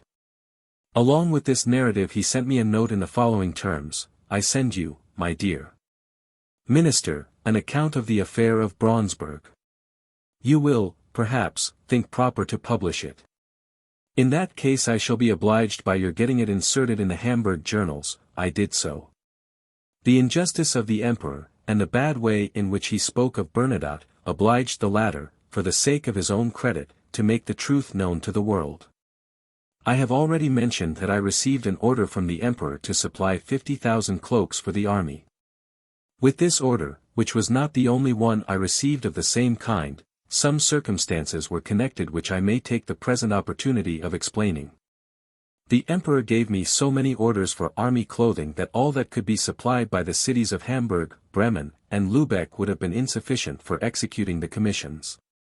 I entered into a treaty with a house in Hamburg, which I authorized, in spite of the Berlin decree, to bring cloth and leather from England. Thus I procured these articles in a sure and cheap way. Our troops might have perished of cold had the continental system and the absurd mass of inexecutable decrees relative to English merchandise been observed. The director of the customs at Hamburg got angry, but I held firm. My cloths and my leather arrived, cloaks, coats, boots, all were promptly made, and our soldiers thus were sheltered from the severity of the season. To preserve peace with the Imperial Custom House I wrote to M. Colley, then Director General, that M. Udall having wished to put in execution the law of the 10th Brumaire and complaints had been made on every side. Marshal Brune asked for my opinion on this matter, and I gave it to him. I declared to M. Colley that the full execution of the decree of October 31, 1796 was impracticable, injurious to France, and to the Hanseatic towns, without doing harm to England.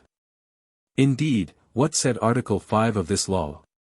All goods imported from foreign countries, whatever may be their origin, are to be considered as coming from English manufacturers. According to this article France was a foreign country for the Hanseatic towns, and none of the objects enumerated in this article ought to enter Hamburg. But the town received from England a large quantity of fine cloths, buttons, ironmongery, toys, china, and from France only clocks, bronzes, jewellery, ribbons, bonnets, gauzes and gloves. Let, said I to M.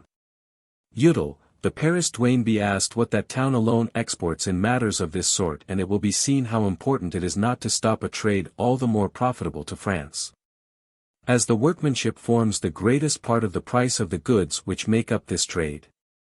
What would happen if the importation of these goods were absolutely prohibited in Hamburg? The consignments would cease, and one of the most productive sources of trade for France, and especially for Paris, would be cut off. At this time neither Hamburg nor its territory had any manufacture of cloth. All woolen stuffs were prohibited, according to M. Udall, and still my duty was to furnish, and I had furnished, 50,000 cloaks for the Grand Army. In compliance with a recent imperial decree I had to have made without delay 16,000 coats, 37,000 waistcoats, and the Emperor required of me 200,000 pairs of boots, besides the 40,000 pairs I had sent in. Yet M. Udall said that tanned and worked leather ought not to enter Hamburg. If such a ridiculous application of the law of 1796 had been made, it would have turned the decree of November 21, 1796 against France, without fulfilling its object. These reflections, to which I added other details, made the government conclude that I was right, and I traded with England to the great advantage of the armies, which were well clothed and shod. What in the world can be more ridiculous than commercial laws carried out to one's own detriment? At the beginning of 1807 my occupations at Hamburg were divided between the furnishing of supplies for the army and the inspection of the emigrants, whom Fouché pretended to dread in order to give greater importance to his office. I never let slip an opportunity of mitigating the rigor of Fouché's orders, which, indeed, were sometimes so absurd that I did not attempt to execute them. Of this an instance occurs to my recollection. A printer at Hamburg had been arrested on the charge of having printed a libel in the German language. The man was detained in prison because, very much to his honor, he would not disclose the name of the writer of the pamphlet.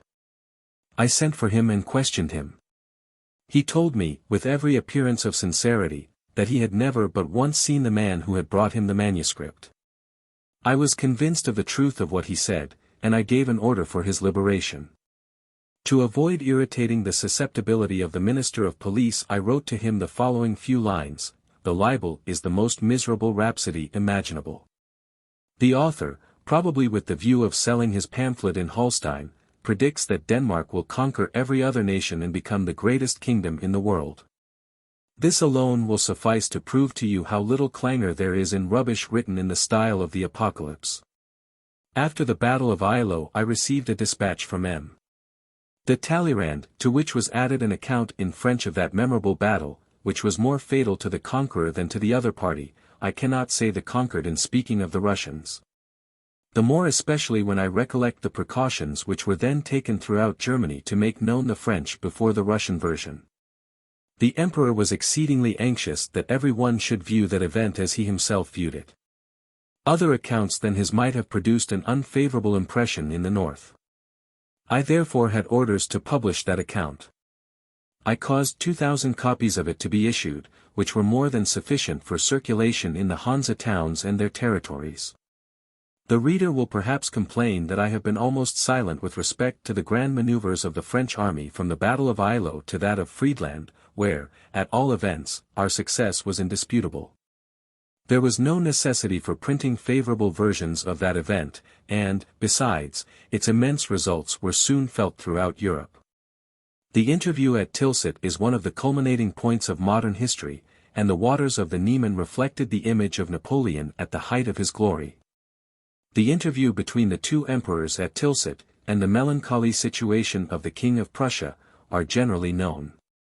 I was made acquainted with but few secret details relative to those events, for Rapp had gone to Danzig, and it was he who most readily communicated to me all that the Emperor said and did, and all that was passing around him. Savary gives the following account of the interview between Napoleon and Alexander at Tilsit. The Emperor Napoleon, whose courtesy was manifest in all his actions, ordered a large raft to be floated in the middle of the river, upon which was constructed a room well covered in and elegantly decorated, having 2 doors on opposite aids, each of which opened into an antechamber. The work could not have been better executed in Paris. The roof was surmounted by 2 weathercocks, one displaying the eagle of Russia, and the other the eagle of France. The 2 outer doors were also surmounted by the eagles of the 2 countries. The raft was precisely in the middle of the river, with the 2 doors of the salon facing the 2 opposite banks. The 2 sovereigns appeared on the banks of the river, and embarked at the same moment, but the Emperor Napoleon, having a good boat manned by marines of the guard, arrived first on the raft, entered the room, and went to the opposite door, which he opened, and then stationed himself on the edge of the raft to receive the Emperor.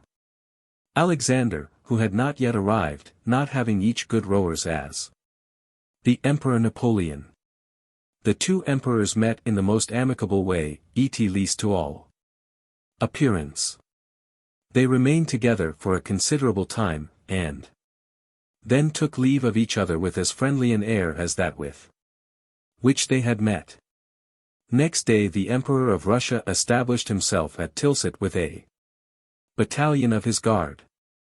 Orders were given for evacuating that part of the town where he and his battalion were to be quartered.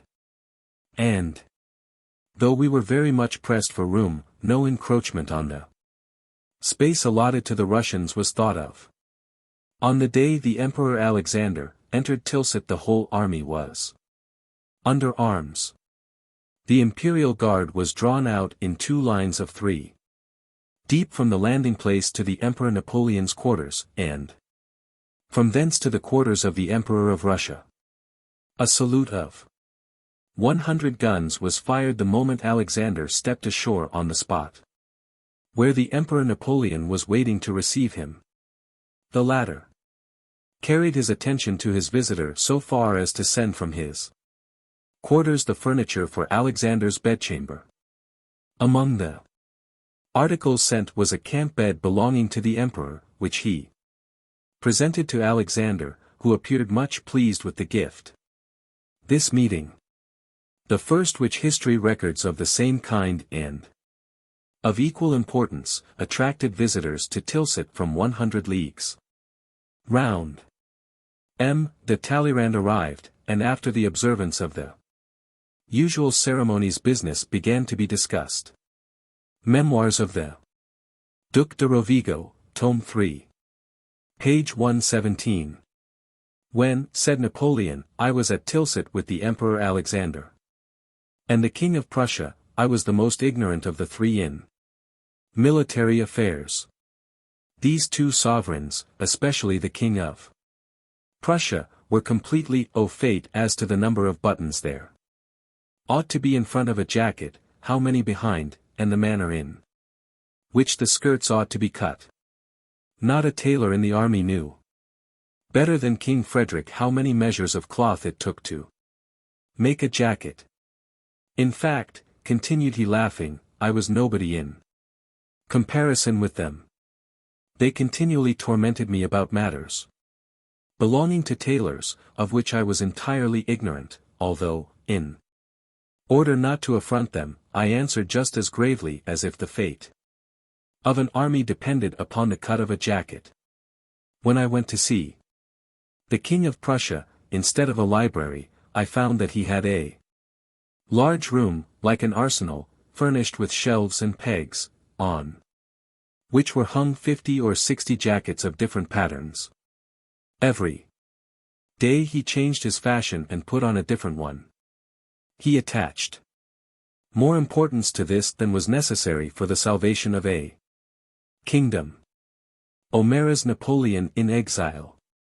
I, however, learned one circumstance peculiarly worthy of remark which occurred in the emperor's apartments at Tilsit the first time he received a visit from the King of Prussia. That unfortunate monarch, who was accompanied by Queen Louisa, had taken refuge in a mill beyond the town.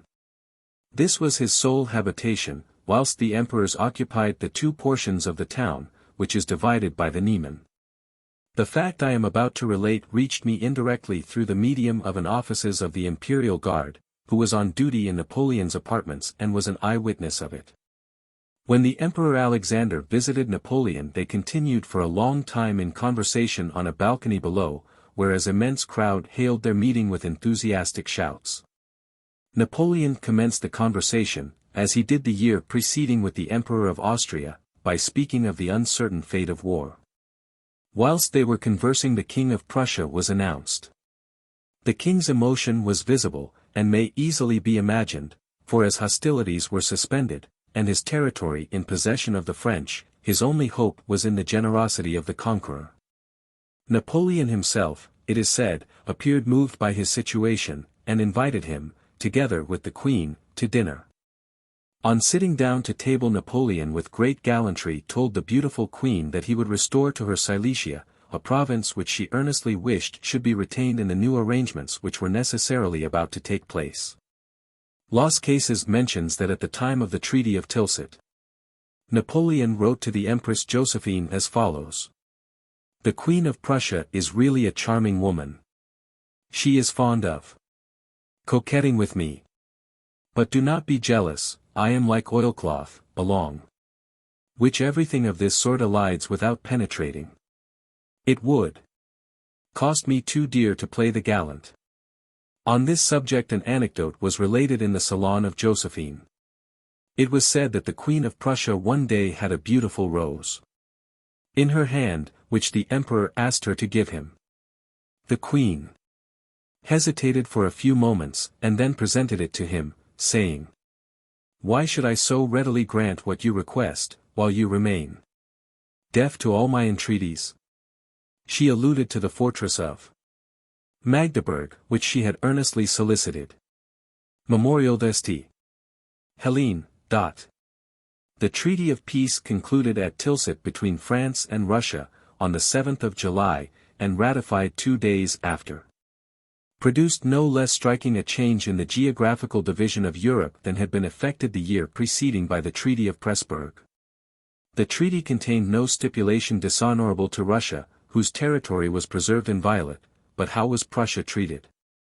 Some historians, for the vain pleasure of flattering by posthumous praises the pretended moderation of Napoleon, have almost reproached him for having suffered some remnants of the monarchy of the great Frederick to survive. There is, nevertheless, a point on which Napoleon has been wrongfully condemned, at least with reference to the campaign of 1807. It has been said that he should at that period have re-established the Kingdom of Poland. And certainly there is every reason to regret, for the interests of France and Europe, that it was not re-established. But when a desire, even founded on reason, is not carried into effect, should we conclude that the wished-for object ought to be achieved in defiance of all obstacles? At that time, that is to say, during the campaign of Tilsit, insurmountable obstacles existed. If, however, by the Treaty of Tilsit, the throne of Poland was not restored to serve as a barrier between old Europe and the empire of the Tsars, Napoleon founded a kingdom of Westphalia, which he gave to the young Ensign de Viso, whom he had scolded as a schoolboy, and whom he now made a king, that he might have another crown prefect under his control. The kingdom of Westphalia was composed of the states of Hesse-Kassel, of a part of the provinces taken from Prussia by the moderation of the emperor, and of the states of Paderborn, Fulda, Brunswick, and a part of the electorate of Hanover. Napoleon, at the same time, though he did not like to do things by halves, to avoid touching the Russian and Austrian provinces of Old Poland, planted on the banks of the Vistula the Grand Duchy of Warsaw, which he gave to the King of Saxony, with the intention of increasing or destroying it afterwards as he might find convenient. Thus he allowed the Poles to hope better things for the future, and ensured to himself partisans in the north should the chances of fortune call him thither. Alexander, who was cajoled even more than his father had been by what I may call the political coquetry of Napoleon, consented to all these arrangements, acknowledged, in globo, all the kings crowned by the emperor, and accepted some provinces which had belonged to his despoiled ally, the King of Prussia, doubtless by way of consolation for not having been able to get more restored to Prussia. The two emperors parted the best friends in the world, but the continental system was still in existence. Chapter 12. 1807.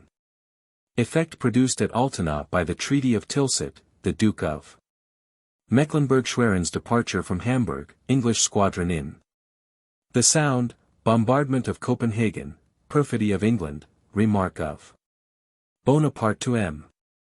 Le Mercier, Prussia erased from the map, Napoleon's return to Paris, suppression of the tribunate, confiscation of English merchandise, 9 millions gained to France, M.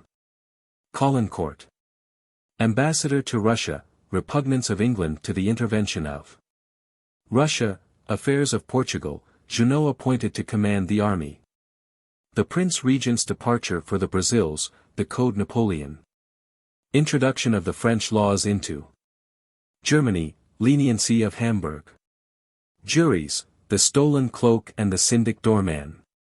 The Treaty of Tilsit, as soon as it was known at Altena, spread consternation amongst the emigrants.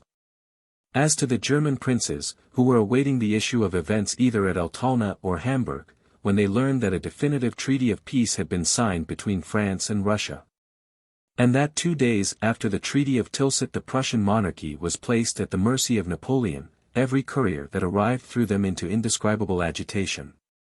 It depended on the emperors whether they were to be or not to be. The Duke of Mecklenburg-Schwerin had not succeeded in getting himself re-established in his states, by an exceptional decision, like the Duke of Weimar. But at length he obtained the restitution of his territory at the request of the Emperor Alexander, and on the 28th of July he quitted Hamburg to return to his duchy. The Danish charge d'affaires communicated to me about the same time an official report from his government. This report announced that on Monday, the 3rd of August, a squadron consisting of 12 ships of the line and 12 frigates, commanded by Admiral Gambier, had passed the Sound. The rest of the squadron was seen in the Kattegat. At the same time the English troops which were in the island of Rügen had re-embarked. We could not then conceive what enterprise this considerable force had been sent upon. But our uncertainty was soon at an end. M. Didelot, the French ambassador at Copenhagen, arrived at Hamburg, at 9 o'clock in the evening of the 12th of August. He had been fortunate enough to pass through the Great Belt, though in sight of the English, without being stopped. I forwarded his report to Paris by an extraordinary courier. The English had sent 20,000 men and 27 vessels into the Baltic. Lord Cathcart commanded the troops. The coast of Zealand was blockaded by 90 vessels. Mr. Jackson, who had been sent by England to negotiate with Denmark, which she feared would be invaded by the French troops, supported the propositions he was charged to offer to Denmark by a reference to this powerful British force. Mr. Jackson's proposals had for their object nothing less than to induce the King of Denmark to place in the custody of England the whole of his ships and naval stores. They were, it is true, to be kept in deposit, but the condition contained the words, until the conclusion of a general peace, which rendered the period of their restoration uncertain. They were to be detained until such precautions should be no longer necessary. A menace and its execution followed close upon this demand. After a noble but useless resistance, and a terrific bombardment, Copenhagen surrendered, and the Danish fleet was destroyed. It would be difficult to find in history a more infamous and revolting instance of the abuse of power against weakness. Some time after this event a pamphlet entitled Germania appeared, which I translated and sent to the Emperor.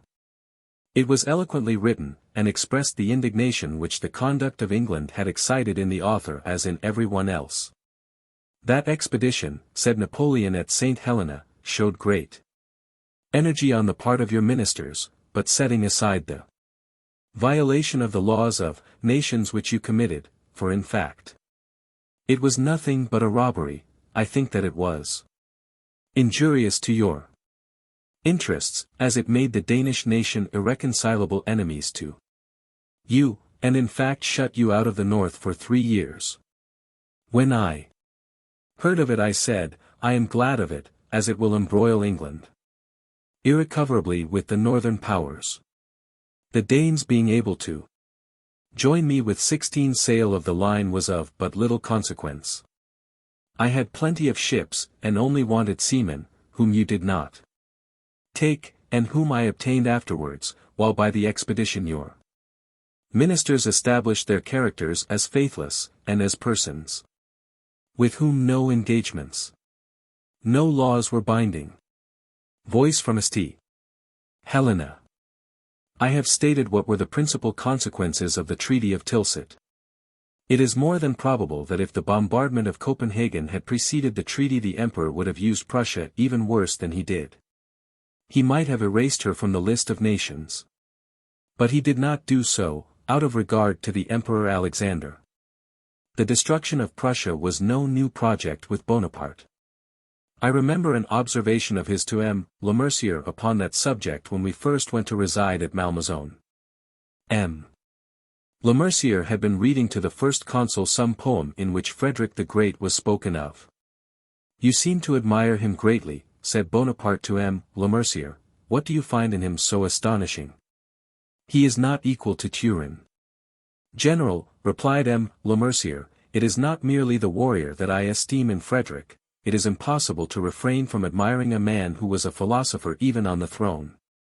To this the first consul replied, in a half ill-humored tone, certainly, Le Mercier, but Frederick's philosophy shall not prevent me from erasing his kingdom from the map of Europe.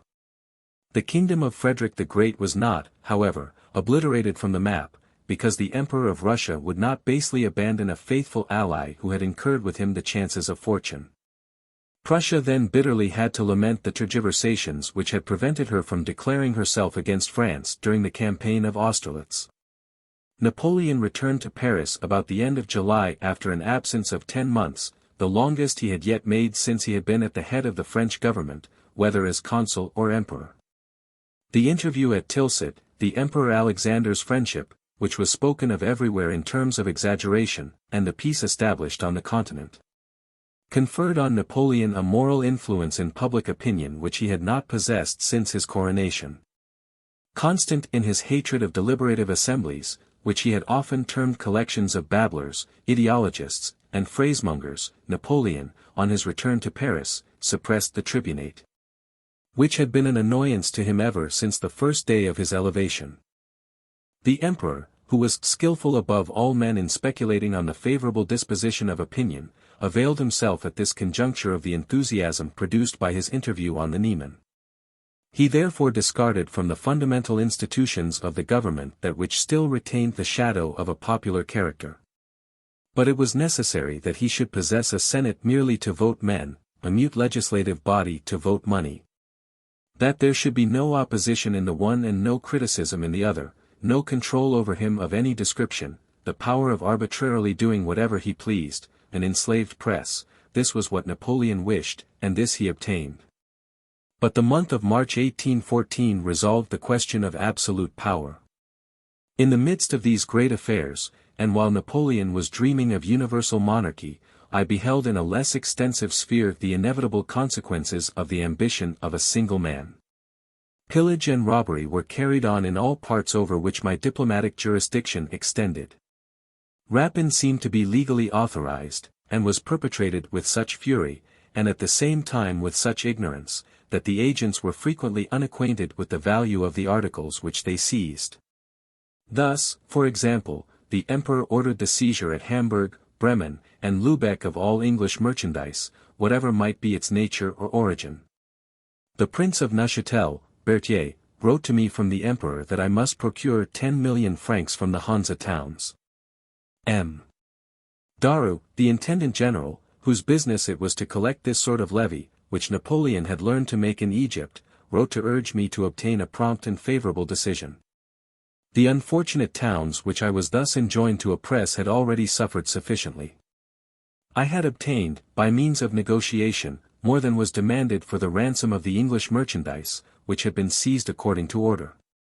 Before I received the letters of M. Darn and the Prince of Neuchâtel I had obtained from Hamburg 16 million instead of 10 million, besides nearly 3 million from Bremen and Lubeck.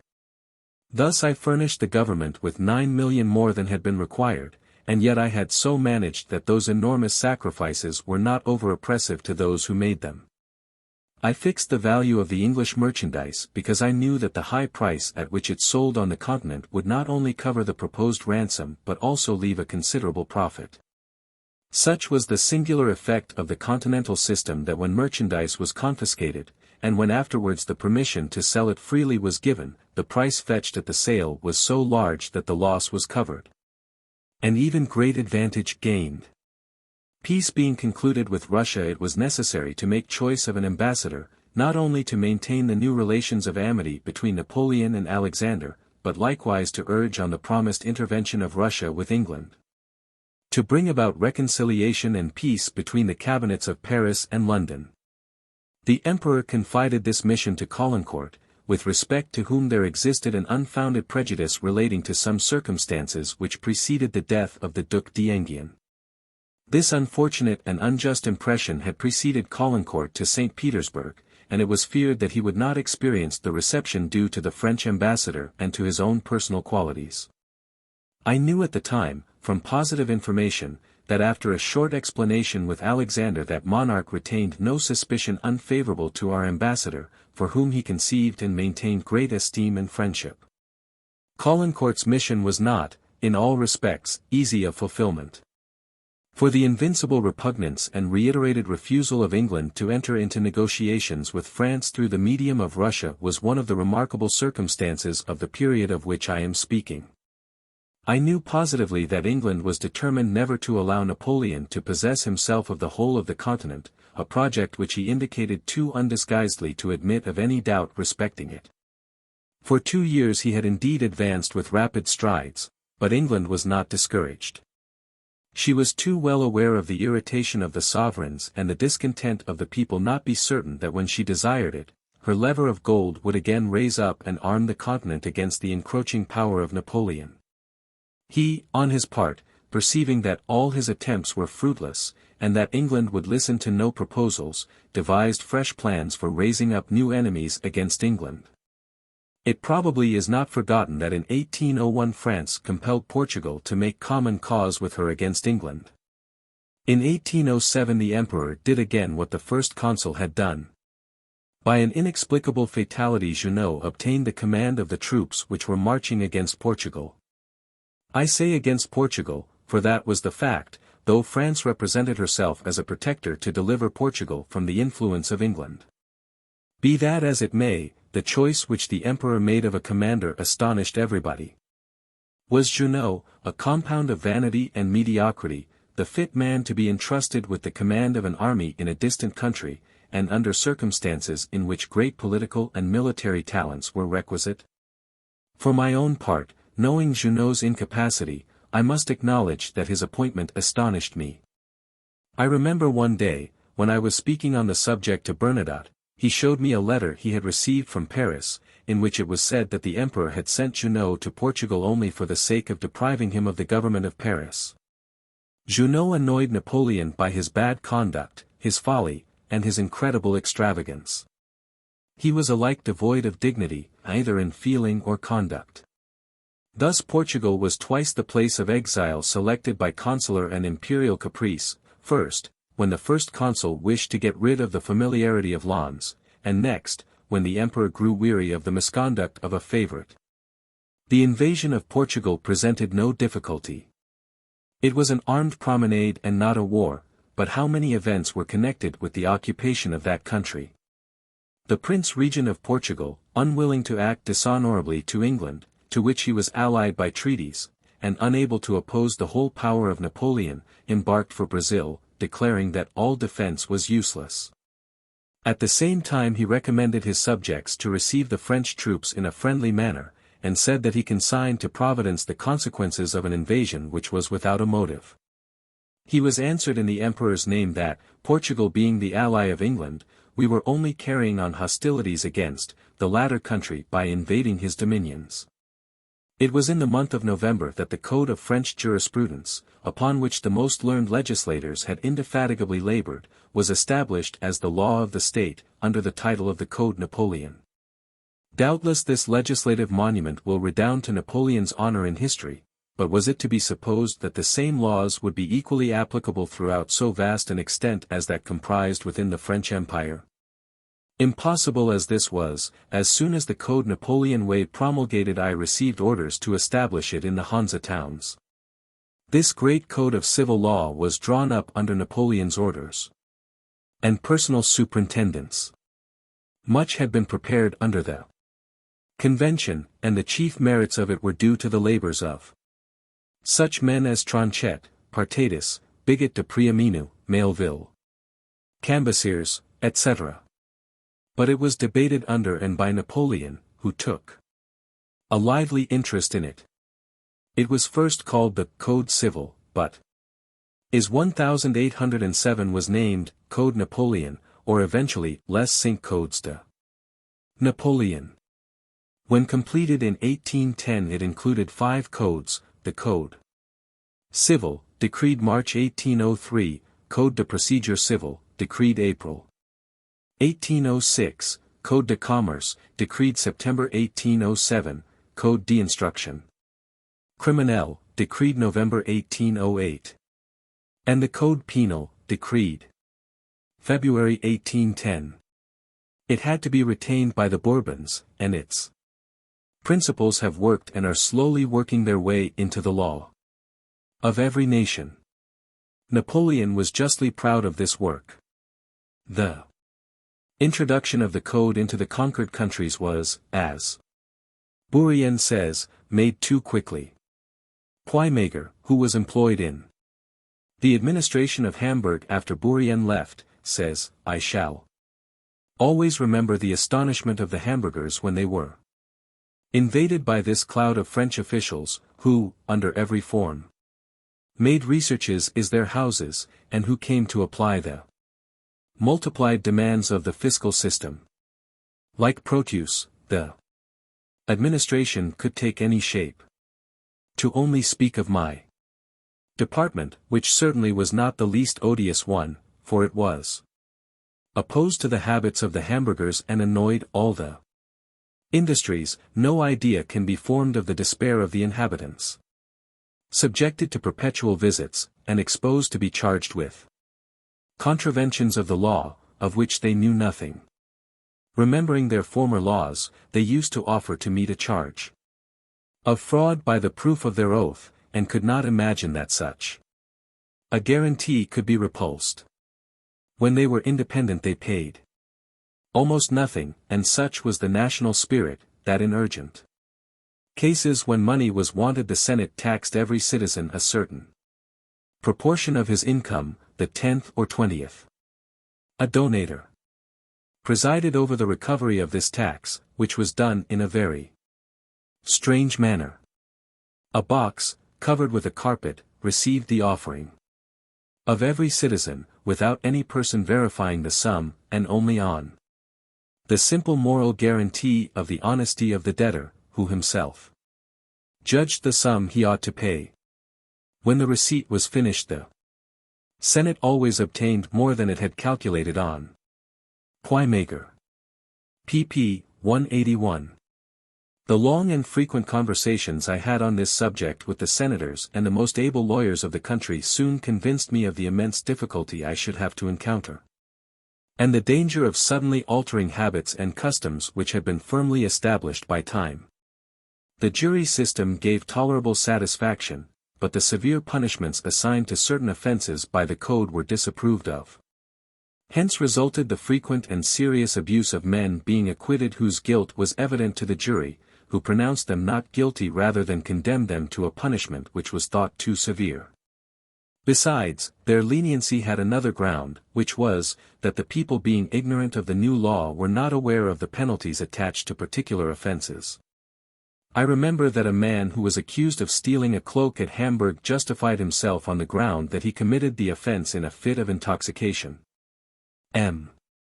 von Einingen, one of the jury, insisted that the prisoner was not guilty, because, as he said, the syndic doorman, when dining with him one day, having drunk more wine than usual, took away his cloak. This defense per Baccio was completely successful.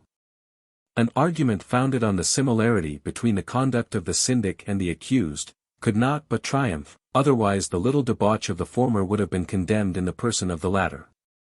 This trial, which terminated so whimsically, nevertheless proves that the best and the gravest institutions may become objects of ridicule when suddenly introduced into a country whose habits are not prepared to receive them. The Romans very wisely reserved in the capital a place for the gods of the nations they conquered. They wished to annex provinces and kingdoms to their empire. Napoleon, on the contrary, wished to make his empire encroach upon other states, and to realize the impossible utopia of 10 different nations, all having different customs and languages, united into a single state.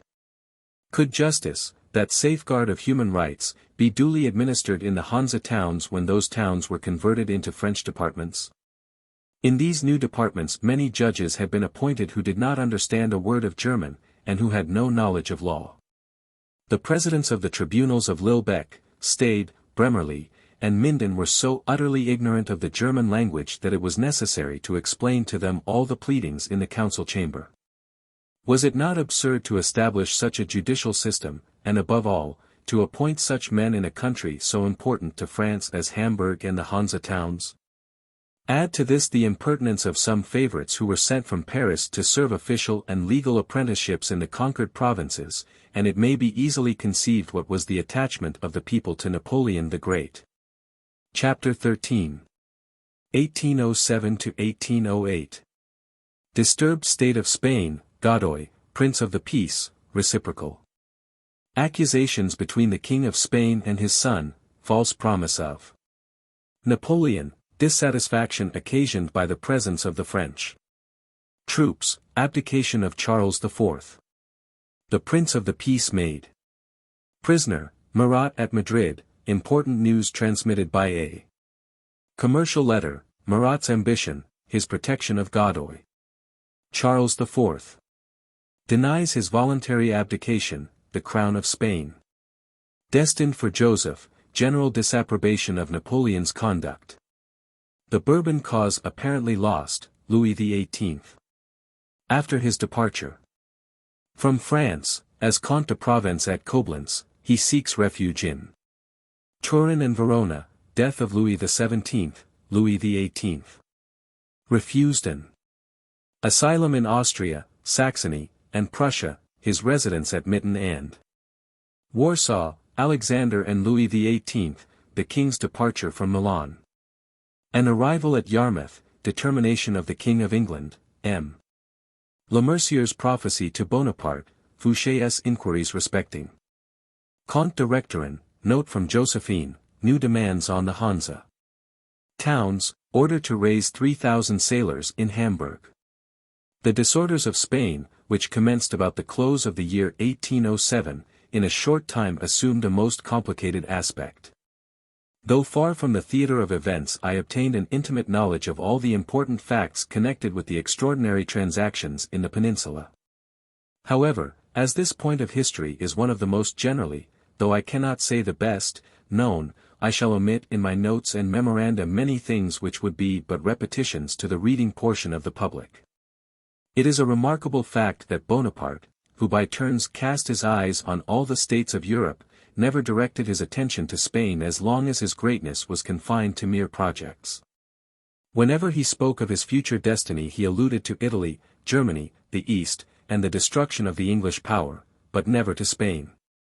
Consequently, when he heard of the first symptoms of disorder in the peninsula he paid but little attention to the business, and some time elapsed before he took any part in events which subsequently had so great an influence on his fate. Godoy reigned in Spain under the name of the imbecile Charles IV. He was an object of execration to all who were not his creatures, and even those whose fate depended upon him viewed him with the most profound contempt. The hatred of a people is almost always the just reward of favorites. What sentiments, therefore, must have been inspired by a man who, to the knowledge of all Spain, owed the favor of the king only to the favors of the queen. Manuel Godoy, originally a private in the Guards, became the paramour of Charles IV's queen, then a grandee, and then the supreme ruler of the state, the editor of 1836 edition.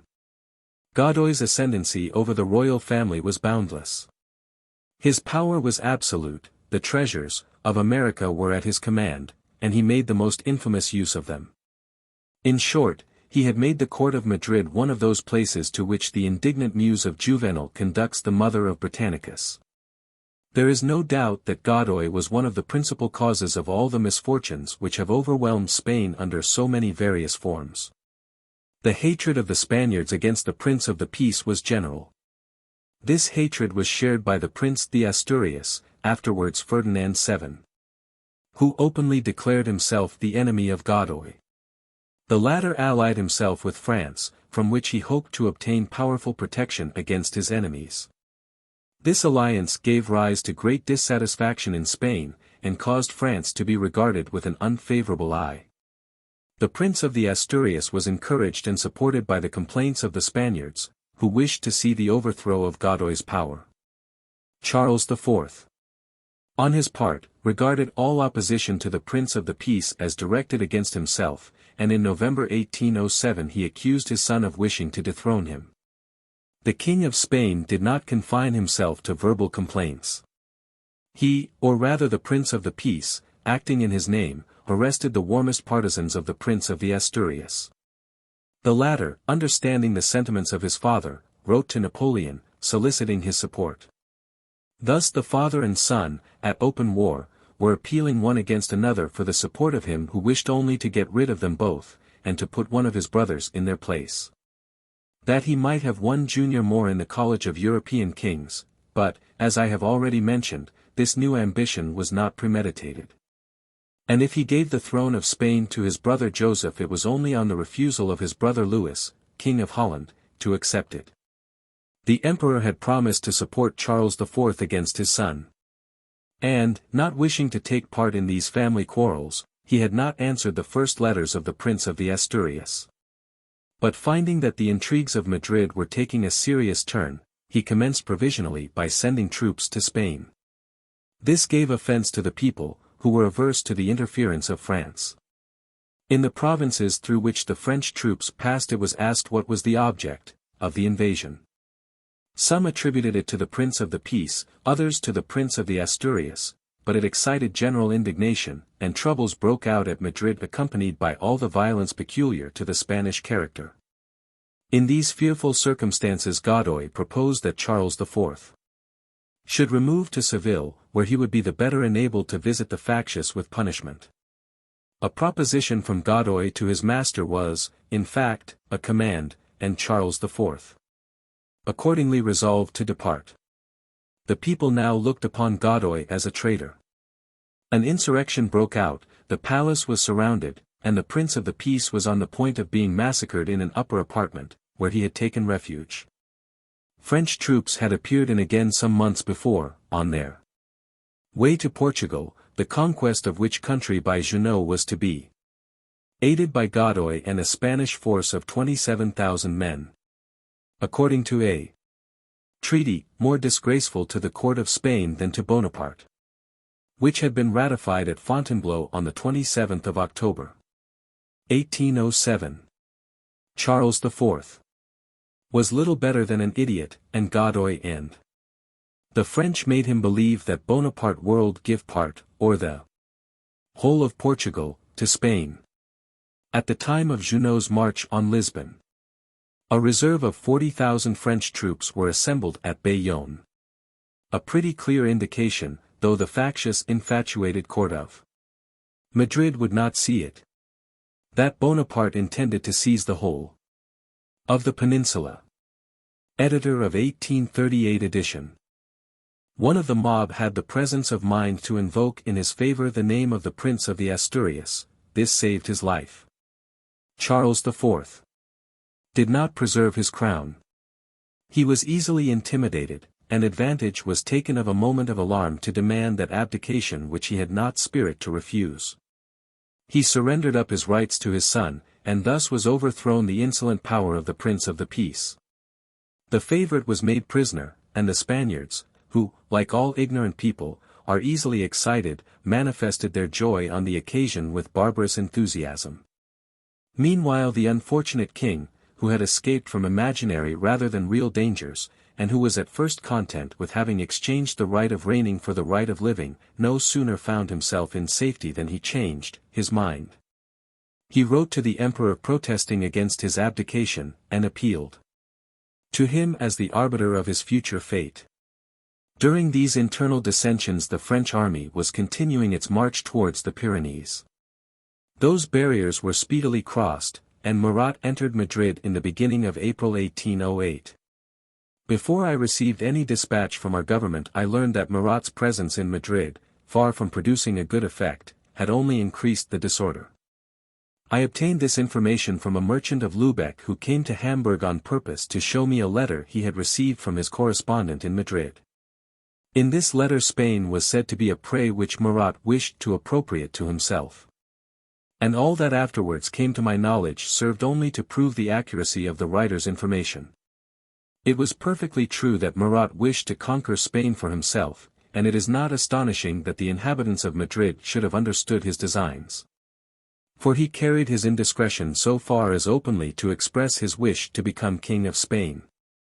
The emperor was informed of this, and gave him to understand, in very significant terms, that the throne of Spain was not destined for him, but that he should not be forgotten in the disposal of other crowns. However, Napoleon's remonstrances were not sufficient to restrain the imprudence of Murat, and if he did not gain the crown of Spain for himself he powerfully contributed to make Charles IV lose it. That monarch, whom old habits attached to the Prince of the Peace, solicited the emperor to liberate his favorite, alleging that he and his family would be content to live in any place of security provided Godoy were with them. The unfortunate Charles seemed to be thoroughly disgusted with greatness. Both the king and queen so earnestly implored Godoy's liberation that Murat, whose vanity was flattered by these royal solicitations, took the Prince of the Peace under his protection. But he at the same time declared that, in spite of the abdication of Charles IV, he would acknowledge none but that prince as King of Spain until he should receive contrary orders from the emperor. This declaration placed Murat in formal opposition to the Spanish people, who, through their hatred of Godoy, embraced the cause of the heir of the throne, in whose favor Charles IV had abdicated. It has been remarked that Napoleon stood in a perplexing situation in this conflict between the king and his son. This is not correct. King Charles, though he afterwards said that his abdication had been forced from him by violence and threats, had nevertheless tendered it. By this act Ferdinand was king, but Charles declared it was done against his will, and he retracted.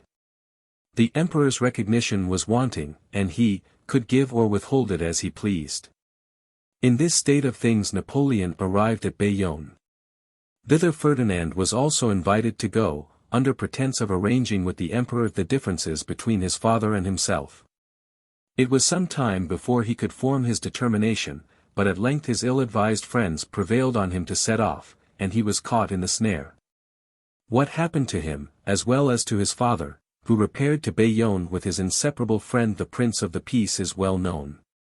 Napoleon, who had undertaken to be arbiter between the father and son, thought the best way of settling the difference was to give the disputed throne to his brother Joseph, thus verifying the fable of the two lawyers and the oyster.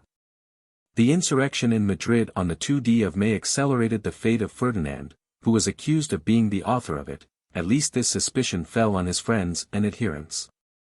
Charles IV, it was said, would not return to Spain, and solicited an asylum in France. He signed a renunciation of his rights to the crown of Spain, which renunciation was also signed by the Infantas. Napoleon now issued a decree, appointing his dearly beloved brother Joseph Napoleon, King of Naples and Sicily, to the crowns of Spain and the Indies. By a subsequent decree, 15th of July, he appointed his dearly beloved cousin, Joachim Murat, Grand Duke of Berg, to the throne of Naples and Sicily, which remained vacant by the accession of Joseph Napoleon to the kingdoms of Spain and the Indies. Both these documents are signed Napoleon, and countersigned by the Minister-Secretary of State, Marat. The Prince Royal of Sweden, who was at Hamburg at this time, and the ministers of all the European power, loudly condemned the conduct of Napoleon with respect to Spain. I cannot say whether or not M. de Talleyrand advised the emperor not to attempt the overthrow of a branch of the House of Bourbon. His good sense and elevated views might certainly have suggested that advice. But the general opinion was that, had he retained the portfolio of foreign affairs, the Spanish Revolution would have terminated with more decorum and good faith than was exhibited in the tragicomedy acted at Madrid and Bayonne. After the Treaty of Tilsit and the bonds of friendship which seemed likely to produce a permanent union between the emperors of France and Russia, the cause of the Bourbons must have been considered irretrievably lost. Indeed, their only hope consisted in the imprudence and folly of him who had usurped their throne, and that hope they cherished. I will here relate what I had the opportunity of learning respecting the conduct of Louis XVIII. After his departure from France, this will naturally bring me to the end of November 1807, at which time I read in the Abeille du Nord published on the 9th of the same month, that the Comte de Lille and the Duc d'Angoulême had set off for England. The Comte de Provence, as Louis's title then went, left Paris on the 21st of June, 1791. He constantly expressed his wish of keeping as near as possible to the frontiers of France. He at first took up his abode at Coblentz, and I knew from good authority that all the emigrants did not regard him with a favorable eye. They could not pardon the wise principles he had professed at a period when there was yet time to prevent, by reasonable concession, the misfortunes which imprudent irritation brought upon France. When the emigrants, after the campaign of 1792, passed the Rhine, the Comte de Provence resided in the little town of Ham on the Lip, where he remained until he was persuaded that the people of Toulon had called him to Provence. As he could not, of course, pass through France, Monsieur repaired to the court of his father-in-law, the King of Sardinia, hoping to embark at Genoa, and from thence to reach the coast of Provence. But the evacuation of Toulon, where the name of Bonaparte was for the first time sounded by the breath of fame, having taken place before he was able to leave Turin, Monsieur remained there 4 months. At the expiration of which time his father-in-law intimated to him the impossibility of his remaining longer in the Sardinian states. He was afterwards permitted to reside at Verona, where he heard of Louis XVI's death. After remaining 2 years in that city, the Senate of Venice forbade his presence in the Venetian states. Thus forced to quit Italy, the Count repaired to the army of Condé. The cold and timid policy of the Austrian cabinet afforded no asylum to the Comte de Provence, and he was obliged to pass through Germany, yet, as Louis XVIII repeated over and over again, ever since the Restoration, he never intended to shed French blood in Germany for the sake of serving foreign interests. Monsieur had, indeed, too much penetration not to see that his cause was a mere pretext for the powers at war with France. They felt but little for the misfortunes of the prince, and merely wished to veil their ambition and their hatred of France under the false pretense of zeal for the House of Bourbon. When the Dauphin died, Louis XVIII took the title of King of France, and went to Prussia, where he obtained an asylum. His brother, Charles X, the youngest of the 3 grandsons of Louis XV, Louis XVI, Louis XVIII, Charles X, the Comte d'Artois, afterwards Charles X, emigrated in 1789, and went to Turin and Mantes for 1789 and 1790. In 1791 and 1792 he lived at Coblentz, Worms, Brussels, Vienna, and at Turin. From 1792 to 1812. He lived at Ham on the Lip at Westphalia at London, and for most of the time at Holyrood, Edinburgh.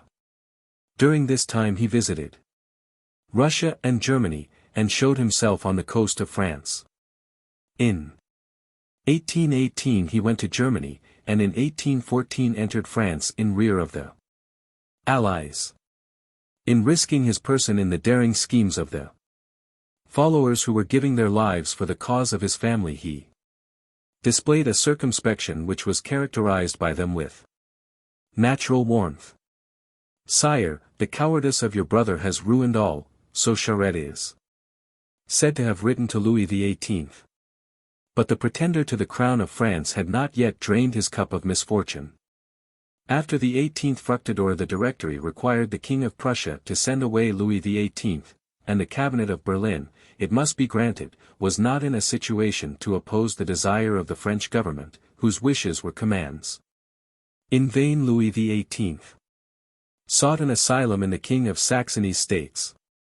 There only remained Russia that durst offer a last refuge to the descendant of Louis XIV. Paul I, who was always in extremes, and who at that time entertained a violent feeling of hatred towards France, earnestly offered Louis XVIII a residence at Mittau. He treated him with the honors of a sovereign, and loaded him with marks of attention and respect. 3 years had scarcely passed when Paul was seized with mad enthusiasm for the man who 12 years later ravaged his ancient capital, and Louis XVIII found himself expelled from that prince's territory with a harshness equal to the kindness with which he had at first been received. It was during his 3 years' residence at Mittau that Louis XVIII, who was then known by the title of Comte de Lille, wrote to the first consul those letters which have been referred to in these memoirs. Prussia, being again solicited, at length consented that Louis XVIII should reside at Warsaw. But on the accession of Napoleon to the empire, the prince quitted that residence in order to consult respecting his new situation with the only sovereign who had not deserted him in his misfortune, viz. the King of Sweden. They met at Colmar, and from that city was dated the protest which I have already noticed. Louis XVIII did not stay long in the states of the King of Sweden.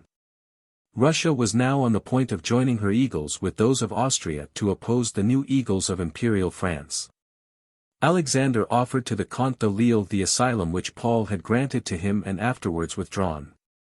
Louis XVIII accepted the offer, but after the Peace of Tilsit, fearing lest Alexander might imitate the second act of his father as well as the first, he plainly saw that he must give up all intention of residing on the continent. And it was then that I read in the Abel du Nord the article before alluded to. There is, however, one fact upon which I must insist, because I know it to be true, viz.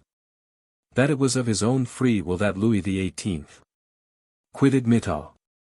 And if he was afraid that Alexander would imitate his father's conduct, that fear was without foundation. The truth is, that Alexander was ignorant even of the king's intention to go away until he heard from Baron von Driessen, governor of Mitau, that he had actually departed. Having now stated the truth on this point, I have to correct another error, if indeed it be only an error, into which some writers have fallen. It has been falsely alleged that the king left Mitau for the purpose of fomenting fresh troubles in France. The friends of Louis XVIII, who advised him to leave Mitau, had great hopes from the last war. They cherished still greater hopes from the new wars which Bonaparte's ambition could not fail to excite, but they were not so ill-informed respecting the internal condition of France as to expect that disturbances would arise there, or even to believe in the possibility of fomenting them. The pear was not yet ripe for Louis XVIII. On the 29th of November the contents of a letter which had arrived from London by way of Sweden were communicated to me. This letter was dated the 3d of November, and contained some particulars respecting the Comte de Lisle's arrival in England. That prince had arrived at Yarmouth on the 31st of October, 1807, and it was stated that the king was obliged to wait some time in the port until certain difficulties respecting his landing and the continuance of his journey should be removed.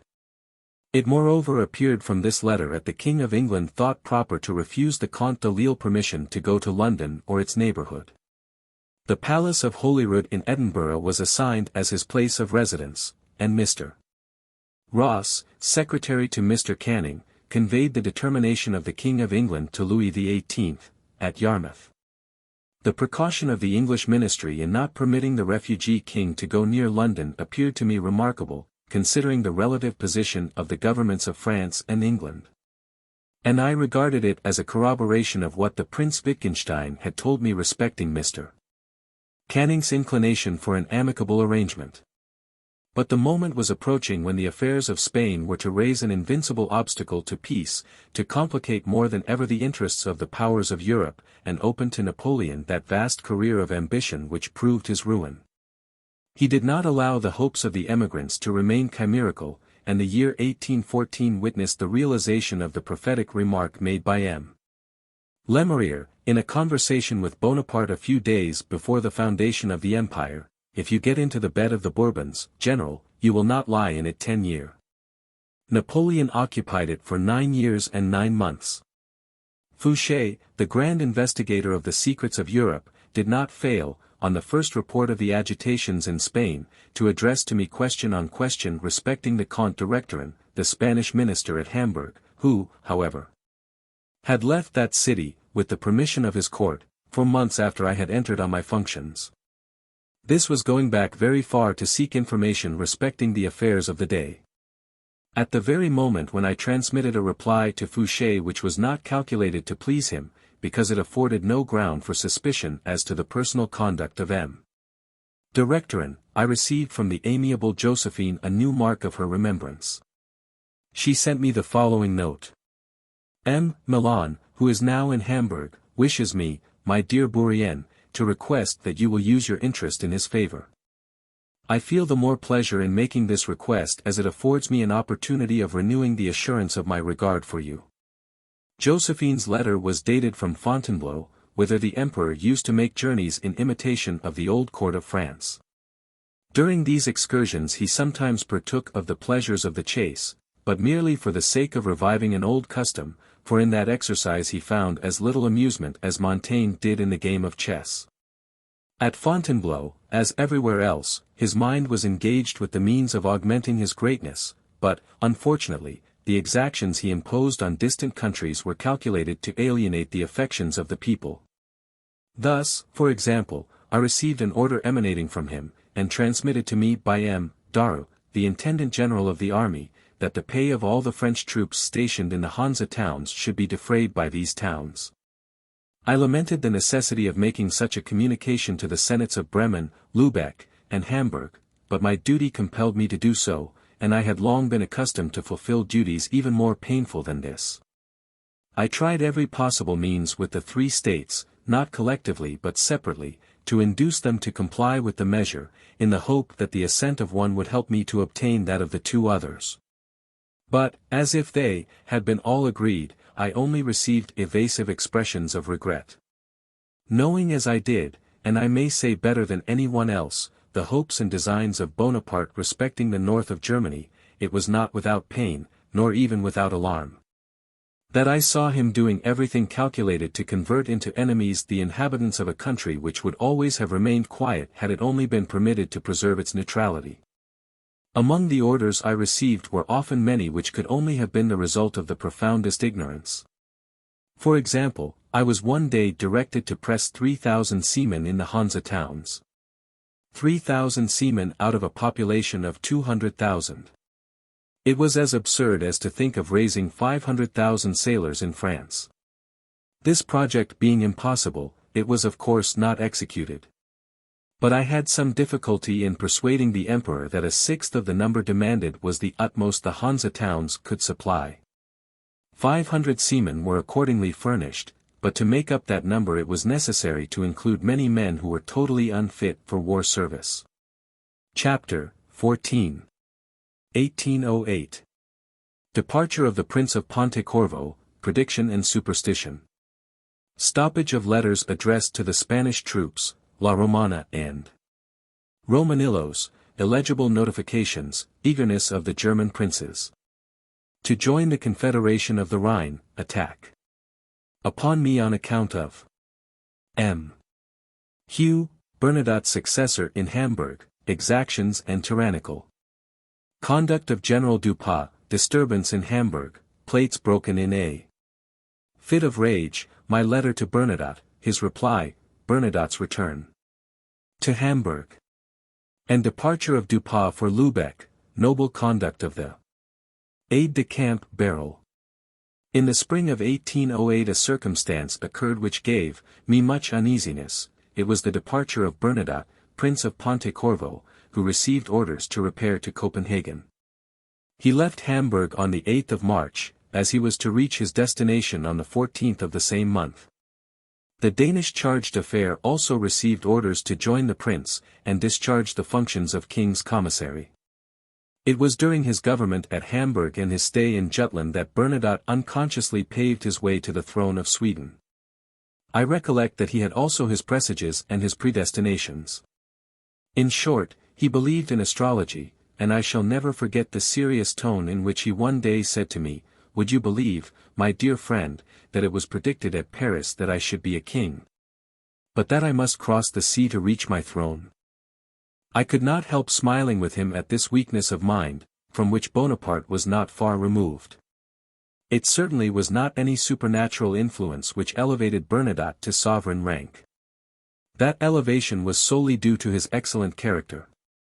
He had no other talisman than the wisdom of his government, and the promptitude which he always showed to oppose unjust measures. This it was that united all opinions in his favor. The bad state of the roads in the north prolonged Bernadotte's journey one day. He set out on the 8th of March, he was expected to arrive at Copenhagen on the 14th, but did not reach there till the 15th.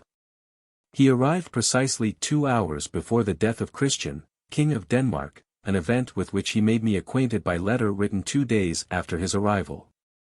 On the 6th of April following I received a second letter from Bernadotte, in which he desired me to order the Grand Ducal Postmaster to keep back all letters addressed to the Spanish troops, who had been placed under his command, and of which the corps of Romana formed part. The postmaster was ordered to keep the letters until he received orders to forward them to their destinations. Bernadotte considered this step indispensable, to prevent the intrigues which he feared might be set on foot in order to shake the fidelity of the Spaniards he commanded. I saw from his dispatch that he feared the plotting of Romanillos, who, however, was not a person to cause much apprehension. Romanillos was as commonplace a man as could well be conceived. And his speeches, as well as his writings, were too innocent to create any influence on public opinion. In addition to the functions with which the emperor at first invested me, I had to discharge the duties of French consul general at Hamburg, and in that character I was obliged to present to the Minister for Foreign Affairs a very singular request. Viz. That the judicial notifications, which as consul general I had to make known to the people of Hamburg, might be written in a more legible hand. Many of these notifications had been disregarded on account of the impossibility of reading them. With respect to one of them it was declared that it was impossible to discover whether the writing was German, French, or Chinese. I shall not record all the acts of spoliation committed by second-rate ambitious aspirants who hoped to come in for their share in the division of the continent. The emperor's lieutenants regarded Europe as a 12th cake.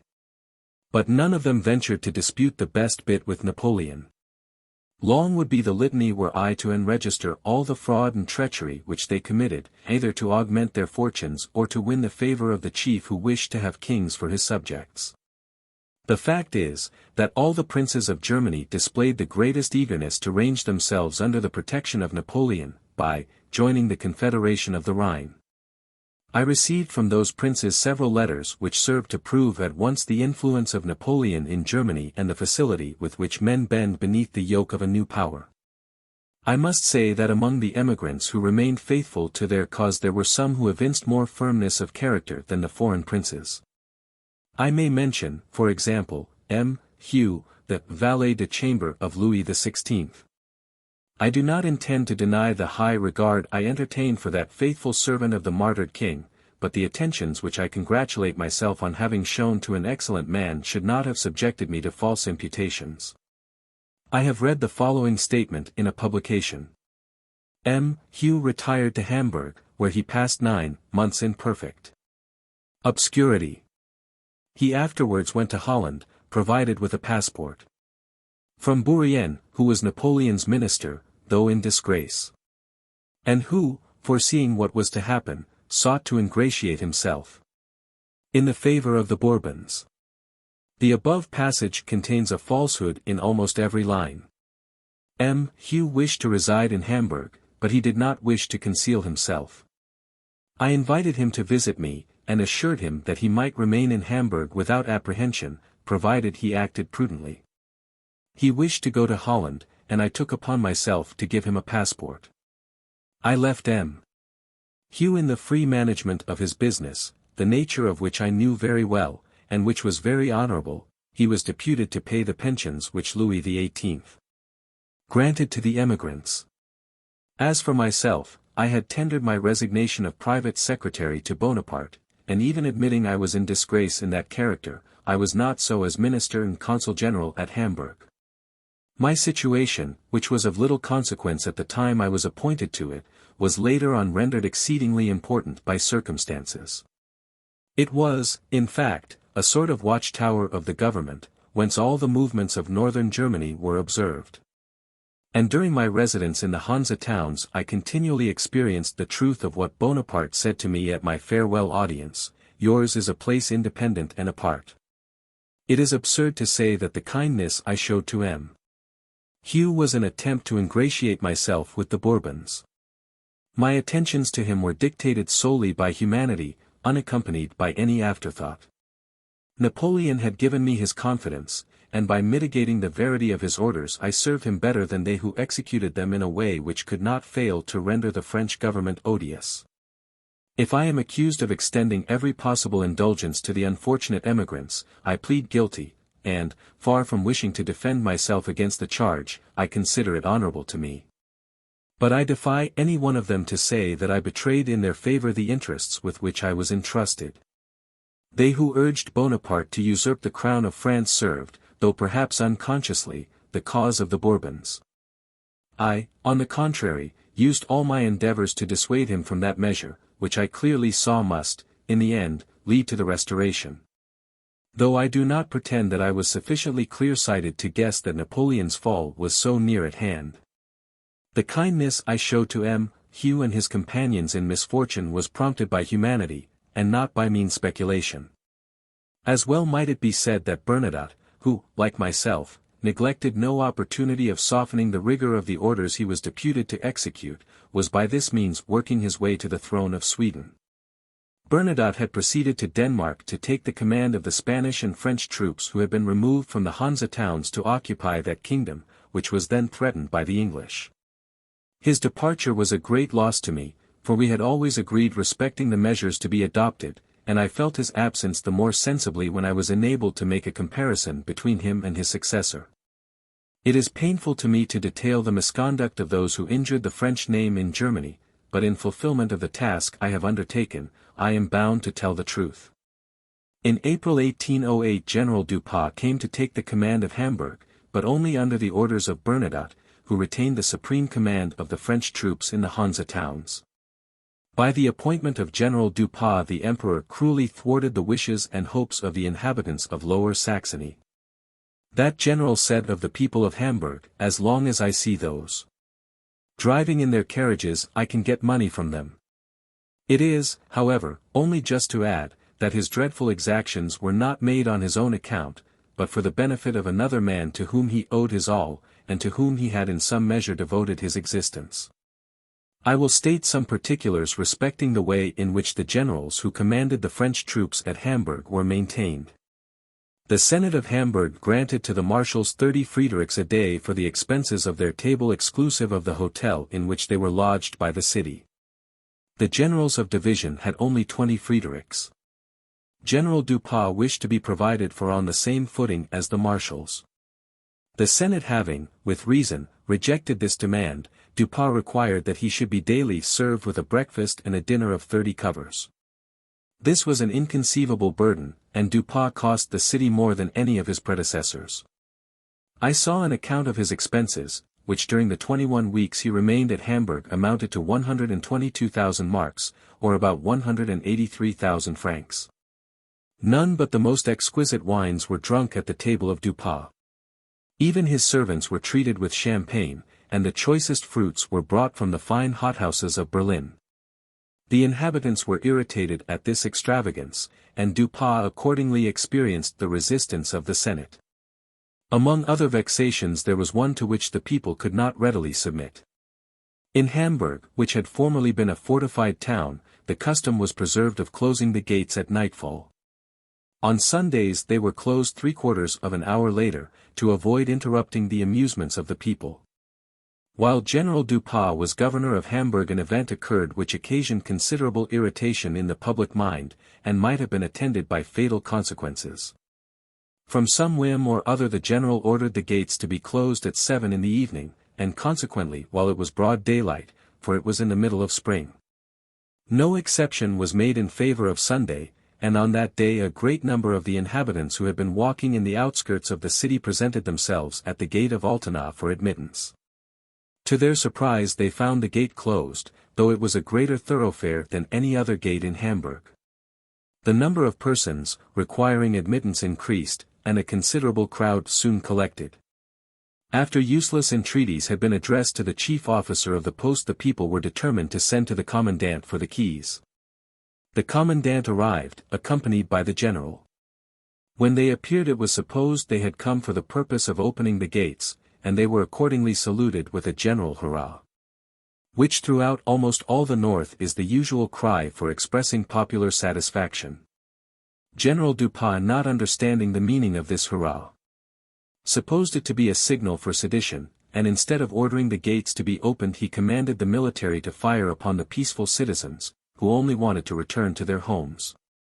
Several persons were killed, and others more or less seriously wounded. Fortunately, after this first discharge the fury of Duprat was appeased, but still he persisted in keeping the gates closed at night.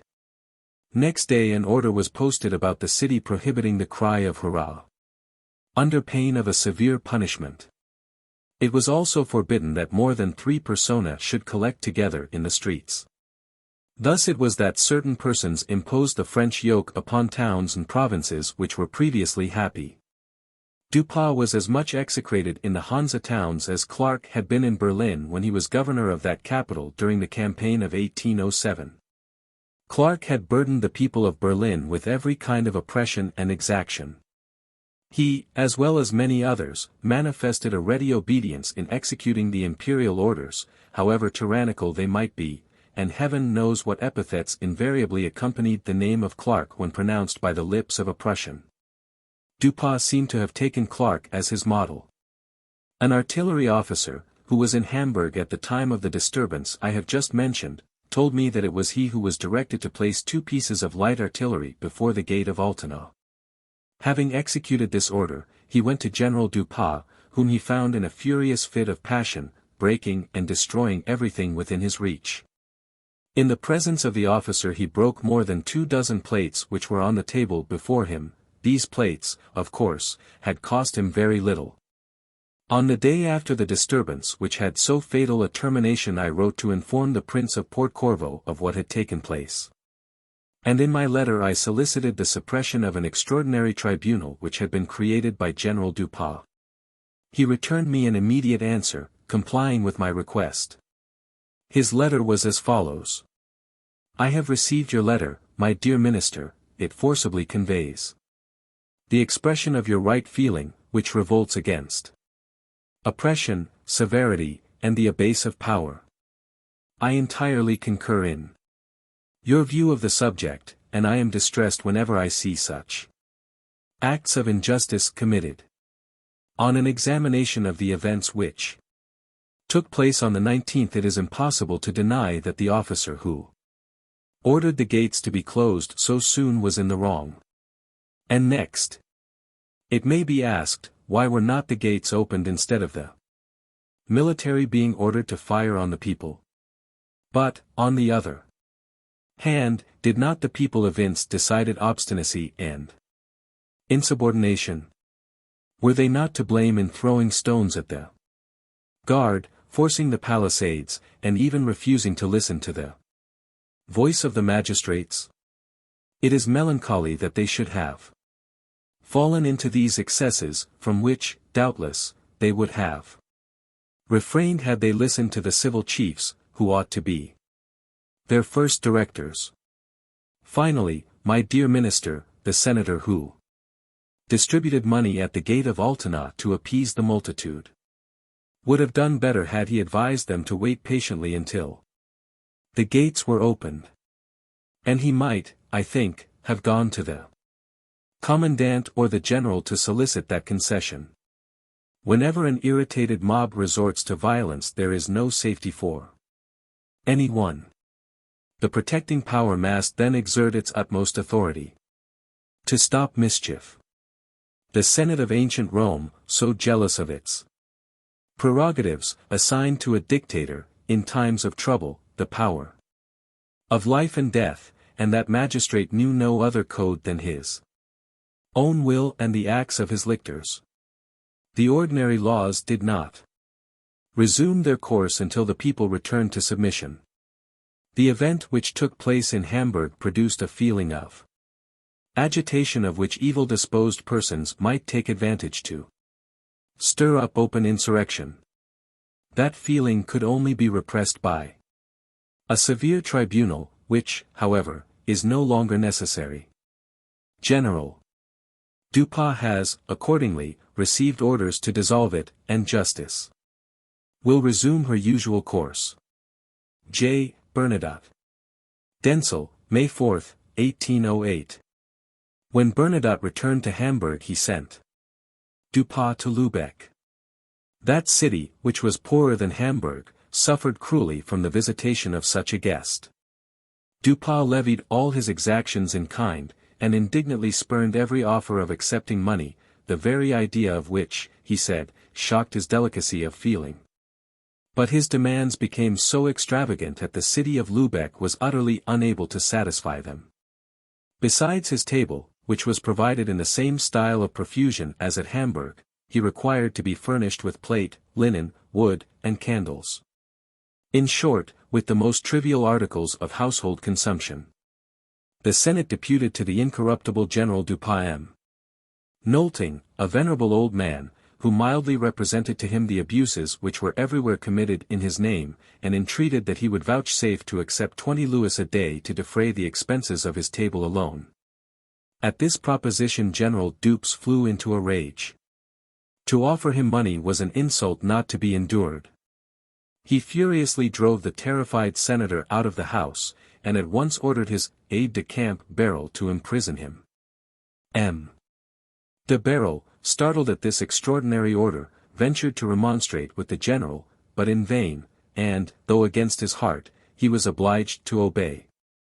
The aide-de-camp accordingly waited upon the senator nodding, and overcome by that feeling of respect which grey hairs involuntarily inspire in youth, instead of arresting him, he besought the old man not to leave his house until he should prevail on the general to retract his orders. It was not till the following day that M. de Beryl succeeded in getting these orders revoked, that is to say, he obtained M. Notting's release from confinement. For Dupin would not be satisfied until he heard that the senator had suffered at least the commencement of the punishment to which his capricious fury had doomed him. In spite of his parade of disinterestedness, General Dupin yielded so far as to accept the 20 louis a day for the expense of his table which M. Notting had offered him on the part of the Senate of Lubeck. But it was not without murmurings, complaints, and menaces that he made this generous concession, and he exclaimed more than once, "These fellows have portioned out my allowance for me." Lubeck was not released from the presence of General Dupes until the month of March 1809, when he was summoned to command a division in the Emperor's new campaign against Austria. Strange as it may appear, it is nevertheless the fact, that, oppressive as had been his presence at Lubeck, the Hansa towns soon had reason to regret him. Chapter 15. 1808. Promulgation of the Code of Commerce, Conquests by Status Consult. 3 events in one day, recollections, application of a line of Voltaire, creation of the imperial nobility, restoration of the university, aggrandizement of the kingdom of Italy at the expense of Rome, Cardinal Caprara's departure from Paris, the interview at Erfurt. The year 1808 was fertile in remarkable events. Occupied as I was with my own duties, I yet employed my leisure hours in observing the course of those great acts by which Bonaparte seemed determined to mark every day of his life. At the commencement of 1808 I received one of the first copies of the Code of Commerce, promulgated on the 1st of January by the Emperor's order. This code appeared to me an act of mockery.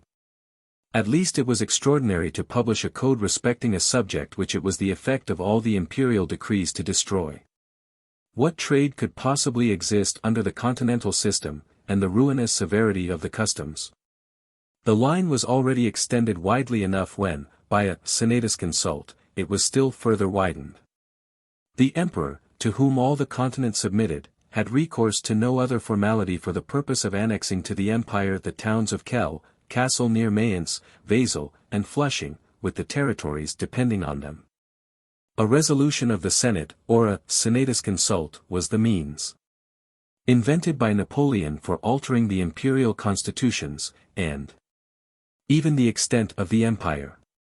By one of these, dated January 21, 1808, the towns of Kell, Kassel, and Wesel, with Flushing, all already seized, were definitely united to France.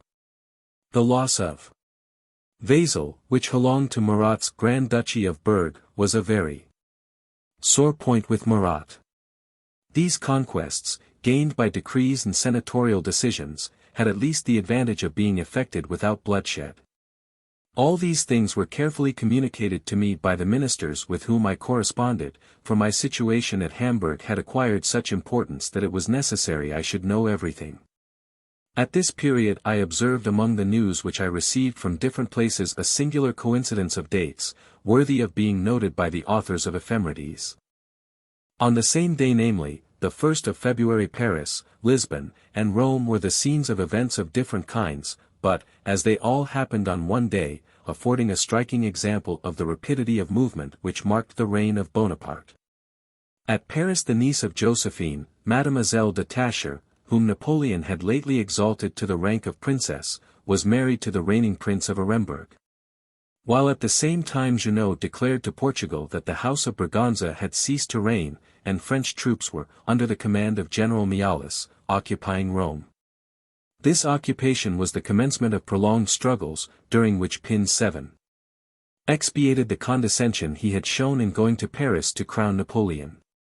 Looking over my notes, I see it was the day after these three events occurred that Bonaparte gave to his brother-in-law, Prince Borghese, the governorship general of the departments beyond the Alps which he had just founded, and of which he made the eighth grand dignitary of the empire. General Monod, whom I had not seen since Egypt, was obliged by this appointment to leave Turin, where he had always remained. Bonaparte, not wishing to permit him to come to Paris, sent Monod to preside over the junta of Tuscany, of which he soon afterwards made another general governorship, which he entrusted to the care of his sister Elisa. Prince Camille Philippe Louis Borghese, 1755–1832, an Italian, had married, November 6, 1808, Pauline Bonaparte, the sister of Napoleon, and the widow of General Leclerc. He had been made prince and Duke of Guastalla when that duchy was given to his wife, 30th March 1806. He separated from his wife after a few years.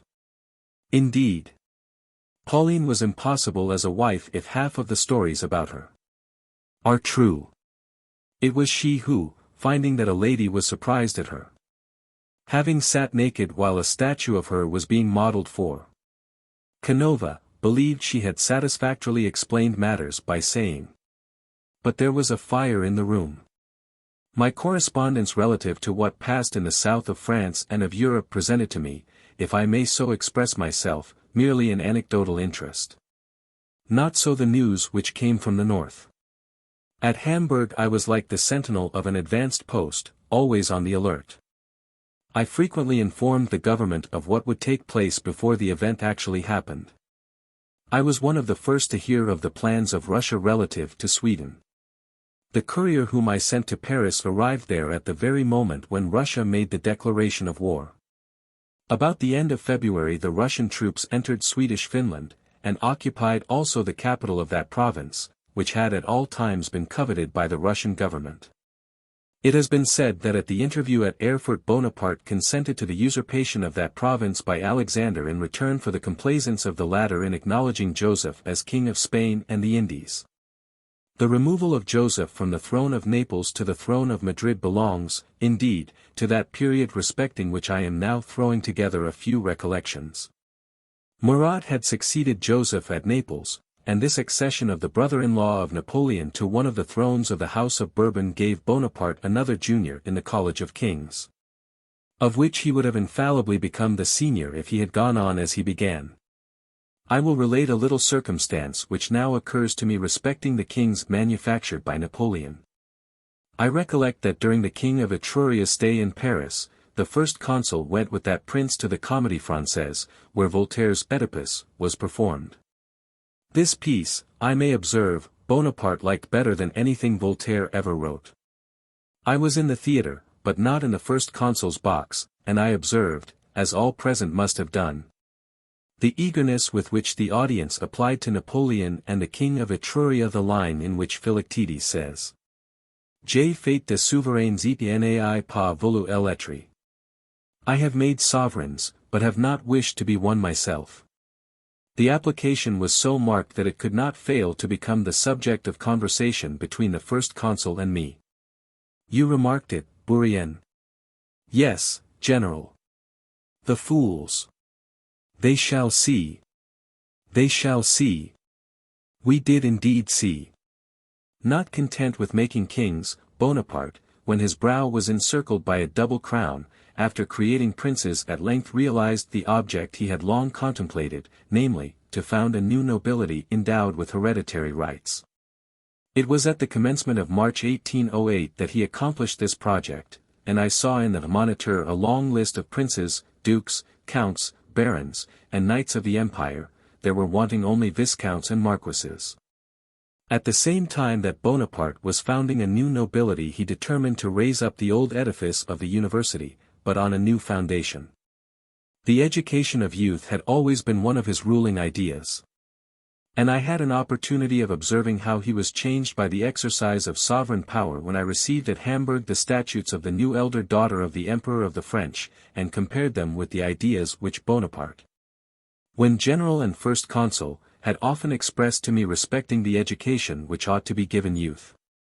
Though the sworn enemy of everything like liberty, Bonaparte had at first conceived a vast system of education, comprising above all the study of history, and those positive sciences, such as geology and astronomy, which give the utmost degree of development to the human mind.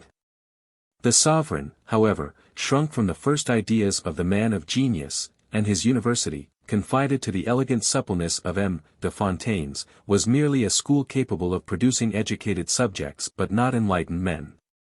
Before taking complete possession of Rome, and making it the second city of the empire, the vaunted moderation of Bonaparte was confined to dismembering from it the legations of Ancona, Urbino, Macerata, and Camerino, which were divided into 3 departments, and added to the kingdom of Italy. The patience of the Holy See could no longer hold out against this act of violence, and Cardinal Caprera, who had remained in Paris since the coronation, at last left that capital. Shortly afterwards the Grand Duchies of Parma and Piacenza were united to the French Empire, and annexed to the government of the departments beyond the Alps. These transactions were coincident with the events in Spain and Bayonne before mentioned. After the snare laid at Bayonne, the emperor entered Paris on the 14th of August, the eve of his birthday.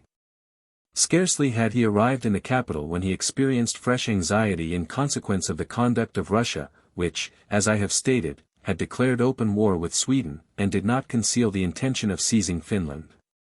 But Bonaparte, desirous of actively carrying on the war in Spain, felt the necessity of removing his troops from Prussia to the Pyrenees.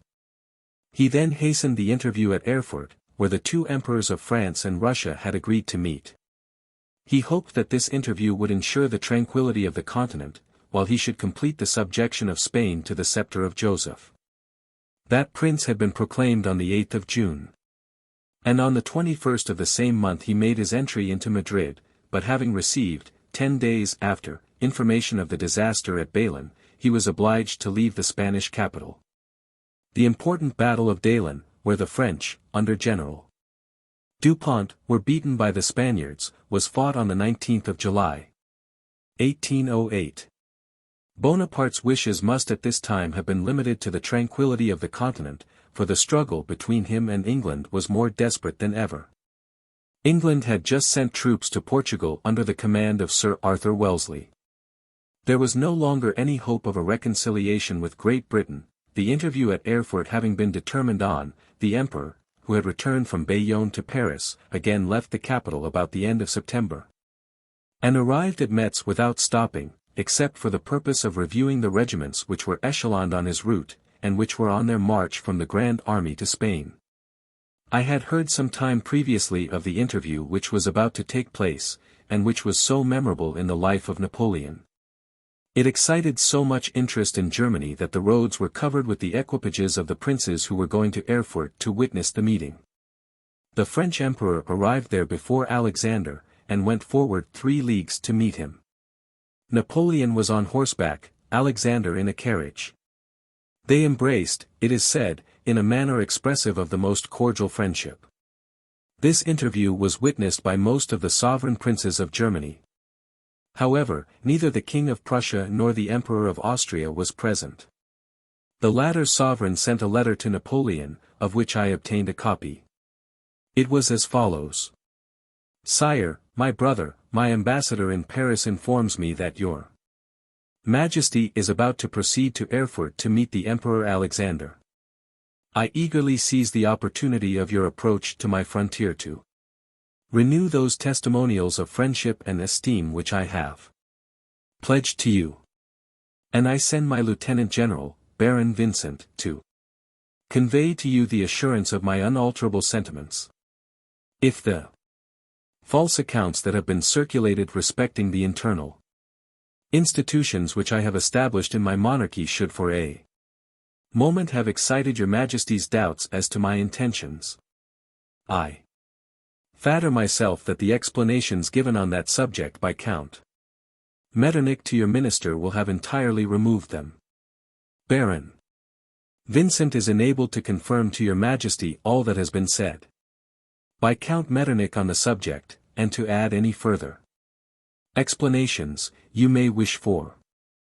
I beg that your majesty will grant him the same gracious reception he experienced at Paris and at Warsaw. The renewed marks of favor you may bestow on him will be an unequivocal pledge of the reciprocity of your sentiments, and will seal that confidence which will render our satisfaction mutual. Deign to accept the assurance of the unalterable affection and respect with which I am, sire, my brother, your imperial and royal Majesty's faithful brother and friend. Signed, Francis. Pressburg, September 8, 1808. This letter appears to be a model of ambiguity, by which it is impossible Napoleon could have been imposed upon. However, as yet he had no suspicion of the hostility of Austria, which speedily became manifest. His grand object then was the Spanish business, and, as I have before observed, one of the secrets of Napoleon's genius was, that he did not apply himself to more than one thing at a time. At Erfurt Bonaparte attained the principal object he had promised himself by the meeting. Alexander recognized Joseph in his new character of King of Spain and the Indies. It has been said that as the price of this recognition Napoleon consented that Alexander should have Swedish Finland, but for the truth of this I cannot vouch. However, I remember that when, after the interview at Erfurt, Alexander had given orders to his ambassador to Charles IV to continue his functions under King Joseph, the Swedish charge d'affaires at Hamburg told me that confidential letters received by him from Erfurt led him to fear that the Emperor Alexander had communicated to Napoleon his designs on Finland, and that Napoleon had given his consent to the occupation. Be this as it may, as soon as the interview was over Napoleon returned to Paris, where he presided with much splendor at the opening of the legislative body, and set out in the month of November for Spain. Chapter 16. 1808. The Spanish troops in Hamburg, Romana's siesta, his departure for Funen, celebration of Napoleon's birthday, Romana's defection. English agents and the Dutch troops, facility of communication between England and the continent, delay of couriers from Russia. Alarm and complaints, the people of Hamburg, Montesquieu and the Minister of the Grand Duke of Tuscany, invitations at 6 months. Napoleon's journey to Italy, adoption of Eugene, Lucien's daughter. And the Prince of the Asturias, M. Auguste de Staël's interview with Napoleon. Previous to the interview at Erfurt an event took place which created a strong interest in Hamburg and throughout Europe, an event which was planned and executed with inconceivable secrecy. I allude to the defection of the Marquis de la Romans, which I have not hitherto noticed, in order that I might not separate the different facts which came to my knowledge respecting that defection and the circumstances which accompanied it. The Marquis de la Romans had come to the Hanse towns at the head of an army corps of 18,000 men, which the emperor in the preceding campaign claimed in virtue of treaties previously concluded with the Spanish government. The Spanish troops at first met with a good reception in the Hanse towns. The difference of language, indeed, occasionally caused discord, but when better acquainted the inhabitants and their visitors became good friends. The Marquis de la Romans was a little swarthy man, of unprepossessing and rather common appearance, but he had a considerable share of talent and information. He had travelled in almost every part of Europe, and as he had been a close observer of all he saw his conversation was exceedingly agreeable and instructive. During his stay at Hamburg General Romans spent almost every evening at my house, and invariably fell asleep over a game at whist. Madame de Bourrienne was usually his partner, and I recollect he perpetually offered apologies for his involuntary breach of good manners. This, however, did not hinder him from being guilty of the same offence the next evening. I will presently explain the cause of this regular siesta. On the King of Spain's birthday the Marquis de la Romans gave a magnificent entertainment. The decorations of the ballroom consisted of military emblems. The Marquis did the honors with infinite grace, and paid particular attention to the French generals. He always spoke of the emperor in very respectful terms, without any appearance of affectation, so that it was impossible to suspect him of harboring disaffection. He played his part to the last with the utmost address. At Hamburg we had already received intelligence of the fatal result of the Battle of the Sierra Morena, and of the capitulation of Dupont, which disgraced him at the very moment, and the whole army marked him out as the man most likely next to receive the baton of Marshal of France. Meanwhile the Marquis de la Romance departed for the Danish island of Funen, in compliance with the order which Marshal Bernadotte had transmitted to him. There, as at Hamburg, the Spaniards were well liked, for their general obliged them to observe the strictest discipline.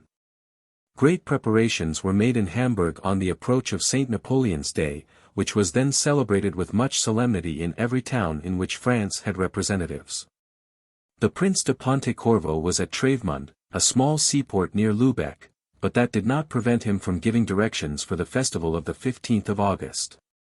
The Marquis de la Romana, the better to deceive the Marshal, dispatched a courier, requesting permission to visit Hamburg on the day of the fête in order to join his prayers to those of the French, and to receive, on the day of the fête, from the hands of the prince, the Grand Order of the Legion of Honor, which he had solicited, and which Napoleon had granted him.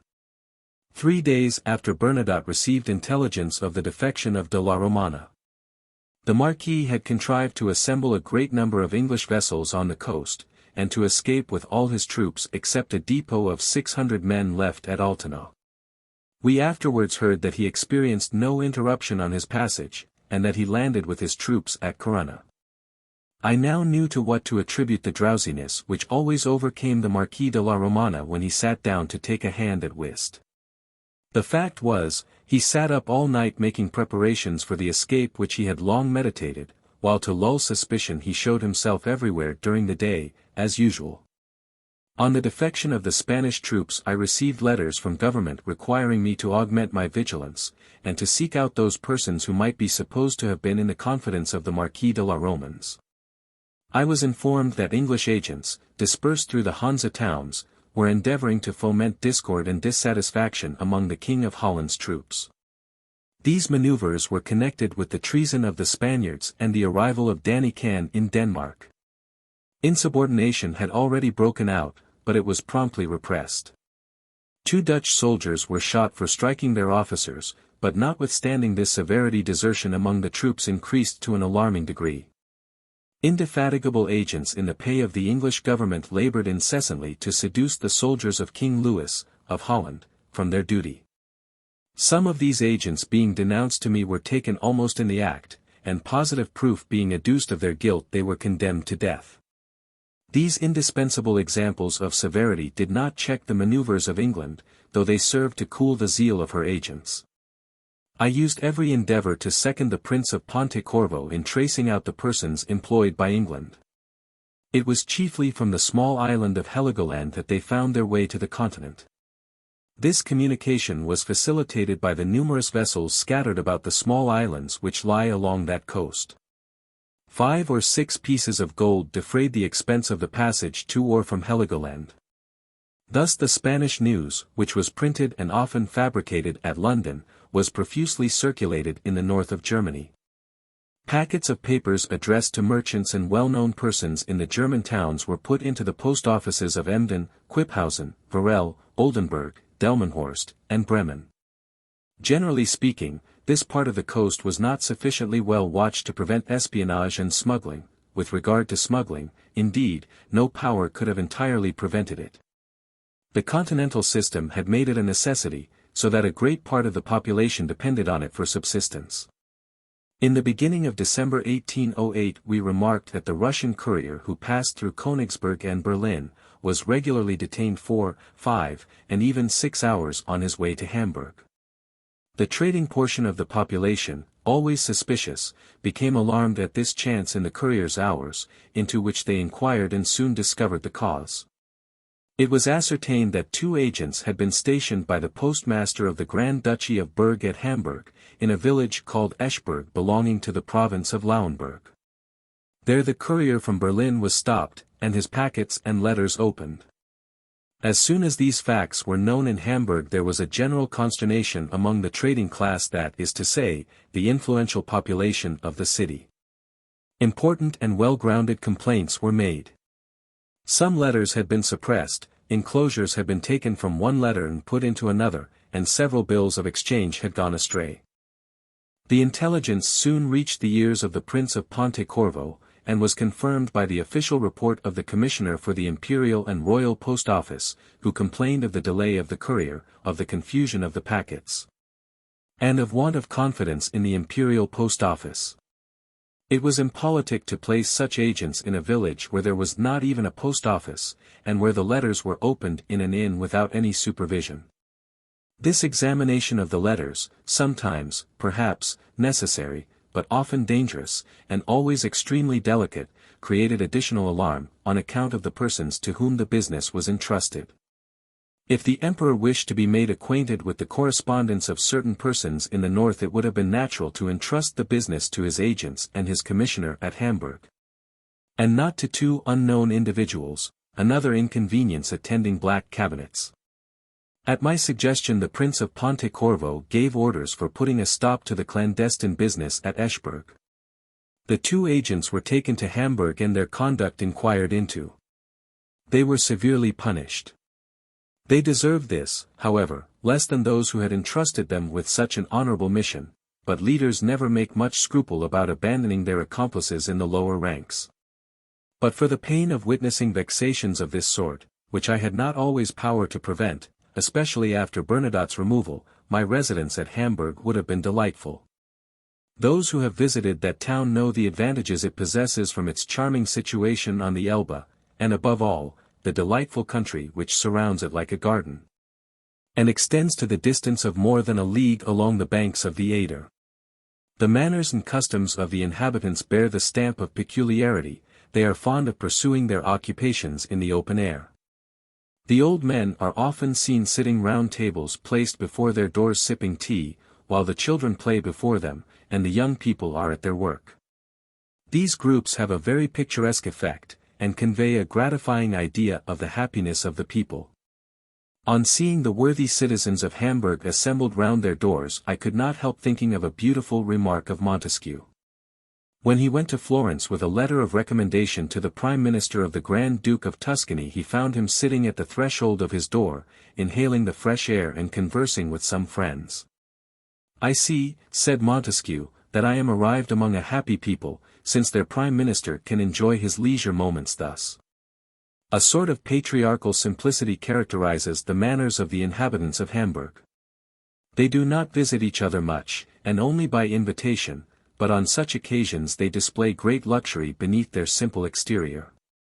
They are methodical and punctual to an extraordinary degree. Of this I recollect a curious instance. I was very intimate with Baron Watt, a man of talent and information, and exceedingly amiable manners. One day he called to make us a farewell visit, as he intended to set out on the following day for Paris. On Madame de Bourrienne expressing a hope that he would not protract his absence beyond 6 months, the period he had fixed upon, he replied, "Be assured, madam, nothing shall prevent me getting home on the day I have appointed. For I have invited a party of friends to dine with me on the day after my return." The Baron returned at the appointed time, and none of his guests required to be reminded of his invitation at 6 months' date. Napoleon so well knew the effect which his presence produced that after a conquest he loved to show himself to the people whose territories he added to the empire. Duroc, who always accompanied him when he was not engaged on missions, gave me a curious account of Napoleon's journey in 1807 to Venice and the other Italian provinces, which, conformably with the Treaty of Pressburg, were annexed to the Kingdom of Italy. In this journey to the Kingdom of Italy Napoleon had several important objects in view. He was planning great alliances, and he loaded Eugene with favors for the purpose of sounding him and preparing him for his mother's divorce.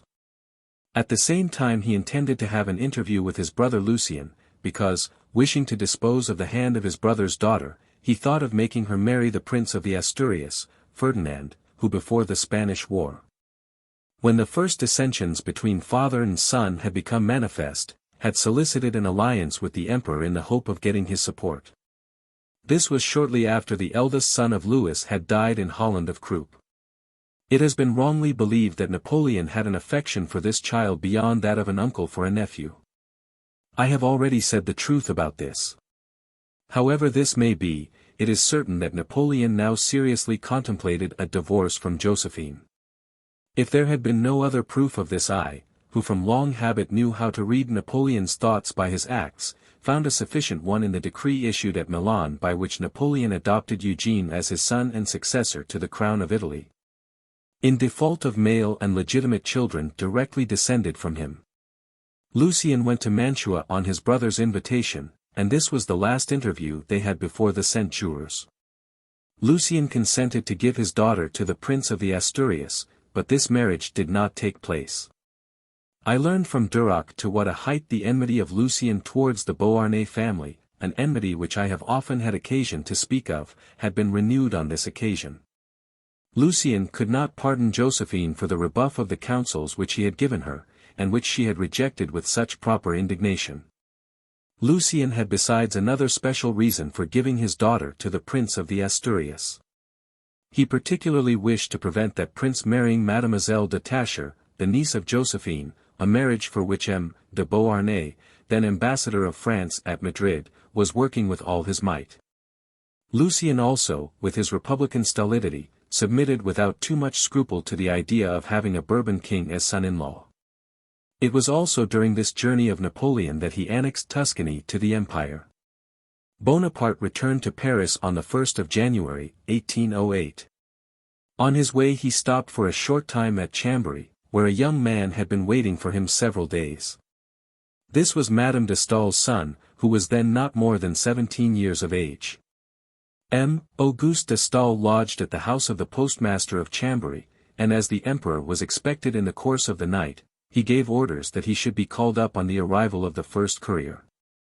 The couriers, who had been delayed on the road, did not arrive until 6 in the morning, and were almost immediately followed by the emperor himself, so that M. de Staël was awakened by the cries of Vive l'Empereur. He had just time to dress himself hastily, and fly to meet Napoleon, to whom he delivered a letter, which he had prepared beforehand for the purpose of soliciting an audience. Lauristin, the aide-de-camp on duty, took the letter, it being his business to receive all the letters and petitions which were presented to Napoleon on his way. Before breakfast the emperor opened the letters which Lauristin had laid on the table. He merely looked at the signatures, and then laid them aside. On opening M. de Staël's letter he said, "Ah! Ah! What have we here? A letter from M. de Staël. He wishes to see me. What can he want? Can there be anything in common between me and the refugees of Geneva?" "Sire," observed Lauristin, "he is a very young man, and, as well as I could judge from the little I saw of him, there is something very prepossessing in his appearance." "A very young man, say you? Oh, then I will see him. Rustin, tell him to come in." M. de Staël presented himself to Napoleon with modesty, but without any unbecoming timidity. When he had respectfully saluted the emperor a conversation ensued between them, which Duroc described to me in nearly the following manner. As M. de Staël advanced towards the emperor the latter said, "Whence do you come?" "From Geneva, sire." "Where is your mother?" "She is either in Vienna or will soon be there." "At Vienna. Well, that is where she ought to be, and I suppose she is happy. She will now have a good opportunity of learning German." "Sire, how can you imagine my mother is happy when she is absent from her country and her friends?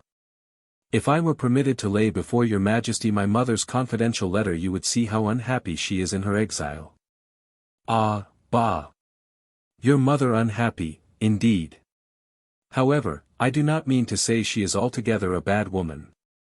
She has talent, perhaps too much, and hers is an unbridled talent. She was educated amidst the chaos of the subverted monarchy and the revolution. And out of these events she makes an amalgamation of her own. All this might become very dangerous. Her enthusiasm is likely to make proselytes. I must keep watch upon her. She does not like me. And for the interests of those whom she would endanger I must prohibit her coming to Paris." Young de Staël stated that his object in seeking the interview with the emperor was to petition for his mother's return to Paris. Napoleon, having listened without impatience to the reasons he urged in support of his request, said, "But supposing I were to permit your mother to return to Paris? 6 months would not elapse before I should be obliged to send her to the Bicester or to the Temple. This I should be sorry to do, because the affair would make a noise, and injure me in public opinion. Tell your mother that my determination is formed, that my decision is irrevocable. She shall never set foot in Paris as long as I live. Sire, I cannot believe that you would arbitrarily imprison my mother if she gave you no reason for such severity. She would give me a dozen. I know her well. Sire, permit me to say that I am certain my mother would live in Paris in a way that would afford no ground of reproach. She would live retired, and would see only a very few friends. In spite of your Majesty's refusal, I venture to entreat that you will give her a trial, were it only for 6 weeks or a month. Permit her, sire, to pass that time in Paris, and I conjure you to come to no final decision beforehand. Do you think I am to be deceived by these fair promises? I tell you it cannot be. She would serve as a rallying point for the Faubourg Saint-Germain. She see nobody, indeed. Could she make that sacrifice? She would visit and receive company. She would be guilty of 1,000 follies. She would be saying things which she may consider as very good jokes, but which I should take seriously. My government is no joke. I wish this to be well known by everybody. Sire, will your Majesty permit me to repeat that my mother has no wish whatever to mingle in society? She would confine herself to the circle of a few friends, a list of whom she would give to your Majesty. You, sire, who love France so well, may form some idea of the misery my mother suffers in her banishment. I conjure your Majesty to yield to my entreaties, and let us be included in the number of your faithful subjects. You. Yes, sire. Or if your Majesty persist in your refusal, permit a son to inquire what can have raised your displeasure against his mother. Some say that it was my grandfather's last work, but I can assure your Majesty that my mother had nothing to do with that. Yes, certainly, added Napoleon, with more ill humor than he had hitherto manifested. Yes, certainly, that work is very objectionable. Your grandfather was an ideologist, a fool, an old lunatic. At 60 years of age to think of forming plans to overthrow my constitution. States would be well governed, truly, under such theorists, who judge of men from books and the world from the map. Sire, since my grandfather's plans are, in your Majesty's eyes, nothing but vain theories, I cannot conceive why they should so highly excite your displeasure. There is no political economist who has not traced out plans of constitutions. Oh! As to political economists, they are mere visionaries, who are dreaming of plans of finance while they are unfit to fulfill the duties of a schoolmaster in the most insignificant village in the empire. Your grandfather's work is that of an obstinate old man who died abusing all governments. Sire, may I presume to suppose, from the way in which you speak of it, that your Majesty judges from the report of malignant persons, and that you have not yourself read it? That is a mistake. I have read it myself from beginning to end. Then your Majesty must have seen how my grandfather renders justice to your genius. Fine justice, truly. He calls me the indispensable man, but, judging from his arguments, the best thing that could be done would be to cut my throat. Yes, I was indeed indispensable to repair the follies of your grandfather, and the mischief he did to France. It was he who overturned the monarchy and led Louis XVI to the scaffold. Sire, you seem to forget that my grandfather's property was confiscated because he defended the king. Defended the king. A fine defense, truly. You might as well say that if I give a man poison and present him with an antidote when he is in the agonies of death, I wish to save him. Yet that is the way your grandfather defended Louis XVI. As to the confiscation you speak of, what does that prove? Nothing. Why, the property of Robespierre was confiscated. And let me tell you that Robespierre himself, Marat, and Danton did much less mischief to France than M. Necker. It was he who brought about the revolution. You, Monsieur de Staël, did not see this, but I did. I witnessed all that passed in those days of terror and public calamity. But as long as I live those days shall never return. Your speculators trace their utopian schemes upon paper, fools read and believe them. All are babbling about general happiness, and presently the people have not bread to eat, then comes a revolution. Such is usually the fruit of all these fine theories. Your grandfather was the cause of the Saturnalia which desolated France. He is responsible for all the blood shed in the revolution. Duroc informed me that the emperor uttered these last words in a tone of fury which made all present tremble for young de Staël. Fortunately the young man did not lose his self-possession in the conflict, while the agitated expression of his countenance evidently showed what was passing in his mind. He was sufficiently master of himself to reply to the emperor in a calm though rather faltering voice, "Sire, permit me to hope that posterity will judge of my grandfather more favorably than your majesty does." During his administration he was ranked by the side of Sully and Colbert, and let me repeat again that I trust posterity will render him justice. Posterity will, probably, say little about him. I venture to hope the contrary, sire. Then, added Duroc, the emperor turning to us said with a smile, "After all, gentlemen, it is not for me to say too much against the revolution since I have gained a throne by it." Then again turning to M. de Staël he said, "The reign of anarchy is at an end. I must have subordination. Respect the sovereign authority, since it comes from God. You are young, and well educated, therefore. Follow a better course, and avoid those bad principles which endanger the welfare of society. Sire, since your majesty does me the honor to think me well educated, you ought not to condemn the principles of my grandfather and my mother, for it is in those principles that I have been brought up. Well, I advise you to keep right in politics, for I will not pardon any offenses of the Necker kind. Every one should keep right in politics." This conversation, Duroc informed me, had continued the whole time of breakfast, and the emperor rose just as he pronounced these last words, "Every one should keep right in politics." At that moment young de Staël again renewed his solicitations for his mother's recall from exile. Bonaparte then stepped up to him and pinched his ear with that air of familiarity which was customary to him when he was in good humor or wished to appear so. "You are young," said he. "If you had my age and experience you would judge of things more correctly. I am far from being displeased with your frankness. I like to see a son plead his mother's cause. Your mother has given you a difficult commission, and you have executed it cleverly. I am glad I have had this opportunity of conversing with you. I love to talk with young people when they are unassuming and not too fond of arguing. But in spite of that I will not hold out false hopes to you. Murat has already spoken to me on the subject, and I have told him, as I now tell you, that my will is irrevocable. If your mother were in prison I should not hesitate to liberate her, but nothing shall induce me to recall her from exile. But, sire, is she not as unhappy in being banished from her country and her friends as if she were in prison? Oh! These are your mother's romantic ideas. She is exceedingly unhappy, and much to be pitied, no doubt. With the exception of Paris she has all Europe for her prison.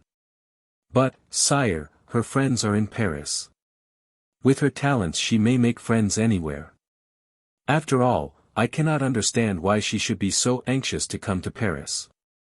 Why should she wish to place herself immediately within the reach of my tyranny? Can she not go to Rome, to Berlin, to Vienna, to Milan, or to London? Yes, let her go to London, that is the place for her. There she may libel me as much as she pleases.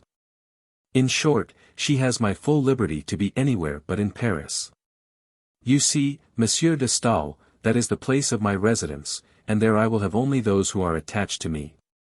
I know from experience that if I were to allow your mother to come to Paris she would spoil everybody about me. She would finish the spoiling of Garrett. It was she who ruined the tribunate. I know she would promise wonders, but she cannot refrain from meddling with politics. I can assure your majesty that my mother does not now concern herself about politics. She devotes herself exclusively to the society of her friends and to literature. Ah, there it is. Literature. Do you think I am to be imposed upon by that word? While discoursing on literature, morals, the fine arts, and such matters, it is easy to dabble in politics. Let women mind their knitting. If your mother were in Paris I should hear all sorts of reports about her. Things might, indeed, be falsely attributed to her, but, be that as it may, I will have nothing of the kind going on in the capital in which I reside. All things considered, advise your mother to go to London. That is the best place for her. As for your grandfather, I have not spoken too severely of him. Necker knew nothing of the art of government. I have learned something of the matter during the last 20 years. All the world, sire, renders justice to your Majesty's genius, and there is no one but acknowledges that the finances of France are now more prosperous than ever they were before your reign. But permit me to observe that your Majesty must, doubtless, have seen some merit in the financial regulations of my grandfather, since you have adopted some of them in the admirable system you have established. That proves nothing. For 2 or 3 good ideas do not constitute a good system. Be that as it may, I say again, I will never allow your mother to return to Paris. But, sire, if sacred interests should absolutely require her presence there for a few days would not, how? Sacred interests. What do you mean? Yes, sire, if you do not allow her to return I shall be obliged to go there, unaided by her advice, in order to recover from your Majesty's government the payment of a sacred debt. Ah! Bah!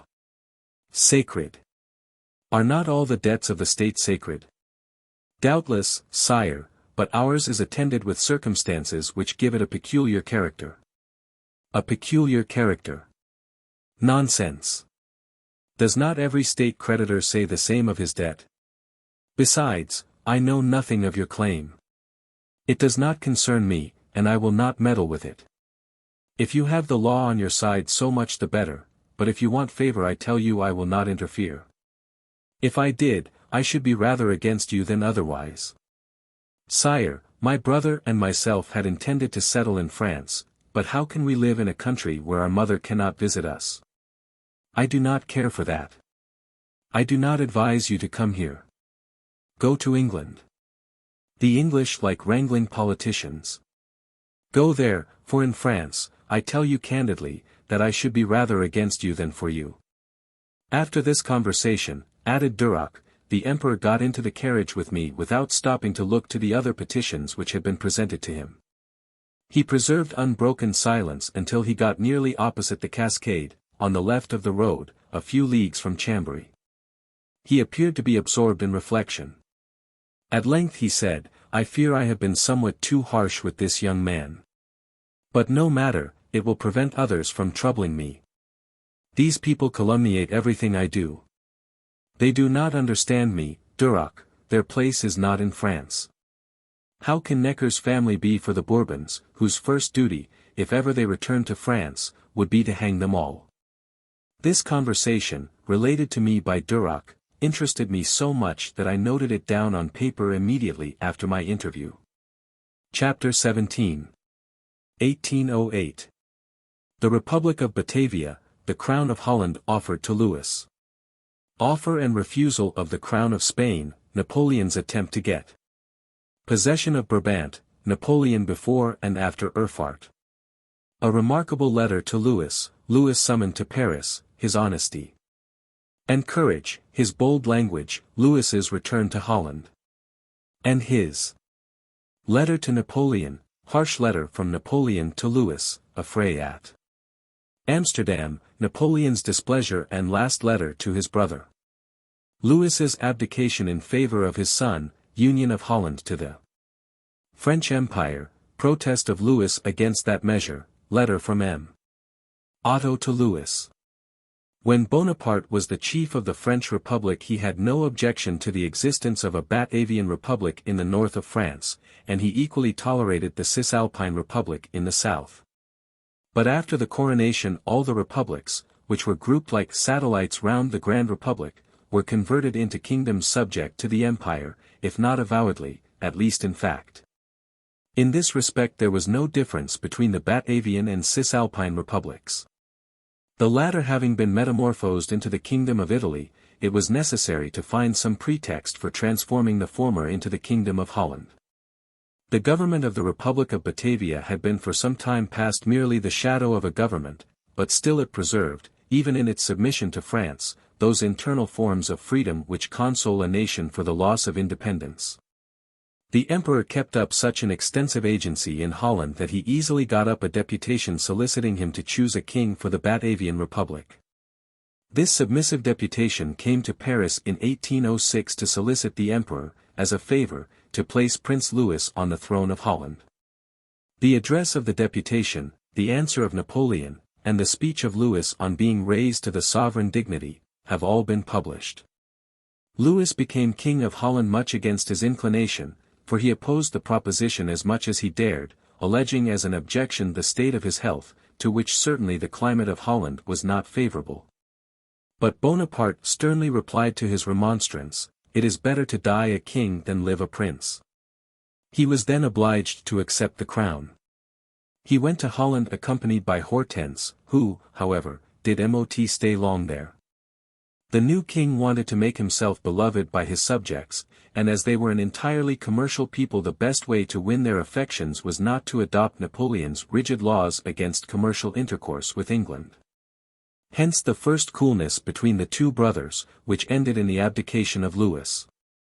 I know not whether Napoleon recollected the motive assigned by Louis for at first refusing the crown of Holland, namely, the climate of the country, or whether he calculated upon greater submission in another of his brothers.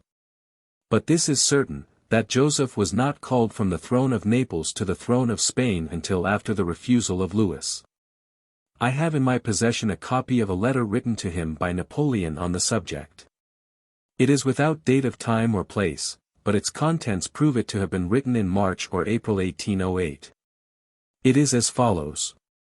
Brother, the King of Spain, Charles IV, has just abdicated. The Spanish people loudly appeal to me, certain of obtaining no solid peace with England unless I cause a great movement on the continent. I have determined to place a French king on the throne of Spain. The climate of Holland does not agree with you. Besides, Holland cannot rise from her reigns. In the whirlwind of events, whether we have peace or not, there is no possibility of her maintaining herself.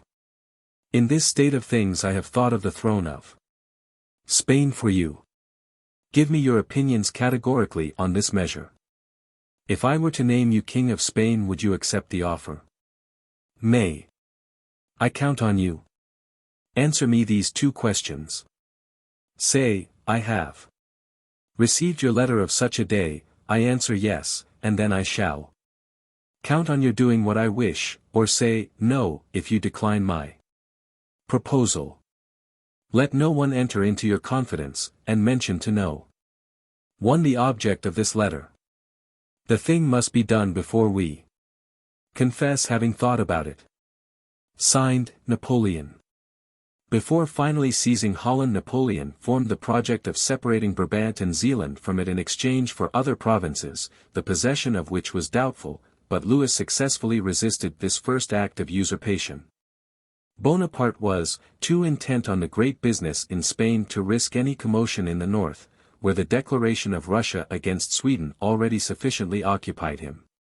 He therefore did not insist upon, and even affected indifference to, the proposed augmentation of the territory of the empire. This at least may be collected from another letter, dated St. Cloud, August 17, written upon hearing from M. Alexander de la Rochefoucauld, his ambassador in Holland, and from his brother himself, the opposition of Louis to his project. The letter was as follows. Brother, I have received your letter relating to that of the Sieur de la Rochefoucauld. He was only authorized to make the proposals indirectly. Since the exchange does not please you, let us think no more about it. It was useless to make a parade of principles. Though I never said that you ought not to consult the nation. The well-informed part of the Dutch people had already acknowledged their indifference to the loss of Brabant, which is connected with France rather than with Holland, and interspersed with expensive fortresses. It might have been advantageously exchanged for the northern provinces. But, once for all, since you do not like this arrangement, let no more be said about it. It was useless even to mention it to me, for the Sieur de la Rochefoucauld was instructed merely to hint the matter. Though ill-humor here evidently peeps out beneath affected condescension, yet the tone of this letter is singularly moderate, I may even say kind, in comparison with other letters which Napoleon addressed to Louis. This letter, it is true, was written previously to the interview at Erfurt, when Napoleon, to avoid alarming Russia, made his ambition appear to slumber. But when he got his brother Joseph recognized, and when he had himself struck an important blow in the peninsula, he began to change his tone to Louis. On the 20th of December he wrote a very remarkable letter, which exhibits the unreserved expression of that tyranny which he wished to exercise over all his family in order to make them the instruments of his despotism. He reproached Louis for not following his system of policy, telling him that he had forgotten he was a Frenchman, and that he wished to become a Dutchman. Among other things he said, "Your Majesty has done more, you took advantage of the moment when I was involved in the affairs of the continent to renew the relations between Holland and England, to violate the laws of the blockade, which are the only means of effectually destroying the latter power. I expressed my dissatisfaction by forbidding you to come to France. And I have made you feel that even without the assistance of my armies, by merely closing the Rhine, the Weser, the Scheldt, and the Meuse against Holland, I should have placed her in a situation more critical than if I had declared war against her. Your Majesty implored my generosity, appealed to my feelings as brother, and promised to alter your conduct. I thought this warning would be sufficient. I raised my custom house prohibitions, but your Majesty has returned to your old system. Your Majesty received all the American ships that presented themselves in the ports of Holland after having been expelled from those of France. I have been obliged a second time to prohibit trade with Holland. In this state of things we may consider ourselves really at war. In my speech to the legislative body I manifested my displeasure, for I will not conceal from you that my intention is to unite Holland with France. This will be the most severe blow I can aim against England, and will deliver me from the perpetual insults which the plotters of your cabinet are constantly directing against me. The mouths of the Rhine and of the Meuse ought, indeed, to belong to me. The principle that the Talweg, towing path, of the Rhine is the boundary of France is a fundamental principle. Your Majesty writes to me on the 17th that you are sure of being able to prevent all trade between Holland and England. I am of opinion that your Majesty promises more than you can fulfill. I shall, however, remove my custom house prohibitions whenever the existing treaties may be executed. The following are my conditions: first, the interdiction of all trade and communication with England. Second, the supply of a fleet of 14 sail of the line, 7 frigates and 7 brigs or corvettes, armed and manned. Third, an army of 25,000 men. Fourth, the suppression of the rank of marshals. Fifth, the abolition of all the privileges of nobility which are contrary to the Constitution which I have given and guaranteed. Your Majesty may negotiate on these bases with the Duc de Cador, through the medium of your minister. But be assured that on the entrance of the first packet boat into Holland I will restore my prohibitions, and that the first Dutch officer who may presume to insult my flag shall be seized and hanged at the main yard. Your Majesty will find in me a brother if you prove yourself a Frenchman. But if you forget the sentiments which attach you to our common country, you cannot think it extraordinary that I should lose sight of those which nature created between us. In short, the union of Holland and France will be of all things, most useful to France, to Holland, and the whole continent, because it will be most injurious to England. This union must be effected willingly or by force. Holland has given me sufficient reason to declare war against her. However, I shall not scruple to consent to an arrangement which will secure to me the limit of the Rhine, and by which Holland will pledge herself to fulfill the conditions stipulated above. Much of the manner in which Napoleon treated occupied countries such as Holland is explained by the spirit of his answer when Bionnat complained to him of the harm done to the Grand Duchy of Berg by the monopoly of tobacco. It is extraordinary that you should not have discovered the motive that makes me persist in the establishment of the monopoly of tobacco in the Grand Duchy. The question is not about your Grand Duchy but about France. I am very well aware that it is not to your benefit, and that you very possibly lose by it, but what does that signify if it be for the good of France? I tell you, then, that in every country where there is a monopoly of tobacco, but which is contiguous to one where the sale is free, a regular smuggling infiltration must be reckoned on, supplying the consumption for 20 or 25 miles into the country subject to the duty. That is what I intend to preserve France from. You must protect yourselves as well as you can from this infiltration. It is enough for me to drive it back more than 20 or 25 miles from my frontier.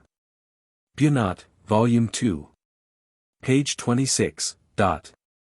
Here the correspondence between the two brothers was suspended for a time, but Louis still continued exposed to new vexations on the part of Napoleon.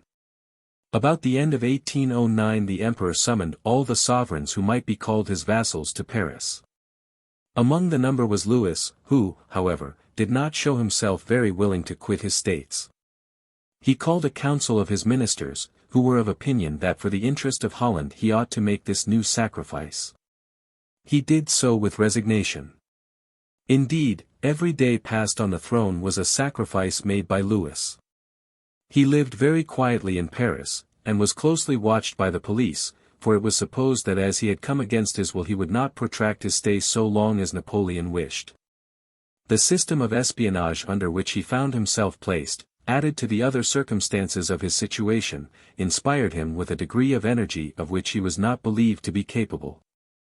And amidst the general silence of the servants of the empire, and even of the kings and princes assembled in the capital, he ventured to say, I have been deceived by promises which were never intended to be kept. Holland is tired of being the sport of France. The emperor, who was unused to such language as this, was highly incensed at it. Louis had now no alternative but to yield to the incessant exactions of Napoleon or to see Holland united to France. He chose the latter, though not before he had exerted all his feeble power in behalf of the subjects whom Napoleon had consigned to him. But he would not be the accomplice of the man who had resolved to make those subjects the victims of his hatred against England. Who, indeed, could be so blind as not to see that the ruin of the continent would be the triumph of British commerce?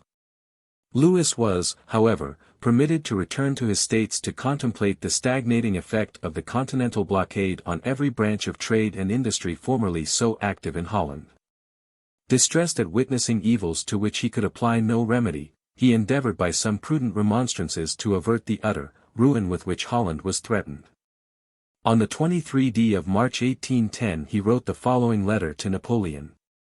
If you wish to consolidate the present state of France, to obtain maritime peace, or to attack England with advantage, those objects are not to be obtained by measures like the blockading system, the destruction of a kingdom raised by yourself, or the enfeebling of your allies, and setting at defiance their most sacred rights and the first principles of the law of nations. You should, on the contrary, win their affections for France, and consolidate and Reinforce your allies, making them like your brothers, in whom you may place confidence.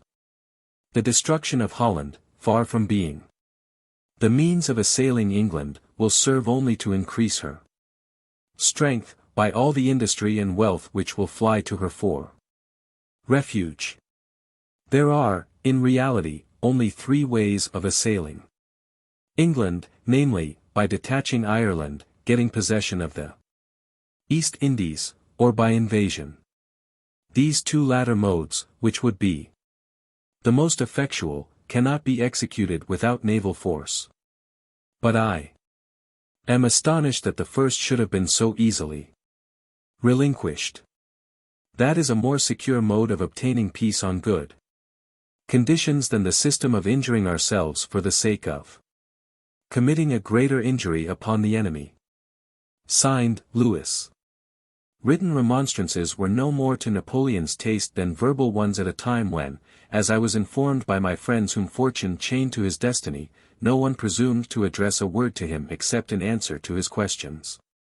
Cambacérès, who alone had retained that privilege in public as his old colleague in the consulate, lost it after Napoleon's marriage with the daughter of Imperial Austria. His brother's letter highly roused his displeasure. 2 months after he received it, being on a journey in the north, he replied from Ostend by a letter which cannot be read without a feeling of pain, since it serves to show how weak are the most sacred ties of blood in comparison with the interests of an insatiable policy. This letter was as follows. Brother, in the situation in which we are placed it is best to speak candidly. I know your secret sentiments, and all that you can say to the contrary can avail nothing. Holland is certainly in a melancholy situation. I believe you are anxious to extricate her from her difficulties. It is you, and you alone, who can do this. When you conduct yourself in such a way as to induce the people of Holland to believe that you act under my influence, that all your measures and all your sentiments are conformable with mine, then you will be loved, you will be esteemed, and you will acquire the power requisite for re-establishing Holland, when to be my friend, and the friend of France, shall become a title of favor at your court. Holland will be in her natural situation. Since your return from Paris you have done nothing to effect this object. What will be the result of your conduct? Your subjects, bandied about between France and England, will throw themselves into the arms of France, and will demand to be united to her. You know my character, which is to pursue my object unimpeded by any consideration. What, therefore, do you expect me to do? I can dispense with Holland, but Holland cannot dispense with my protection. If, under the dominion of one of my brothers, but looking to me alone for her welfare, she does not find in her sovereign my image, all confidence in your government is at an end, your scepter is broken.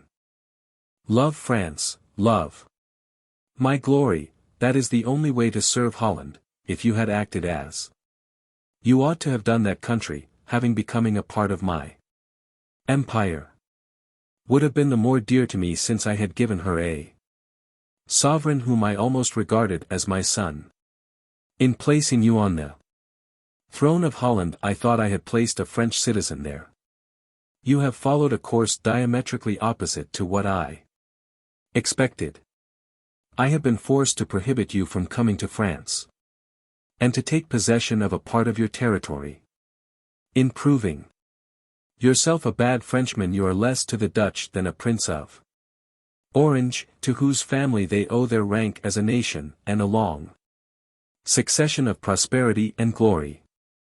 By your banishment from France, the Dutch are convinced that they have lost what they would not have lost under a Schimmelpenninck or a Prince of Orange. Prove yourself a Frenchman, and the brother of the Emperor, and be assured that thereby you will serve the interests of Holland. But you seem to be incorrigible, for you would drive away the few Frenchmen who remain with you. You must be dealt with, not by affectionate advice, but by threats and compulsion.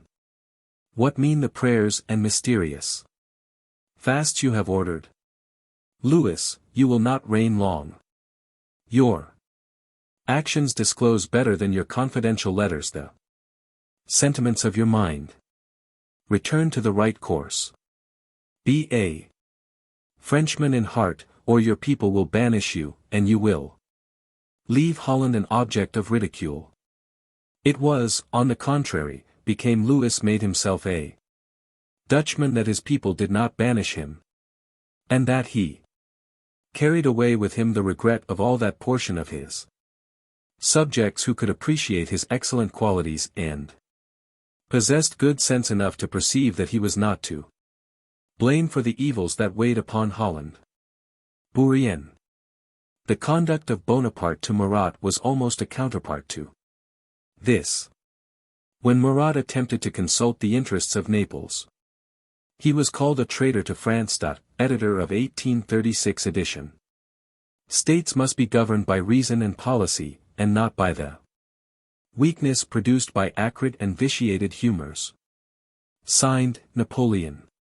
A few days after this letter was dispatched to Louis, Napoleon heard of a paltry affray which had taken place at Amsterdam, and to which Comte de la Rochefoucauld gave a temporary diplomatic importance.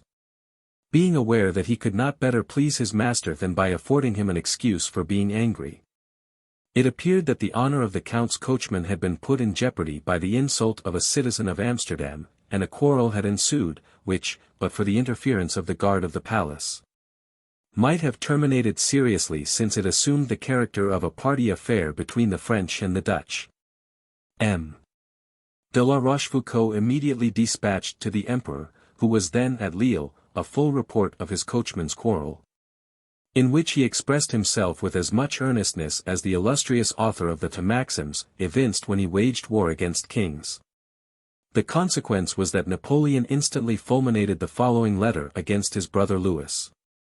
Brother, at the very moment when you were making the fairest protestations, I learn that the servants of my ambassador have been ill-treated at Amsterdam.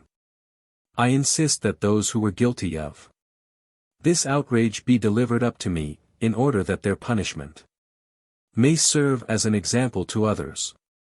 The Sieur Serrurier has informed me how you conducted yourself at the diplomatic audiences. I have, consequently, determined that the Dutch ambassador shall not remain in Paris, and Admiral Urwell has received orders to depart within 24 hours. I want no more phrases and protestations. It is time I should know whether you intend to ruin Holland by your follies. I do not choose that you should again send a minister to Austria, or that you should dismiss the French who are in your service. I have recalled my ambassador, as I intend only to have a charge d'affaires in Holland. The Sieur Serrurier, who remains there in that capacity, will communicate my intentions. My ambassador shall no longer be exposed to your insults. Write to me no more of those set phrases which you have been repeating for the last 3 years, and the falsehood of which is proved every day. This is the last letter I will ever write to you as long as I live. Signed, Napoleon. Thus reduced to the cruel alternative of crushing Holland with his own hands, or leaving that task to the Emperor, Louis did not hesitate to lay down his scepter. Having formed this resolution, he addressed a message to the legislative body of the Kingdom of Holland explaining the motives of his abdication. The French troops entered Holland under the command of the Duke of Reggio, and that marshal, who was more a king than the king himself, threatened to occupy Amsterdam. Louis then descended from his throne, and 4 years after Napoleon was hurled from his. In his act of abdication Louis declared that he had been driven to that step by the unhappy state of his kingdom, which he attributed to his brother's unfavorable feelings towards him. He added that he had made every effort and sacrifice to put an end to that painful state of things, and that, finally, he regarded himself as the cause of the continual misunderstanding between the French Empire and Holland. It is curious that Louis thought he could abdicate the crown of Holland in favor of his son, as Napoleon only 4 years after wished to abdicate his crown in favor of the King of Rome. Louis bade farewell to the people of Holland in a proclamation, after the publication of which he repaired to the waters at Toplitz. There he was living in tranquil retirement when he learned that his brother had united Holland to the empire. He then published a protest, of which I obtained a copy, though its circulation was strictly prohibited by the police. In this protest Louis said, "The constitution of the state guaranteed by the emperor, my brother, gave me the right of abdicating in favor of my children. That abdication was made in the form and terms prescribed by the Constitution. The emperor had no right to declare war against Holland, and he has not done so. There is no act, no dissent, no demand of the Dutch nation that can authorize the pretended union. My abdication does not leave the throne vacant. I have abdicated only in favor of my children. As that abdication left Holland for 12 years under a regency. That is to say, under the direct influence of the emperor, according to the terms of the Constitution. There was no need of that union for executing every measure he might have in view against trade and against England, since his will was supreme in Holland. But I ascended the throne without any other conditions except those imposed upon me by my conscience, my duty, and the interest and welfare of my subjects. I therefore declare before God and the independent sovereigns to whom I address myself. First, that the Treaty of the 16th of March, 1810, which occasioned the separation of the province of Zeeland and Brabant from Holland, was accepted by compulsion, and ratified conditionally by me in Paris, where I was detained against my will. And that, moreover, the treaty was never executed by the emperor my brother. Instead of 6,000 French troops which I was to maintain, according to the terms of the treaty, that number has been more than doubled. Instead of occupying only the mouths of the rivers and the coasts, the French custom horses have encroached into the interior of the country. Instead of the interference of France being confined to the measures connected with the blockade of England, Dutch magazines have been seized and Dutch subjects arbitrarily imprisoned. Finally, none of the verbal promises have been kept which were made in the emperor's name by the Duc de Cador to grant indemnities for the countries ceded by the said treaty and to mitigate its execution. If the king would refer entirely to the emperor, etc. I declare, in my name, in the name of the nation and my son, the Treaty of the 16th of March, 1810 to be null and void. Second, I declare that my abdication was forced by the emperor, my brother, that it was made only as the last extremity, and on this one condition, that I should maintain the rights of Holland and my children. My abdication could only be made in their favor. Third, in my name, in the name of the king my son, who is as yet a minor, and in the name of the Dutch nation, I declare the pretended union of Holland to France, mentioned in the decree of the emperor my brother, dated the 9th of July last, to be null, void, illegal, unjust, and arbitrary in the eyes of God and man, and that the nation and the minor king will assert their just rights when circumstances permit them. Signed, Louis. August 1, 1810. Thus there seemed to be an end of all intercourse between these two brothers, who were so opposite in character and disposition. But Napoleon, who was enraged that Louis should have presumed to protest, and that in energetic terms, against the union of his kingdom with the empire, ordered him to return to France, whither he was summoned in his character of constable and French prince. Louis, however, did not think proper to obey this summons, and Napoleon, mindful of his promise of never writing to him again, ordered the following letter to be addressed to him by M. Otto, who had been ambassador from France to Vienna since the then recent marriage of the Emperor with Maria Louisa. Sire, the Emperor directs me to write to your Majesty as follows. It is the duty of every French prince and every member of the imperial family to reside in France, whence they cannot absent themselves without the permission of the Emperor. Before the union of Holland to the Empire, the Emperor permitted the king to reside at Toplitz, is Bohemia. His health appeared to require the use of the waters, but now the Emperor requires that Prince Louis shall return at the latest by the 1st of December next, under pain of being considered as disobeying the constitution of the Empire and the head of his family, and being treated accordingly. I fulfill, sire, word for word the mission with which I have been entrusted, and I send the chief secretary of the embassy to be assured that this letter is rightly delivered. I beg your Majesty to accept the homage of my respect, etc.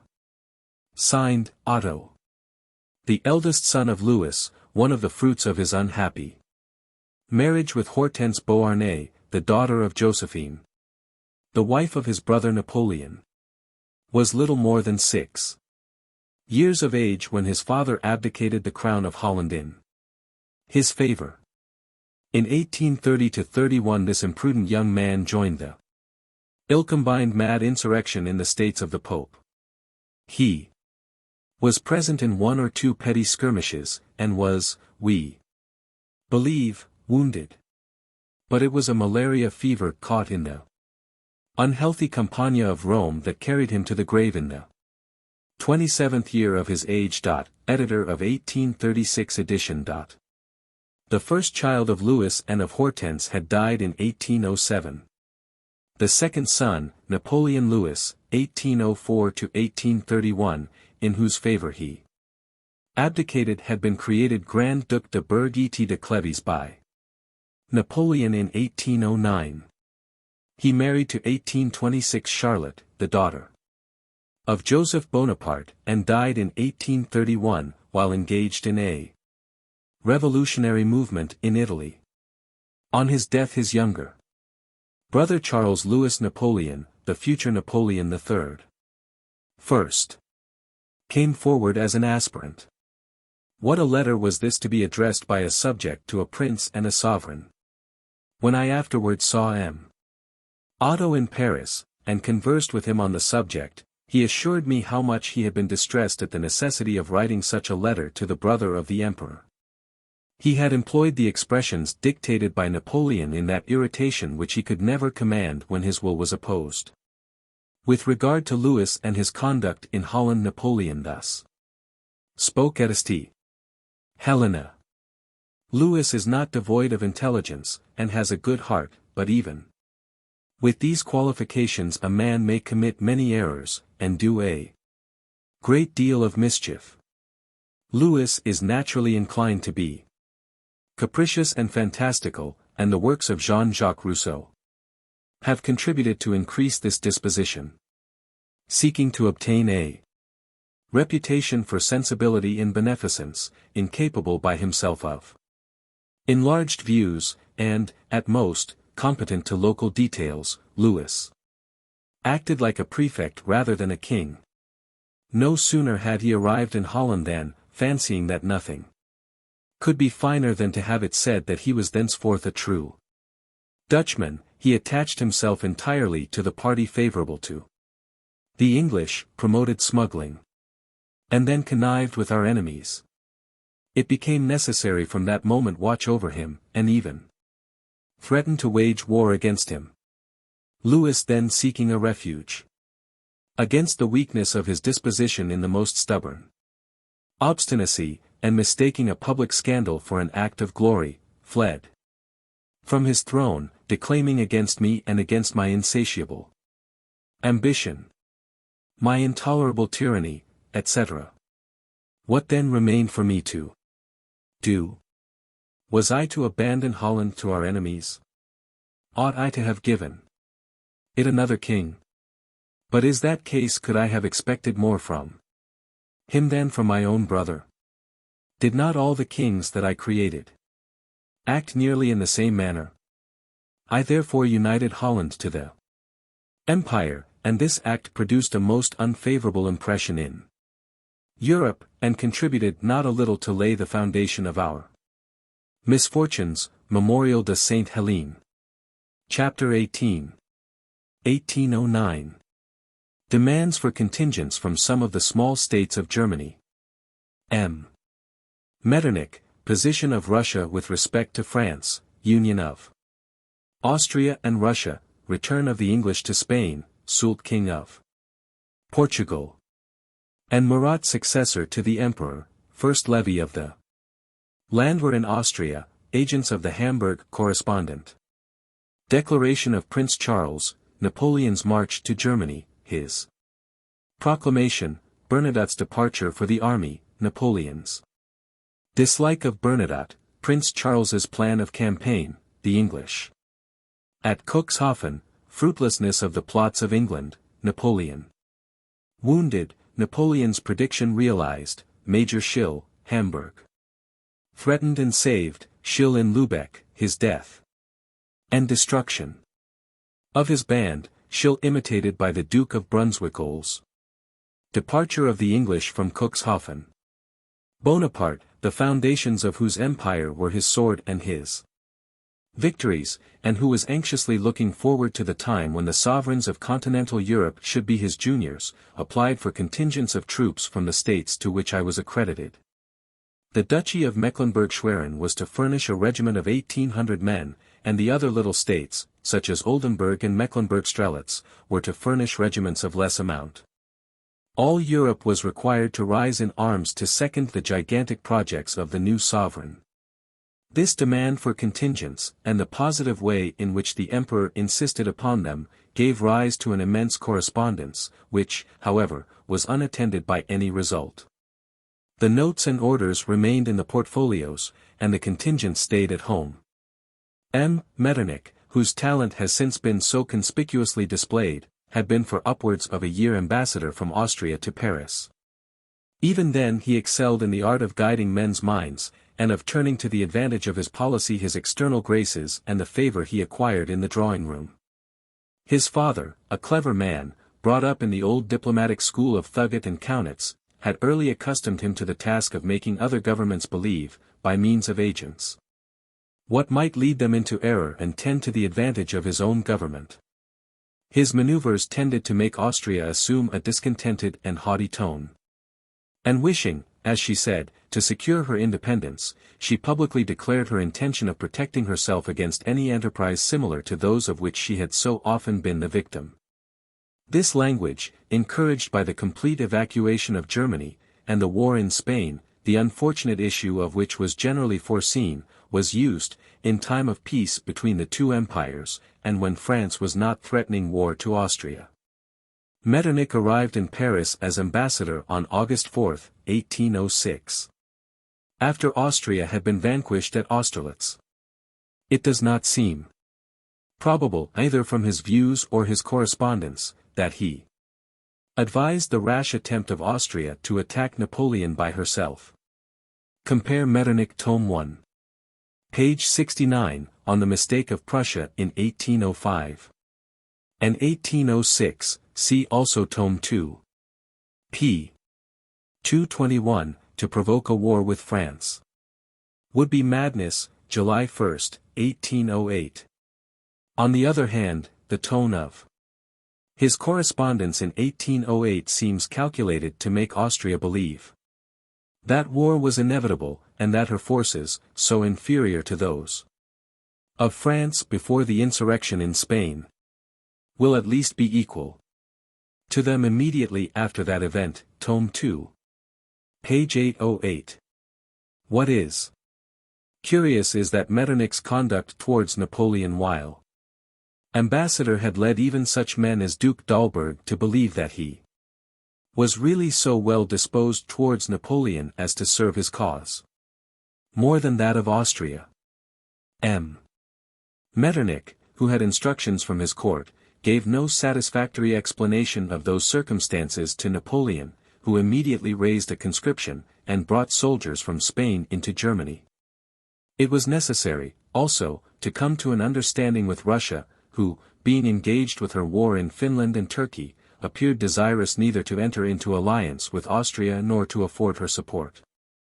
What, in fact, was the Emperor Alexander's situation with respect to France? He had signed a treaty of peace at Tilsit which he felt had been forced upon him, and he knew that time alone would render it possible for him to take part in a contest which it was evident would again be renewed either with Prussia or Austria. Every person of common sense must have perceived that Austria, in taking up arms, reckoned, if not on the assistance, at least on the neutrality of Russia. Russia was then engaged with two enemies, the Swedes and the Turks, over whom she hoped to triumph. She therefore rejoiced to see France again engage in a struggle with Austria, and there was no doubt that she would take advantage of any chances favorable to the latter power to join her in opposing the encroachments of France. I never could conceive how, under those circumstances, Napoleon could be so blind as to expect assistance from Russia in his quarrel with Austria. He must, indeed, have been greatly deceived as to the footing on which the two courts stood with reference to each other, their friendly footing and their mutual agreement to oppose the overgrowing ambition of their common enemy. The English, who had been compelled to quit Spain, now returned there. They landed in Portugal, which might be almost regarded as their own colony, and marched against Marshal Soult, who left Spain to meet them. Any other man than Soult would perhaps have been embarrassed by the obstacles which he had to surmount. A great deal has been said about his wish to make himself King of Portugal. Bernadotte told me, when he passed through Hamburg, that the matter had been the subject of much conversation at headquarters after the Battle of Wagram. Bernadotte placed no faith in the report, and I am pretty sure that Napoleon also disbelieved it.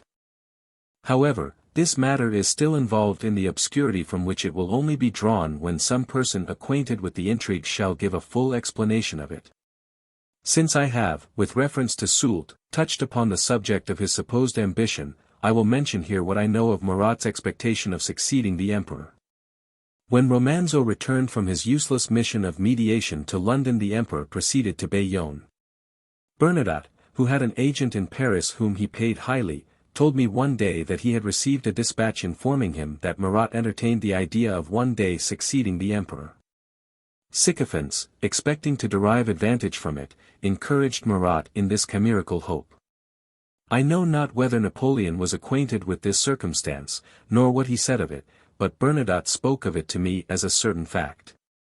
It would, however, have been very wrong to attach great importance to an expression which, perhaps, escaped Murat in a moment of ardor, for his natural temperament sometimes betrayed him into acts of imprudence, the result of which, with a man like Napoleon, was always to be dreaded. It was in the midst of the operations of the Spanish War, which Napoleon directed in person, that he learned Austria had for the first time raised the land war. I obtained some very curious documents respecting the armaments of Austria from the editor of the Hamburg Correspondent. This paper, the circulation of which amounted to not less than 60,000, paid considerable sums to persons in different parts of Europe who were able and willing to furnish the current news. The correspondent paid 6,000 francs a year to a clerk in the War Department at Vienna, and it was this clerk who supplied the intelligence that Austria was preparing for war, and that orders had been issued in all directions to collect and put in motion all the resources of that powerful monarchy. I communicated these particulars to the French government, and suggested the necessity of increased vigilance and measures of defense. Preceding aggressions, especially that of 1805, were not to be forgotten.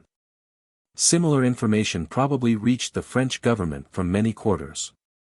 Be that as it may, the emperor consigned the military operations in Spain to his generals, and departed for Paris, where he arrived at the end of January 1809. He had been in Spain only since the beginning of November 1808, and his presence there had again rendered our banners victorious. But though the insurgent troops were beaten, the inhabitants showed themselves more and more unfavorable to Joseph's cause, and it did not appear very probable that he could ever seat himself tranquilly on the throne of Madrid. The successes obtained by Napoleon during his stay of about 3 months in Spain were certainly very great, and mainly resulted from his own masterly genius and lightning-like rapidity. The Spanish armies, as yet unsupported by British troops, were defeated at Gomenal, Espinosa, Reynosa, Tudela, and at the pass of the Somo Sierra Mountains, and at an early hour of the morning of the 4th December Madrid surrendered. On the 20th of December Bonaparte marched with far superior forces against the unfortunate Sir John Moore, who had been sent to advance into Spain both by the wrong route and at a wrong time. On the 29th, from the heights of Benevento, his eyes were delighted by seeing the English in full retreat. But a blow struck him from another quarter, and leaving Soult to follow up Moore, he took the road to Paris. The Emperor Francis, notwithstanding his counsellors, hesitated about taking the first step. But at length, yielding to the solicitations of England and the secret intrigues of Russia, and, above all, seduced by the subsidies of Great Britain, Austria declared hostilities, not at first against France, but against her allies of the Confederation of the Rhine. On the 9th of April Prince Charles, who was appointed Commander-in-Chief of the Austrian troops, addressed a note to the Commander-in-Chief of the French army in Bavaria, apprising him of the declaration of war. A courier carried the news of this declaration to Strasbourg with the utmost expedition, from whence it was transmitted by telegraph to Paris. The Emperor, surprised but not disconcerted by this intelligence, received it at St. Cloud on the 11th of April, and 2 hours after he was on the road to Germany. The complexity of affairs in which he was then involved seemed to give a new impulse to his activity. When he reached the army neither his troops nor his guard had been able to come up, and under those circumstances he placed himself at the head of the Bavarian troops, and, as it were, adopted the soldiers of Maximilian. 6 days after his departure from Paris the army of Prince Charles, which had passed the Inn, was threatened. The Emperor's headquarters were at Donauworth, and from thence he addressed to his soldiers one of those energetic and concise proclamations which made them perform so many prodigies, and which was soon circulated in every language by the public journals. This complication of events could not but be fatal to Europe and France, whatever might be its result, but it presented an opportunity favorable to the development of the Emperor's genius. Like his favorite poet Ossian, who loved best to touch his lyre midst the howlings of the tempest, Napoleon required political tempests for the display of his abilities. During the campaign of 1809, and particularly at its commencement, Napoleon's course was even more rapid than it had been in the campaign of 1805. Every courier who arrived at Hamburg brought us news, or rather prodigies. As soon as the Emperor was informed of the attack made by the Austrians upon Bavaria, orders were dispatched to all the generals having troops under their command to proceed with all speed to the theatre of the war. The Prince of Pontecorvo was summoned to join the Grand Army with the Saxon troops under his command, and for the time he resigned the government of the Hansa towns. Colonel Damas succeeded him at Hamburg during that period, but merely as commandant of the fortress, and he never gave rise to any murmur or complaint. Bernadotte was not satisfied with his situation, and indeed the Emperor, who was never much disposed to bring him forward, because he could not forgive him for his opposition on the 18th Brumaire, always appointed him to posts in which but little glory was to be acquired, and placed as few troops as possible under his command.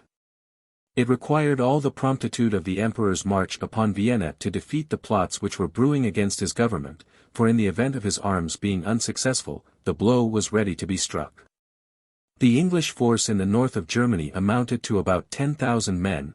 The Archduke Charles had formed the project of concentrating in the middle of Germany a large body of troops, consisting of the corps of General A.M. Eudes, of General Radiswitz, and of the English, with whom were to be joined the people who were expected to revolt. The English would have wished the Austrian troops to advance a little farther. The English agent made some representations on this subject to Stadion, the Austrian minister. But the Archduke preferred making a diversion to committing the safety of the monarchy by departing from his present inactivity and risking the passage of the Danube, in the face of an enemy who never suffered himself to be surprised, and who had calculated every possible event, in concerting his plan the Archduke expected that the Tsar would either detach a strong force to assist his allies, or that he would abandon them to their own defense. In the first case the Archduke would have had a great superiority, and in the second, all was prepared in Hesse and in Hanover to rise on the approach of the Austrian and English armies. At the commencement of July the English advanced upon Cuxhaven with a dozen small ships of war. They landed 400 or 600 sailors and about 50 marines, and planted a standard on one of the outworks. The day after this landing at Cuxhaven the English, who were in Denmark, evacuated Copenhagen, after destroying a battery which they had erected there. All the schemes of England were fruitless on the continent, for with the Emperor's new system of war, which consisted in making a push on the capitals, he soon obtained negotiations for peace. He was master of Vienna before England had even organized the expedition to which I have just alluded. He left Paris on the 11th of April, was at Donauwörth on the 17th, and on the 23rd he was master of Ratisbon. In the engagement which preceded his entrance into that town Napoleon received a slight wound in the heel. He nevertheless remained on the field of battle. It was also between Donauwörth and Ratisbon that Davoust, by a bold maneuver, gained and merited the title of Prince of Eckmühl.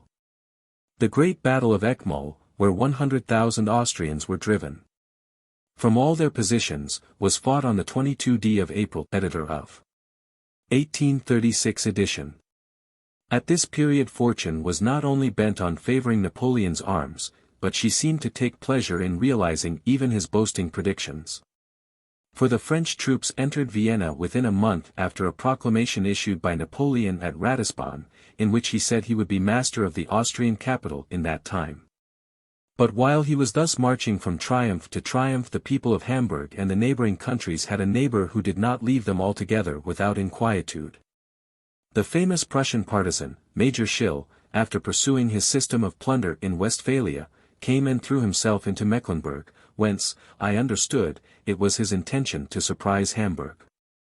At the head of 600 well-mounted hussars and between 1,500 and 2,000 infantry badly armed, he took possession of the little fort of Domitz, in Mecklenburg, on the 15th of May. From whence he dispatched parties who levied contributions on both banks of the Elbe. Schill inspired terror wherever he went.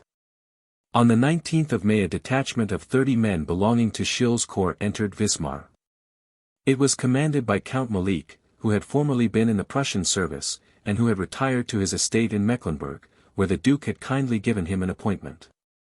Forgetting his duty to his benefactor, he sent to summon the Duke to surrender Stralsund.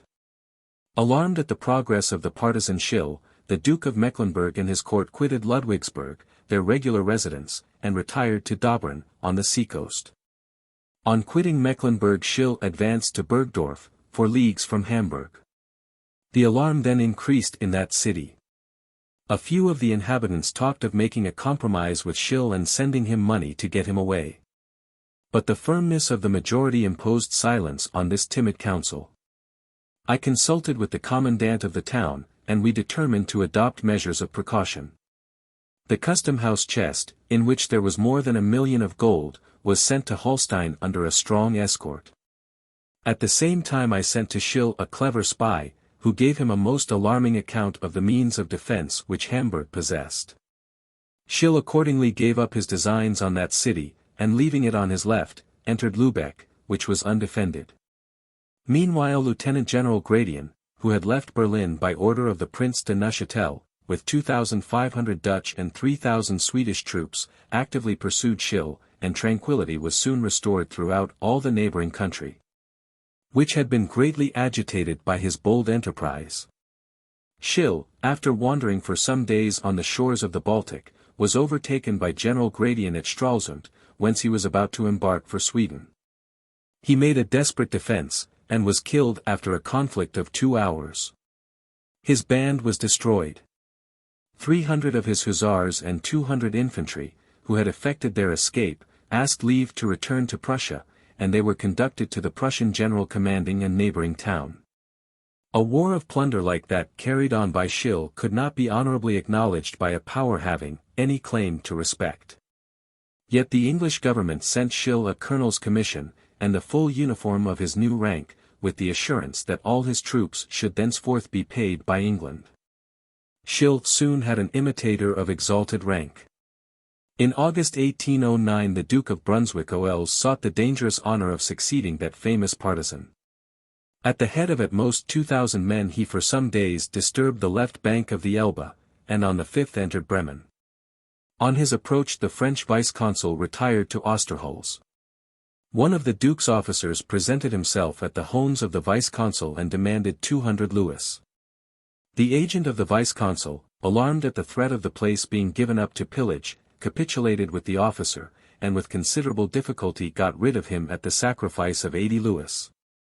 For which a receipt was presented to him in the name of the Duke. The Duke, who now went by the name of the New Schill, did not remain long in Bremen. Wishing to repair with all possible speed to Holland he left Bremen on the evening of the 6th, and proceeded to Denenhorst, where his advanced guard had already arrived. The Westphalian troops, commanded by Rubel, entered Bremen on the 7th, and not finding the Duke of Brunswick, immediately marched in pursuit of him. The Danish troops, who occupied Cuxhaven, received orders to proceed to Bremerly, to favor the operations of the Westphalians and the Dutch. Meanwhile the English approached Cuxhaven, where they landed 3,000 or 4,000 men. The persons in charge of the custom house establishment, and the few sailors who were in Cuxhaven, fell back upon Hamburg. The Duke of Brunswick, still pursued cross Germany from the frontiers of Bohemia to Elsfleth, a little port on the left bank of the Weser, where he arrived on the 7th, being 1 day in advance of his pursuers. He immediately took possession of all the transports at Elsfleth, and embarked for Heligoland. The landing which the English effected at Cuxhaven while the Danes, who garrisoned that port, were occupied in pursuing the Duke of Brunswick, was attended by no result. After the escape of the Duke the Danes returned to their post which the English immediately evacuated. Chapter 19. 1809. The Castle of Dierstein, Richard Coeur de Lion and Marshal Lannes. The Emperor at the gates of Vienna, the Archduchess Maria Louisa. Facility of correspondence with England, smuggling in Hamburg, brown. Sugar and sand, hearses filled with sugar and coffee, embargo on the publication of news, supervision of the Hamburg correspondent. Festival of Saint Napoleon, ecclesiastical adulation, the King of Westphalia's journey through his states, attempt to raise a loan. Jerome's present to me, the present returned, Bonaparte's unfounded suspicions. Rapp, who during the campaign of Vienna had resumed his duties as aide-de-camp, related to me one of those observations of Napoleon which, when his words are compared with the events that followed them, seem to indicate a foresight into his future destiny. When within some days' march of Vienna the Emperor procured a guide to explain to him every village and ruin which he observed on the road. The guide pointed to an eminence on which were a few decayed vestiges of an old fortified castle. Those, said the guide, are the ruins of the castle of Dierstein. Napoleon suddenly stopped, and stood for some time silently contemplating the ruins, then turning to Lannes, who was with him, he raid, see. Yonder is the prison of Richard Coeur de Lion. He, like us, went to Syria and Palestine. But, my brave Lannes, the Coeur de Lion was not braver than you. He was more fortunate than I at Saint Jean d'Acre. A Duke of Austria sold him to an Emperor of Germany, who imprisoned him in that castle. Those were the days of barbarism. How different from the civilization of modern times. Europe has seen how I treated the Emperor of Austria, whom I might have made prisoner, and I would treat him so again. I claim no credit for this. In the present age crowned heads must be respected. A conqueror imprisoned. A few days after the Emperor was at the gates of Vienna, but on this occasion his access to the Austrian capital was not so easy as it had been rendered in 1805 by the ingenuity and courage of Lannes and Murat. The Archduke Maximilian, who was shut up in the capital, wished to defend it, although the French army already occupied the principal suburbs. In vain were flags of truce sent one after the other to the Archduke. They were not only dismissed unheard, but were even ill-treated, and one of them was almost killed by the populace. The city was then bombarded, and would speedily have been destroyed but that the emperor, being informed that one of the archduchesses remained in Vienna on account of ill health, ordered the firing to cease. By a singular caprice of Napoleon's destiny this archduchess was no other than Maria Louisa.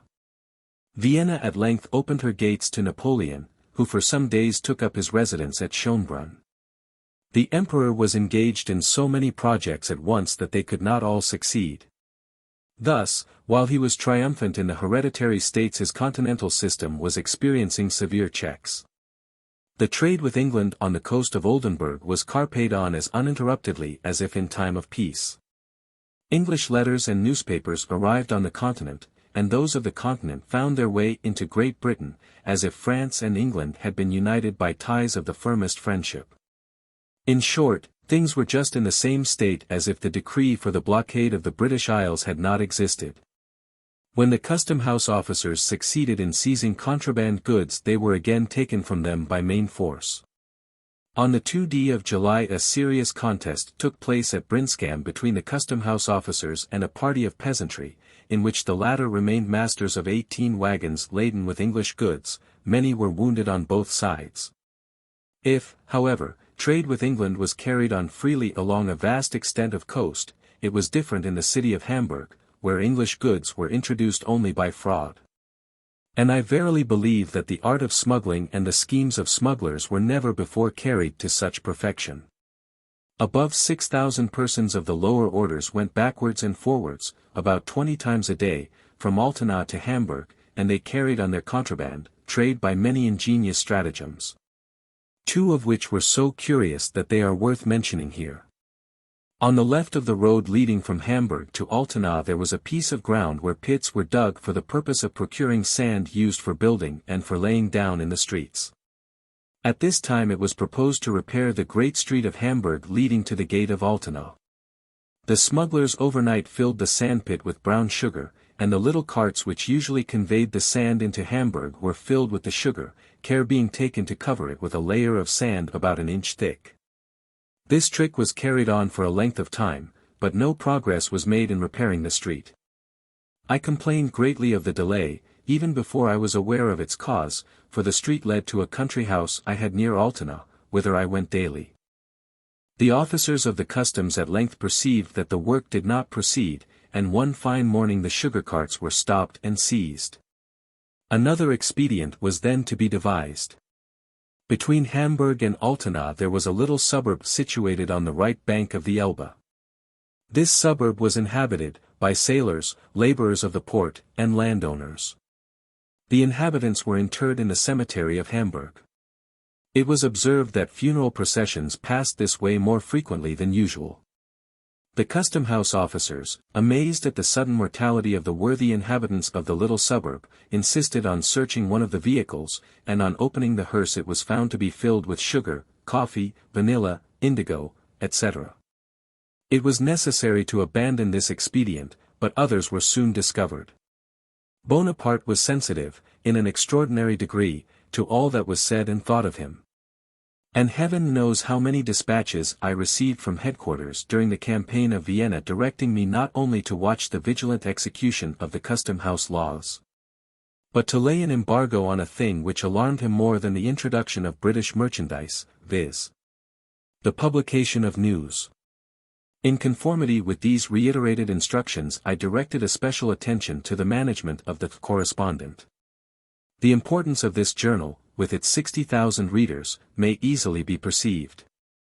I procured the insertion of everything I thought desirable, all the bulletins, proclamations, acts of the French government, notes of the Moniteur, and the semi-official articles of the French journals. These were all given, in extenso. On the other hand, I often suppressed adverse news, which, though well known, would have received additional weight from its insertion in so widely circulated a paper.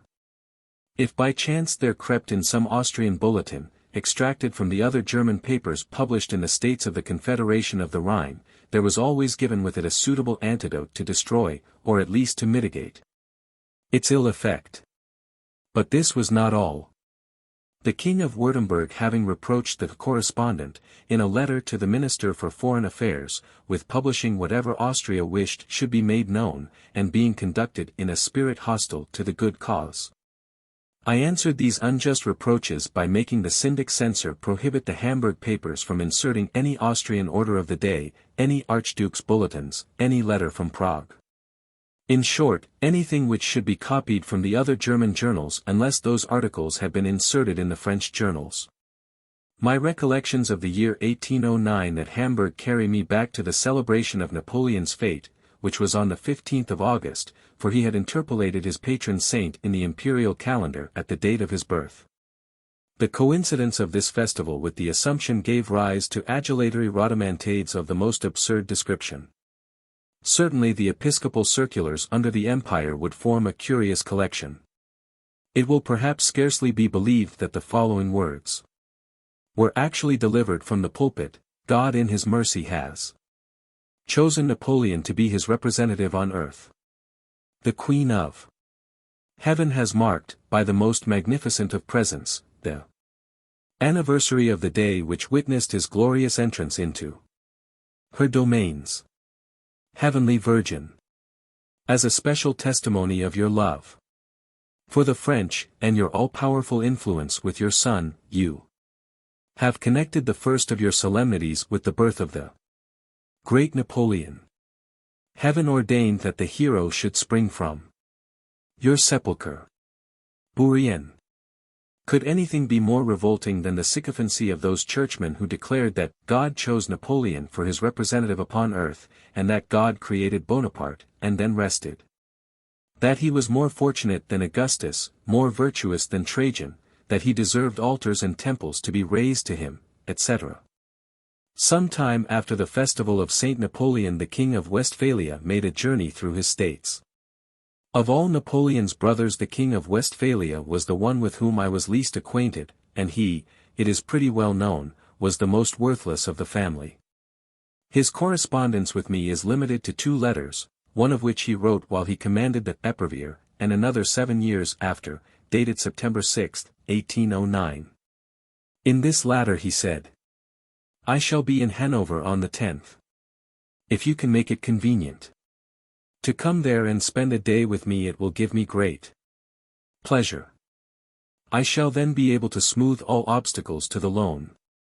I wish to contract in the Hansa town. I flatter myself you will do all in your power to forward that object, which at the present crisis is very important to my states. More than ample security is offered, but the money will be of no use to me if I cannot have it. At least for 2 years. Jerome wanted to contract at Hamburg a loan of 3 million francs. However, the people did not seem to think like his Westphalian Majesty, that the contract presented more than ample security. No one was found willing to draw his purse strings, and the loan was never raised. Though I would not, without the Emperor's authority, exert the influence of my situation to further the success of Jerome's negotiation, yet I did my best to assist him. I succeeded in prevailing on the Senate to advance one loan of 100,000 francs to pay a portion of the arrears due to his troops, and a second of 200,000 francs to provide clothing for his army, etc. This scanty supply will cease to be wondered at when it is considered to what a state of desolation the whole of Germany was reduced at the time, as much in the Allied States as in those of the enemies of France. I learnt at the time that the King of Bavaria said to an officer of the Emperor's household in whom he had great confidence, "If this continues we shall have to give up, and put the key under the door." These were his very words. As for Jerome, he returned to Kassel quite disheartened at the unsuccessful issue of his loan. Some days after his return to his capital I received from him a snuff-box with his portrait set in diamonds, accompanied by a letter of thanks for the service I had rendered him. I never imagined that a token of remembrance from a crowned head could possibly be declined. Napoleon, however, thought otherwise. I had not, it is true, written to acquaint our government with the King of Westphalia's loan, but in a letter, which I addressed to the Minister for Foreign Affairs on the 22nd of September, I mentioned the present Jerome had sent me. Why Napoleon should have been offended at this I know not, but I received orders to return Jerome's present immediately, and these orders were accompanied with bitter reproaches for my having accepted it without the emperor's authority. I sent back the diamonds, but kept the portrait. Knowing Bonaparte's distrustful disposition, I thought he must have suspected that Jerome had employed threats, or at any rate, that he had used some illegal influence to facilitate the success of his loan. At last, after much correspondence, Napoleon saw clearly that everything was perfectly regular, in a word, that the business had been transacted as between two private persons. As to the 300,000 francs which the Senate had lent to Jerome, the fact is, that but little scruple was made about it, for this simple reason, that it was the means of removing from Hamburg the Westphalian division, whose presence occasioned a much greater expense than the loan. Chapter 20. 1809. Visit to the field of Wagram. Marshal MacDonald, Union of the Papal States with the Empire, the Battle of Talavera, Sir Arthur.